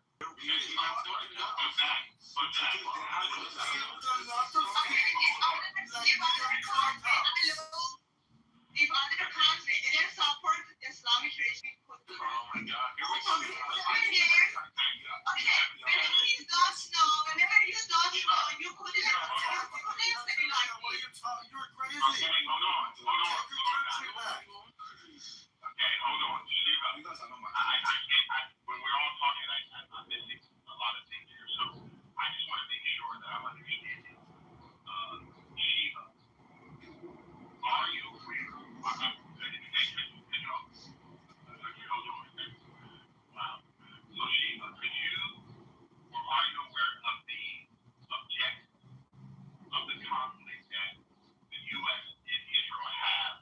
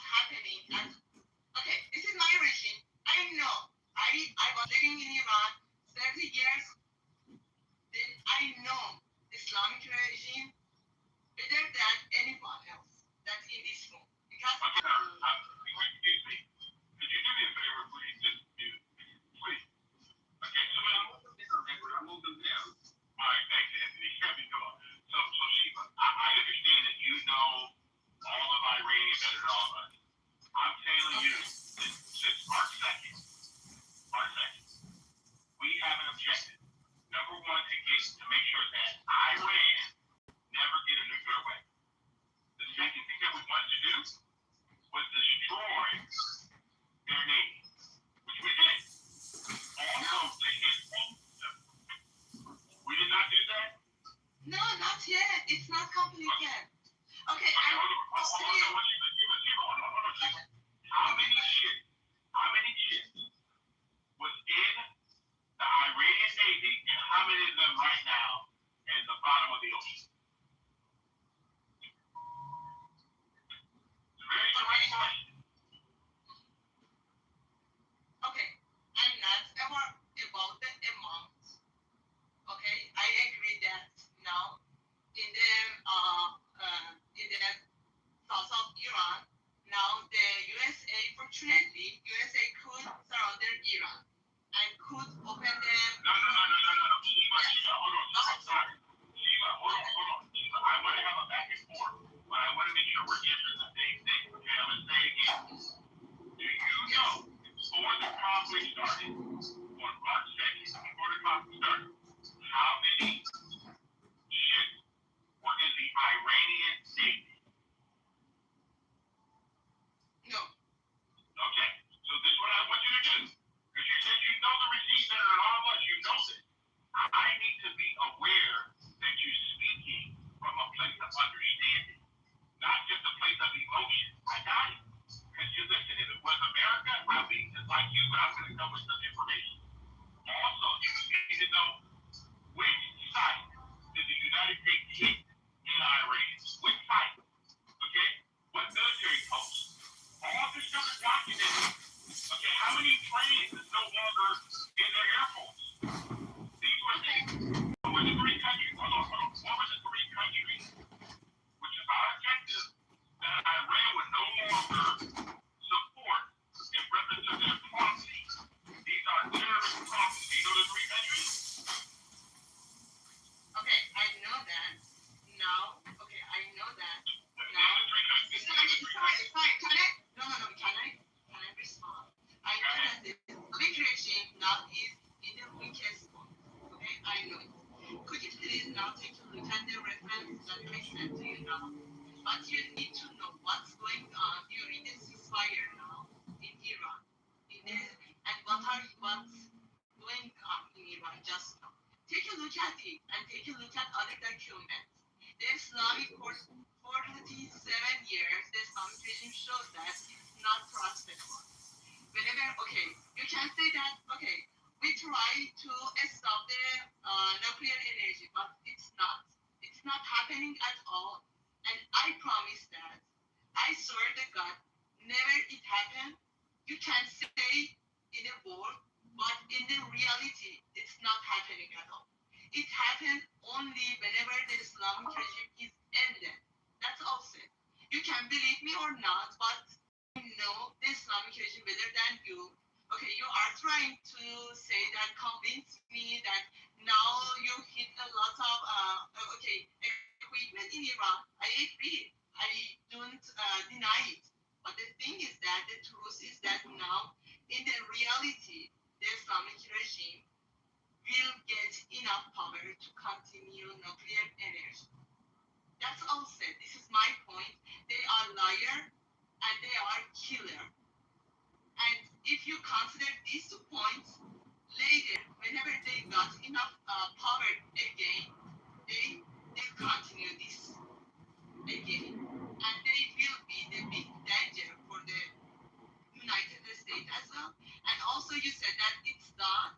The objective of the United States is done. I said that no, it's not done. It's done whenever the Islamic regime is ended. That's all said.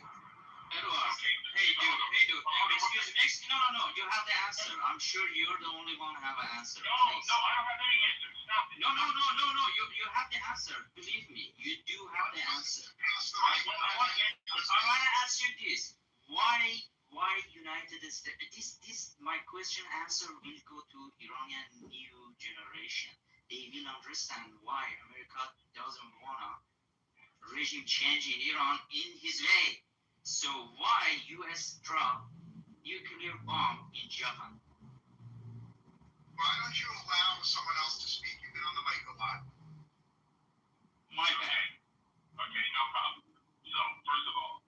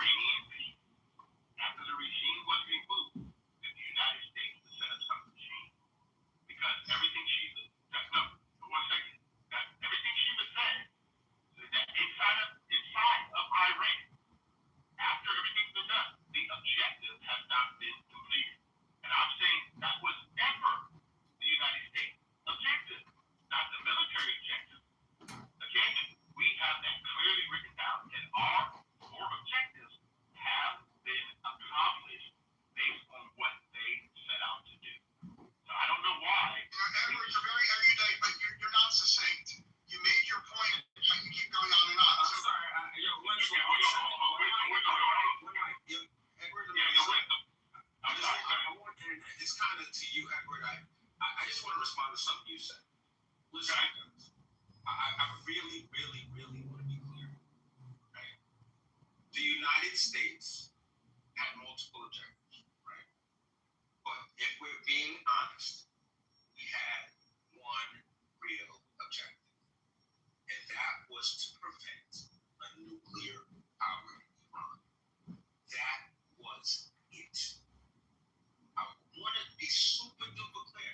Everything else, we could have been, is cool.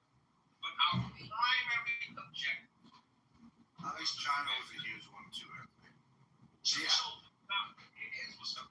Like, I know it's sexy. I know it's like the global conspiracy, and we're really moving pieces to get to China. Super sexy, though. And can multiple things be true at the same time? Absolutely. Well, and fix the problem. Yo, Donald Trump is playing the cards that he was dealt to the absolute best of any human being's ability. Any human being's ability. If someone told you that we have the potential of resolving this conflict with as little blood and treasure as we spent in Iran, and somehow with a favorable outcome, we would have lined up and thanked our lucky stars for this outcome. We would all have gotten in line for this shit. I understand that there's some people that hate. Okay, cool.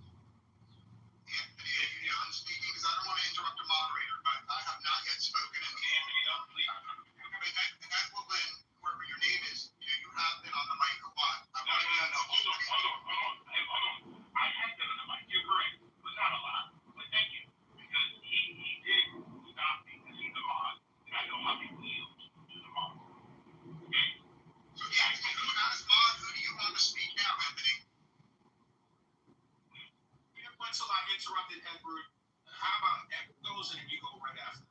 Thank you, Anthony. So, Anthony, no, I 100% agree that our main objective was to stop them from nuclear weaponry. That was the number one thing, right? You and I both agree that, to my knowledge, there's only one president in the history of America that got this accomplished, right? So I'm grateful for that. So you and I are on the same page, okay? The biggest thing I say, Anthony, and you like you said, there's a lot of things that can be done at the same time. One of the things I would say, the objectives that we had outside of just stopping them from the nuclear opportunity is the terrorist proxies and also destroying their Navy and their Air Force. And I land there. Thank you for letting me respond. So, Anthony, you're correct that ending the nuclear Iran was the most important objective, but let's all be honest. In an ideal world, it would be in the best interest of America if the IRGC was all dead and there was a new government. That would be the ideal. Now, the reason why we can't have that, it's not President Trump's fault we can't have that. It's the fault of Americans that are sabotaging President Trump that we can have it.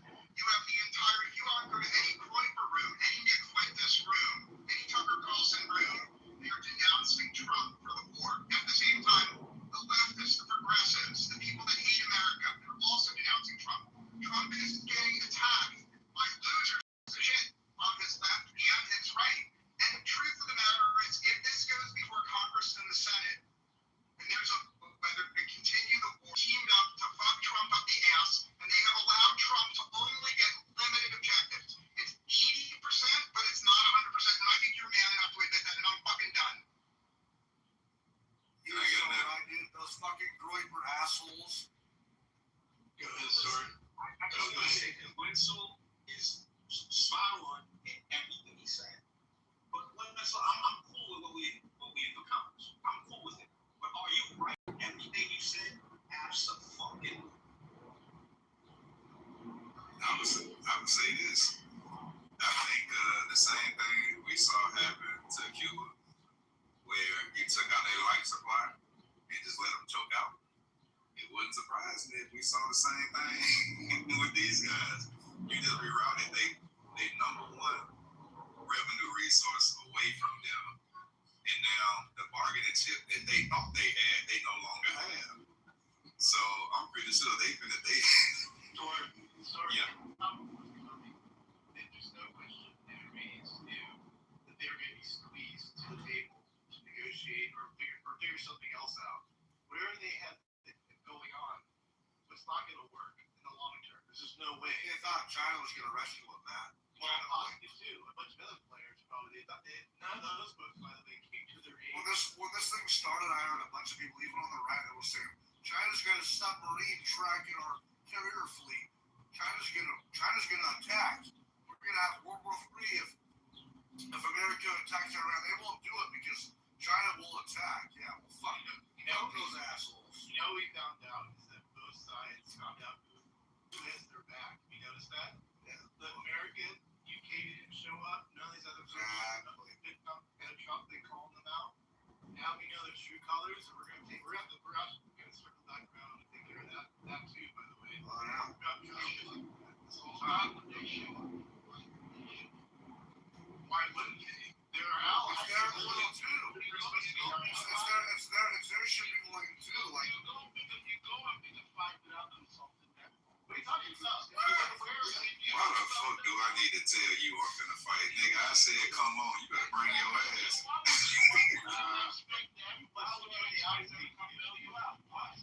Alright, well, I tell you what, I'm finna take my money and I'm going home. Y'all figure it out, y'all. Clearly, y'all can't do it all night. What kind of people turn their back on fellow friends or allies like that? because they're not about to go to war for Israel. Well, that's their story. Shout out to Israel. At least Israel willing to fight. You show up for a little bit. They have to fight. You show up for a little bit of the game. Why should I think they showed up a little bit by letting Americans show up on the field. Wait, sorry, I can't even hear you, Matt. Go ahead. I said they didn't even show up on the field. Who does that? Like the guy said. We don't need them. But you didn't even listen, guys, man. Just real quick, fellow.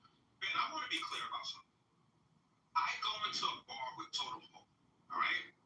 Totem Pole gets a little inebriated, and he's holding some guy's wife's behind. This is a good one. Wrong. He's dead wrong. I'm going to fight with Totem Pole. Yes, sir. In that bar. Every motherfucker in that bar, we gonna. Yes, sir. I'm gonna talk to Totem Pole. I'm gonna say, don't ever do no shit like that again. But Totem Pole ain't getting jumped on my watch. Totem Pole ain't fighting by himself on my watch. And Anthony, I'm right behind you, Anthony. Somebody get here with a bottle. How are you expecting Europe to pull up when motherfucking Spain sells weapons to Iran? Like y'all don't even know the geopolitics within Europe itself. There's an infight going on right now between Israel, the U.S., Spain, Italy. They're not even on the same page, and they're saying that you guys jumped the gun. This is crazy. You know what I mean? We need to come together and see what's the best option now. Great Britain, who started this whole shit with the Balfour Declaration, putting the Ashkenazis on the throne, all right? They said, okay, we're going to send the missile catchers, right, to Israel. We're going to send that and help. So Britain showed up a little bit, but you still have infighting within the European nations on who to fuck with. And Spain does not fuck with Israel at all. Italy neither. And you know what? Spain is also funding the USA demise. So, Othello, if we in the club, same example that Anthony gave. If I see a nigga finna sneak you, what you think I'm finna do? Knock him out. Taiwan did the smartest thing we could do. When that prime minister went on there and shook Xi's hand, they said, look, we want peace. Everybody want peace. In the end. Not Israel and not the U.S. And not Spain. Not Spain. That has to follow behind. The U.S. got to follow behind Israel. What did Joseph Kent say? Joseph Kent was in all the damn meetings. Brother, you just admitted that Spain. Okay, my bad. I love this dialogue. Joseph Kent said that Trump couldn't even give them the names of who they were negotiating with because if it got back to Israel, Israel would bomb the people.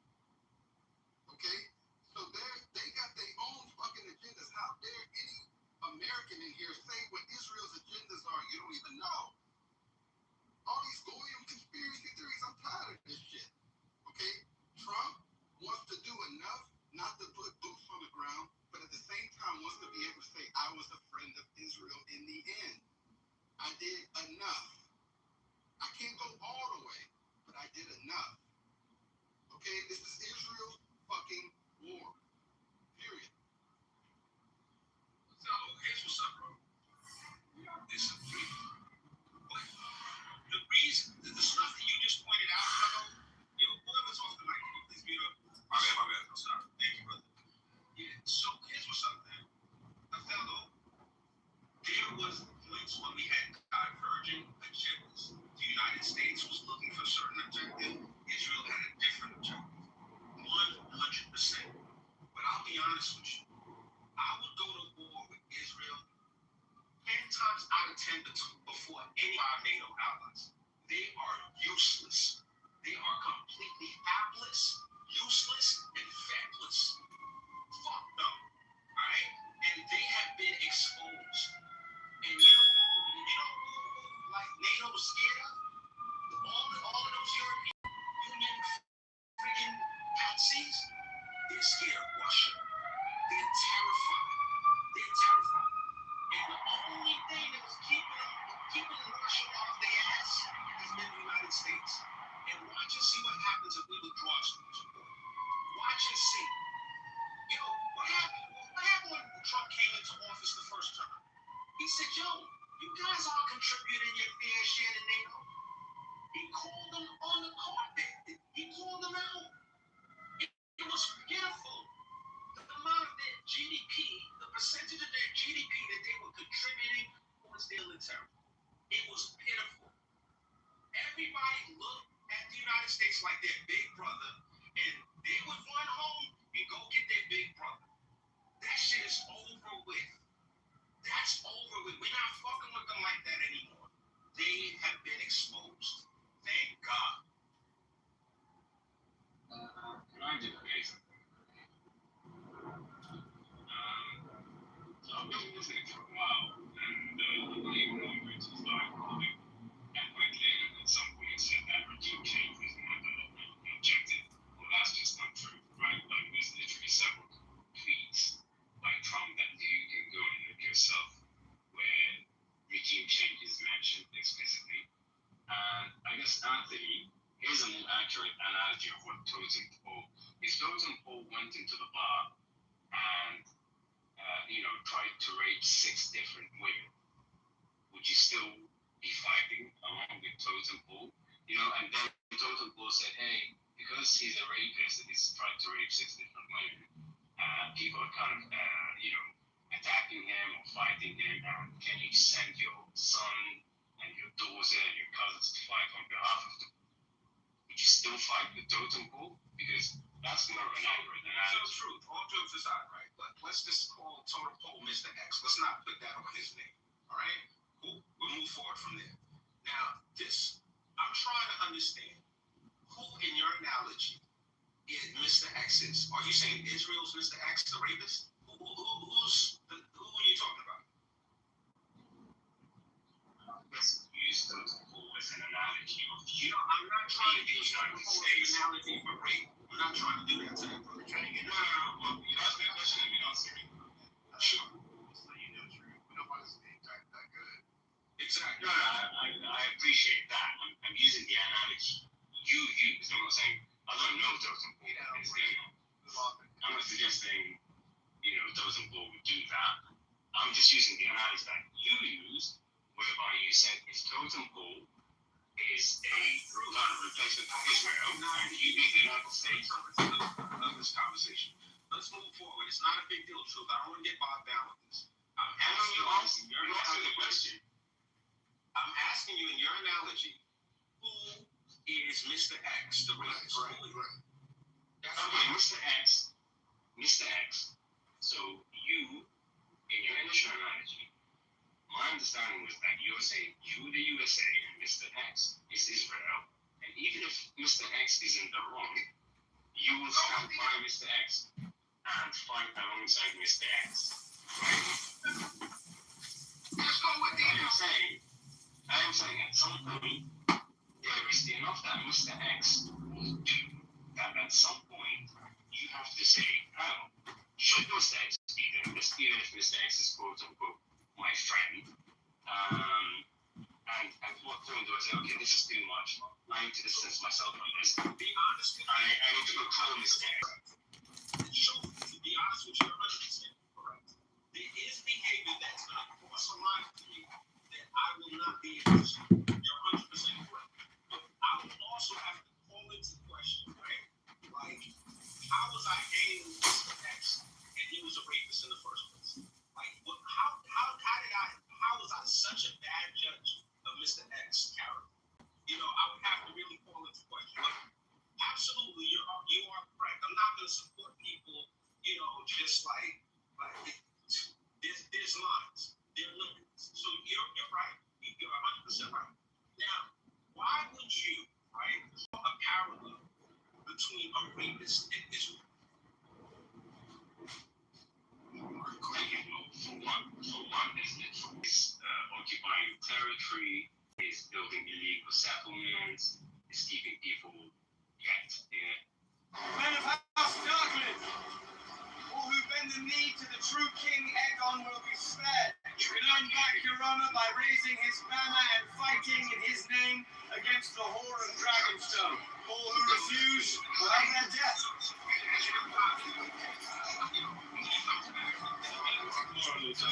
Is there no honor left in this world, Cole?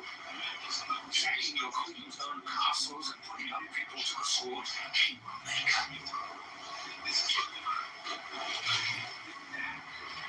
You're not fit for my blood. This is a better death than the traitor deserves. You should thank me for it. Yours will come in kind.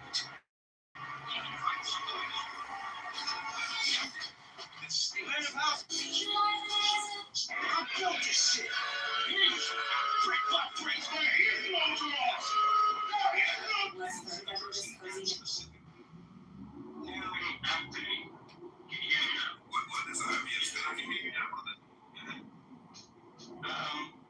So obviously it's not the entirety of the country, that's just ridiculous, but you do have government officials, saying some of this stuff. You did have government officials saying there should be no food and no water, and even, access to basic necessities. While the ramp hit the wall, tunnels were being dug underneath it.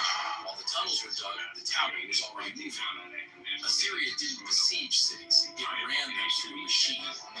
701 BC, Lachish, the second most important city in the kingdom of Judah. King Sennacherib arrived with the most sophisticated siege operation the ancient world had ever seen, and he ran all three methods at the same time. The battering ram had been refined across generations of Assyrian kings. Ashurnasirpal II built them 15 feet long, suspended on iron chains inside a wheeled housing with an archer turret on top. Each iteration got lighter, faster, harder to stop. The ram's metal blade didn't smash, it pried bricks out one by one. The ramp required 3 million stones, quarried from a cliff face 80 meters from the wall, passed hand to hand along human chains to the construction site. Battering rams weighing a full ton were hauled to the top on wooden beams. Defenders threw burning torches at the wooden siege towers. Assyrian engineers poured water from hoses on top to stop them catching fire. While all of this happened above ground, sappers worked below, undermining foundations until entire wall sections could be brought down from underneath. Sennacherib was so proud of Lachish he had the entire siege carved onto his palace walls. Those reliefs still exist. They're in the British Museum. The city fell. The machine moved to the next one. What ancient siege do you want us to cover next? While the ram hit the wall, tunnels were being... understand what the gentleman just said in regards to the rape thing. Because in some ways, I kind of feel the same way. Is that Israel has really pushed the line on some of this stuff as far as on a global level, as far as they've been very aggressive in their way of dealing with the U.S., with our economy, our banking system, the media, also with Palestine and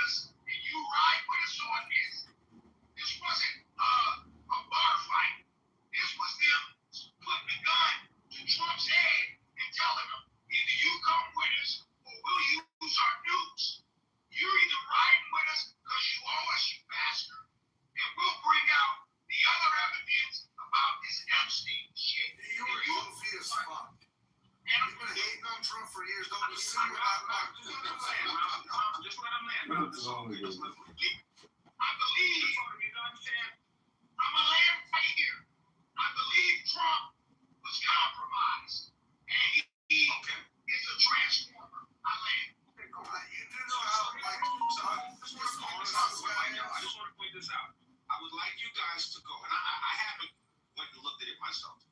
I'm willing to bet, though, that Letitia James' judgment was overturned. So this idea that okay, cool. All right, cool. So that's one thing. This idea, right, that the president of the United States would come so cheap. That dog won't hunt. Here's the thing, right? You got people that are gonna co-sign what Totem just said, right? They're gonna agree with him. And in the next breath, they're gonna say that Israel and the United States had separate agendas.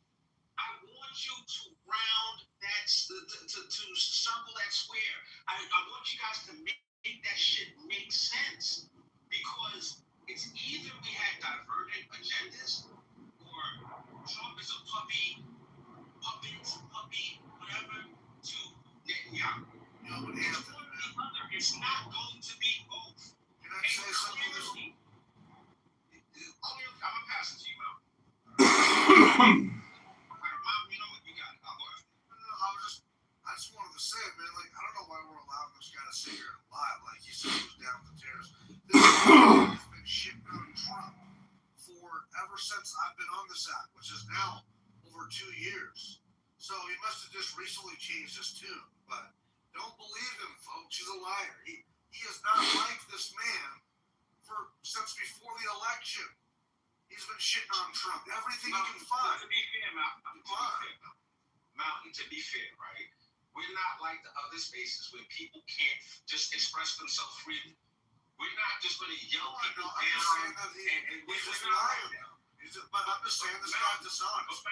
So Mountain, this is what we do, right? We contradict it with facts. If he's lying, we show where he's lying. It was simple for me to say it. I didn't even go look it up. I believe that judgment was overturned. It was simple for me to say that. It's not really a hard thing, Mountain. I don't want us to stifle communication. I don't want us to just not be able to hash it out. It's cool. We agree to disagree. We don't want to resolve it to the kind of spaces like Anthony's saying, where you literally can't have any discussion anymore. It's completely ridiculous. And Anthony's completely right. The best way to counter anybody's, in your opinion, stupidity is let them get it all out and then counter it. It's pretty straightforward. Because I already know what Black political is all about. So a lot of people do. We're all sitting here quietly waiting. So it's okay, man. We get you. We know what's going on now. I'm just gonna say, like, if someone's full of shit, though, I mean, I'll call them out after. I don't care. Like, they're not gonna sit here and act like they were down with Trump and then fucking now they're changing their tune. This fucking dude has been against Trump for the get-go. But you kind of were getting in front of him too much. You know what I mean? But I mean, you get it. You know where we're going. Yeah. Anthony, I want to focus on your initial question when you said make the dog hunt.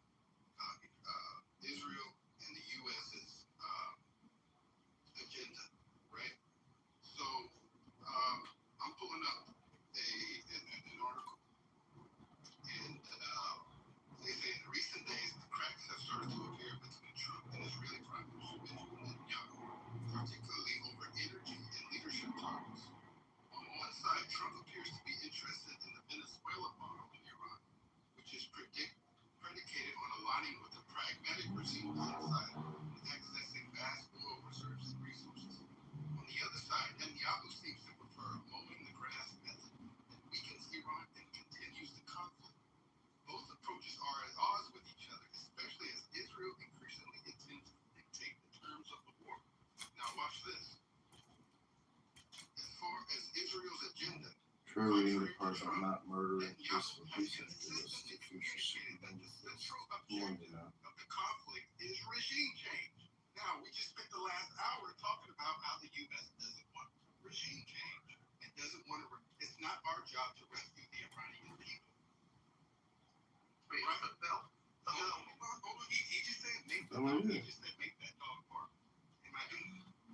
Right. Wait, are you saying that we didn't want regime change at all? We didn't. There was nobody that said that was like the objective, but it does happen. Well, more power to us. I'm not following what you're talking about. Well, you need to follow because just 1 second. I don't want to say. I'm going to hand it right back to you, fella. I don't want this to be a misunderstanding. Let me respond to Matt. Israel said that their core tenet, their core agenda is regime change. America, just like you, Matt, says that if it happens, cool. We took out the guy that told them, right? We want to get this money. But we are at odds with Israel because they're like, no, regime change, which continues. This is really important, Othello. This is really important. We have an opportunity right now to learn from each other. According to Totem Pole's thesis, they have compromised. They have Donald Trump is compromised. That was the basis of his thesis. The information you are presenting contradicts that, which was my point. If Donald Trump is compromised, he's not going to be able to publicly disagree with Netanyahu. He's not going to say stuff like Israel keeps on killing the leadership. We can't find anybody to negotiate with. He's not going to say stuff like that. That is my point, Othello. Now, Othello, he's furthermore, right? Othello, no one is saying that we are against regime change. No one has said that at all. If it happens, great. If it doesn't happen, so be it. To say that we've been arguing for the last however long against regime change, that's not That's been through me off. I never heard that one. Well, they've been saying that it wasn't one of our core tenets, like one of our core tenets. And I understand that. But what I'm saying is Israel's main goal. Okay, that's Israel's. Why can't we separate the two? Okay, you can, but if we're in direct alignment with them as far as like We don't have to be. We don't have to be. We all do our same thing, but still be on the same field. It's all good, right? Let me tell you something. As long as Israel is continuing this war, our battleships have to be at the Strait of Hormuz. You know what I mean? We have to pull up. Period. Listen, I'll stipulate this to you. Sorry, if you want to go after me. If Netanyahu came to Trump, It's Hulk Hogan. How you doing? you know what do you want to know, baby? I've been watching you on TV day and night. And sometimes it's shot down the Windy City. I'm going to change your life, you know. Because after I get done beating the magnificent Morocco down to where he should be, you know, my friend Mr. G, my main man in Chicago, he told me a lot about the city. I know a lot about places I'd like to take you guys to. I'm going to take you all around the town. What do you think I'm some kind of clown? You know, everywhere we go tonight, you're going to see Hulkamania running wild. And when we're done, you're going to start hanging and banging day and night. You're going to be training your body to think about. That's what it's all about, you know.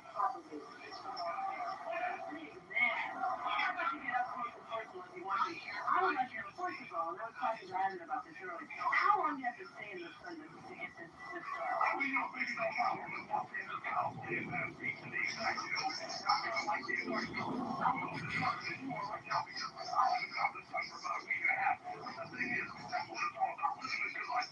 It's not our agenda, but as Americans, we need to know what the fuck their agenda is and what we're getting into. So I'm not mad at anybody in this room, right? I'm just offering another side to it because we're focused on the American side. But we have to understand that that is our ally, and we are there as long as, you know, they want to continue this. They want to continue this. This is I don't think we don't know their agenda. I don't know that part either. I'm a little confused on that. I think we do know their agenda. He's the most talked about man in wrestling today.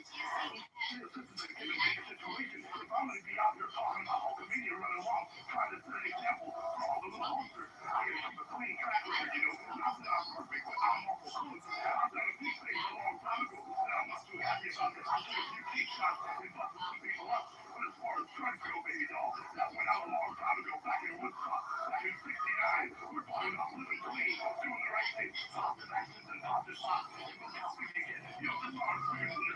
Yeah, it is.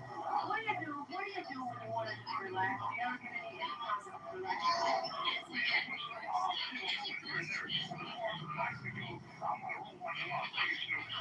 relaxing now. I guess I'm here talking to you. I'm the number one lady around this town. This is the number one police around this town. That's why I'm out here. I wouldn't be out here with just nobody. I believe it. I believe it. I want to know what it was like to just sitting off in the agenda. You think she's wild and weird and crazy where we think she is? Well, you know, you're coming from the wrong place. I can definitely see that I'm going to have to belong to me and you because the thing is, why don't you ask the offer when it was like to hang out with me for a while and get her head right? You know, I trained her to get her sheep for rock and roll. Did you know that? I didn't know that. Well, I did.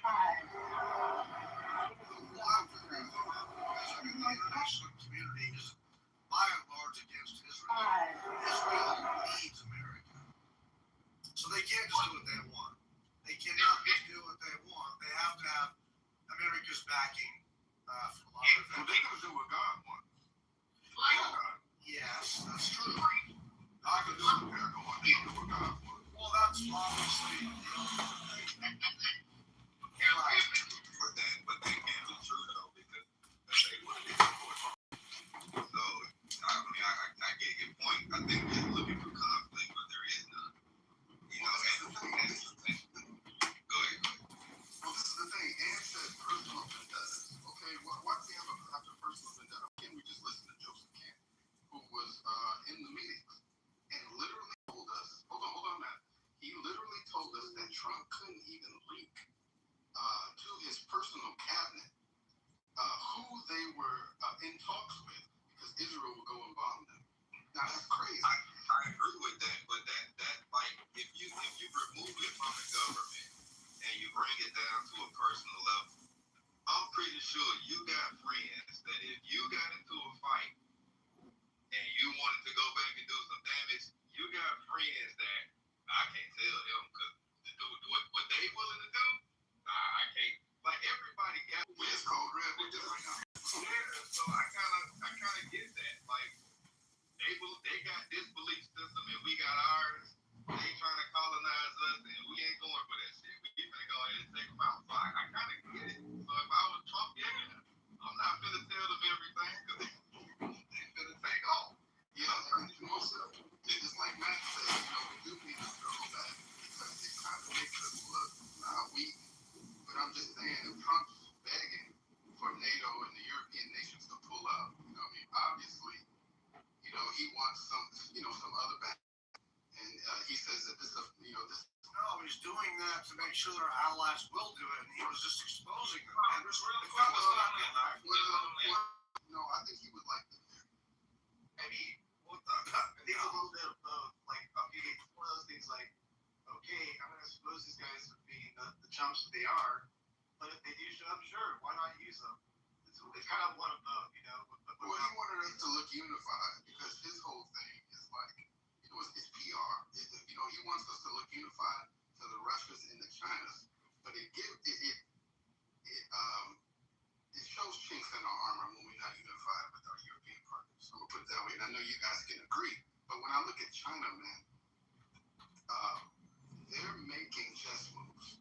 You know what I mean? With the Taiwan thing, they want to present themselves to the world as a level-headed force. You know what I mean? And not belligerent. And the only thing I'm worried about with Trump, he's making us look like belligerent pigs. You know what I mean? Like that deserve to be, you know, swung on. Like we're just out of control. And I'm saying that he needs to move with a little bit more tact. And so when I look at just from chess and just like a PR thing, which Israel bought TikTok so that people can start to love them again, it's all PR work, right? I'm looking at China and they looking very wise as they move. Fellow bro, I'm really disappointed. I implore you to really do some research into what's going on in China.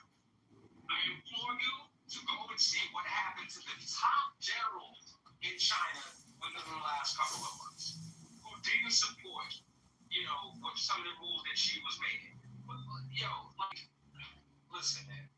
I'm gonna use a movie reference to something that we've been talking. When Michael went to that restaurant, you know what I'm saying, and they were talking about negotiating some kind of like, you know, agreement, they were like, yo, listen, yeah, we can negotiate whatever we want, but Luther Brockman, that motherfucker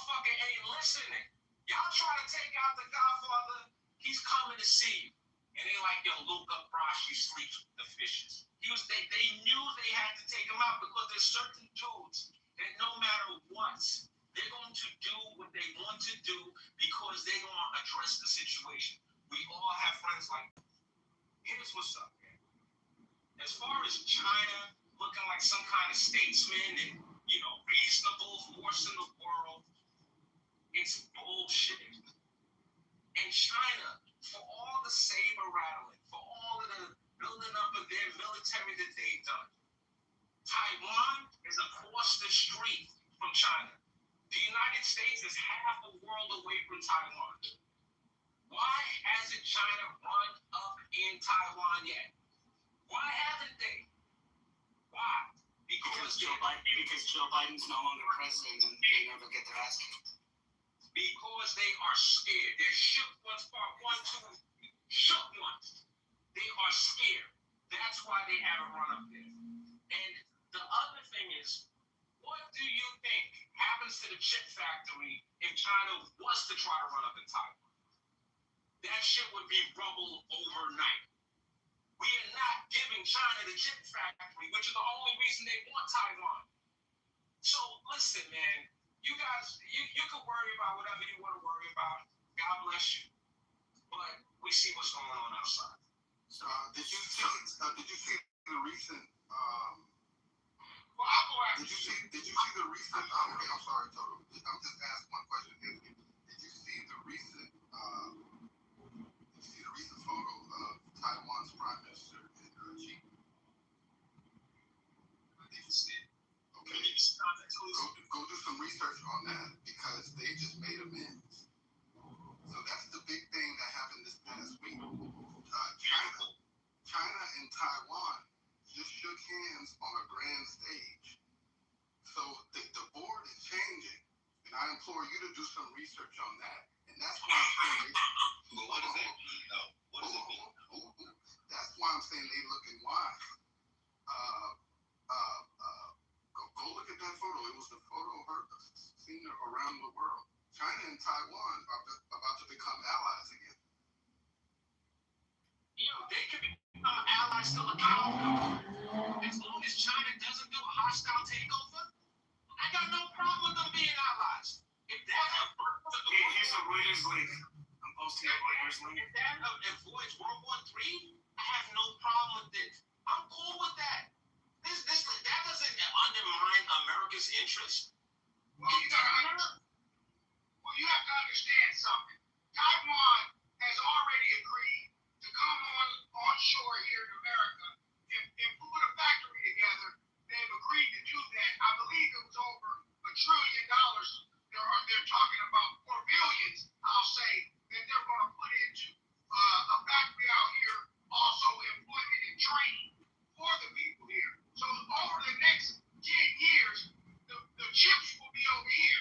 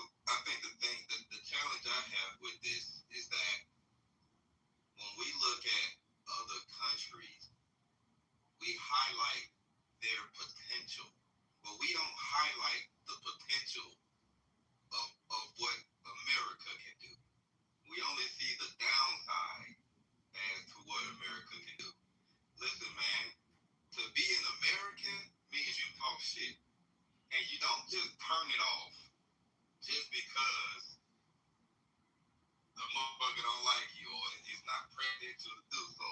Like, in our daily lives, bro, like at work you talk shit, like to be an American means you talk shit.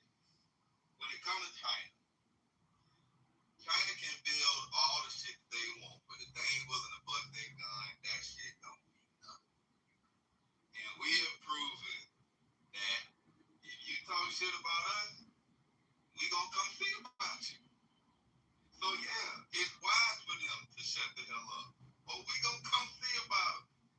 Now, when it comes to Taiwan, they get on stage and they shake hands. Okay, that doesn't really tell me anything.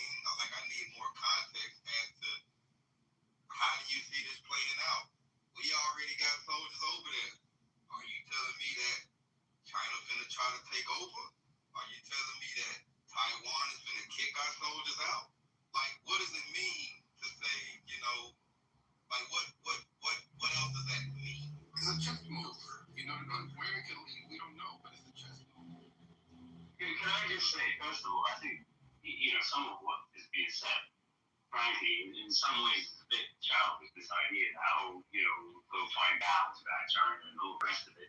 I mean, you can point to things like, Afghanistan, right, which is just, the Taliban was a ragtag group of guys in sandals and AK-47s, and look how that turned out, right? The Taliban control of Afghanistan now.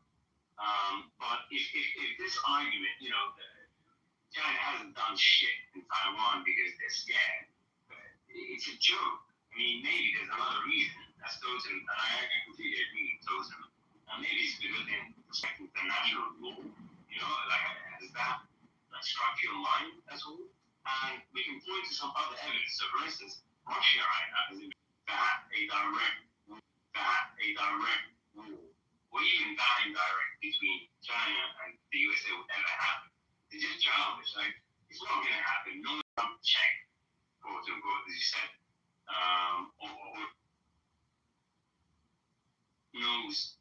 Everyone knows a lot better than to do that. I'll just leave that there. True, we missed like the last 5 seconds of what you said.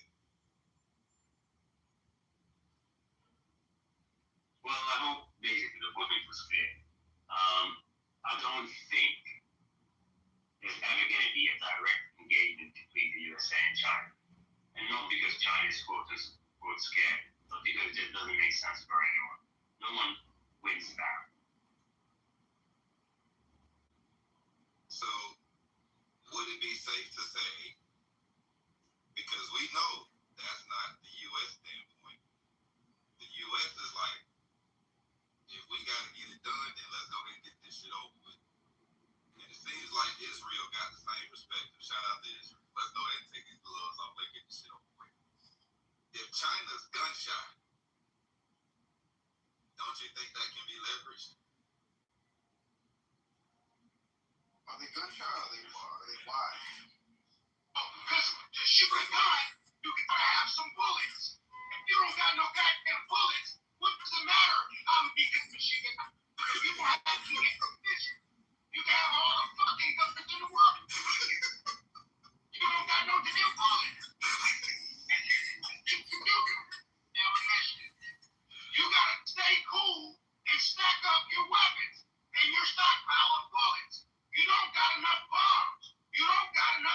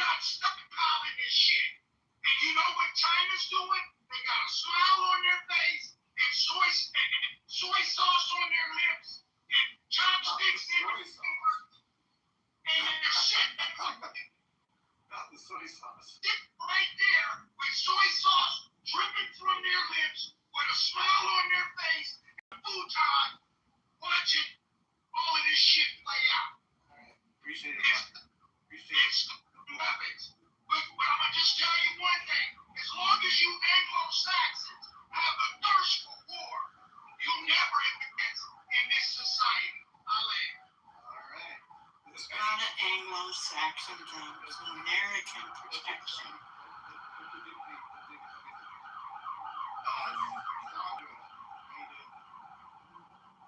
Just came up on stage. Well, how are you guys doing? You're not Sandra from other stages that are the opposite view of this. Yes, I am. I just can't see what I'm talking about. All right, I gotta commend you. One of the very few that ever come this way. So I'll give you any kind of grace and room to do what you need to do. In fact, I don't even have to have anybody respond to you. If you just want to make a statement and leave, that's cool. Oh no, I just came to see what you guys were talking about. I came in here and then I was brought up and I was just like, okay, they must be pretty cool. I just want to see what's happening. I don't have a problem with anybody. And there's a lot of people in here that I know. So it's cool. That's right. Welcome, Sandra. Yeah, it is. Thank you. That was the same one. What house I'm talking about, but yeah. So you have no thoughts on anything that's been said, or just kind of like? I've only been in here like 3 minutes, so yeah, I just want to check it out. But I mean, I don't have beef with anybody, so. No, I think you talked this whole profile. Oh, Anthony Kitover, yeah. You know her better than I do. I don't know. Anthony? No, I'm cool. I've been in many a stage with Sandra. We don't typically agree, but I'm happy she's in there. I'm happy, she's willing to come and exchange ideas and listen, and it's impressive. God bless her. Yeah, well, Anthony, I've given my command, or I don't know what you call them, the rules of engagement from the other houses, that if you want me on their stage, you have to come on mine. So there's been this ongoing battle with a bunch of people about that, and then I'm like, well, you guys just show up over on mine, it's fine. And I'll get one or two that will show up, or they're actually in the goo mostly. So I'm like, okay, then when one does show up, it's like I'll clear the way, it's the way it goes. So I've been on these stages for over 6 years. I don't have a problem with anybody. If I have an issue with somebody, I just leave that room. But I mean, everybody has. It all makes sense until it doesn't. And everybody has to express themselves the way that they do. And you can't be mad at somebody who feels differently from you. Like me and Anthony don't get along, but we don't agree on the same things, but we're still friends. We both follow each other. So it's not a big deal. well, It's okay. I give you more balls than literally most of the men over there. No offense to your friends over there, but you have a lot more bravery and balls than they do. I just have to say that right now. Where was over there? Well, you know the places. Come on, I don't know if you're playing. No. There's a few. I was wondering if there was one in particular, but no, I'm not going to mention it because it does get out or whatever. But you know the ones that the ones that you tend to get tossed from. You know what I mean? Yes. To be honest with you, it doesn't make any sense for us to mention those specific. It's counterproductive. Honestly, I'm just saying it to you. That's all. No, that's fine. It's perfectly understandable.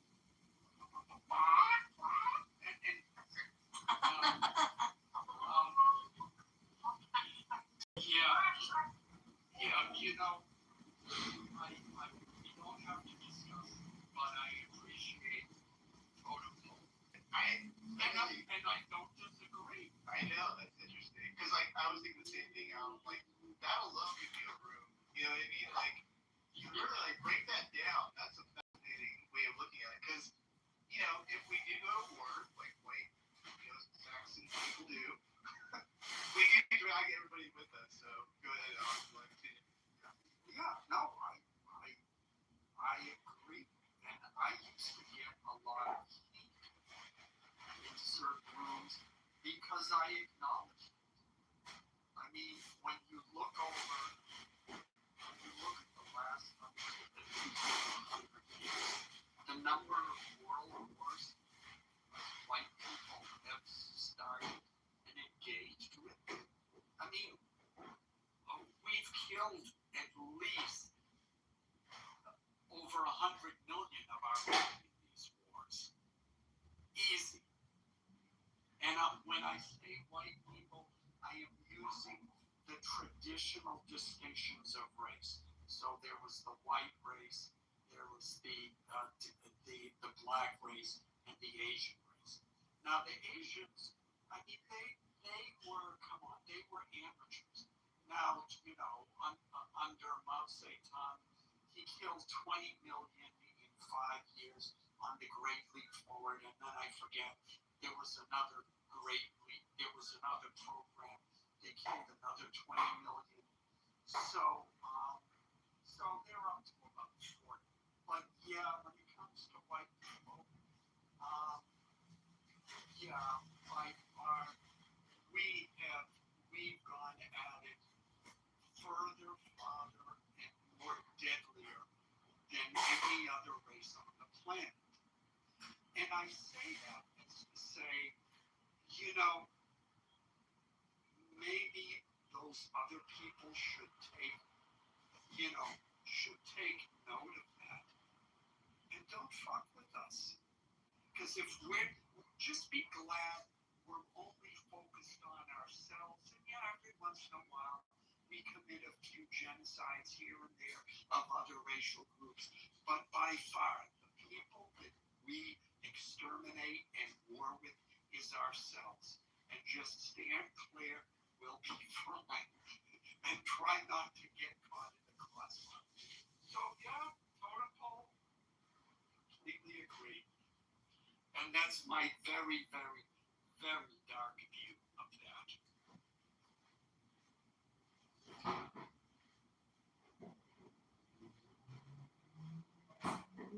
All in this room, I consider all to be clubhouse friends, if not friends, acquaintances. And I see you in rooms all the time, and I'm in your room all the time. So much so that I think I'm top 5% on the app.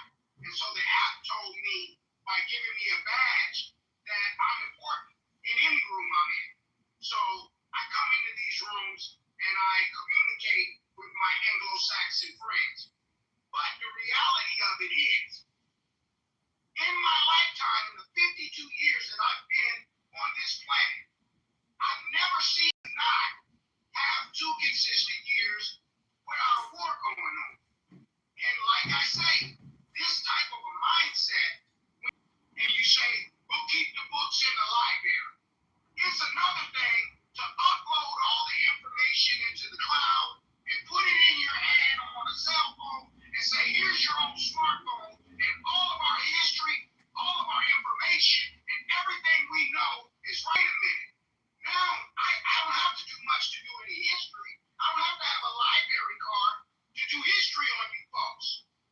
And so, and all this stuff makes you even more arrogant because you'd say, I can give you fools all of the information and history on us, and we still will be on top. And I don't think that's the way it's going to be with the technology. I think people are starting to look at you a little different, and people are starting to see, wait a minute, you fools just like to fight. But there's something that happens to a fool that likes to fight all the time. There's only 2 things that can happen to him. Either he's going to be put in jail, or he'll be put in a box. And don't forget that. I'll put some totem pole on it, and I'll stick it right there. Well, you know, totem. Yeah, you're right. You're right. Yeah, I mean, more people are aware of the history. More people are looking sideways at all of this thing, saying, what the hell? I think, but I think what's true now and what was true 100 and 200 and 1,000 and 2,000 years ago is all of these foreign wars, they were always fought over resources. Now, you spoke about China earlier. Now, China's not sitting there smiling. China's sweating bullets because they get all of their oil from Iran. Well, they got it, if I understood or am remembering correctly, they were getting some from Venezuela, and they were getting a good portion from Iran. And initially, what I heard, they were the ones who told Iran, look, go to the peace table, agree to the ceasefire, because if you don't, we're not going to be able to get the oil we need from you, and then we're in trouble. So you better deal with the Americans. So no, they're 100%, by the way, Al. 100%. yeah, thank you, Norm. Thank you. So, and that's, and you know, when you talk about, white people and their predilection for war, you know, West European culture, we had to fight over resources. Resources were scarce. The surviving in Western Europe over the past 10,000 years in that environment required a very different mindset and required very different solutions than the people that came from Africa or the people that came from Asia. Families in your village and the women and your children are starving, and some guy in the village, one village over, they're living it up, and your women and children are looking at you saying, we're hungry, we don't care. Yeah, you pick up some rocks and you go over there, hitting them on their head, and you steal their food. I'm oversimplifying it, but that's what it boils down to, and that's where it comes from. So, I don't know what else to say, except that, and I'll land with this, in today's world, we are still fighting over resources, and now it happens on a global scale. We're fighting, they blew up in the Ukraine war, they blew up the Nord Stream 2 pipeline. That was the pipeline that transported oil from Russia to Western Europe, and Russia was making $1 billion a day from that pipeline. Well, Western United States, Western Europe, some Middle Eastern countries said, no, we don't want Russia selling the oil. We want that Western Europe to get oil from these other countries, Azerbaijan, Turkey, other different countries. So boom, bye-bye Nord Stream 2. And, for the time being, now Russia's shipping it to India, and India's shipping it to Europe. So they're still making money on it. But eventually, that will change, and now those other countries will get it. Is it right? I don't know. No, was it a justification for war?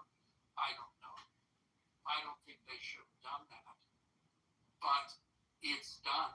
And that's the kinds of games they play. And that's the kinds of games we need. Because, gas prices, guess what?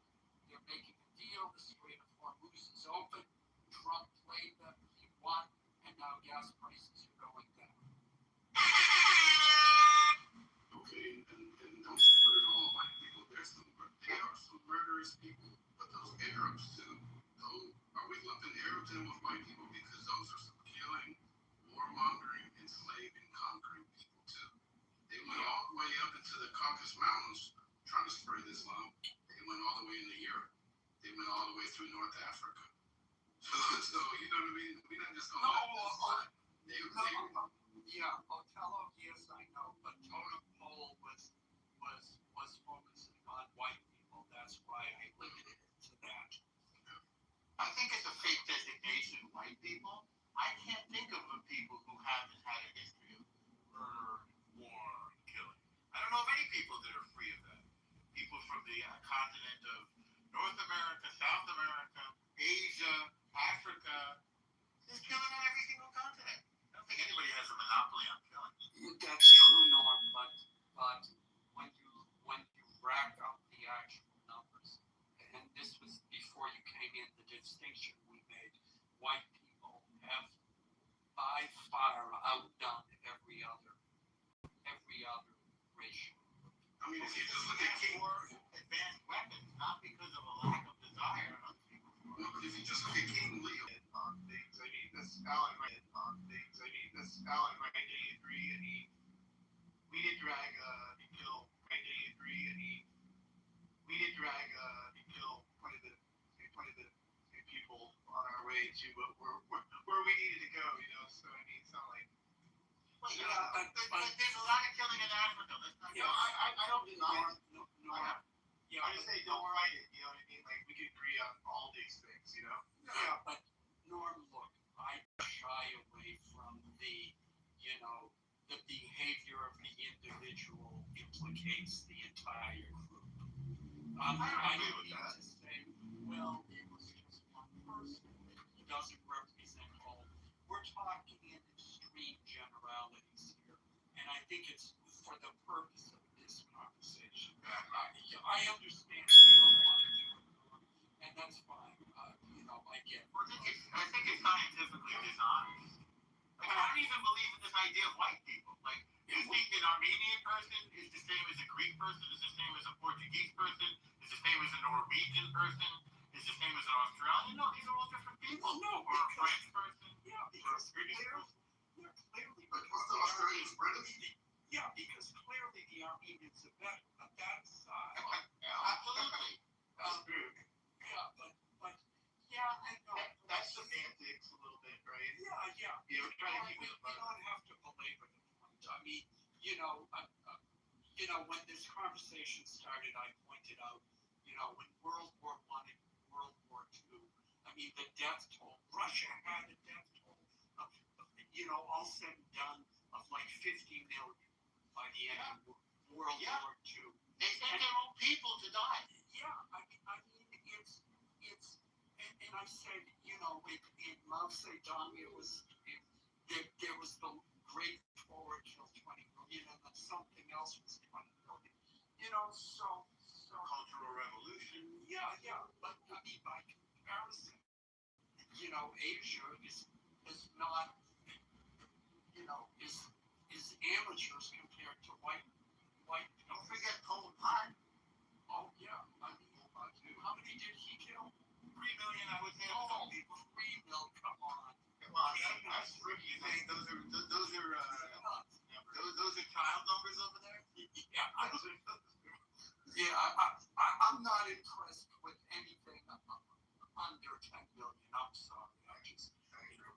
Have high standards. Yeah, it's interesting because even the Khmer Rouge, they sprung up because of the bombs that were dropped during the Vietnam War. So that's not accurate at all. He was educated at the Sorbonne in Paris, like many of these fake revolutionaries, like Ho Chi Minh.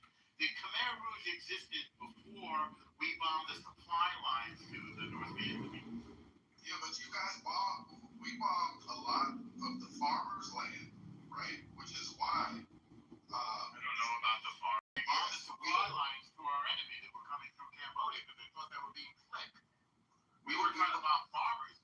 We were trying to beat the North Vietnamese. We just happened to. We bombed a lot of I have to see more. We bombed a lot of those people that got so mad that they joined the Khmer Rouge, right? No, they tried to flee the Khmer Rouge. They was massacred by the Khmer. The people didn't think they were brutal murderers. Not the lay people. No, not the Yes, the lay people. Hold on.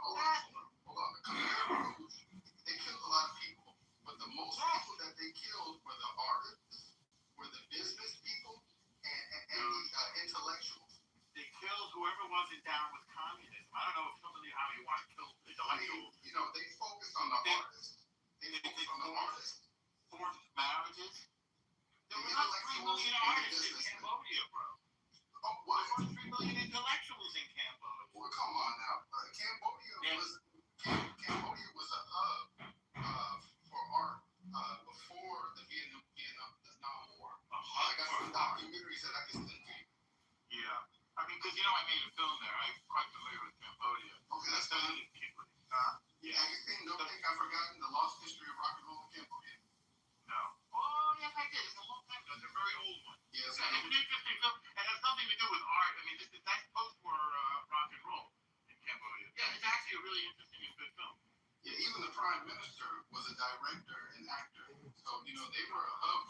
starts with also, Western influence. There was a lot of Western influence, but we don't have to get into that. Yeah, I mean, what is Western influence? Just like, the music, the dress, and that's why is that something you're against? No. I'm not even saying it on that level. I'm telling you why the communists even hyper focused on that area too. Communism is a Western ideology. That's a Western influence. Yeah.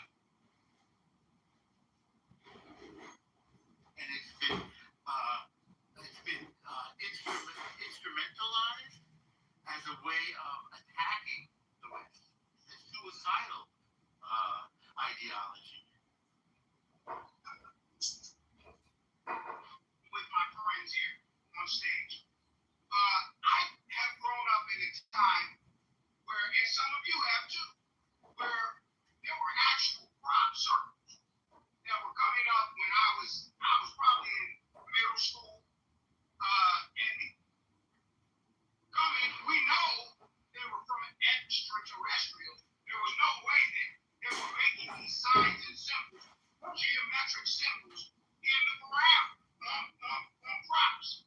And I remember that some of the mathematical scientists started to get together and decipher some of the messages that were being sent through the aliens that were coming down and beaming these crops in one night, and then the next night you wake up and you have these geometrical signs on the ground. And when they started to decipher, the only thing they kept coming up with when they started putting the mathematic universal numbers together was be at peace, stop war, stop fighting. This is the message that the aliens were giving to the planet, right? So the Anglo-Saxon has had a number of years, and I would say power over the earth. They've been in existence. We know you guys go back at least 6,000 years. We go back to the beginning. Come and tell us, be at peace. Now these people are these beings we know can go. What language are you talking about? Excuse me, hold on. Well, what language do you mean? Excuse me. These beings can come from the sky and go right into the. Hold on, excuse me. I just like to land. I know it hurts when you hear the truth. But please, take the message. Okay, so the reality of it is this. And I know you don't like it because you're being irritable right now.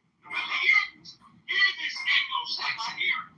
Hear it, Anglo, and listen to it good. They have asked you to be at peace. Their technology is beyond any Earth technology. They won't even share the technology with you. And the only thing you've been able to do is reverse engineer down aircraft. You could have been receiving direct technology. Some of the problems we've had could have probably been fixed. But you're warmongering people. I'll stick my total. Well, why don't they speak to the guys like you then? Why don't they just talk to you? Hello? What language are the crop circles in? When you say mathematical scientists, were you trying to say mathematicians? Now, it's interesting. I didn't know he was going to go down this route. But, when we watched the documentary Disclosure, Marco Rubio is in there, as well as some other people. This is definitely, this is not totally far-fetched. The documentary Disclosure. Yes, Marco Rubio, as well as... When did it come out? I think last year. Okay. And what did it disclose? What did Marco Rubio do? It's a lot, but basically what he just said, the reverse engineering. Marco Rubio said that the crop circles were messages from aliens.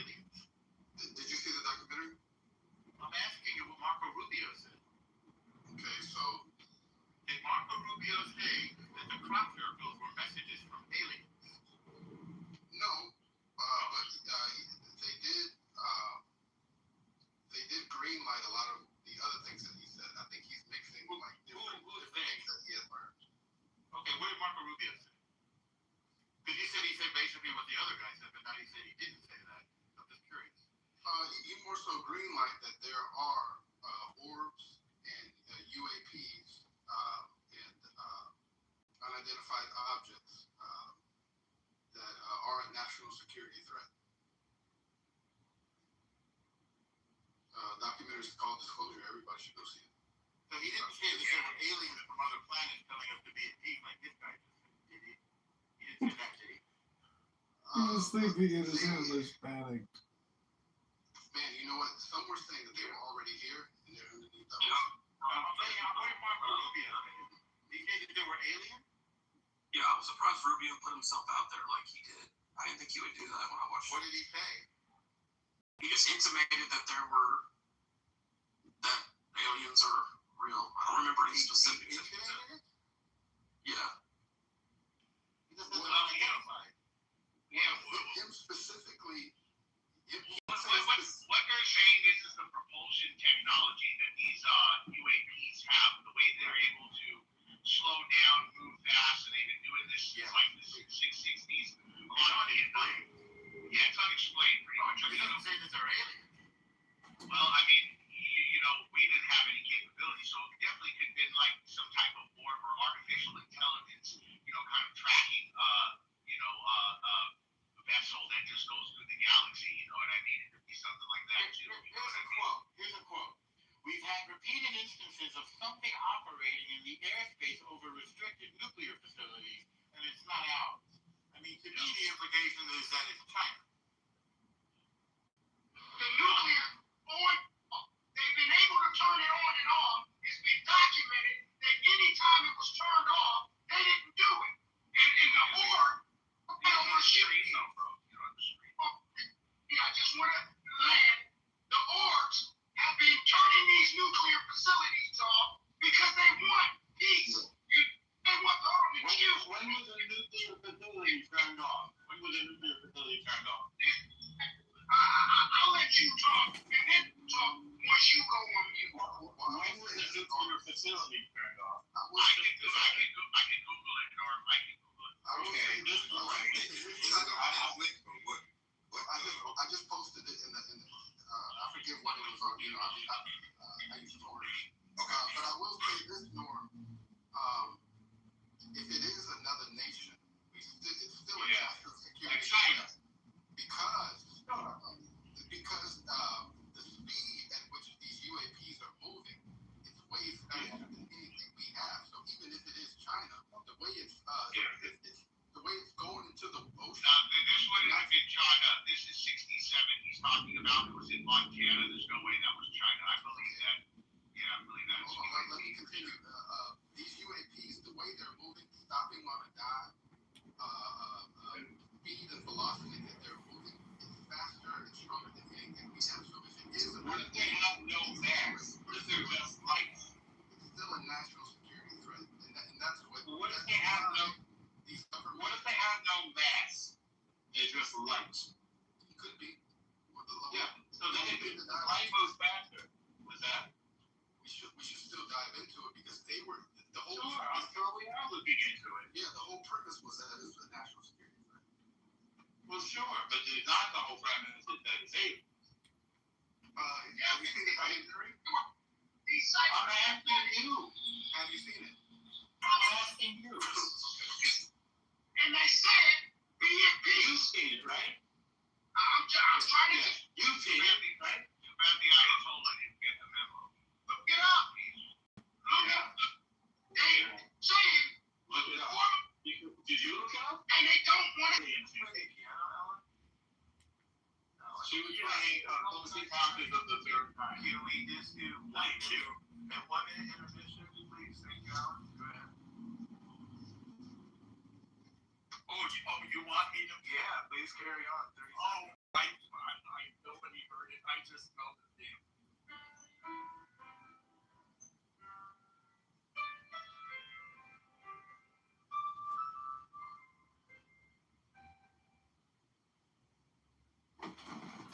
Donald Trump, president of the world.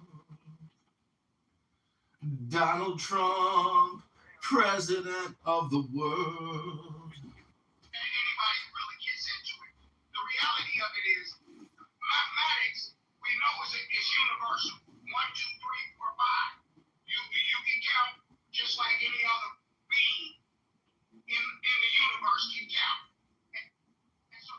10 not 11, 10 not 9. Rabono Shalom. Good Shabbos, everyone. And I'll just say this. Shabbat shalom. That's right. And even they had 12 candles. We can all count. All right, so here's the reality of it. The mathematical code and equations were the same, not only in Europe, they were the same in America, they were the same in Australia. Everywhere they found crop circles, the same message. Be at peace. Stop war. This is the type of shit that they've been saying. And they've been flying over the nuclear facilities, like I just said, turning these goddamn things off because they don't want you to destroy the planet because they're sharing the planet with in a submersible. Wait, you're saying there's an alien force going into farms and pushing down the crops to teach us peace? That's prophetic. Genius, really. Hey, I didn't come up with the shit. I just read it. I didn't make it up. It's not my motherfucking thought. It's in your own ear. Yeah, I think if they wanted to scare Earthlings, I think they would do it more upfront. You know, I don't think. I was actually at a crop circle, and I actually felt peace when I was in the crop circle personally. But there were other people that were upset the crops were destroyed, and they weren't able to sell the crops. And I said, no, this is a message from international outer space aliens declaring peace. You have to look at it positively with a positive attitude. Hey, I didn't make it up, okay? You made it up. It's your internet. Go to your own internet. Don't ask me. I'm just a phone user. But the evidence is there. Really, where is the evidence? Use your internet and find it. So, in other words, you can't find it, so you want me to find it for you? Norm, what you really need to do is just get in your car, drive out to your nearest farm right now, and see if you can see any crop circles anywhere. If you see one, take a picture, change your PTR, and we will meditate on peace. Oh, yeah. They didn't say that since I'm a little kid. I'm 52 years old. But I'm telling you. Why? They figured out the motherfucking mathematics. Not me. I was in fucking middle school. No, I put the the YouTube link that I put in the chat. If you see that. Hey, for those of you who are interested, there's a long-time group called MUFON. I think it's MUFON or just maybe one F. And it's been a group that's advocated, discussed UFOs, et cetera, et cetera. So if you're interested, look them up. I hear Donald Trump is actually interested in crop circles and international peace, and he too believes that there are alien powers out there that the government is covering up. But I think it's just the military-industrial complex playing games, psyop games with the public, so we keep funding them at $1.2 trillion a year. Norm, are you there? Yeah. Are you saying you do not believe in aliens? I was trying to figure out where you're going with what you were saying. I'm just interested in the evidence. I don't believe things, I just look at evidence. Well, if we look at the evidence of just the solar system in general, I mean, for sure there's more intelligent life than us. You can't say for sure. Yeah, for sure. You can say it's likely. You can say it's likely. Just think about it. Out of all the millions of solar systems, I get it. And there's planets like this. Yes, I get it. And especially further, because we're at the edge of the galaxy, I mean, think about what's at the center of it, you know what I mean? I just would definitely believe for sure that there's higher intelligent life forms, for sure. There's planetary shit. There's shit sharing our planet right now, you fucking idiot. They're in the fucking ocean. They're oceanary. Calm down. You need to calm down before you give yourself a heart attack over aliens. Here's the reality. It's not up to me to educate you on what the fuck is going on the planet. You should stop, bro. You need to calm down.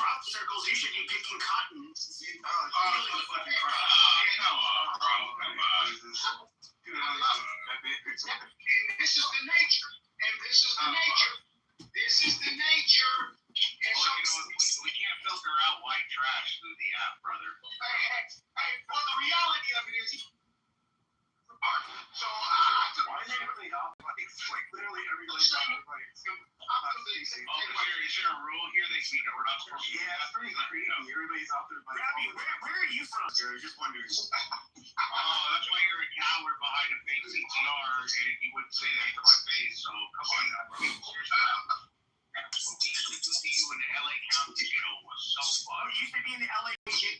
What? The Armenians, the fluffer? Being against the group, talking over Nazis like it's nothing. Oh, yeah. You didn't do shit. The fuck you talking about? Yeah. You Nazis couldn't walk the main line until the Nazis and the you Nazis couldn't walk the main line until the Mexicans. Oh, you're so fucking stupid. The woods and the Southerners run the California jails. Everybody knows this. Shut the fuck up. Hey, you think so? Yeah, they do. Literally, they're the fucking majority.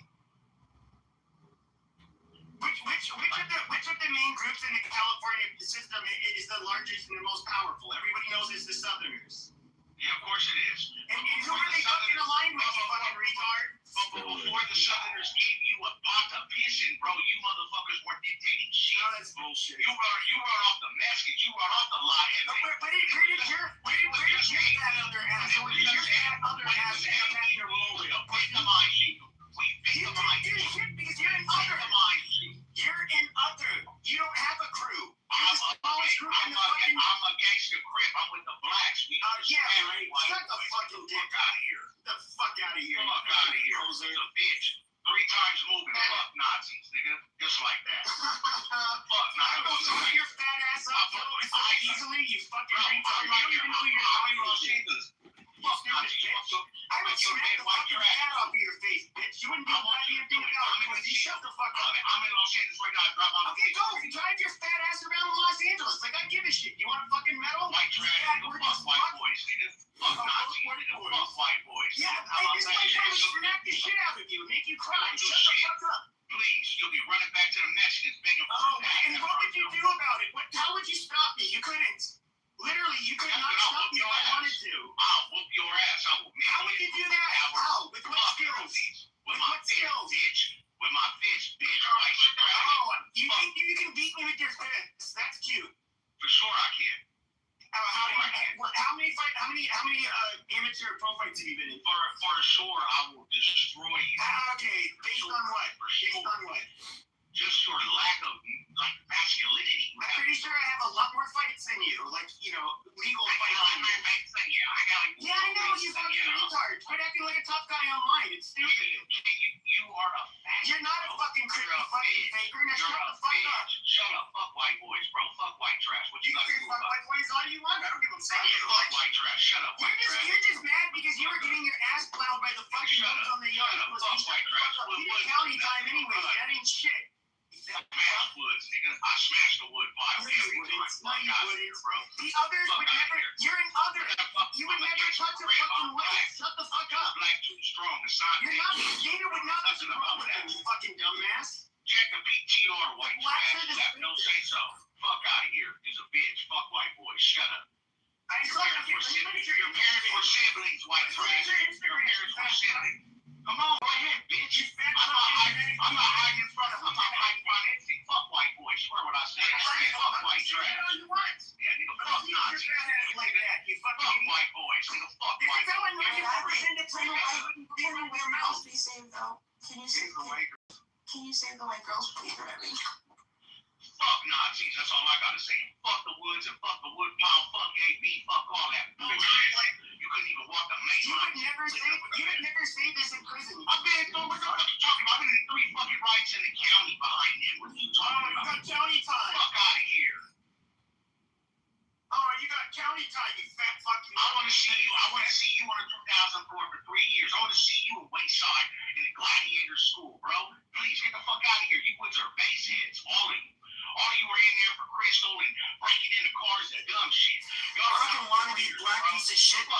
Shut up, white boys. Fuck white boys. You remember what I said? Fuck white boys. Beautiful white culture, baby girls do not claim any type of Nazi charity. We do not claim them. Ready, we do not claim them. That nigga Peppy claims it, so fuck Peppy. I'm an Aryan killer. I'm with you. Fuck that nigga. Just like that. Right here. I'm right here. Being that you're a grip, you roll the grips? I roll with Rabby. Fuck this nigga. Where was Rabbi the guy that kidnapped you and took you on all his drug deals, Bima, and you willingly drove him around and participated in all his drug deals? Is this who it is, Bima? Looks like white trash. So how does a little Syrian wigger like you end up? And why do you want to be black so bad? I'm just curious. Too black, too strong, bro. That's why. Oh, okay. Yeah, but you're not black. Literally, it's not in your DNA. You fucking poser. It's pathetic. Like, why? No, I understand. If I was a dirty... Rabbi, let's be honest. How long do you think Pepe would last in the can? If Pepe went to federal prison, how long would he make it? Hang out with black people and act like you're a gangster and all that stuff. But you know that it's funny though, because you do know that you would never disrespect any Southerner or white that in the fucking county jail or prison. You would never do that. I didn't talk about a Southerner. I'm talking about you coward ass white trash. You're gonna tell me the AB, they're pussies, they would let your fat ass talk shit to them? You know they would. The ABs couldn't even walk the main line until they. Oh, you're so fucking stupid. Get the fuck out of here, bro. Y'all were always. They literally controlled the fucking state system for decades, you moron. You just had, back in the day, you just had some racist ass white CEOs bring you in drugs. That was it. Nothing on New York. Until you clicked up with that. I'm not an AB, and I'm not a skinhead. So I don't know what the fuck you're talking about. Shut the fuck up, there, bitch. No, you just shut the fuck up. I'll smack that goddamn beard off your face, you fat fucking sand nigger. Shut the fuck up. Learn how to speak English like a white man. White trash, look at you, motherfucker. You have to act like a fucking hood rat. And you're white, you fucking fat fuck. Worthless fat fuck. My vernacular can go from the corner to the corner store to the Metropolitan or Central. Oh, so in other words, you're a faker. In other words, you fake it. That's what you do. I'm versatile, motherfucker. Oh, you're versatile. You're versatile. Yes, sir. You know, if I were speaking like this, why do you have to sound versatile? Wallah, Yeah, I don't speak that garbage. Yeah, all that, nigga. Fuck white boys. No, fuck you, fat fuck. Fuck white trash, nigga. Just like I said. You know what's really funny though is white trash was literally killing your fucking family in Syria. Literally, white boys, middle class white boys. Put it on a broomstick and shove it up your ass. That's what we do. Right? Bullshit. You fucking sit on it voluntarily. Shut the fuck up. I was known for that. I was known for taking the phone of little NMR, moving Chris. I got It's bullshit. Hey, Bima, I want you to try to guess what we were talking about before we got here. White boys, bro. I victimize you white trash. We're talking about aliens. Victimize you white trash, bro. Shut up. You're a bitch, bro. You're not even a man. You can't even show me your face on your PTR, you Aliens to prison. behind the house. Motherfucker. I have my face on here a million fucking times. The fuck are you talking about? Shut up, white trash. Shut up. But you got sunglasses on and all your fucking photos too. You fat out. I am who I am. I'll give you a little. Yeah, and you're fat. They'll show you your face, bitch. You're hiding behind sunglasses. My face right there. If sunglasses means you're hiding your face, then maybe you should take a picture of sunglasses. Maybe if you weren't such an inbred white trash, you could see. So inbred.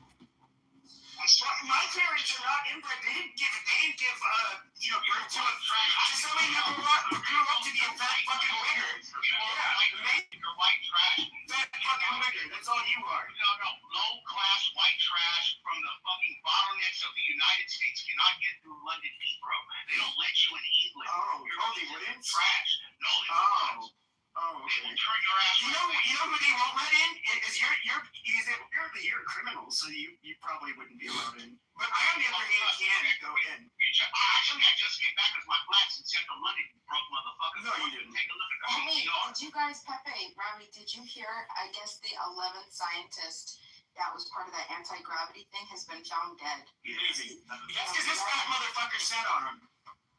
I'm telling you, man, those people, man, they had a hard job. Not like growing up in a trailer park where they just mom and pops and siblings, you know. White trash. Wait, so why do you think they're killing these scientists, though? Wait, Rabbi, there's a room you haven't heard about. It's called Chillism, and I would love for you to spend maybe a couple of years in Chillism. I think you're really going to do great there in the Gladiator School. One thing I do know is I'm American, And I'm proud of it. I'm proud of my country, proud of my president, proud of the world and the petrodollar. And I'm proud of my ignorance as it was. But I'm a man, stood on my own, and he's talking about, oh, you're just with the blacks. It's You're fucking freaking. What the fuck are you talking about? Outnumbered 10 to 1. I was born in Boston, Massachusetts, and I grew up here in Los Angeles. Oh, you're from Boston. Amazing. That's where my family's from. That is cool. Oh, you are. So you're liberal white trash. Oh, liberal. I'm not liberal. That's what we should so. Where's all the peckerwood, dude? I'm liberal. Oh my god. You got liberal peckerwoods for sure. You got a shitload of liberal with peckerwoods. What are you talking about? Yeah, I know you got bullied. It's fine. What you think the surfers were in Venice Beach? They weren't no real right wingers. They were cowards. All you white boys were cowards. We're cowards? Oh, so you would go running.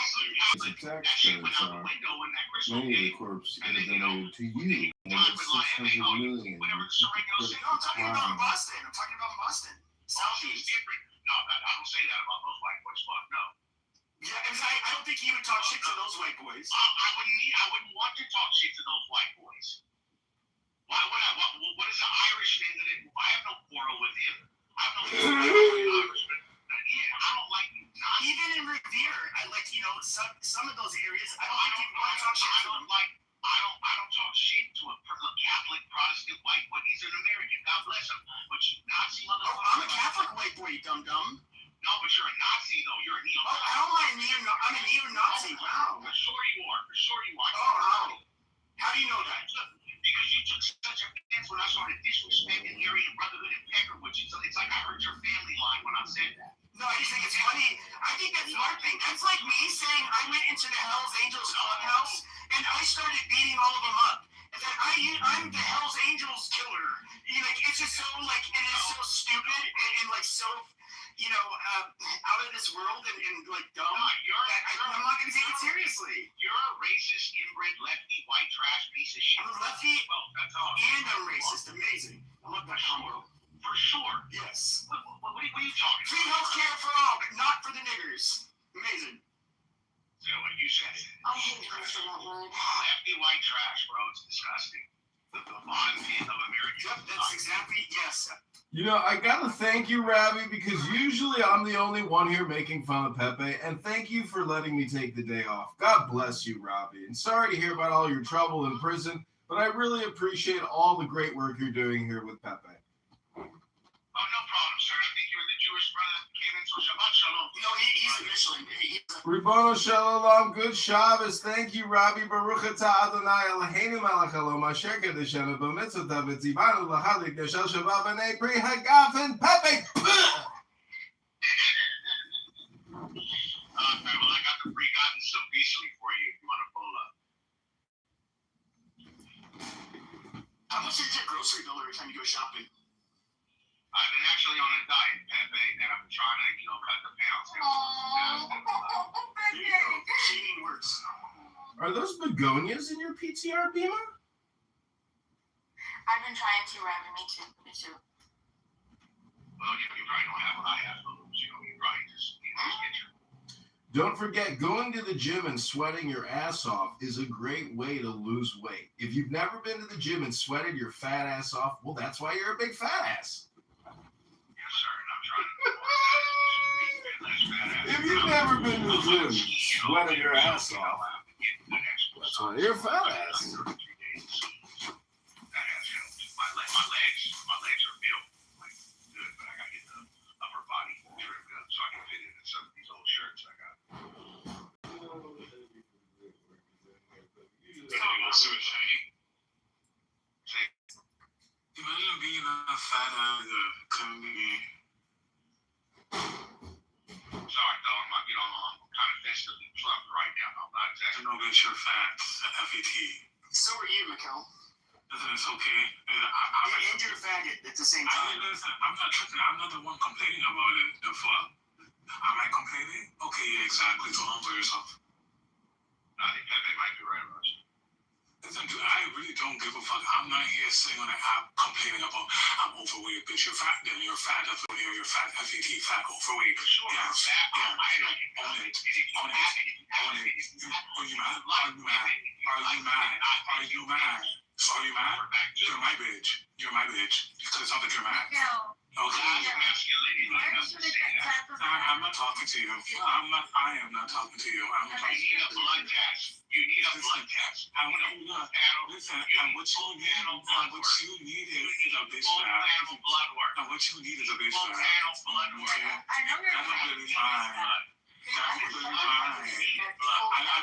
Listen. Definitely, We need some good blood work. how your genes methylate. No, no one cares any blood. Like, the fuck, like, we said on alcohol, like, compared to like, your family.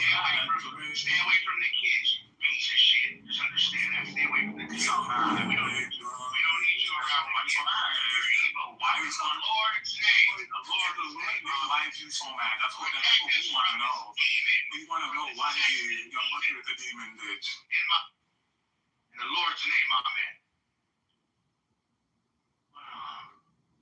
It's like everybody's just demons. That's it. Zesty demons. Yeah, I think we're all acquainted now. Yeah, everybody got along well tonight.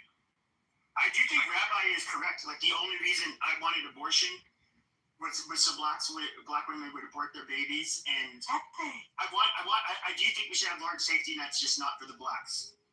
And yeah, you know, he's actually right. That's fine. Us blacks don't want nothing from you either, but don't fucking bother us either. We don't, just leave us the fuck alone. I want every black to vote. I wish every black voter would vote Republican in the next election. They'd have the party under their fingertips in 2 years. I swear to God.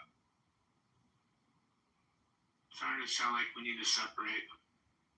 White boys will still be stealing all of our music and style and trying to be use.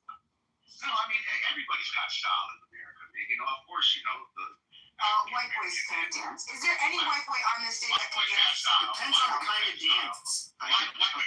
Any dance, just rhythm, period. You can have rhythm, but if you're talking about like dancing to percussion in particular, as opposed to like just like a four beat per bar pattern or something like that. Yeah, I mean, look what they do in Africa. Like you always see them using percussion drums in every one of these little tribes. It's dancing to it. Look at some of these old Soul Train videos of my God. Day, bro. Yeah, the 70s. Yeah, it's crazy. Yeah, when Tina Marie was performing when she first came up. You know how many like white girls and white women dancing? I'm telling you, just all the pitch. You just got to be in the right pot of seasoning, and it works out for everyone. I mean, come on. I mean, if we look at Europe, I mean, you know, they have big style with music. I mean, you know, like ABBA, you know, Queen, fucking, you know, the Beatles, all that stuff, man. I mean, come on. You can't say white people can't dance when Jean-Claude Van Damme had a cameo dancing in Breaking. Come on. I mean, that's John Travolta too, bro. I mean, come on.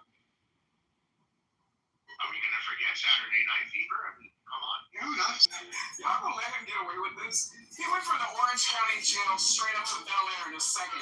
Like, this is fucking, like, you are so fucking whack. You're so fucking whack. You're so fucking whack. You're so fucking, come see me at Theodore Lacey's, bitch. Come see me at Theodore Lacey's, bitch. Who are you? I wasn't even arguing with you. Who are you? What's your name? Nice to meet you. Stop being so extra. You're a female. Be in a woman's place. Yo, they call me Big Adams. You don't want to fuck with me, bro. They call me Big Adams. I don't care with you, motherfucker. Okay, so you from West Boulevard? Stuff that's not in LA County that's in LA County. So are you from West Boulevard? Because you're from Adams. Are you from West Boulevard, like the set? You're talking to me like you're a gang member. That's why I'm asking the question. It's not what is it called? Okay. High post. It's not about, listen, we don't need to be advancing anybody. Okay, but the point is that when you have rhythm, there is a particular place inside of the brain and the soul and the spirit, okay, that allows you to connect deeply with earth and vibrations and rhythms. Okay, so it's ancient wisdom is that what I'm talking about, okay? It's Would you say it's a spiritual thing? Yes, it is. Right, because the earth gives rhythm its structure, and then just by everything that we see, right? All of the, what is it called? I think you're overcomplicating it. Like a lot of people. Once again, if you look at the most intricate drum patterns, look at the most intricate drum patterns. Like for example, if you listen to Latin American music, where like there's a level of what do you call it, syncopation that happens that how they're I don't want to like go on about it, but if you listen to Latin American music, that's pretty much African drum pattern influence. If you look at a lot of they just have, I think like it could be that it's just like it is even part of their DNA now. Is even for who knows. I mean that's why when you talk about that kind of music, that's why I love old Brazilian music from like the 60s and 70s. I can't get enough of it. Like I have acknowledged, all that percussion that you're talking about, it did come from African customs for sure. And the Portuguese went all over Africa, took what they found. Yeah. For sure. But I like how she was trying to describe it though, man. She was very artistic with it. I like that. There's something deep about it. We do a lot of African drumming here, like there's African drumming classes and stuff.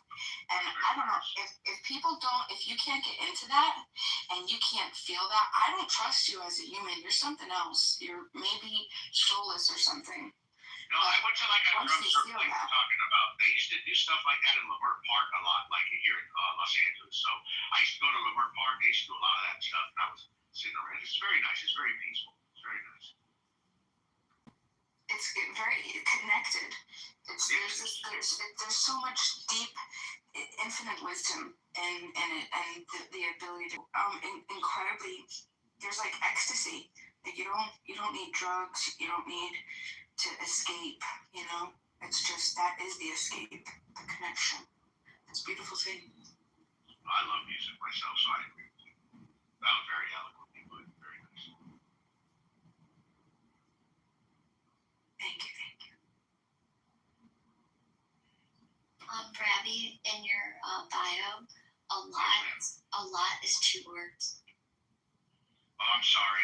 I'll make sure to work. You're fine. I am told that spelling and grammar, please. I am. I am. Okay. I can write very well too, so. I went to college and I make that mistake all the time. I mean, what can I do? I'm very Still learning English. Autocorrect is making everybody a worse speller. I really think so. Not me. I find that autocorrect also misspells too. Yeah, oftentimes. Yeah, I find that a lot, at least with Android systems. It's horrible.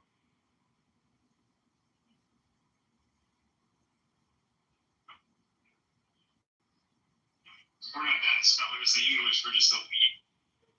No, I know they are. Yarky people who tried to make it hard for everyone.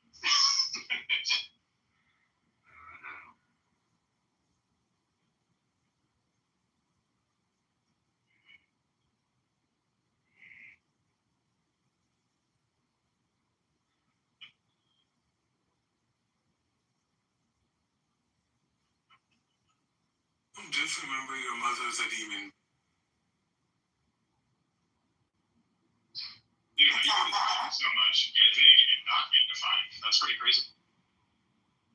And your mother's a big back, jawless, cock-sucking animal. I love moms.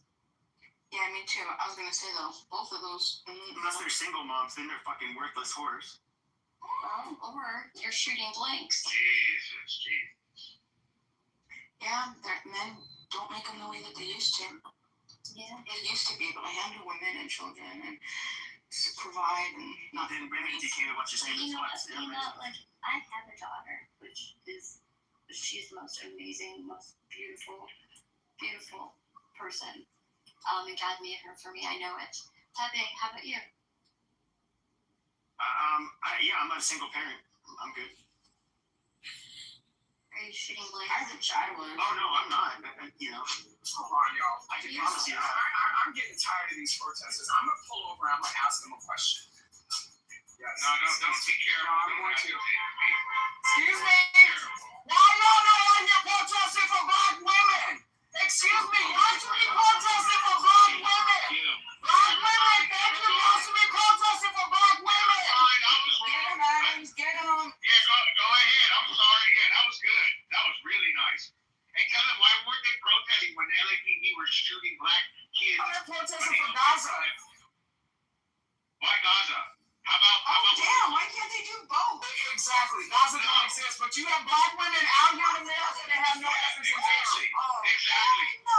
No, I agree with her. I agree with her. No, I have to. Sorry. She's right. She's right. What the left has done to black women in this country is it's a sin. It's a sin on sin on sin. It's disgusting. Gaza doesn't exist. Where they demilitarize Hamas and they let the Saudis come in and sponsor a Gulf cooperating government, they're in peace with Israel because that's the only way it's going to happen for Palestine to have a real freedom. They have to want peace. You know, like what happened with Bob Marley, the One Love, peace. You're right, Mr. Matt. Oh, you are 100% right. But unfortunately, the world has very hot blood right now, sir. I agree, though. I agree. How about some Bob Marley? We need more, just a little bit more marijuana given out to everybody. Let's all just relax a little bit. We'll get Trump to do something,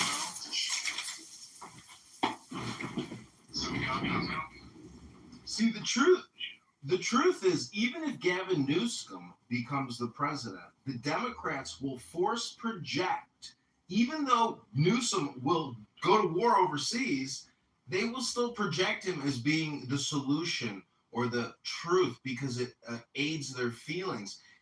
What the Democrat Party believes in is a black tax. They want reparations for blacks in this country, and everyone else will have to pay it. And they are so delusional. They think it's in the trillions. There are other things. They believe in abortions at scale. They want more abortions. They want to fund abortions even more. They want abortion buses. They want abortions everywhere. They also want trans men dressing up as women everywhere. They want as many gay people as possible. They are so delusional, so psychotic, so sociologically deranged, and so backwards that there is no way after Donald Trump, America ever slides back into that type of mold. That mold is mentally a country, it's suicidal to the country, and in many ways, there will be a cultural or a real civil war revolution, if cataclysm, because that type of behavior will be force projected onto the population. And we, in my opinion, I won't tolerate it. I'll never live in America. I'll leave the country if there's no resistance. But that type of mentally ill, deranged communication projection to the population, it's suicidal and it's retarded. Hello?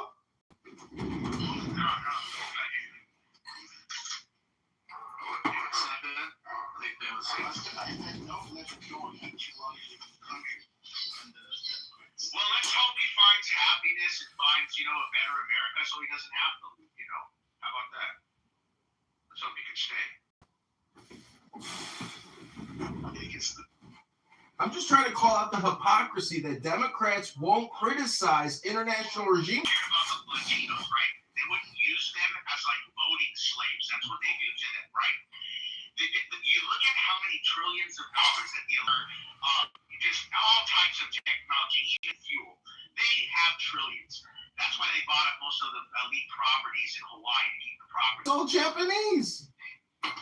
Yeah, if they really love the Latinos, my thing is since this has been happening since the 80s, the Democratic Party could have put together a private funded workforce kind of community out in rural areas and start training these people and then have them on paperwork where everything they make they take taxes from, and you have a system of work to citizenship. They let them in and say, oh, we're a sanctuary city, come, we'll give you healthcare, we'll give you this, but we just want you to vote for us. We're going to keep you broke enough to where you vote for us because we won't deport your parents. And it's the same psychological, traumatic kind of shit, political game they play over there. they lock them up by the thousands, too, and millions, because they allow these Hispanics to come. They know you're not building some type of economical backbone or community for them to come in and assimilate to, so they're going to have to resort to crime. And then what do? They build a privatized prison industry off the backs of Latinos, which they did with the blacks until about the 90s, and then they added the Hispanics to it. So I mean, they create the high cost of living and the rat race for the everyday American. Randy, we have an internal fiscal conflict, an internal fiscal crisis. Democrats are Marxist communist socialists. The way to expand the currency and to inflate it more, we are now paying $100 billion a month. $100 billion a month in interest, the top 10 recipients of our VIG. And it's only getting bigger. And the Democrats want to expand it at an incredible rate. Donald Trump is the solution because he at least knows how to spend it and he knows how to win a war at a good price. Hello? Isn't it 27% of the debt? America's debt is all of the Trump. Yet he knows how to spend America's money. You know, the problem is this the big culture wars that you guys always that's why you lose support today. Like if you look at the last 29 elections, it swung in favor of the Democrats. The Hispanics that you guys keep talking about here, they tasted a little bit of the GOP, a little bit of Donald Trump. What are they doing now? Every one of them is running away from MAGA, running away from the GOP, running back to where they have the same state of this side of the country. So, I don't know. I disagree. Oh, yeah. I disagree. That's why you guys disagree elections. Tell me what election you've flipped since Trump became president. Tell me one. And I can tell Not many. But Trump is fighting for the petrodollar. And that is the most important thing here, along with the terrorists in Iran. So at the end of the day, securing our petrodollar, securing our allies in the GCC, and eventually having a peace kind of talk between the Gulf states and Israel for a greater peace along the Levant will boom this economy, something that you, don't worry, we'll take care of that national debt all right. Because when we get that economy booming, when we get that economy booming, we get peace. We get peace between Al Saud and Tel Aviv, and then we have a greater peace going throughout the Middle East. Not a fucked up Middle East behind Iran and their dirty politics with China and Russia playing the games like puppeteers. If we really have an assimilated ecosystem, we can do a lot, and that's what he's doing. He's protecting our petrodollar. Because at the end of the day, they invest in the U.S. economy. They trust the dollar because what? It's not backed up by gold anymore. What really backs up that dollar? The United States Armed Forces. We pull up, we bomb shit, take shit over. So if you fuck with our dollar, we're pulling up. So as long as we have that power, we will be on top and we will remain on top. And I believe. Why do I get this freaking music, you guys? Why do you guys think? Well, what about the innocent victim in Austin that died from that piece of shit American, whoever the fuck he was, who was a sleeper cell for a run? The fact is there were no more sleeper cells, or they took them out. But there was a 24-hour period after Trump came up at 2:30 in the morning, said we're going to war. Within 48 hours, there should have been sleeper cell attacks, but there weren't. Why weren't they? Why weren't there any real terror attacks in this country? Hello? Excuse me, I have a question. So, I mean, this is the Trump house. Okay. Speak up for him, sister. Speak up for him, queen. What about American women? That has to become a brown woman now. Right, but y'all have to understand. But listen. How much is enough? All this reproductive care, it's not reproductive care, it's abortion murder care. It funds the doctors, not the patients. $1 billion a year in reproductive rights? $1 billion a month, I mean. Do any women in hijab or any of the women of the Middle Eastern ilk. So I'm trying to understand, why are we continuing to belabor this topic in the Trump house? Like, what are we doing? Let's talk about these white women and black women, Dr. Adams. Preach, queen. He likes to role play like you, Dr. Adams. We don't know that he likes to role play. He does. He's trans. He's just trying to figure it out. She spent $200 million on TV ads and was banging on an airplane. Her husband was at home, okay, at the same time as John Kitover. They may have been on the same website with the same fake rubber breasts, Don't dox me, Dr. Adams. We have an agreement. He was wearing fake rubber breasts, and he was on chat websites with transgender sex workers going by the name of Crystal, where he was asking for the sex workers to call him, are you guys ready? A trans bimbo slut. So apparently when he didn't pay one of the sex workers $25,000 fast enough, they ended up renting his business out. And that's how we know about him wearing those fake rubber breasts. Wasn't she also allegedly having an affair with Corey Lewandowski as well? Yeah, banging on the airplane, banging on the job, banging them out. She's actually in the canning business. She's in the Puerto Rican, Mexican, Ecuadorian, every and there is. But Operation Wetback was a failure, wasn't it, statistically? Because this alien invasion of over 20, 30 million illegal alien invaders, they don't belong here. Time to go! I'm trying to understand what's wrong with Edmund. Why does he need to go to the loony bin, Pepe?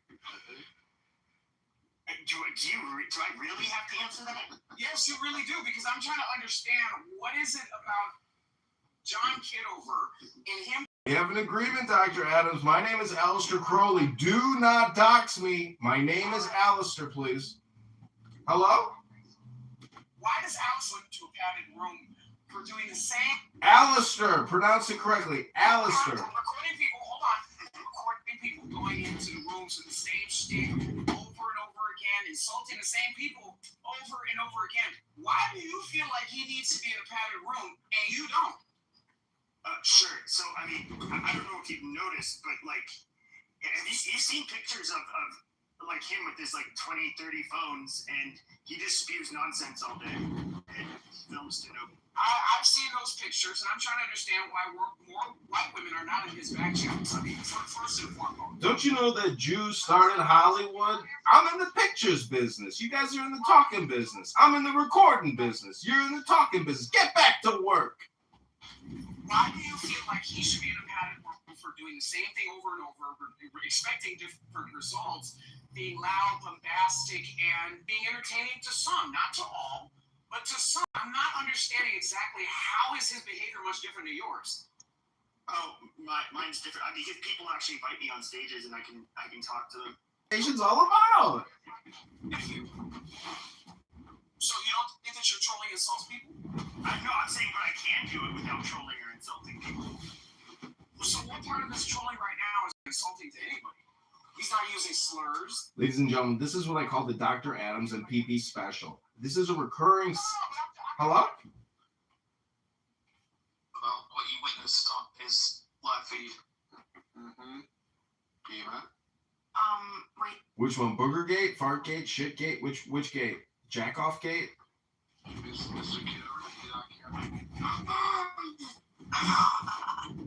Listen, my name is Alistair Crowley. Stop doxing me, and everybody in this room should know that there is a warning before you come in here that you will be recorded in this room and put on many YouTube accounts that you didn't agree to, but that's just the rules. Well, then you shouldn't be too upset to have your story told again, since it's recorded and for everybody to hear themselves. So, one day, Alistair Crowley, he was doing a live, and he was looking very fresh, a nice black collared shirt. And so you were watching him? Mm-hmm. Okay, I just want to be clear. I'm sorry to interrupt. I was watching him. He popped up in my newsfeed on TikTok. And I was like, oh, I know that face. So I proceeded to watch. So as I was watching, he, this nice, and I mean like this black collared shirt, it wasn't like a washed collared shirt. It was one of those very fresh, like the deep, dark black that it's, Like a black t-shirt, BMI. Hello? And no, it was a nice collared shirt, and it was nice in a deep black. So either you did. This was a different booger gate? I thought there's two booger gates, ladies and gentlemen. Or it's a brand new shirt, which I would think it was a brand new shirt. Anyway, he proceeded to pick his nose with his right hand, and then he pulled something out, and then he wiped it on his left pec. And on the left pec of the black shirt, I'm sorry, that is so fucking dirty. you saw this big booger on his shirt. Now this record's crazy. And so now there's this Stop. That is, like, I don't even want to hear the rest of that. That's just so nasty. That's so nasty. You're a damn nerd to be calling anybody dirty. You're fat as hell. I I can't don't know imagine why anything you're more not- dirty. You're the one that wants But you're fat as hell. That is just so You're fat as hell. I The don't dog, think the it's just skin between your eyes are darker than your face. You're fat as hell. You don't see me. What are you talking You about? don't see me. You are fat as hell. We know what you look like. We know what you look like. We can hear the sleep apnea in your voice, fat ass. We can hear the sleep apnea in your voice. Let this black woman finish speaking. Go ahead, Mima. Go ahead, Mima. So I refer to everybody. If you could just see my PTR, I was able to grab the moment. Yeah, I'm not looking at that. I was able to grab the moment. Oh, pick the winner. Pick the winner. Holy shit. And of this nice black shirt because he had. So you must have really been staring at I was. And wait, but first, This is Booger Game. this is the moment that made me have to follow up, right? But this was the thing. He then, the day went on, and he did other lives. And the photo was still there. Wait, it gets even worse. The Booger had staying power. And he had like a rope on his chest, like putting those on and off, and the booger was still there. Some boogers live on forever. I'm sorry, this nigga's That was a powerful booger. That booger had strength. Booger had staying power. See, Bima, now you're just making shit up. The man was clearly scratching his mustache, and you can see because his fingernail isn't properly in his nostril. Have you ever had a booger that's sitting up out of your nose? I just want to say that booger had strength. That booger had staying power. That was a powerful booger. A profound booger. I only pick winners. What if you were scratching the side of your leg and somebody said you were scratching your pussy and you're not clean? How would that make you feel? This is a wild accusation. Like, y'all need to stop. The man is weird, but to say that he's weird based on that PTR, like, this is weird. I appreciate the attempt to maybe sort of bond with John Kitover, but you gotta I want to thank you, Dr. Adams, for coming to my defense in Boogergate. I am appointing you chief counsel on the campaign to elect John Kitover to Chicago mayor. Thank you, Dr. Adams. You are now my chief counsel. I'm showing you a photo, right? It was difficult because it's a video. And let me remind you that You showing a photo of a man scratching his mustache. Right, because you can only capture. Moderators, I object. This is hearsay. Show the evidence. Moderators, please. I object. I object. I object. Moderators, I object to this. This is all hearsay. Strike from the record and silence the prosecutor. Moderators. You were studying the man's chest. You said it yourself. I asked you and you confirmed you were studying the man's chest. Well, I mean, I wasn't studying the man's chest. You were studying the man's chest. You gave great detail about the man's chest and about what you thought was on the man's finger. And this is weird. This is weird, Bima. You were watching the man. Maybe you're watching because you like him. I don't know. But this does not raise. I don't see in This the is a PTR. cute. I approve. This is. I don't think it's cute at all. You are too grown, Bima. I don't think anything about this is cute. If you want to fuck the man, tell the man you want to fuck him. She did. She asked me one day, John, would you, she said, Alistair, would you go out on a date with me? She asked me, and I said, Bima, what kind of question is that? You have a love of your life. You're dating a black man. I was shocked when she asked me if I would sleep with her.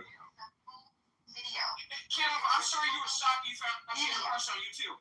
I was shocked because she says she loves her boyfriend so much, but yet she made a pass at me and tried to, say she wanted to sleep with me. Then her and She-Wolf came in my room, and guess what She-Wolf said? She said her mother raped her. And then they reported my room and they banned all my accounts. She's a fucking damn Democrat hustler, posting a strong Republican picking his nose. Shame on you, fatty. Drug delivering mule, slave to the robbers. The victims are not innocent. The criminals are innocent. You side with criminals, Beamer, not the victims. Side with the victims, not the criminals. Take Boogergate down.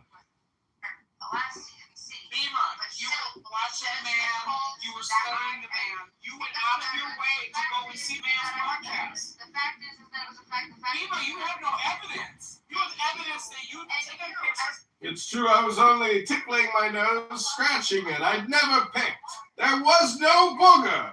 There was no booger. Beamer, you are I deny this prolific booger, this clinger on a booger that stayed on my shirt all day and then I put a bathrobe over it. That is hearsay.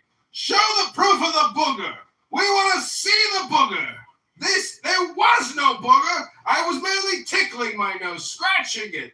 I wasn't picking for a booger and there was no booger. Show the booger or it's all just gossip and hearsay. Strike it from the record. I know I have prolific boogers, but this was not that day. How dare you, Beamer? Why are you questioning this man about underwear? Yeah, why do you What is question going his on? underwear on camera? That shit is not okay. Yeah, that's a little strange, Adams. Don't you think? Again, show the evidence of the shit-stained underpants. Let's see the evidence.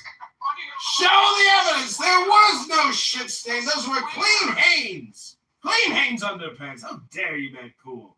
Accuse me of shit-stained underpants because Jazzy likes to carry around pictures of me doing yoga. How dare you? Gossip and slander. Defamation of character. Defamation. A man is entitled to scratch his nose when it tickles. There was no booger. I picked no booger. There was no carry-on clinger booger. You are full of shit, Beamer, as usual.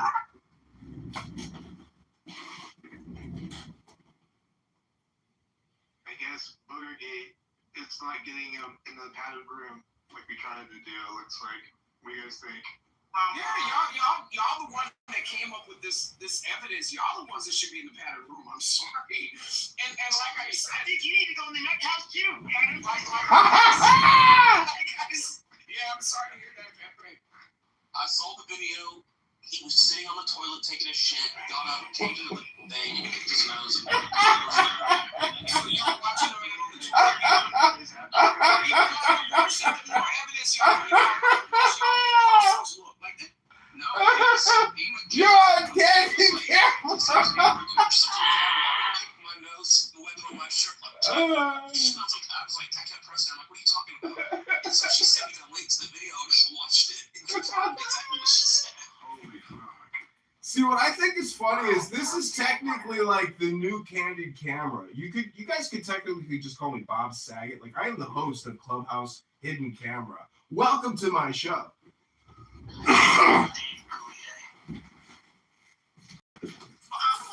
These 11 scientists, so they miraculously, some of them were shot dead in their homes or just disappeared completely with like everything left in their house, perfect, no packing, like purses, phones, everything, like they were just like sucked up into space by some beam of light. It's crazy. I wish I could learn how to do that, just like I'm sick of having to go to truck stops and find fucking women that probably nobody are looking for anyways. Pepe, you're into lot lizards? Oh yeah. This is gonna get dark. But there's mine shafts all around the fucking country. There's maps for them. They're not gonna find them. So who here is interested? Is anybody here speculating that the United States is going to invade Cuba and do a Day of Pigs, but we'll call it like the Day of Elephants? Because I have a striking suspicion that we are about to topple the government in Cuba once and for all. What do you guys think? Are we going for Cuba? A lot of the Cubans are so I hear mixed opinions from the Cubans, which is weird. So like a lot of the Cubans, obviously they're against communism and they hate the current I don't know what you call it, government. But they also, a very common claim though is that the best of Cuba has already left. And so what you're gonna get is like a huge underclass of people that are, you know, I guess it's, you don't really want them coming here. So what do you think we're gonna do, Pepe? You think I think they'll be easy. I think they'll be pretty easy to choke off, like financially. So I don't think we're gonna do anything like militarily, right? Like just those. I don't think so. Yeah. Listen, I just want to say that America First is actually a socialist program because it is for we the people, but we don't want the clown world aspect of it. I just want to make that submission. Thank you. Well, it's funny is because the people who are against America First are usually the Israel First crowd, which is kind of ironic. They want socialism for Israelis, only it's funded by Americans. Isn't that something?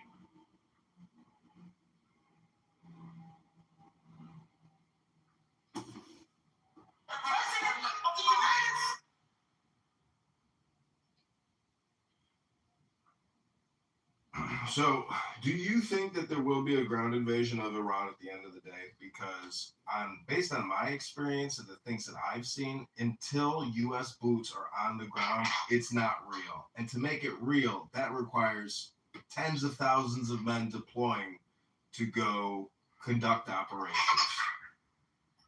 It's a highly unpopular war, and Trump's approval ratings have fucking absolutely tanked. I just don't see it happening. Well, you don't see a lot of things happening. You probably didn't see Maduro getting scooped up in the middle of the night by a griffin and flying him to Manhattan for justice. You probably didn't see that one, did you?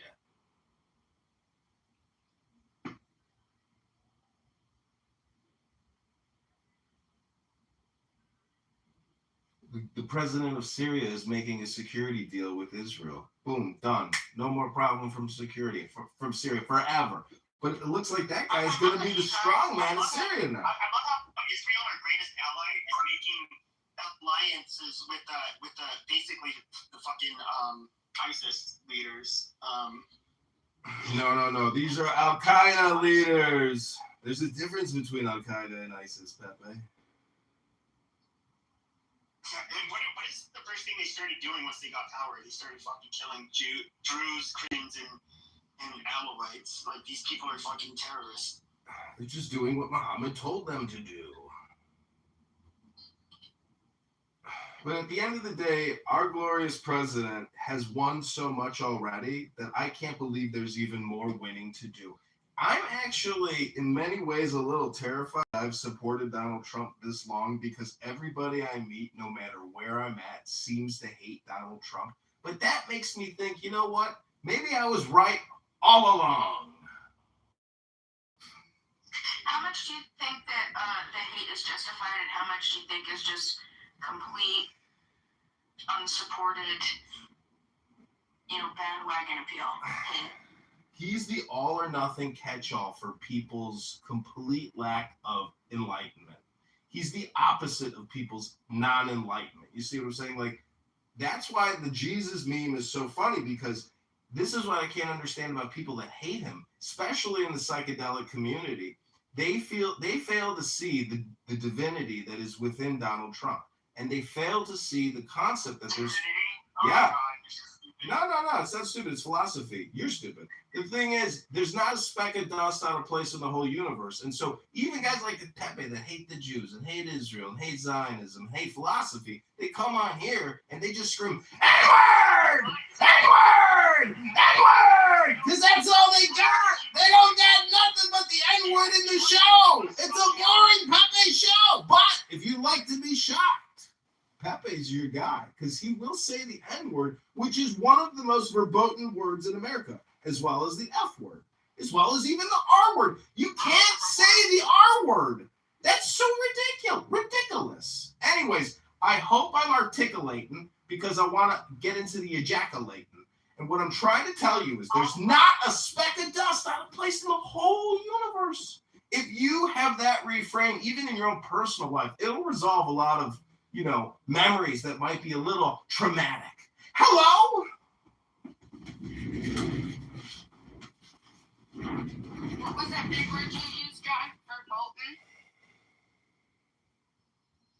It's a belting. Can you spell that big word for me? DERDOTE. Come on, I'm pretty use it 20 times next week. Come on. Yeah, don't give me that, Jesus. Fucking hold up, you.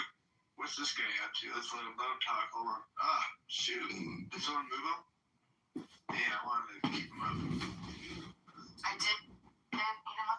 People keep talking about the fact that I got no children, and all I want to say is Danny, Jewish Danny on here, very annoying girl. If her and I have a kid, we will create a Super Saiyan annoying person. This could be the Messiah we're looking for. If you've seen the movie Dune, you got to understand genetic engineering and all this eugenics, it's real, meaning that the elite understand and practice genetic organization. All I'm trying to say is, if I'm the most annoying person in the world and Danny is a close second, together we will create the most super annoying child you have ever heard in your lives. And we believe it will be just like Pepe. We think Pepe is actually a protean type of mutant that is emergent only when the internet came into existence. And so Pepe, in a way, he doesn't like the fact that Donald Trump, I said, has divinity. Well, Pepe has divinity. And if anybody hates Pepe, that's because they fail to see the divinity in themselves. So all I'm trying to say is, the more you think, the more you speak, the further from the truth you're going to get. Hello. Earth to John. Come in, John. He's picking his nose.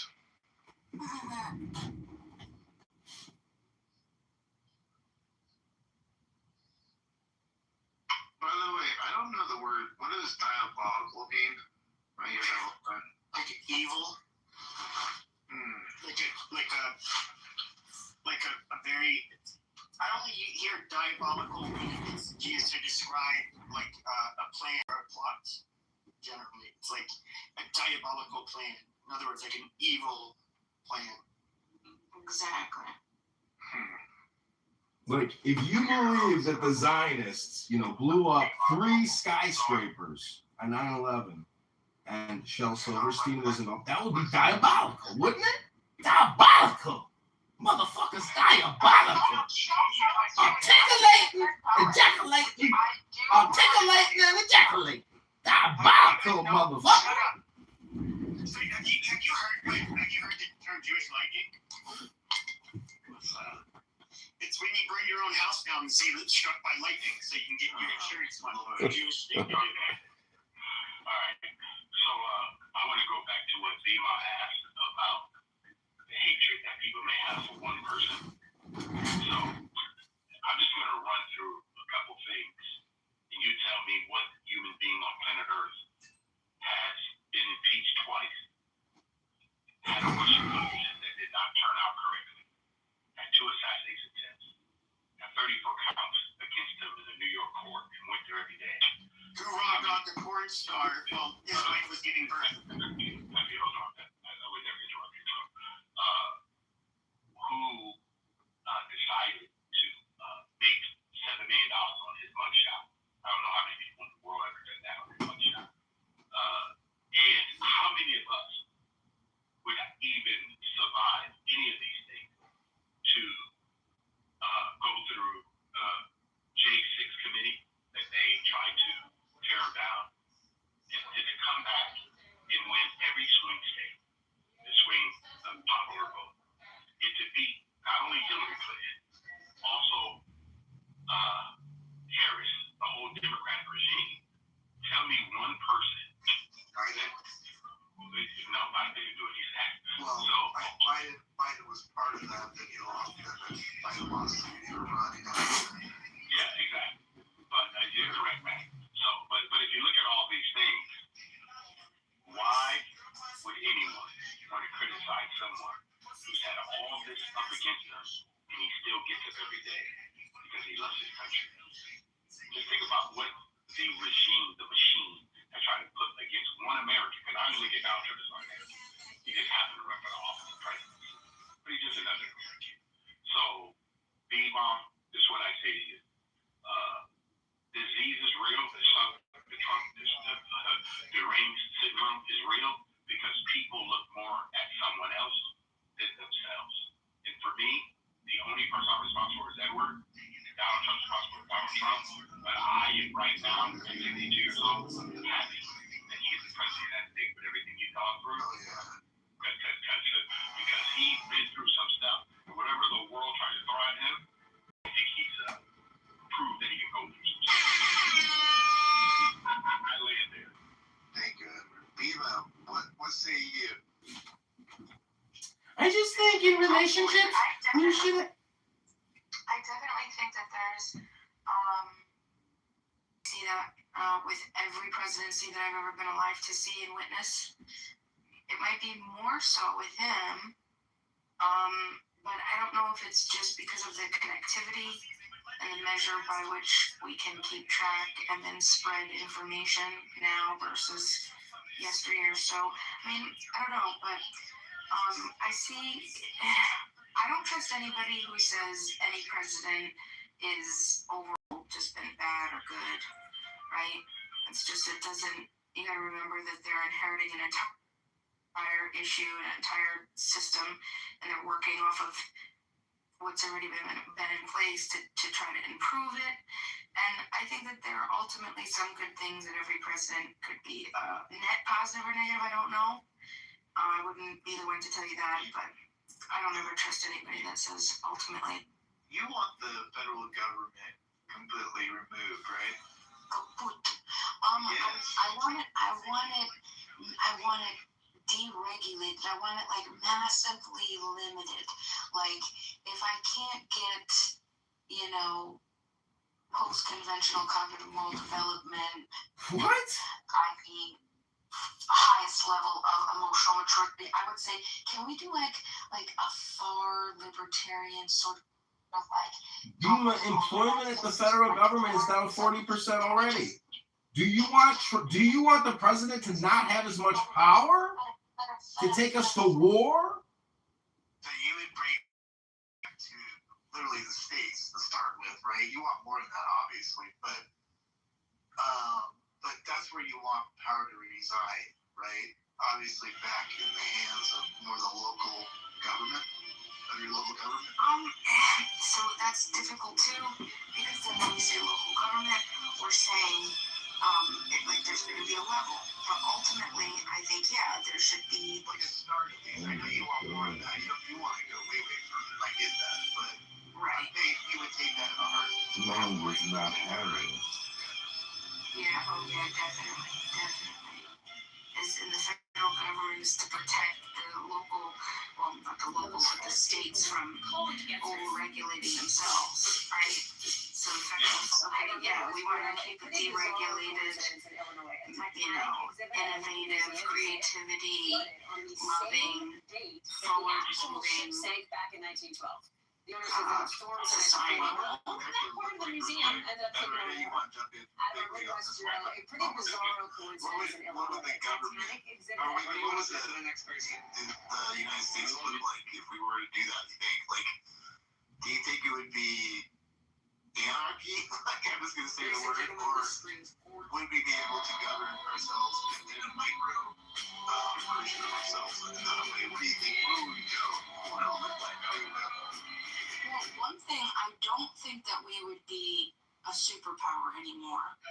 I think that that would, because of all the other potential competitions for other currencies or everything that would be able to grow, I don't think we would have that power. But I do think that we would be extremely successful. I think that we would get rid of all of the competition inhibitors, allow for, real true commerce. I mean, free market, like that'd be massive, but you have to know that you're gonna have to go with those ebbs and flows, right? Government tries to keep us up. This is great. That's the next model. Right?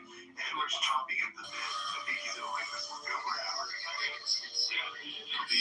And I do. We actually have the only constitution that supports limited government. So if I say to you, I'm 67, I've got this government locally. So, and I know that I live in the state of California, but I do everything to make sure that they do not infringe on my privacy, right? And unfortunately, if you have the average person that's looking at platform, so what is their local name? Who's their local share?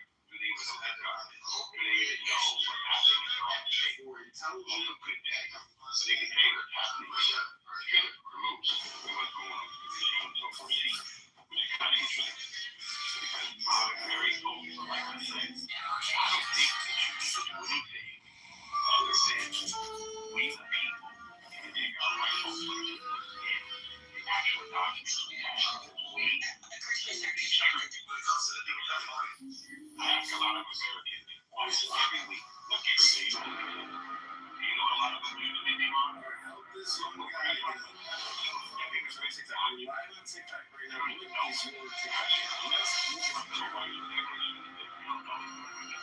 very hard to cover the people. So you know the power they have. Now, what I would like to do is we think that central government, and the reason why we have a bloated bureaucracy is because the people that's even running for all these offices know that it's a big. What do you want to say to the next person? Okay, the only place that you can go to become millionaire. So many things, and they're just living off time is public dole. And this is the hardest thing. You make sure you get. We the people have the courage to really do this. I don't just we're conservation in this too. I don't think America can have this. What up, people? Yeah, man, I don't think it happens. I don't think we have the subject. I think we're afraid to really hold ourselves accountable and then our recommendations. Like you say, oh, people no, you just need to vote the people out of the top. We know they're not doing it. I get there. That's a good point. Would you follow the Constitution at all in your world at all? That's a good question. Yeah, that's actually my biggest claim. The Constitution is not legitimate in my view because it's only legitimate people who were there to sign it. That was their contract. They contracted and they had the opportunity to say, this is what we want for this society, right? New generations that gain the ability to participate in society, we don't get to opt in or out of what we decide, right? That it could be beneficial or harmful to us. We just inherited the system that somebody else signed off on us, for us. And so ultimately, I think that we didn't have the technology to connect and network the way that we do today. But we have that now. There's no excuse. We have an amazing excuse. We have an amazing ability to connect and network and to take control and to opt in and out with seconds. We spend 7 to 8 hours a day scrolling social media, our kids do anyway, and then God knows how much adults do. I mean, like, look at us right now. We could spend, hours a week opting out to things that we want direct control over. We have direct agency, right? More accountability. This voting in new representatives, tell you what, that's what made me lose my passion for the Constitution as it stands, because that's what originally was brought to me. They said, oh, you know what? You don't like the way that the laws are, BMO. Well, you got to make sure that you vote. Okay, all right. So make sure as soon as I could, I started to vote. And I started to vote, and I'm like, listen, I'm voting, and these politicians still ain't doing shit. They're not doing what I need them to do. Oh, well, now that you're voting, you also also have to campaign for the people that you want to get into, a vote, elected. You got to go out and campaign. You got to put that work in, get them elected. Okay, no problem. So I campaigned all over, local, all the way to presidential. I was doing campaigns for a really long time, but then you know what I saw? Even after they got elected into office, they still weren't doing what they were doing, what they were supposed to do, or what we elected them to do. And so then I said, well, what now? And then society said, oh. Which president was this, Bima? George Bush? Who was it? You're talking. I know you said you worked even up to a presidential campaign. Let's hear the presidential campaign you worked on. Presidential, definitely the presidential. Who was it, Bima? Specifics. Hello? There is no specific. It's every elected official. Do you know how many elected officials there are in the United States? Over 500,000. Okay, so this is the ultimate point. 500,000? Holy shit. Yeah. Exactly. And so ultimately, what we're doing is we're just giving our direct agency over to somebody else to make these decisions. And I think that's a good organization. But all I'm saying is we should have a little bit more ability to change it, to change things that we can find more benefit to immediate, and to have to wait every election. And sometimes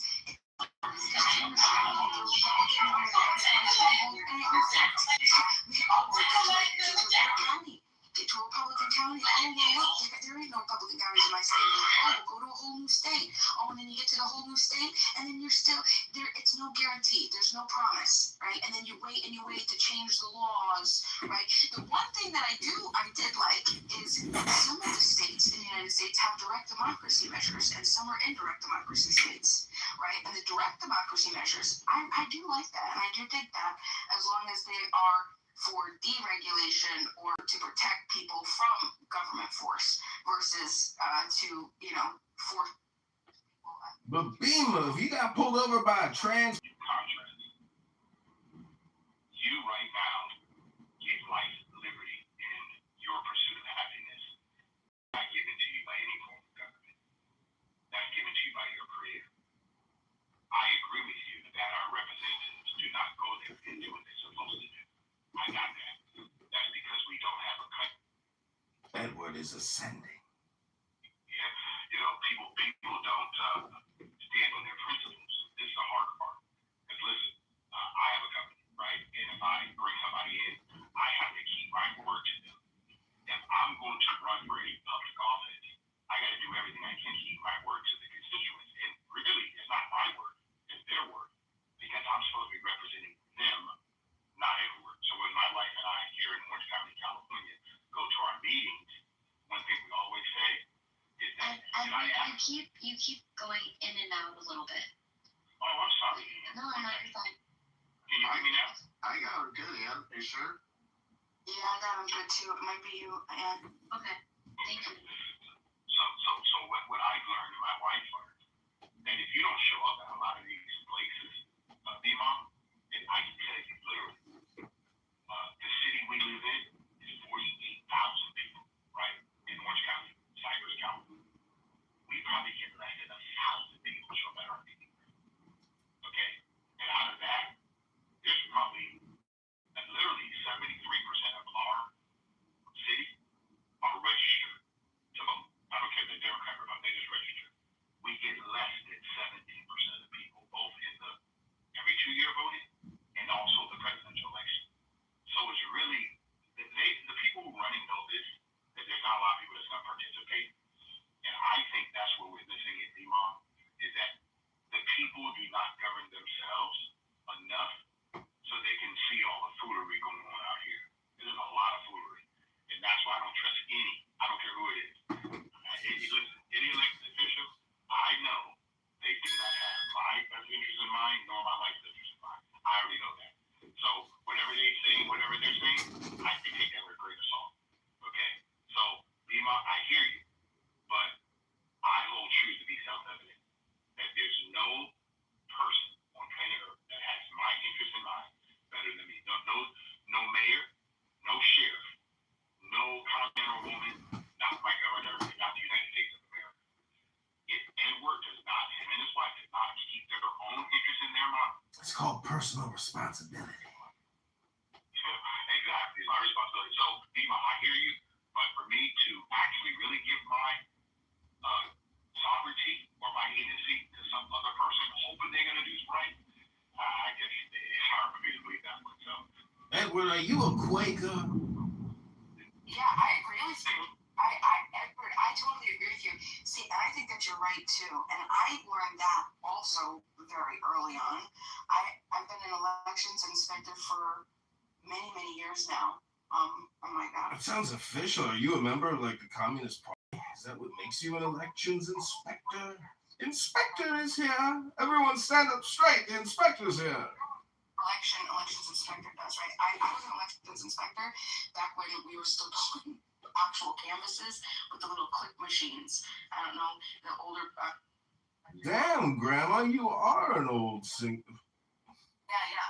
And so, my point is I was shocked back then when I would pull canvas for a city of 60 to 70,000 people with only 1,000 people showing up to vote in a local election. That's insane to me.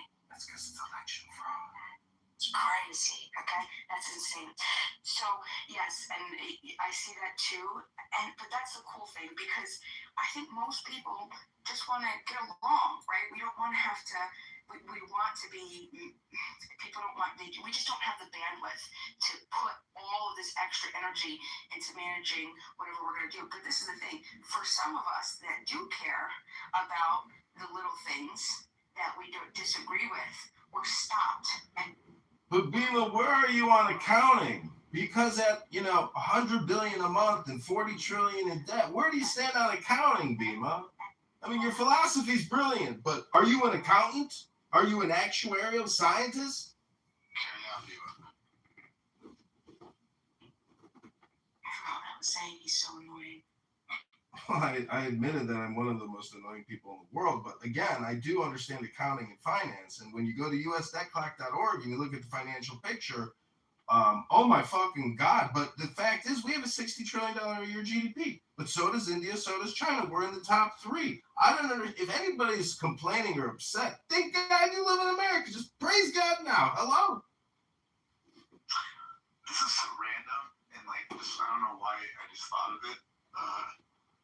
But what happens if people just never? What if they all just decided not to vote? Does anybody know what happens? Yeah, the person with the most votes still wins, dumbass. No, it takes one person to vote. I get that. Exactly.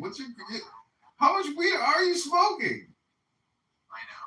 I'm really high right now, so I'm just trying to figure it out. Like, what is going on? Like, what would happen? Does anybody know? I mean, it's here. I know, but I think we need to get more people to participate in their own republic. I think that this is where I think we miss a lot. And right now we're paying for it. We're paying for the neglect. We pay for the elections through taxes, people. It's your state board of elections. Yeah, so one thing that Bima said earlier, she said about, the taxes and all these things. Guys, 1913 is when they actually instituted the tax rate, okay, where we get taxed as Americans. Just think about this, 1913, we're only 250 years old as a country. But how did America survive before 1913? Think about it. We did that all through tariffs, export, import, and we still survived. And I don't think that today that a lot of Americans really understand that the government has nothing to really offer us. I mean, really, there's no real benefit. If I did an investment theme in anything, I should get a return on it. And right now, if I have a representative say they're representing me, and we give them our tax dollars, how do I know that I get it back in return? Now, in Orange County, I can tell you that a lot of the tax dollars do go to our schools. We have great schools. I also know that we have great roads out here. Our trees, everything are taken care of. Because we do have people in our city that we know personally, my wife and I, that are there because they care about the city of Cypress. Okay? They care about our parks and recreation. They want to make sure that people, you know this, I'm around some of these people, they're just there for power. They don't care about nothing else. They just want to keep climbing the ladder matter of make as much money, meet as many networking people as they can, and get as many free meals and go on golf courses. That's all. So for me, it's really hard because the average American today, correct me if I'm wrong, everyone, the average American today is uninformed about how it's supposed to really work. Yeah, I agree with you. I definitely agree with you. Especially with, I definitely agree. I worry though, is it a worry? Because over the years, especially in the 20th century, we built such massive piles of legislation. We taught, trained, and indoctrinated the growing generations to think that government's supposed to solve the problem. And they forget that government's only supposed to protect us so we can solve the problems. And it's so interesting when we look at the left and the right. The left and the right have such positives and such cons. And I'm always forced to just side with the political right, even though I know that there are things that need to be done that the political left are saying, just because I know that it's not the government's job, And I wish that we just had a better opportunity to do that, or to teach people that it is up to us to build these solutions and to resolve this ourselves. But at the same time, we need legislation out of the way so we have the ability to do that. That's why I liked one thing Trump has made me very proud about is I always mention this. It's his promise to eliminate 10 pieces of legislation for every one he passed. That was the promise he made to himself. In January, he said at the Economic Forum, and then I'm not sure if he mentioned it again during the State of the Union, but I think he said it both times where he said, I'm averaging, over 125 pieces of legislation that I'm removing, right? And this is the thing. A lot of Democrats are frustrated because they see how so much funding is being pulled from so many aspects of society. And that's the way it's supposed to be, though. And it's not to say, right, Democrats process it as, oh, you don't care. You don't care about education. You don't care about health care. You don't care about medicine. The thing is no, we care about it. But we care about it so much that we know the right thing to do is to let us solve it. Because we're going to come up with the better solutions versus a bunch of pencil neck bureaucrats that, get together, they slap one thing together and think that that's the one way that we can solve a problem with the infinite number of ways that this world power with all these amazing people, everybody that's listening to this right now, absolutely brilliant minds, right, that we can't come up with better solutions, right, even if it's a year later, even if it's past, and then it's a year later, right, we have to be able to continue to improve all of our processes, so we have to deregulate. You gave him a bigger neck than I would have. You said a pencil thing. I don't think I have. I feel that from Michael, but I know, but it's pretty crazy because these people have literally, what are they actually doing? They're just pushing paper. And this legislation that they just passed, like you said, most people don't even know it. They don't even understand it. We got so many legislators that the average American cannot even understand. Listen, there's 81,000 pages to the U.S. tax code. 81,000. Why? It's just crazy. That's what I mean by you get people who really have zero value trying to explain how each state should operate, but not how only each state. Because this is my understanding. I'm going to land on this guy. We have 350 independent Americans. We have 50 independent states. And we have 435 people in the House and 106. I do not know why they don't leave us alone. We can take care of ourselves better. Just leave us alone, because I've learned already that no form of government is big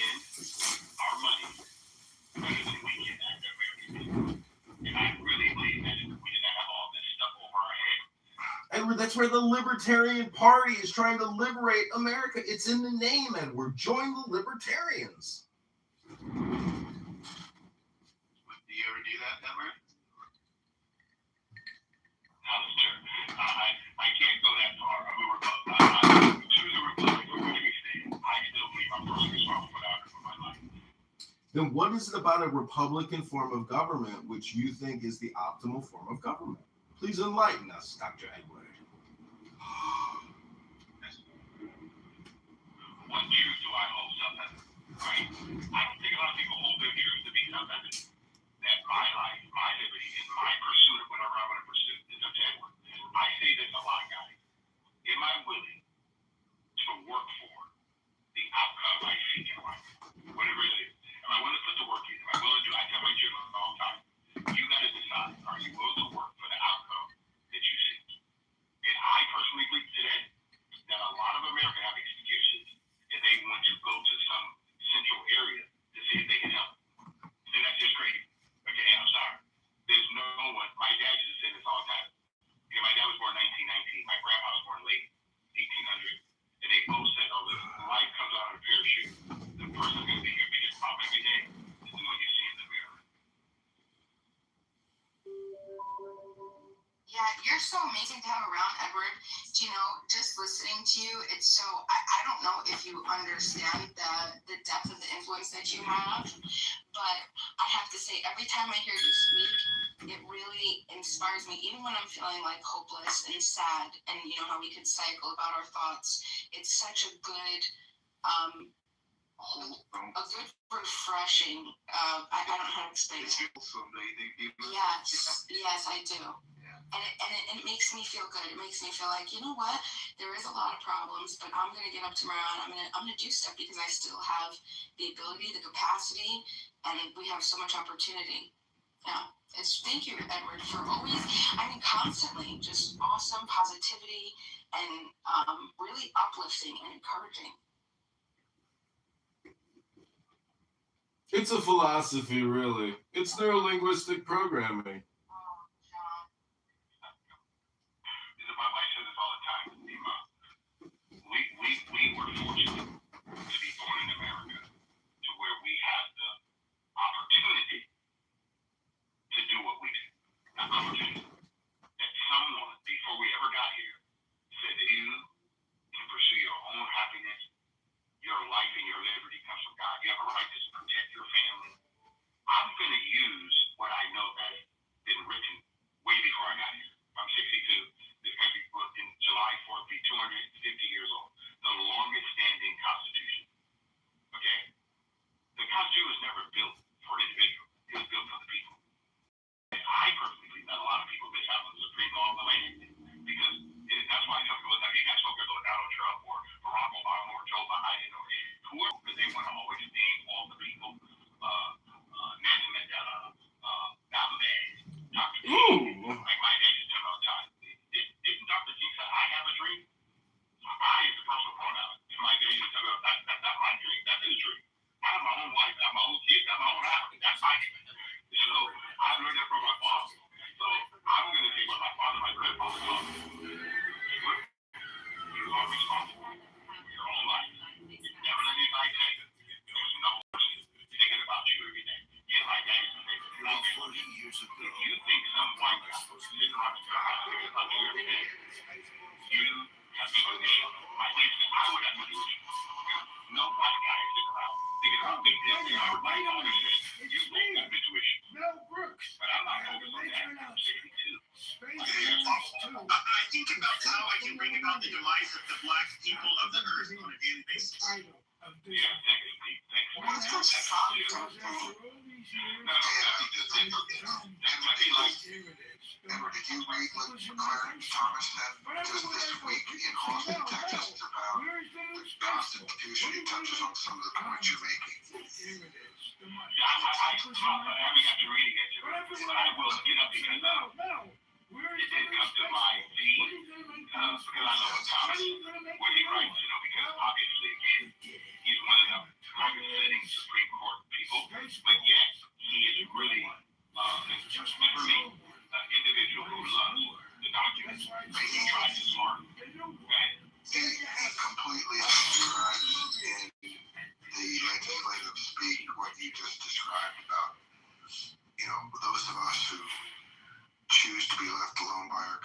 pursue the core tenets of the Constitution, we require people like him to basically put it in the context of how the political entities in the country threaten those, rights that were extended to us by the Constitution, right? So, and what I find nice about this, because I don't know how his comments could have been more perfectly timed than like right now. He went to Austin, Texas, which is the liberal capital of Texas, and at the university, which is the only liberal university in Texas, and had enough gut. He was not booed. No one threw anything at him. There were no protests. And he was in a rare situation where he was able to articulate that without distraction or disruption. You should read it. It's a pretty. He had a speech, and then they had a question and answer period where he was asked, and he reinforced his points in his lecture, which I think you'll find resonate with what you just told everybody here. I definitely want to look at it. My wife and I look at it. They give us something left for tonight to watch. Well, I mean, it's just, I usually bring it up because I read it, of course, and you're just, like I said, those of us who are preoccupied with the whole effort of trying to control the rest of us actually live a life where we go out and realize no one really gives a shit about us. There's no white man trying to take you down, and there's no black man trying to take me down type mentality. Your dad has pretty good advice from your dad, by the way. Your dad quite often, but that's the deal, man. I don't think it could. Him and my grandpa, I respect. They own property in America. My grandpa, my dad always said, they never let us sleep. They never let us sleep. So we're not going to have sleep in time. They were American. They love this country. And they're going to be American. To me, I'm just grateful that I was born at home. God chose those to be my parents and my grandparents. And they were men who healed them. And I'm just very fortunate because my dad said, in life, you will be with responsibility, not your legacy. And he said, you're going to be a foothill someday. You're not going to walk through life being there. Yeah, so I used to think that our, philosophical and intellectual understanding of the American principle and the core tenets of our foundational documents were so broadly understood. And I underestimated how the corruption against it over 2 or 3 generations could erode that to the point where when we were younger, you just needed a reminder once in a while to remember what America stood for. Now it's constant under attack. We've had 2 generations of indoctrination at our higher education institutions, and I'm beginning to think it's going to require a systematic, refresher of why and how our country's different from all the other countries that ever preceded us with sort of a core document, you know what I'm saying? So it is the sort of discussion of the day, and that's why I keep telling you to go ahead and read it, because I hope there's very few voices that could be as articulate as his. He spoke. This speech reminded me, I don't know if you still read, but if you want to really read something boring that will matter for the rest of your life, go ahead and read it. Abraham Lincoln's Diaries. It teaches you how to think and speak succinctly. And when I listened to Thomas talk, he reminded me of how Abraham told people to, you've heard of the Gettysburg Address. That's just a few hundred words, and there's very few messages ever better communicated than that. And that's what he sounded like. That's what he sounded like to me. So I'm just going to say the last time I'll get off, I'm going to drink some beer or something. But the deal is, if you get a chance, go ahead and listen. Thomas is pretty good. You got that.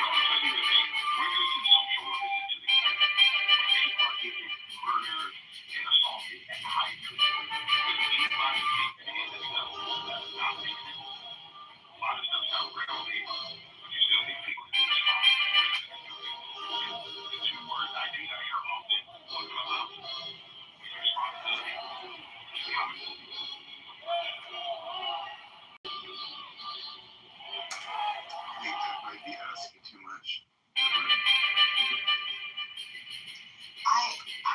always, I have to say, I'm going to push back a little bit. Just, flared for a second. The defund the police situation. So, I'm very passionate about police and how we perceive them in the United States. I think a lot of people see them as the people who are like, oh, how could we defund police? We have crimes. We need people, a nice organization to combat and keep track of holding criminals accountable. We need this institution. I don't think that that's what defund the police is saying. Defund the police isn't about that. It's about all of the other things that come with the institution of law enforcement that are negatively affecting a cycle that are causing, it's just creating an endless cycle of criminality and circumstance and where you are, because of the beats, because of the over policing, because of the lack of whatever there might be in the particular area. It's just going to be a constant thing. They talk about the school to prison pipeline and stuff like that. So what I would like to have seen, because the defund the police, that gets everybody immediately, like, you just want to reject. Like, yeah, what do you mean? You're telling me that that just people are going to run amok and create crimes and nobody's going to be there to, like, that's what you want. You want chaos, you want anarchy. No, that's not what we want. We want security. We want people to be there to hold people accountable for their crimes, okay? But what that requires is if you are not committing a crime that involves a person or person's property, then you can't have violent back force be the solution to something that isn't a violent crime to begin with. You see what I'm saying? Like, it's a problem. It's a contradiction, not even a hypocrisy. I don't know what we would call that, but it's not proportionate. It doesn't make sense. So we see how other countries, and I understand we have a large population, and I get that. And also, there are different communities that are going to require different levels, right, of this because of whatever is happening at the time. But I think that we really need to start to transition out of everything being violent back force. We need to look into rehabilitation and restitution. What is it called? Restoration.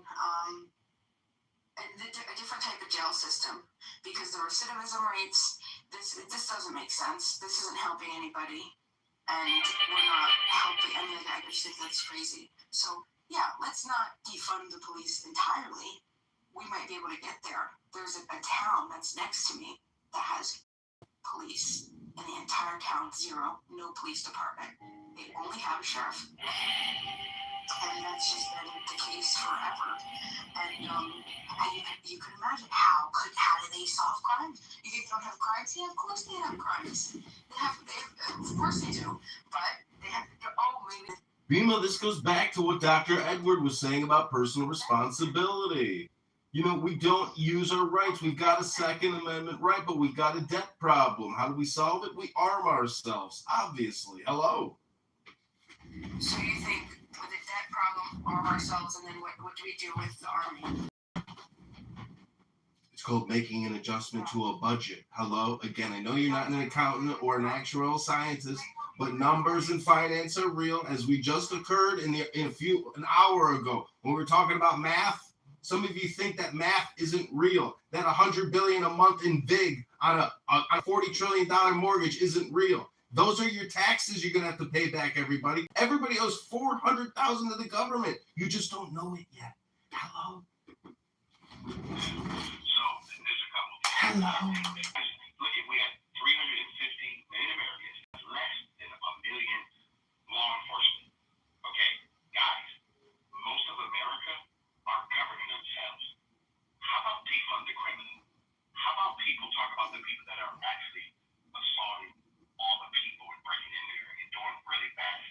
stop providing retirement programs in prison. When someone murders, we kill them. We save the money. Hello? Okay,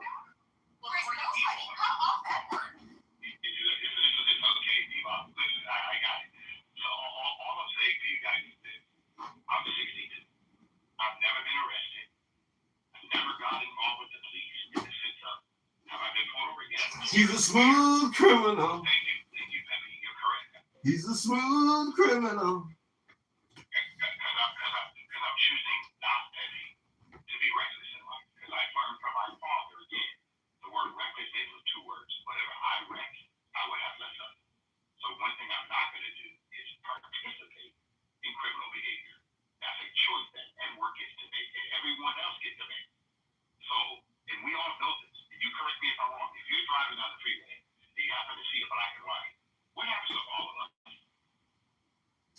Come on, Edward. We know you ran out of embalmer's fluid at some point and you used maple syrup. Come on, Edward. You cut some corners at the mortuary. We know, Edward.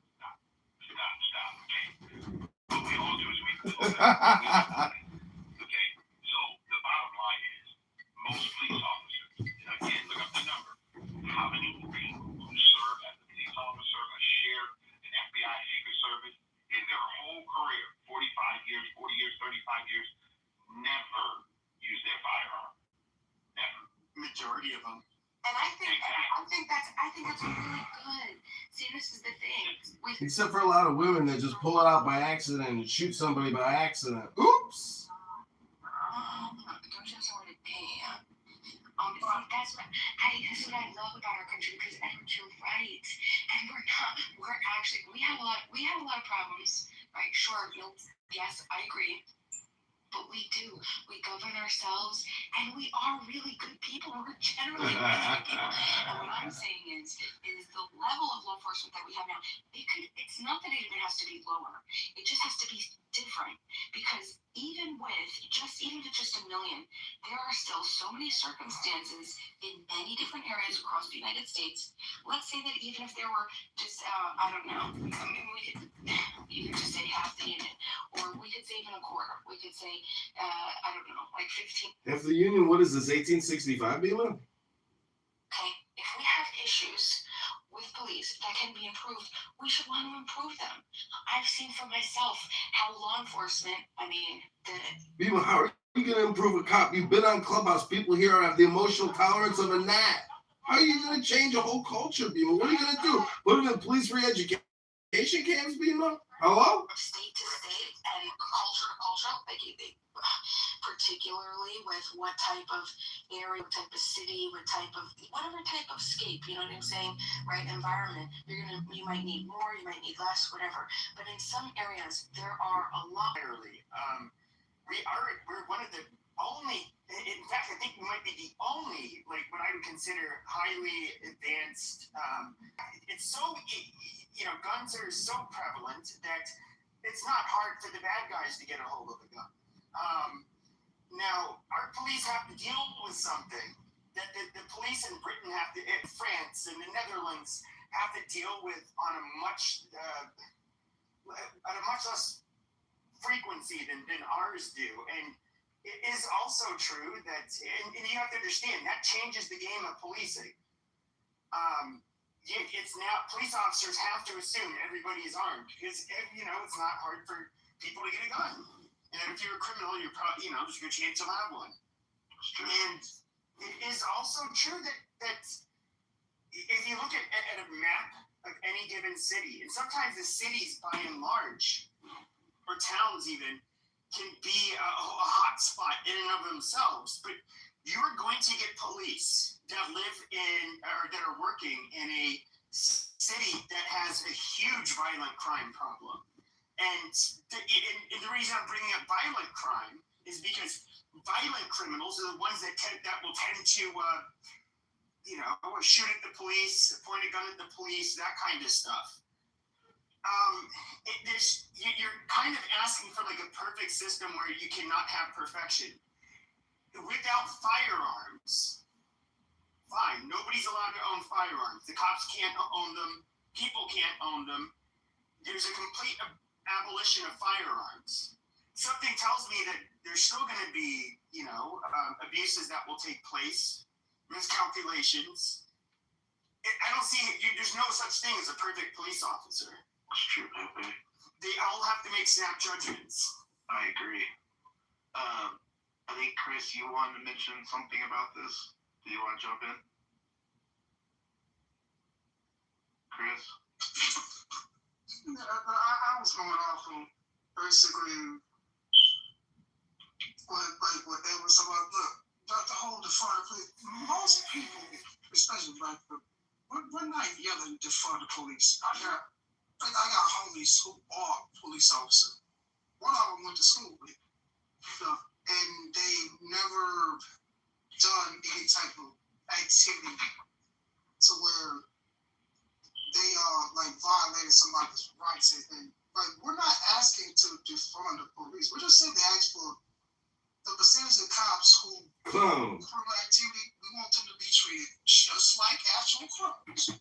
Because an actual criminal does a crime, they go to prison. Well, the cop who does it, the same thing, should go to prison too. Can you give examples though of where our police used to be far more corrupt? Like the special something division, I forget what it was in New York City. More than half of them got arrested and fired. It was the special investigations division, and they being corrupt in the NYPD was common. I mean, it's like you're a sucker if you're not corrupt. But today, that's you hear about these examples, and I think you'll always continue to hear about examples. These people are corruptible, but you do see people getting caught. And I would say those police body cams have been obviously a game changer. It makes it pretty hard for police to just, it's hard for them to be secretive or lie about an encounter. Yeah. Chris, do you want to keep going? Or that's it for right now. If I come up with something, I'll definitely say. All right, appreciate it, man. Also, follow the house, by the way, if you don't mind. They appreciate it. Jennifer, you wanted to jump in? Hello. Hi. Yeah, I don't really necessarily have anything to say about police, but I wanted to say in the aspect of contradiction as far as human beings. I work with children, and I have since the 80s. I've worked with children since probably 85, and I've noticed recently that children nowadays are very contradictory, and they're also, I don't know, they don't have a filter. They say things and do things that, I don't know what the age is in this group, but I'm 50, and they say and do things that I would never say and do as a child or a teenager. You're like a granny. Like my grandparents would have to walk barefoot and shit to school. No, I wouldn't say that, but yeah, I don't know. Kids don't really have a filter these days, and they don't have a concept of what's right and wrong, and I don't know. So it's challenging when it comes to younger adults and kids, and I don't know. So anyway, I just wanted to share that. I was just trolling. But yeah, I guess I'm a granny, Peppy. No, I know I'm not a granny, but thank you. Thank you for sharing that, Jennifer. That's I have a 9-year-old, so I'm definitely not a granny. Did you have birth at 42? Why you got this smile? No, I'm curious. I birthed my daughter when I was 40.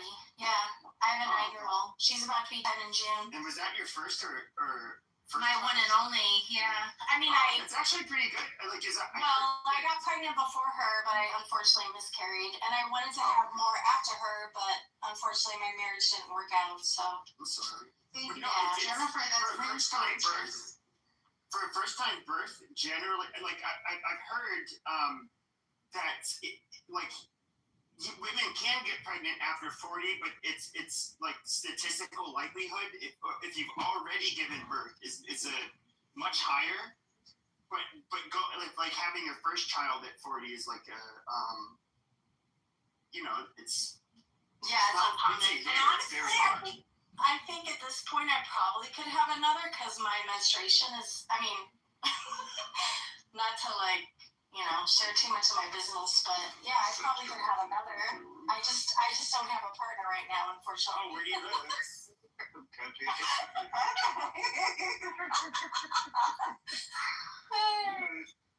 Anyway, but my point was that I work with kids, and I've noticed like my high schoolers are, I don't know, they're just very,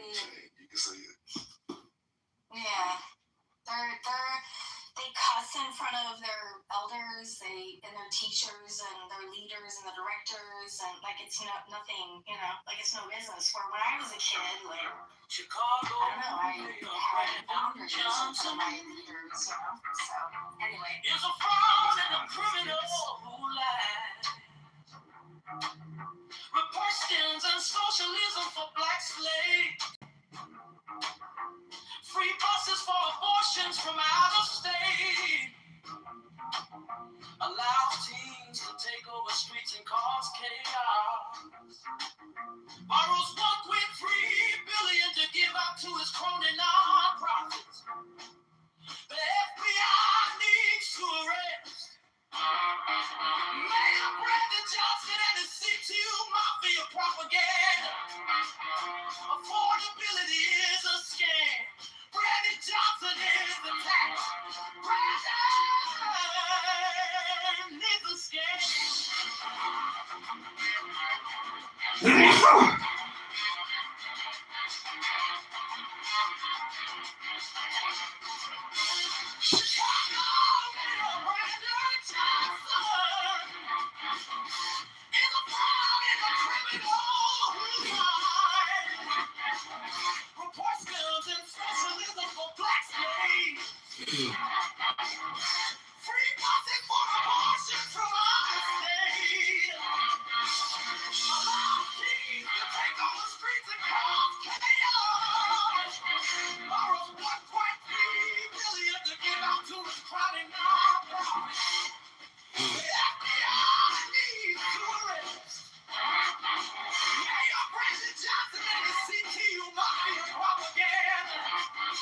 Affordability is a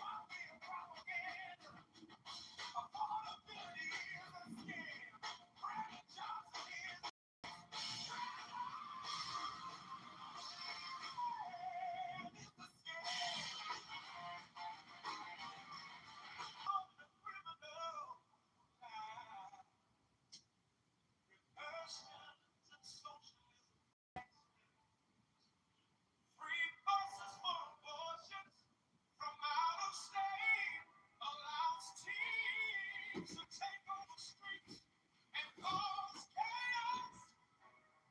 Borrows $1.3 billion to give out to his crony nonprofits. The FBI needs to arrest Mayor Brandon Johnson and his CTU mafia propaganda. Affordability scam.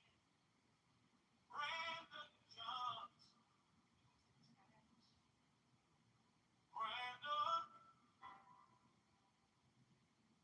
is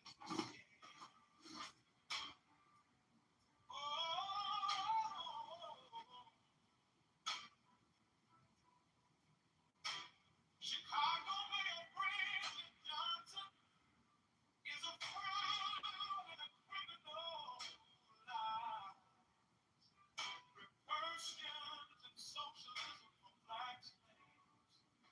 Free buses for abortions from out of state.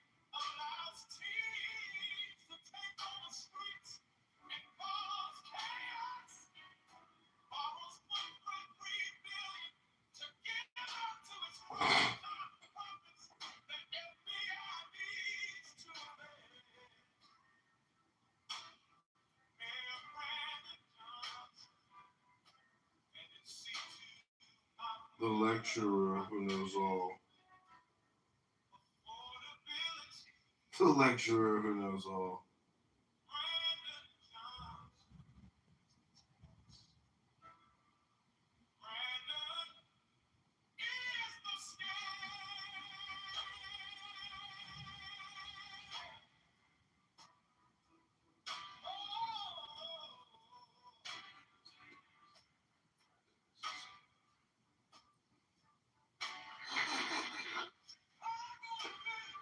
Brandon is the text. Brandon is the scam.